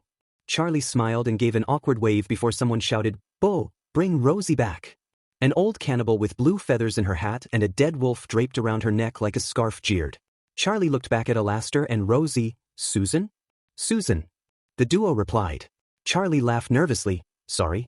Okay, my name's Charlie and… Susan began to heckle her from her place in the crowd. Well, I run this hotel with my part. Well, someone and… Wait, let me start over. Angels are coming to kill us all and we need help defending our realm. So we need your help. With your assistance, we can make a stand for dash. She attempted to start singing, I have a dream and I dash. She finally lost her cool at the old cannibal, flipping her off in anger. You old beach. The crowd all gasped at her words as Rosie stepped in, pulling a seething Charlie away. Okay, we'll be back after a brief intermission. The cannibal overlord informed. Back at Carmilla's compound, Vaggie was sent flying up against a wall by Carmilla before she charged in with her spear at the ready. Carmilla predicted this, however, and roundhoused her in the face away from her before Vaggie charged back at her, getting kicked continuously as she attempted to fight back against the overlord. After she was kicked to the floor once again, Vaggie began to complain, Come on, what is this? Carmilla circled her as she got up. You want me to teach you how to beat angels?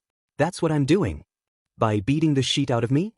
Vag questioned, raising her spear at her. I'm not used to fighting with long hair.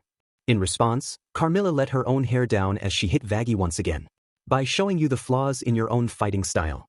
Yours and all your sisters. She explained as Vaggie looked up at Izuku, annoyed. So you just told her I was an exorcist? She asked. We agreed to keep that secret. Before Izuku could reply, Carmilla did. It was not him who told me, silly girl. The weapons dealer overlord explained. You have a giant X over your eye and wield an angelic spear. It's not rocket science. Before you found out about us, did you know angels could be harmed? No. Vaggie replied before Carmilla attempted to kick her once more, which Vaggie dodged before she was hit once again in her struggle, this time losing her spear. That shows in how you fight. Carmilla replied, throwing her spear back at her. You leave yourself open with every swing. You fight like someone unafraid of harm, and this is what you'll take advantage of. She then circled Vaggie, who listened with intrigue. Angels wield no shields, little armor, and fight with reckless abandon. Strike them here, here, and here. With each here, she struck Vaggie, leading to her falling to the ground. With what? Vaggie exclaimed, getting up again. Some secret weapon of yours? Stupid girl, are you really so dense you don't realize you're holding the answer? Carmilla asked. Angelic weapons?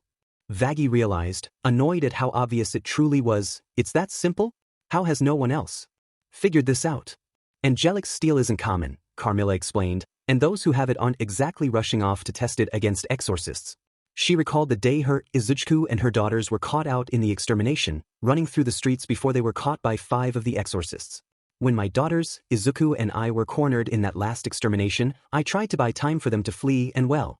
She remembered, passing Izuku a gun as 3 of the exorcists tailed him and her daughters. She then recalled slicing off the 2 that were left with her as Izuku shot 2 out of the 3 that were with him before getting cornered by the last, now without ammo. You don't become an angelic arms dealer without arming yourself first. She remembered swooping in and killing the last exorcist before it could kill Izuku and her daughters. She then landed on the balcony beside Izuku. The young overlord smiled at her and she smiled back before beginning to sing as she strutted around the room, eventually jumping in front of Vaggie. I see you're driven by your detestation. Your every step is stoked with animus. She jumped up at the balcony as Vaggie watched her from the ground floor. You need a different type of motivation. Or there's no way that you can handle this. She jumped back down, strutting to Vaggie, who had already raised her spear in her direction to defend herself. I know you're thirstin' for vengeance, Vaggie. You're out for blood. But you'll only stand a chance if you're out for love. She began to dash at Vaggie, circling her why little effort as the ex-exorcist was left practically defenseless, attempting to hit the moving overlord. Out for love, love. She grabbed Vaggie's spear, looming over her with ease before throwing her away. Think of who you care about. Protect them and be out. She and Vaggie continued to spar as she sang. For love. You're gonna fight without gloves. Long as you're out for love. She picked Vaggie up from the ground as the ex-exorcist mimicked her movements. Fuel yourself with the fear of losing. That's somebody who's your reason to live. Vaggie immediately thought of Charlie before they jumped back into sparring. From where he was standing above, Izuku smiled. Harns your heart and you can't help choose sin. To fight with all you can give. The two then met in the center of the room as they stepped closer to each other. I know you're Hurston, for vengeance, Vaggie. You're out for blood. Vaggie looked up at Carmilla, who grinned at her as they went back to sparring. But you'll only stand a chance if you're out for love. They then both ran up the stairs, both of the jumping around as they fought. Out for love? Think of who you care about. Protect them and be out. They met at the top of the stairs as Vaggie's spear hit Carmilla's boot before she jumped down the stairs, leaving Vaggie behind. For love? Vaggie decided to slide down the rails, jumping off the end of them into the air. You're gonna fight without gloves. And when that push comes to shove, yeah, you just might rise above. As Vaggie met her highest point, her wings grew out of her back. Long as you're out for love. As Vaggie descended, she heard Izuku cheer, grinning as he made his way over to the duo. I knew you could do it. The young Overlord exclaimed as he stood next to Carmilla, smiling. The weapons dealer Overlord was also grinning. Well, look at that. You might just survive this. Vaggie smiled at their words. We're going to need more weapons. Of course, Carmilla replied before pointing at the doors at the top of the stairs. In that room to the left, I'll be with you in a minute. Vaggie immediately ran up the stairs, happy with her success as Carmilla turned to Izuku. So what is it? She asked. You seemed like you wanted to tell me something over the phone. Izuku lost his smile. Yeah. He took a deep breath. Can we talk after Vaggie's gone? He asked. Carmilla looked at him with concern. Are you okay, Izuku? She asked, worried as she placed a hand on his shoulder. I'm fine, Izuku replied. But could you also ask Zestial to come? He should hear this too. Carmilla blinked at him for a moment before sighing. Of course. But you better tell us what it is that has you so unhappy today. We are a team, we should not hide things from one another. She stood up and walked to the room. Izuku looked at the ground, remembering what had happened in heaven. I'm still your father. Izuku inhaled sharply before walking up the stairs himself. Meanwhile in Cannibal Town, Rosie directed Chatlai into her room so they could talk. Alright, what has you so out of sorts, darlin'? Rosie asked cheerfully. You clearly got more on your mind than angels. Charlie sighed. What do you do when someone you love lies to you about who they are? She asked, her arms crossed. Romance. Rosie questioned, smiling. My specialty. Come on, dearie. Details. My girlfriend is an exorcist angel, Charlie explained, and she never told me. Oh shit. Rosie exclaimed awkwardly, quite a secret. She then turned to Charlie. How does that make you feel? Charlie whimpered before walking across the room, just angry because we share everything, because she always supported me and my ideas, and now, I don't know whether or not that was just more of the lies. She gasped. Oh no, that's a horrible thing to think. Do I think that? No. Kinda. She fell onto the couch, whimpering. You said you love this girl? Rosie asked. Yes. Charlie replied. Or well, she paused. Yes. Rosie walked up to her. Have you ever once doubted that she loved you in return? Charlie thought about it before shaking her head as Rosie sat down beside her. Well, then what's the problem? She took part in the very thing we've been working so hard to end. Charlie replied, crossing her arms. Rosie scratched her chin in thought. Well, isn't that silly hotel of yours all about redemption? Yes. Charlie replied. Perhaps this girl was trying to redeem herself too. Rosie replied. She knows better than anyone that I believe in second chances. Charlie retorted. Why not tell me? It can be difficult to admit to things you're not proud of, especially if those things hurt the ones you love. Rosie explained. She effed up, sure. She's flawed. But, hey, who down here isn't? She placed her hand on Charlie's shoulder. If there's anything I've learned, it's that words are cheap, but actions, they speak the truth. So, what have her actions said? Charlie smiled, that she believes in me and what we're doing. Right now she's off learning how to protect everything we've worked for. Charlie held her hands up in despair. And I can't even pitch my hotel right. Well, how do you normally explain your hotel? Rosie asked. By singing. Charlie replied, but that never works. Rosie smiled. It will work here. Trust me. Charlie and Rosie walked back to the gazebo. Alastair stood waiting for them as the crowd turned their heads to see them. Charlie looked nervous before Alastair offered her his staff, which she took before singing. Have you ever wanted something that was so clear in your mind that you could taste it? Charlie sang, before Susan popped up out of the crowd. You mean like human flesh? The elder cannibal asked. Sort of, Charlie replied, before going back into her song. It's a feeling like a rumbling in your gut that you could finally be faced with. A billion needy faces. She looked out into the crowd, who all smiled at her, prior Susan. I guess what I mean to say is, for the first time in my life, I might have to be ready for this. She looked over at Rosie and Alastair. The former clapped quietly at her while Alastair simply gave her a thumbs up. ready to be the one who's leading from the front. Gotta come into my own. Gotta come into my throne. Gotta take charge and defend my only home. A spotlight from above shone on her as she sang. And although I kind of feel unsteady, now I need to be ready for this. She then marched into the crowd, determined.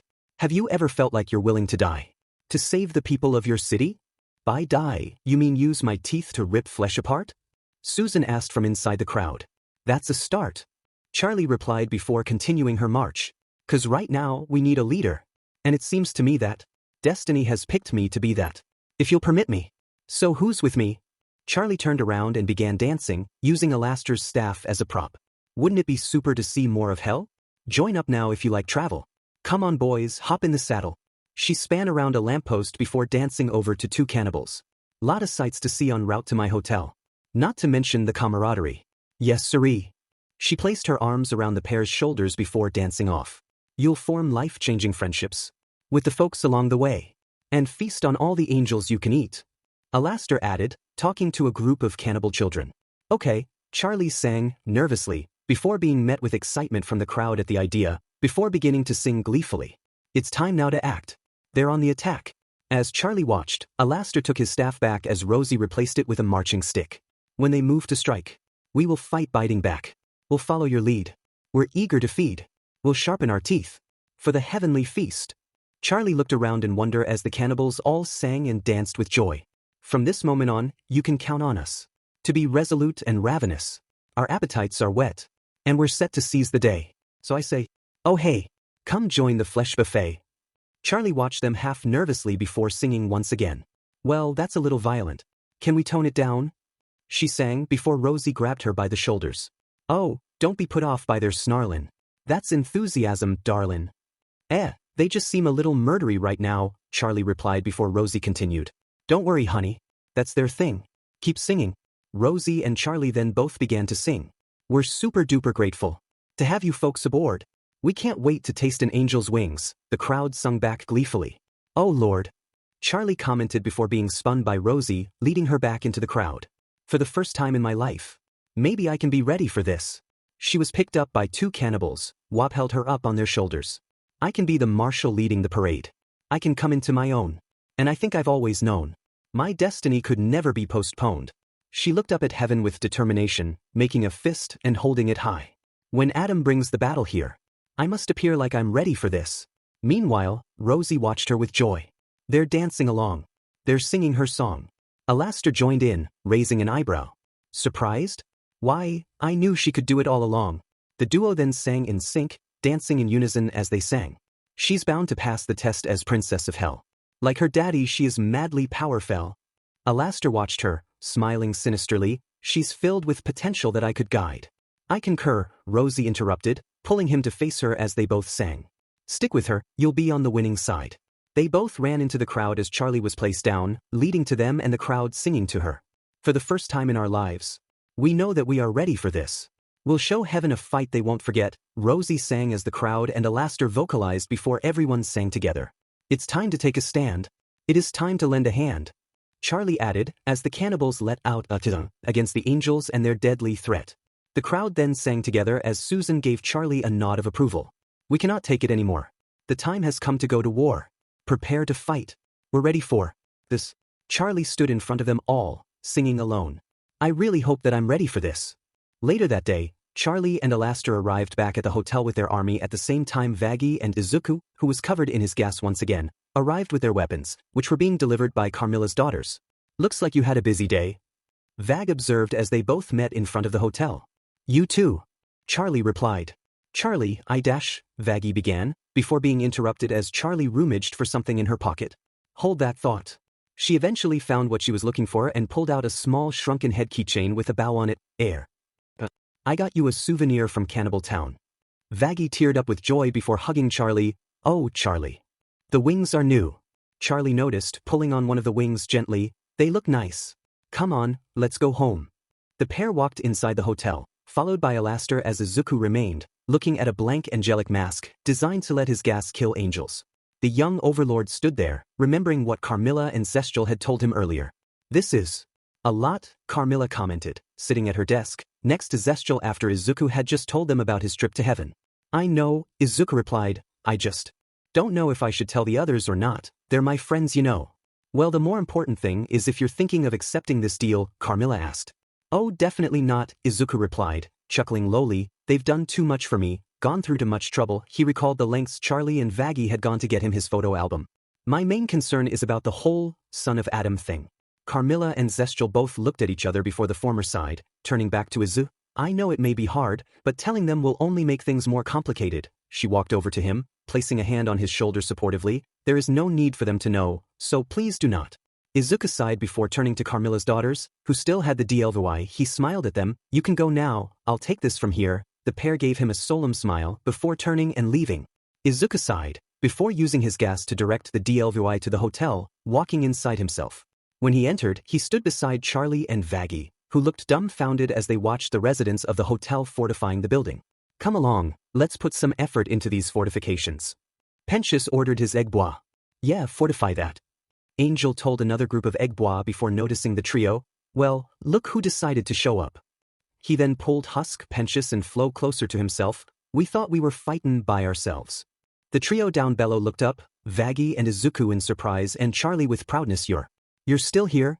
Vaggie asked. What? Pensius questioned. Do you think we're a bunch of pussies? I just got used to you guys. Husk replied before scoffing. I ain't finding no new drinking buddies. What kind of bodyguard would I be if I turned away for the fight of our lives? Flo agreed. Izuku turned to the side and spotted his other debtor. Even you, Mimsy? He asked, surprised. Oh yeah, Mimsy replied, smiling. You know me, darlin', I'm always amazin'. Izuku, unconvinced, looked up at Husk. He tried to run away 5 times, the cat sinner explained. Snitch! Mimsy shouted, annoyed before Nifty popped up above Angel's head. I've named all the stains on the carpet. The small maid added, before pointing at a stain, that one's Fred.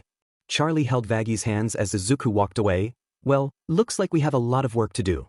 Up in Vox's surveillance room, the TV overlord sat, watching live footage of the residents of the Hazbin Hotel training for their upcoming battle with their cannibal army and the extra edition of Cherry Bomb. No effing way! Vox exclaimed as he watched the footage. They're going to fight? Oh my god. Ha. Oh, looks like your little hotel didn't work out so well. He watched Alastair on one of the screens, the quality glitching around the radio demon. Oh, Alastair, I cannot wait to watch you get F. The TV overlord cackled maniacally with glee as he stood up at his chair. Meanwhile, back at the hotel, Charlie and Vaggie watched over their cannibal army as Charlie sighed. Oh, I wish my mom were here to see this. She murmured. The cannibals seem ready to fight. Vag began, are we? Just then, Pensius burst out of the hotel's doors, wearing a Victorian-style British Army uniform with a proud expression. Fear not, damsels. I shall have the staff ready for victorious combat. He exclaimed as Vaggie frowned at him. What in the hell are you supposed to be? The one-eyed sinner asked. General Pensius, reporting for duty. Pensius replied, saluting, I'll turn those rapscallions into soldiers in no time at all. Thank you, Pen. Charlie thanked as both Mimsy and Nifty joined the group. What can we do to help? The hotel's maid asked, in her usual maniac voice. I'm glad you asked, soldier. Pensius replied, the base needs fortifications. Reinforce the southern wall. Create a moat around the perimeter to stop a ground assault. Both Mimsy and Nifty gave him a confused look. What? The former asked before Charlie spoke to Nifty. How about this? If you see an angel, stab it. Charlie then handed the small maid a dagger. And me? Mimsy asked, annoyed. Vaggie then threw her a small gun. Here, she replied bluntly as Mimsy frowned at her, neither of them noticing Nifty who had turned around, now seeing Angel, Cherry and Flo talking together. Nifty grinned as she looked at Angel. Stab. Stab. She sped over to him, wielding her dagger as Angel jumped up and clinged to a pole. Not him. Charlie shouted, stopping Nifty in her tracks before she ran away, allowing Angel to jump down and walk over to her. Vaggie then shouted out at their army, drill sergeant style, listen up, sinners. We've got 24 hours before the extermination begins. She announced, let's get to work. Vox continued watched from his surveillance room, grinning as Vaggie and the rest of the hotel, trained. They SCK so bad. Oh god. They're gonna effing die. They're gonna die. Later that day, Charlie stood in front of the cannibals and the hotel's residents, now including Alastair and Izuku. She spoke to the audience using Alastair's staff. Hello. She tapped the microphone. I want to thank everyone for coming. Even people who aren't staying here yet, Cherry. She looked down at the spunky powerhouse. Look, I can't resist a fight, okay? Sherry explained, especially if I get to tag team with these fuckheads. She then wrapped both of her arms around both Flo and Angel, who both grinned at her. Tomorrow, the Exorcist Angels will face a hell ready to defend itself and win. Charlie exclaimed, pumping her fist in the air. Vaggie copied her motion, standing beside Izuku, who was covered with his nightmare gas, although his nervous expression was still visible. Yeah, we will. Tell him, baby. The ex-exorcist exclaimed, snapping Izuku out of his concern as he smiled up at Charlie. Yes. And we are going to win. Charlie exclaimed, before adding, but in case we don't, I want you all to know that getting to know you has been the biggest honor of my life. She looked down at all her friends who smiled back at her. Prior Cherry, whatever redemption really means, I know you all tried. I have seen the good in all of you. And I love you all so much and live tonight however you want because we're all gonna die. Nifty exclaimed before maniacally laughing, earning a whoop from Flo. All right. Vaggie exclaimed, trying to calm everyone else down, let's give it up for not dying. Love not dying. Drinks. Later inside the hotel, Charlie and Vaggie chatted over drinks, beside Flo, Husk, Cherry and Angel before Pentious popped up in the group, proposing a toast. Here's to being alive today and not dying tomorrow, the Snake Sinner exclaimed as Mimsy and Izuku watched from the bar, the latter looking worried as he sipped from a Coke Light. You good, boss? Mimsy asked, sitting on a bar stool beside Izuku, who sighed. I'm fine, Mimsy, Izuku replied, taking a sip of his drink before continuing, I'm just worried about tomorrow, you know. Yeah, that's understandable, Mimsy replied, sighing. Listen, I dunno how tomorrow's gonna go but… She looked over at the group in front of them. If there's a bunch of losers who stand a chance against those angelic assholes, it's this bunch of losers. Izuku looked back at her, opening his mouth to say something before choosing not to and instead saying something else. You can still go if you really want, he replied. I know everyone forced you to stay before but it's fine, honestly. Meh? Mimsy shrugged. You can't back down the day before the real performance begins, she explained. It's bad manners. She looked over at Izuku, who raised an eyebrow at her. And maybe you lugs ain't so terrible to be around, Izuku chuckled before Mimsy hopped off her stool. Come on, let's get back to it then, she replied, walking away and joining the main group. Izuku sighed and looked at his hand for a moment before getting up and joining them as well. Up at the balcony, looking over the group, Alastair watched, leaning against the guardrail. The celebratory night before a courageous last stand. The radio demon began. It's been a surprising thrill to witness these wayward souls find connection. Almost makes one sentimental, nifty? He looked over to the hotel's maid who was sitting on the rail beside him. I really like them, Alastair. Nifty informed, gleefully, they let me put on roach puppet shows without booing. An enjoyable collective to be around. Alastair commented, I admit one could get accustomed. Nifty then hopped up onto his head, placing a crown made of cockroaches upon the radio demon. I dub thee King Roach. Nifty commented, proudly before hopping off back onto the guardrail. Oh, to understand your twisted little mind. Alastair replied before the duo burst into maniacal laughter. Back at the bar, Husk stood from behind the counter talking to Angel. Last day of Afterlife, and you're not off snorting a line off some hunk's abs? The bartender questioned. And shrugged, you fed one cannibal pool boy, you fed 'em all. He explained. I guess you have changed. Husk replied. Hey, Angel replied calmly, Charlie said live tonight however we want it. So pour me a fresh one, and let's get to living. As Husk walked over to get Angel his drink, the Spider Sinner watched him, smiling. Meanwhile, Cherry sat at another table in the bar, talking to Vaggie before Pentious approached her, holding his hat in his hands as Flo pushed him towards the spunky powerhouse. Miss Bomb? Flo gestured to Vaggie that they should go, leading themselves over to Charlie and Izuku, the former watching with joy while the latter simply smiled at the scene. Cherry? Pentious called her name bashfully. Yeah. Cherry replied, confused. I want to tell you that I love. He paused, becoming too nervous to continue his sentence. I'd love to wish you good luck in the battle ahead. He shook Cherry's hand, blushing. Demenit. Flo shouted from behind, making Izuku push her away quickly. Okay. Cherry replied, still confused. You have always been a worthy opponent. With the most. Pentious paused, blushing, brilliant explosive contraptions I've ever seen. Thanks. Cherry replied. Anyway, I guess. Pentious quickly realized what he was doing and onicked, running away. Please don't die tomorrow. Okay, bye. You know, you could totally tap that. Angel commented, approaching Cherry and handing her a shot. Please don't be gross. Cherry replied, downing her shot. Cuz, you know, I hear he's got 2DS. Angel replied, slipping the information in as Cherry looked over to where Pentious walked away to. The spunky powerhouse commented. Meanwhile, Charlie stood in front of Angel's door, looking at the pictures of him and the rest of the hotel that were attached to his door, the sight of them making her cry. Charlie! The princess turned her head, seeing Vaggie, who stood at the end of the corridor.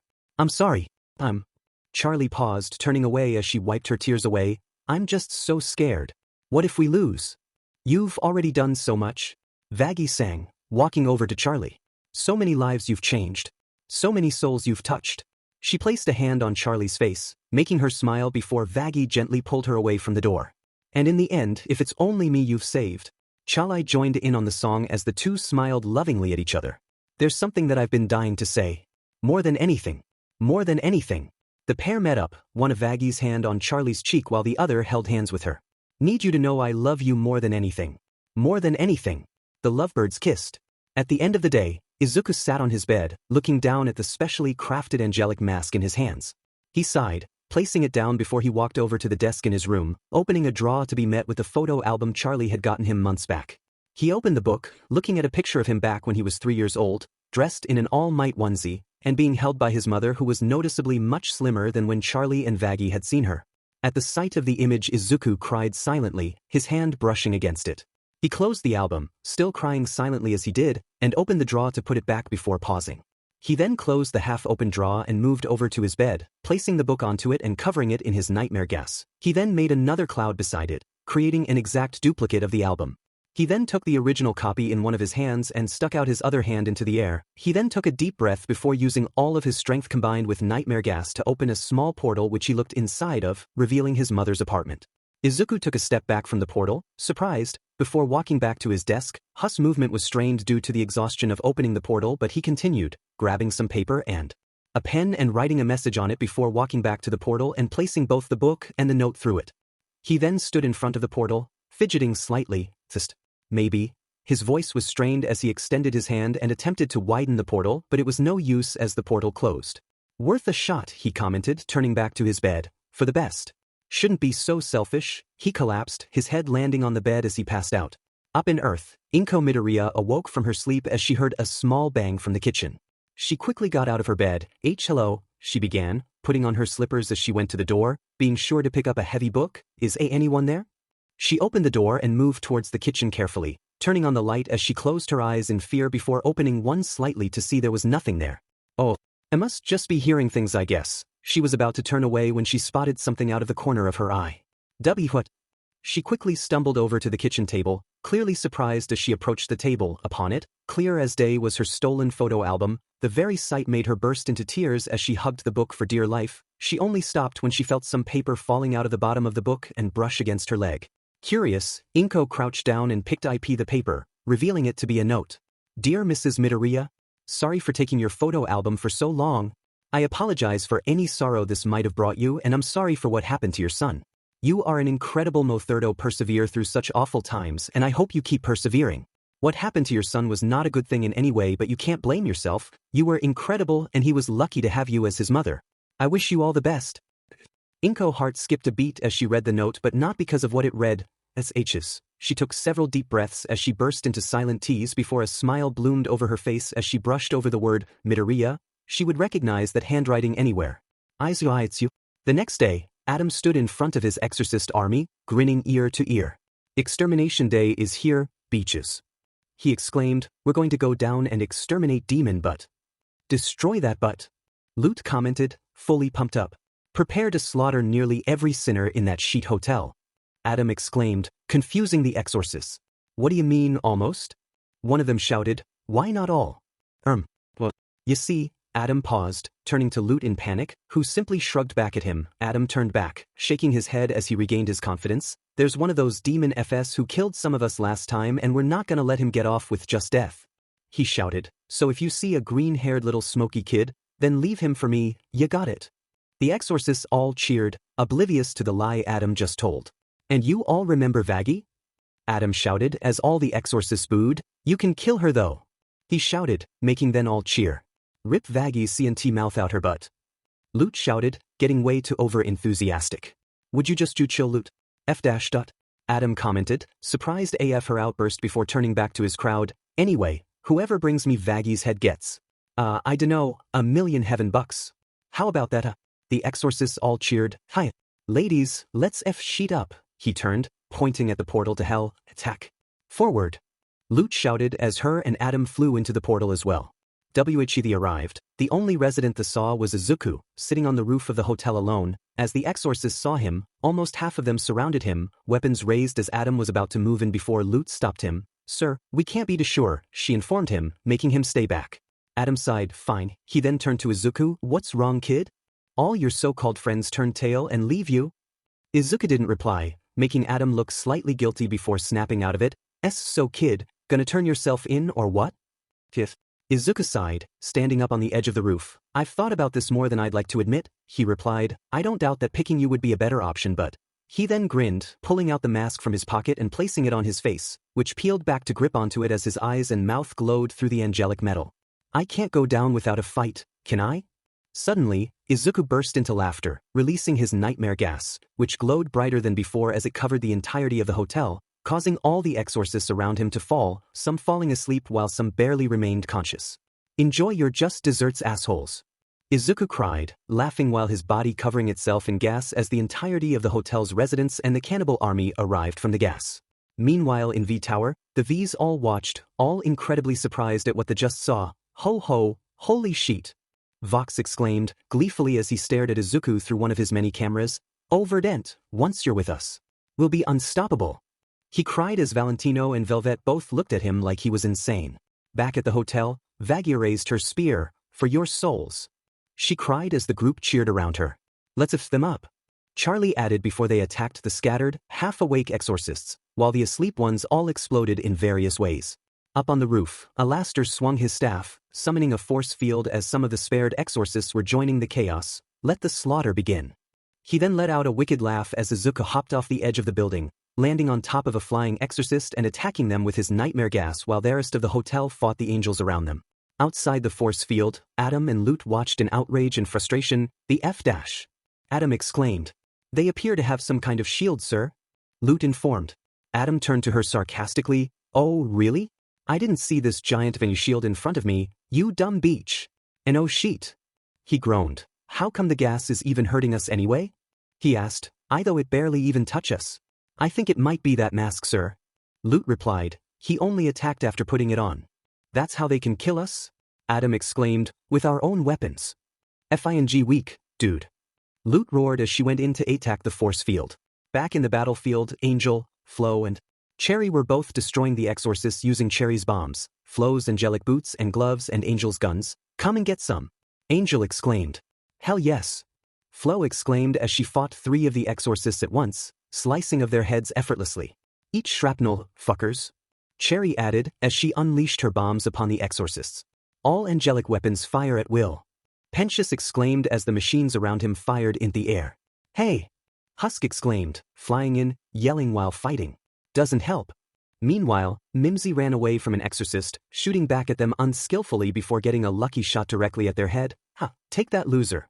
She mocked, proudly before another exorcist charged at her. Oh shit, she ran once again, firing back in panic as Nifty stabbed the now dead exorcists. Alastair's shield is working. Charlie exclaimed, gleefully as she fought back to back with Vaggie. Trying to focus, sweetie. Vaggie replied, stabbing an exorcist. And Izuku's mask worked like a charm. Charlie continued, we might actually have a chance. Love the optimism. Vaggie replied, slicing of another exorcist's head, still trying to focus. Adam watched the slaughter from above, clearly angry. I'm iffing over this. He commented before releasing a deadly punch directly at the force field, breaking it instantly. F-. Angel commented as the force field was destroyed. Oh no. Charlie added woefully as Adam loomed over the hotel, laughing before eventually noticing Alastair and flying over to him at the top of the hotel. Back with the V's, Vox jumped out of his seat. Oh F-. He cried, moving his hips which made Velvet very uncomfortable. I am so hard right now. Back on the roof, Alastair approached Adam. Adam. First man, next to die. He commented. Who the F are you? Adam asked, tilting his head. Alastair. The radio demon replied, holding out his hand. Pleasure to be meeting you, quite a pleasure. He then tapped his can on the ground, summoning 4 tentacles. I'm about to end your F&G life. Nice voice. Adam replied sarcastically, don't you know jazz is for pussies?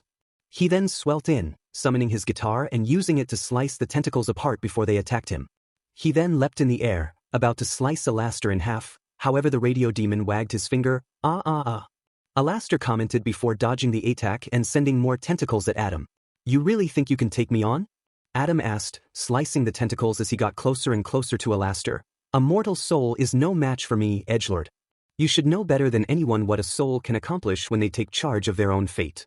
Alastor replied as he used his shadow to sneak up on Adam, a small monster shooting up and punching the first man.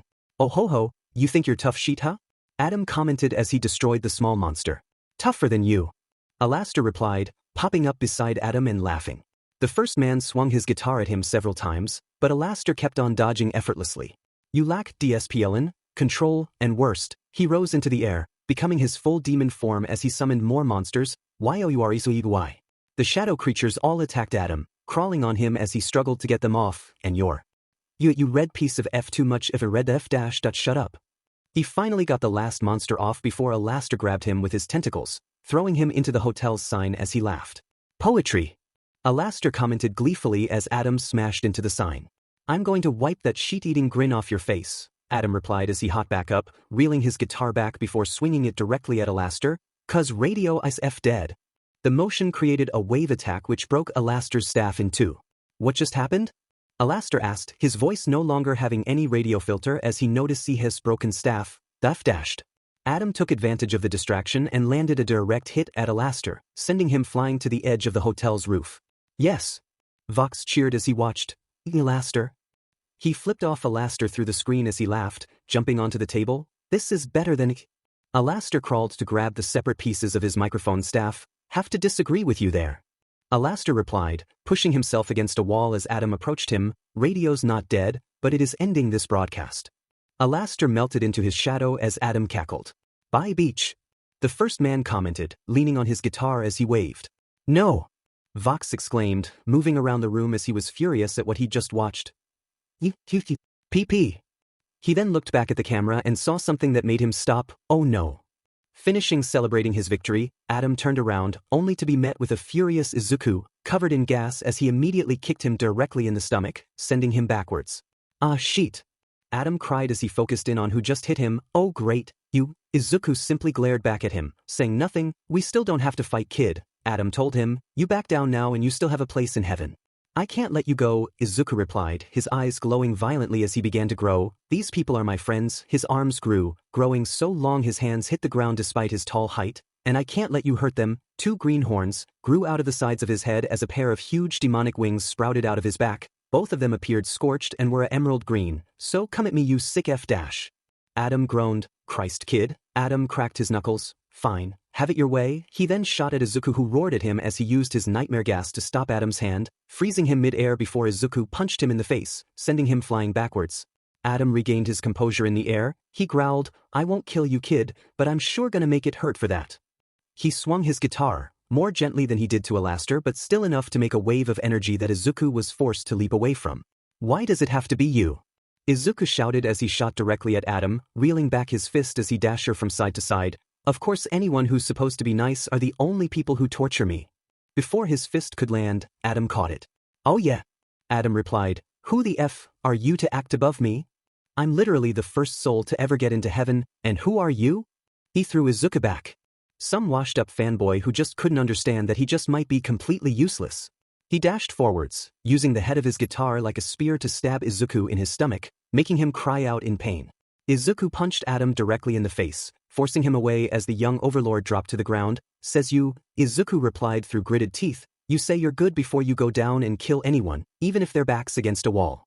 They're sinners, Adam replied as he slowly descended from the sky, his mask now slightly cracked as a small bit of golden blood leaked out. All they do is break the rules. So why is it now that I break the rules? I'm the bad guy?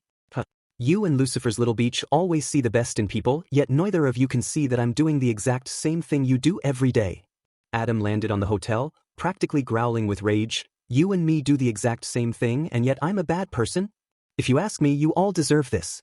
Izuku looked at him and chuckled, and if you ask me, he took a deep, slightly shaky breath. You deserve it more than anyone down here. He shakily stood up, now smiling as he coated his injury in his nightmare gas. Maybe I am useless and maybe I do deserve this, but hey, Izuku claws stabbed into the hotel, spreading across the floor. that's why I'm down here. The roots clung to Adam's leg as Izuku teleported in front of him, grabbed him by the neck and pushed his face onto the cracks as they formed over Adam's head while he screamed in anger and pain.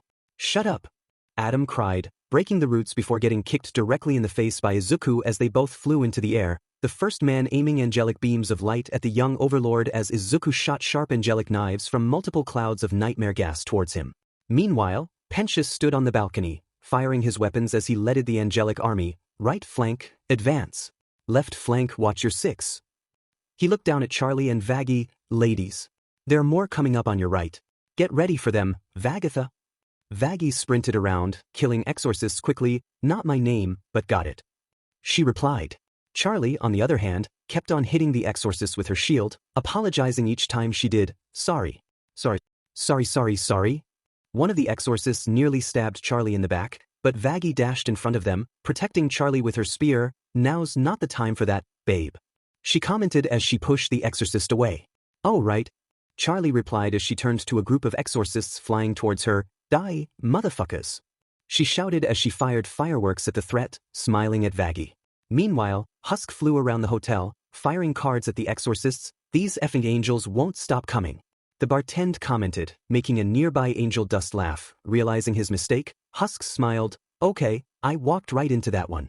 Angel then turned, seeing one of the egg bois was getting cornered by an exorcist. Hold that thought. He replied before jogging over and jumping over the fence just in time to save the last one as he shot the exorcist to death. He then turned to the egg boy. You alright, squirt? The egg boy walked up and hugged Angel's leg. I nearly scrambled up myself. Get somewhere safe.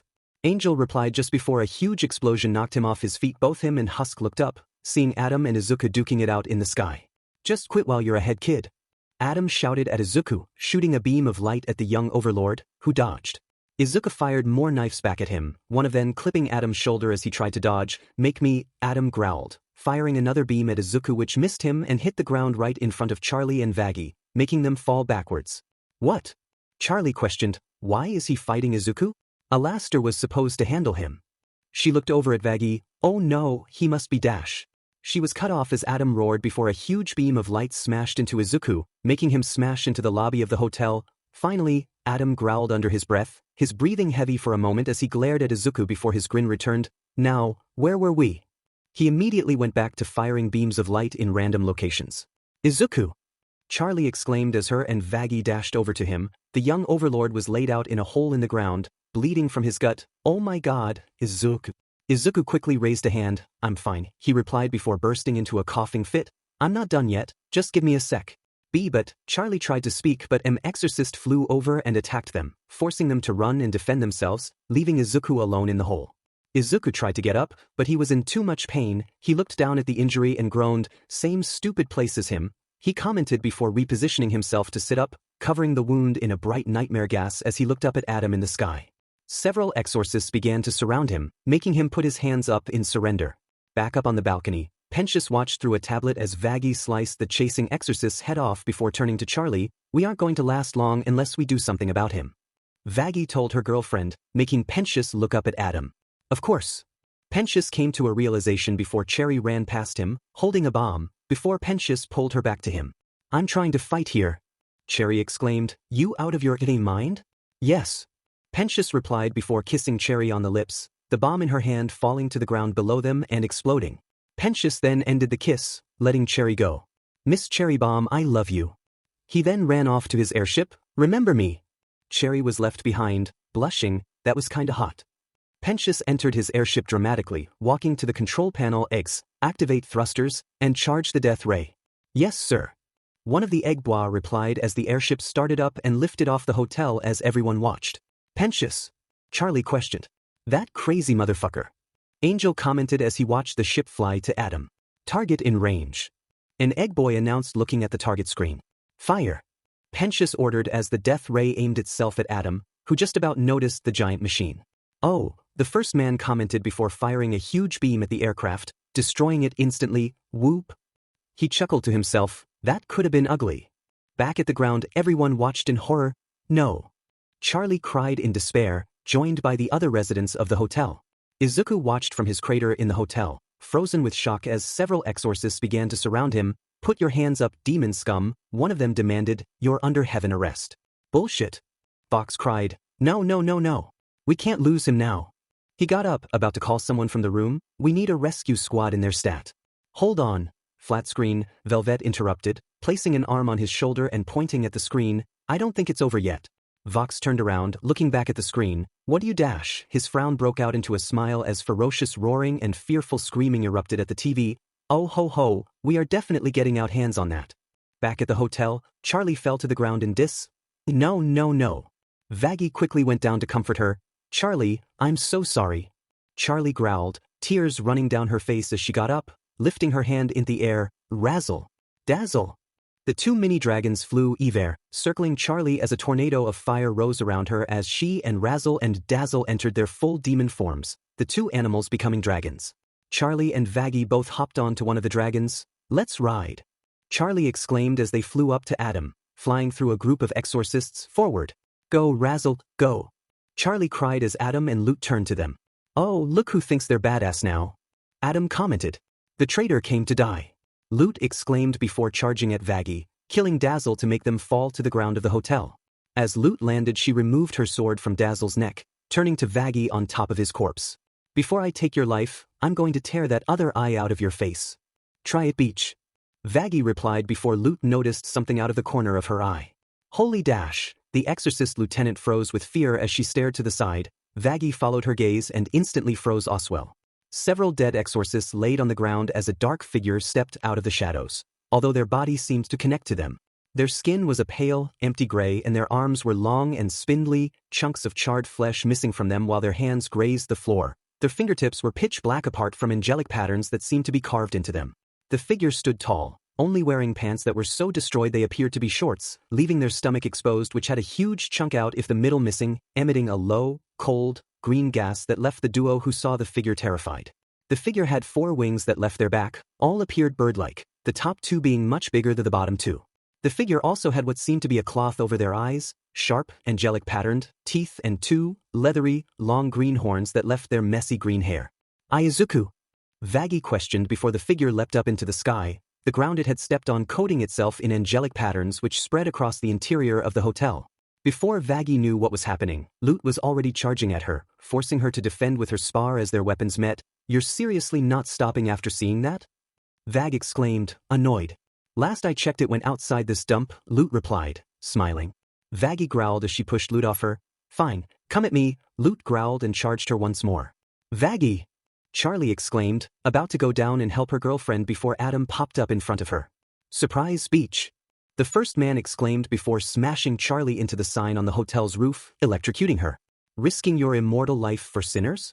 Adam questioned as Charlie fell to the ground. That's some crazy sheet even for Lucifer's brat. The first man landed in front of her as she laid on the ground. These sinners are my family. Charlie exclaimed. These sinners are my family. Adam mockingly repeated, do you even hear yourself? You should have stayed in your place, girly dash. He was interrupted by Charlie stabbing him in the arm with her pitchfork, throwing him across the roof. That's Princess of Hell to you, pig. Charlie shouted at him. The F dash. Adam exclaimed, that hurt. He looked over at Charlie who was looking up at the sky, shaking as he stood up. Huh? What are you even dash? He followed her gaze, ending up looking at Izuku, now in his Nephilim form. Holy dash, he paused, looking back at Charlie. What the F is that thing? Izuku? Charlie questioned as the young overlord turned to her, holding out his hand in her direction as she felt the overwhelming fear all over her body die down. That's the kid! Adam exclaimed, still surprised. How can he? He looked himself up and down. Oh right dash. He was cut of once more by Izuku flying down from the sky and kicking him in the face, sending him flying and narrowly missing the hotel sign. Adam watched as Izuku dropped to the ground next to Charlie as the two stared up at him, waiting for him to fight back. Adam growled, okay, fine. Loot dashed at Vaggie, charging her before smashing her face against a, now angelic patterned, table repeatedly before throwing her across the room, her spear falling out her hand which she tried to reclaim and failed. Loot grabbed Vaggie by the back of the head. You always were weak. The lieutenant commented as Vaggie reached for her spear. Loot quickly flipped it with her foot before using it to stab Vaggie in the hand. So, I'll spare you the pain of seeing your demon beach die. Vaggie quickly noticed that the rail from the balcony was loose and now angelically enchanted, giving her the determination to remove the spear from her hand and us it to throw Loot off of her before leaping up and loosening the rail. causing angelic debris to land directly on top of Lute. Do it then. Correct your mistake. Lute said as Vaggie approached her, the lieutenant's arms stuck underneath the rubble. Seriously, you're pathetic, you know that? Vaggie replied, aiming her spear at her, ready to die rather than accepting mercy. Live, knowing that you only do because I let you. The failure. Just then, Charlie's scream could be heard in the distance, causing Vaggie to fly up to save her, leaving Lute behind. After Vaggie left, Light desperately tried to push the debris off her left arm. Eventually she was forced to push through the pain and leave her arm behind. Izuku dashed at Adam, quicker than Adam had expected, leading Izuku to grab him by the neck as he tried to lift Adam's mask. Get off of me, beach! Adam exclaimed as he summoned his guitar and used it to smash Izuku in the head before running away as the young overlord let go before turning his direction and once again charging him. Listen kid, Adam began as Izuku closed in on him, this coming back again and again thing is really getting old now. He reeled back his guitar, so why don't you just back off? He smashed his guitar directly at Izuku's face, sending him flying into the hotel. Charlie gasped as she watched him fall. Izuku! She exclaimed, catching him before he could hit the ground. She quickly noticed that his Nephilim form was ending, the angelic patterns dying down and the cloth over his eyes falling off as he pushed himself out of her arms. Izuku, you can't go on like this. Charlie shouted. Izuku pulled himself up from the ground. Why can't fight him alone, Charlie? He replied as he readied himself, about to take off again. I have to stop him. Izuku flew up at Adam, screaming, before kicking him in the face directly and wrapping around his neck, grabbing one of the horns on his mask and was about to stab him with it before Adam grabbed hold of his hand and threw him off. Just stop fighting, you little sheet. Adam shouted. Izuku panted of exhaustion in mid-air. Make me, he replied. Adam looked him up and down and growled, no. He detoured and flew directly at Charlie. The Princess of Hell was unprepared and took the blow full-on as Izuku went in to save her but was caught by Adam. We'll talk later, kid. He shouted before throwing Izuku into the floor of the top of the hotel as the young overlord smashed into his own room. No, Izuku! Charlie shouted before Adam kicked her, laughing as he lifted Charlie into the air by her neck. Let me go. Charlie pleaded. This fight was cute and all, Adam exclaimed as Hazmask glitched slightly, but it's to die with the rest of them. Vaggie flew up to the roof but was stopped by Lute. Charlie! She exclaimed as Adam chuckled. Suddenly, Adam was punched in the face so hard he was sent flying into the hotel's sign once again as Charlie was caught by none other than Lucifer Morningstar. Dad? Charlie questioned as she looked up at her father. Sorry I wasn't here sooner, sweetie. Lucifer replied as he set Charlie down on the ground. Adam pulled himself up off the ground, half his mask now broken. Okay, seriously. He exclaimed, how many of you freaks do I have to fight? Oh, I'm the only one that matters. Lucifer replied, rolling up his sleeve as he approached the first man. See, you messed with my daughter and now, I am going to F you. Adam gave him a confused look as Angel gave a dirty smile. Up in V-Tower, Vox had left the couch, furiously typing into his phone while Valentino grinned. Well, this just got interesting. Charlie walked up to her father whispering, It if you up, Dad. Wait, what did I say? Lucifer replied, confused before Adam flew at him with a battle cry which Lucifer dodged by turning into a snake. So this is what you've been up to since Eden? As Adam fired a beam at him, he turned into goat to dodge. Gotta say, you've really let yourself go, buddy. Adam grabbed Lucifer by the foot as he turned into a snake again. You? Judging me? He threw the king of hell, who turned into an owl to fly away. You're the most hated being in all of creation. Lucifer dodged several more light beams. Well, your first wife didn't seem to hate what I had to offer, he replied. Or the second, Bouchka pow pow. Adam grabbed Lucifer by the neck. I'll fucking end you. He exclaimed before Lucifer transformed into a horse and kicked him away. Whoa, missed me. Lucifer exclaimed as he dodged once again. Who, not even close. Ha. Nice try, douchebag. Hold still, you slippery fucker. Adam exclaimed as Charlie watched from below, eventually running to help Vaggie as Lucifer transformed into an octopus to wrap Adam with his tentacles, throwing him away. Adam growled before unleashing a huge beam of light which sliced directly through the hotel, causing Charlie to fall as Lucifer caught her in midair. I got ya. He reassured her. Charlie smiled at him before she harked Adam laughing from behind. Dad, look out. She warned her father, who still hadn't noticed. She then used her powers to catch Adam's hand. Whoa, wait, what the F dash? Adam exclaimed before he was thrown directly at the ground, destroying his mask in the fall. Lucifer and Charlie flew down from above. You come at me and my daughter. Lucifer bellowed, now in his demonic form as he pummeled Adam. Don't forget, you're in my house, beach. Lucifer was a boof to unleash a ball of fire to finish him off before Charlie stopped him. He did. He's had enough. Lucifer looked down at Adam before hopping away from him. Alright. How's mercy taste, you little beach? No. Adam replied as he got up, you don't get to end this. I'm effing Adam. He crawled up from the crater to face everyone, prior the usual duo of overlords. I'm the effing man, and you're just some effing clown or something. I started everything on Earth. All of mankind came from these effing nuts. You all should be worshipping me, you ungrateful, disgusting losers dash. He was then cut off as he was stabbed in the gut by an angelic knife. Whoa. Vaggie exclaimed, gleefully. Hey, why you got something sticking out of your thing there? Lucifer commented, pointing at Adam's stomach as he fell to the ground, revealing Nifty behind him. Nifty? Charlie exclaimed in shock at the one-eyed maid stared at Adam blankly before smiling and stabbing him continuously, getting blood everywhere. Stab. Stab stab. Nifty exclaimed but she let out a maniacal laugh. Back in V-Tower, Vox was still gone from the couch, talking into a phone angrily as Velvet and Valentino watched. Holy shit. Velvet exclaimed before taking a picture from her phone. Blood. Nifty repeated one last time before hopping off Adam's body and skipping away, just as Loot noticed what had happened. No. Loot exclaimed as she dashed to Adam's body, who gave her a small smile before he died. Sir. Sir. Stay with me, sir. Adam. It's over. Charlie told Loot from behind her, still in her demonic form. Take your little friends and go home. Lucifer shouted, in his demonic form, before adding please. Retreat. Loot exclaimed as exorcists removed their spears from dead cannibals and flew back into heaven's portal. All exorcists fall back. So. Lucifer began, once the exorcists were all gone, who's up for pancakes? Only Nifty and Flo raised their hands, while the others just looked at him, unamused. Meanwhile, 666 News was already on the latest story. Good evening. I'm Katie Killjoy. The head anchorman announced. Her coanchorman continued, and I'm Dash, before being shoved by Katie off of his seat and out of view. Nobody gives a shit who you are, Tom. Katie replied as her neck cracked, returning to the story. Breaking news, Extermination Day is cancelled. Sinners from all around the Pride Ring looked up at the screen, which was showing footage of Charlie and Vaggie fighting. Charlie Morningstar managed to fend off the angelic attack with more than just nice words. Katie announced while, in Cannibal Town, Rosie smiled while sipping tea. In V-Tower, Velvet watched the report on her phone, turning it to Valentino as he walked by.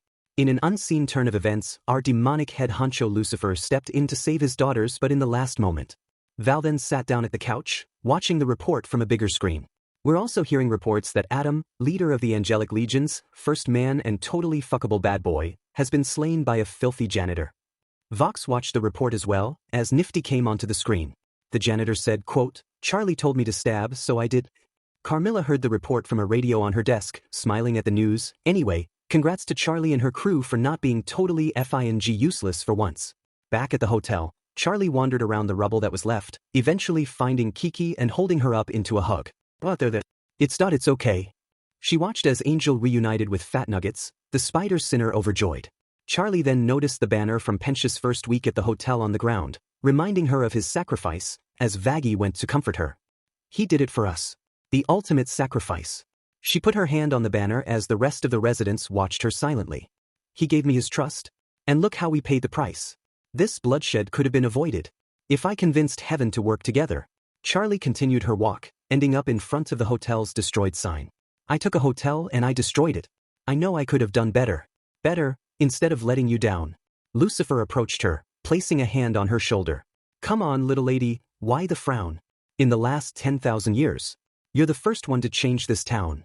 Lucifer then walked in front of Charlie, pointing at her encouragingly. You can do this. Now I know it. For your story has just begun. Lucifer placed a hand on her shoulder as he hopped around, singing. You can't quit now, you owe it. There's still damage to be undone. You've changed my mind. You've touched their hearts. The rest of the residents, prior the pair of missing overlords, approached the duo as Lucifer placed his hand on Charlie's shoulder again. Found the good in souls gone bad. The stage is wrecked, the crowd is gone. But by God, Charlie. The show, it must go on. Everyone surrounded Charlie as they all sang, apart from Lucifer who was now on the move. We can do this, we can build it. Best hotel that you've ever seen. Twice the bedrooms, we can fill it. Lucifer popped up behind Angel and Cherry, placing his arms around them. With more sinners than you can dream. Lucifer and Vaggie then sang, as Charlie looked over at them. It starts with you. Angel then joined in, still holding Fat Nuggets. You know it's true. Everyone then sang together once more. Fulfill your destiny. Charlie smiled as she got back up, hugging Vaggie. So long as I've got all of you with me. Everyone then got to work as Nifty picked bricks up off the floor. To build a hotel, I think we'll need some brick and lumber. Lucifer used a transformed Kiki to build the foundation for the new hotel. Good thing we're in hell, check out this little magic number. Both Flo and Angel both held up some KF the foundation, both singing. Start with foundation. Lucifer flew past, adding walls to the foundations. A remedial creation for me. They all then sang together as Lucifer continued to create the new hotel. It's as easy as can be. Meanwhile, Charlie walked around the unfinished hotel, singing. No time for crying. We got a lot of work to do and we gotta try and make the best of what's in ruins. She handed multiple items to different residents, ending by hating Vaggie a paint bucket. New coat of paint. Meanwhile, Husk and Mimsy attached bulbs to the walls, both singing. New lights across the marquee. Charlie used her powers to light up the bulbs as the four all sang together. With a little sorcery. Meanwhile in V-Tower, Vox burst through the doors to one of the rooms. After the battle, masterless cattle. He walked over to his fellow Vs, looking down at a board with pictures of different members of the hotel, the biggest pictures being one of Izuku, covered in nightmare gas as it was the only image they had, with a big red circle around him as they threw a knife at the picture of Alastair beside him, both Vok and Val singing. Overlords hanging by a thread. With a bit of bravado, maybe tomorrow, we'll be atop the heap. The duo then danced around the room, Valentino singing in turns as they did. While the rest of Hell's sing. Alastair's missing. They held each other's hands as they met together, both singing. Fled with his tail between his legs. Nature abhors a power vacuum. It leaves room for you and me. Velvet took a photo of the duo before placing her arms around them as the pair finished singing, before bursting into laughter. The future of Hell belongs to the Vs. Somewhere in the rubble, Izuku sat, bruised and cut from his descent as he looked over his now partially destroyed copy of the photo album. What is the point? If you're just gonna lose? Izuku let go of the album, leaving it to fall to the ground as he stood up. Why should I try? If I'm just gonna die? 'Cause when everyone's stronger. He looked over at the rest of the hotel's residents, who were all rebuilding the hotel. No one had noticed him yet. That just leaves me to be the boulder. They must push. Izuku turned away, tearing a page from the album and using his blood to write it. So maybe it's best if I let them have this rest, so I can build myself to make me stronger. I won't have to be their boulder. He placed the note between a rock as he grabbed the photo album. And maybe that'll be the point. I'll hold up the base of this whole joint. In this play I'll play my and maybe I know just where to start. He turned to a page that featured a 3-year-old Izuku with a small, ash-blonde, spiky-haired boy, the latter holding a small action figure of same hero who Charlie stopped on Earth while the small Izuku watched with joy. Izuku tore himself out of the picture and stared at the image of the boy and the toy. After he had walked away for a while, Flo was walking through the debris, eventually noticing the note and holding it up to her face to read it. Somewhere else in the rubble, Alastair limped to his destroyed radio tower, entering via a hatch at the floor of the room. This place reeks of death. There's a chill in the air. And I barely escaped being killed by a hair. Alastair walked around the room, his shadow looming above him. Great Alastair, altruist, died for his friends. Sorry to disappoint. That is not where this ends. Alastair slammed his fist into the front panel of the room, before scratching straight through the metal, before turning around, eyes darting around the room. I'm hungry for freedom, like never before. The constraints of my deal surely have a back door. Alastair then stood in front of green light emitting from the floor as his shadow loomed across the walls, grinning evilly. Once I figure out how to unclip my wings. Guess who will be pulling all the strings? Back at the hotel, Charlie and Vaggie put up a picture of Pensius as they all sang, Prior Flow. We can do this. We'll be better. Though redemption may take a while. Wayward sinners, clear their ledger. They all met together for a hug, before Alastair popped up in the center, leading everyone prior Lucifer and Husk to cheer for his return. And we're doing it with a smile. Charlie hugged the radio demon as everyone finished up on the hotel. She walks over to Vaggie. We'll make a difference, wait and see. She put her arm around the ex-exorcist as the both sang. We're gonna do this, you and me. They all then walked away from the hotel, singing as they looked back at their finished work. And then tomorrow it will be a fucking happy day in hell. Meanwhile, in heaven, Sarah and Emily sat at a table before a holy beam of light appeared and an angelic-looking Penteos appeared. What? The snake winner questioned, looking around, where am I? He then saw Sarah and Emily, oh hello. Upon seeing him, Emily squeaked with excitement as Sarah looked at him with horror.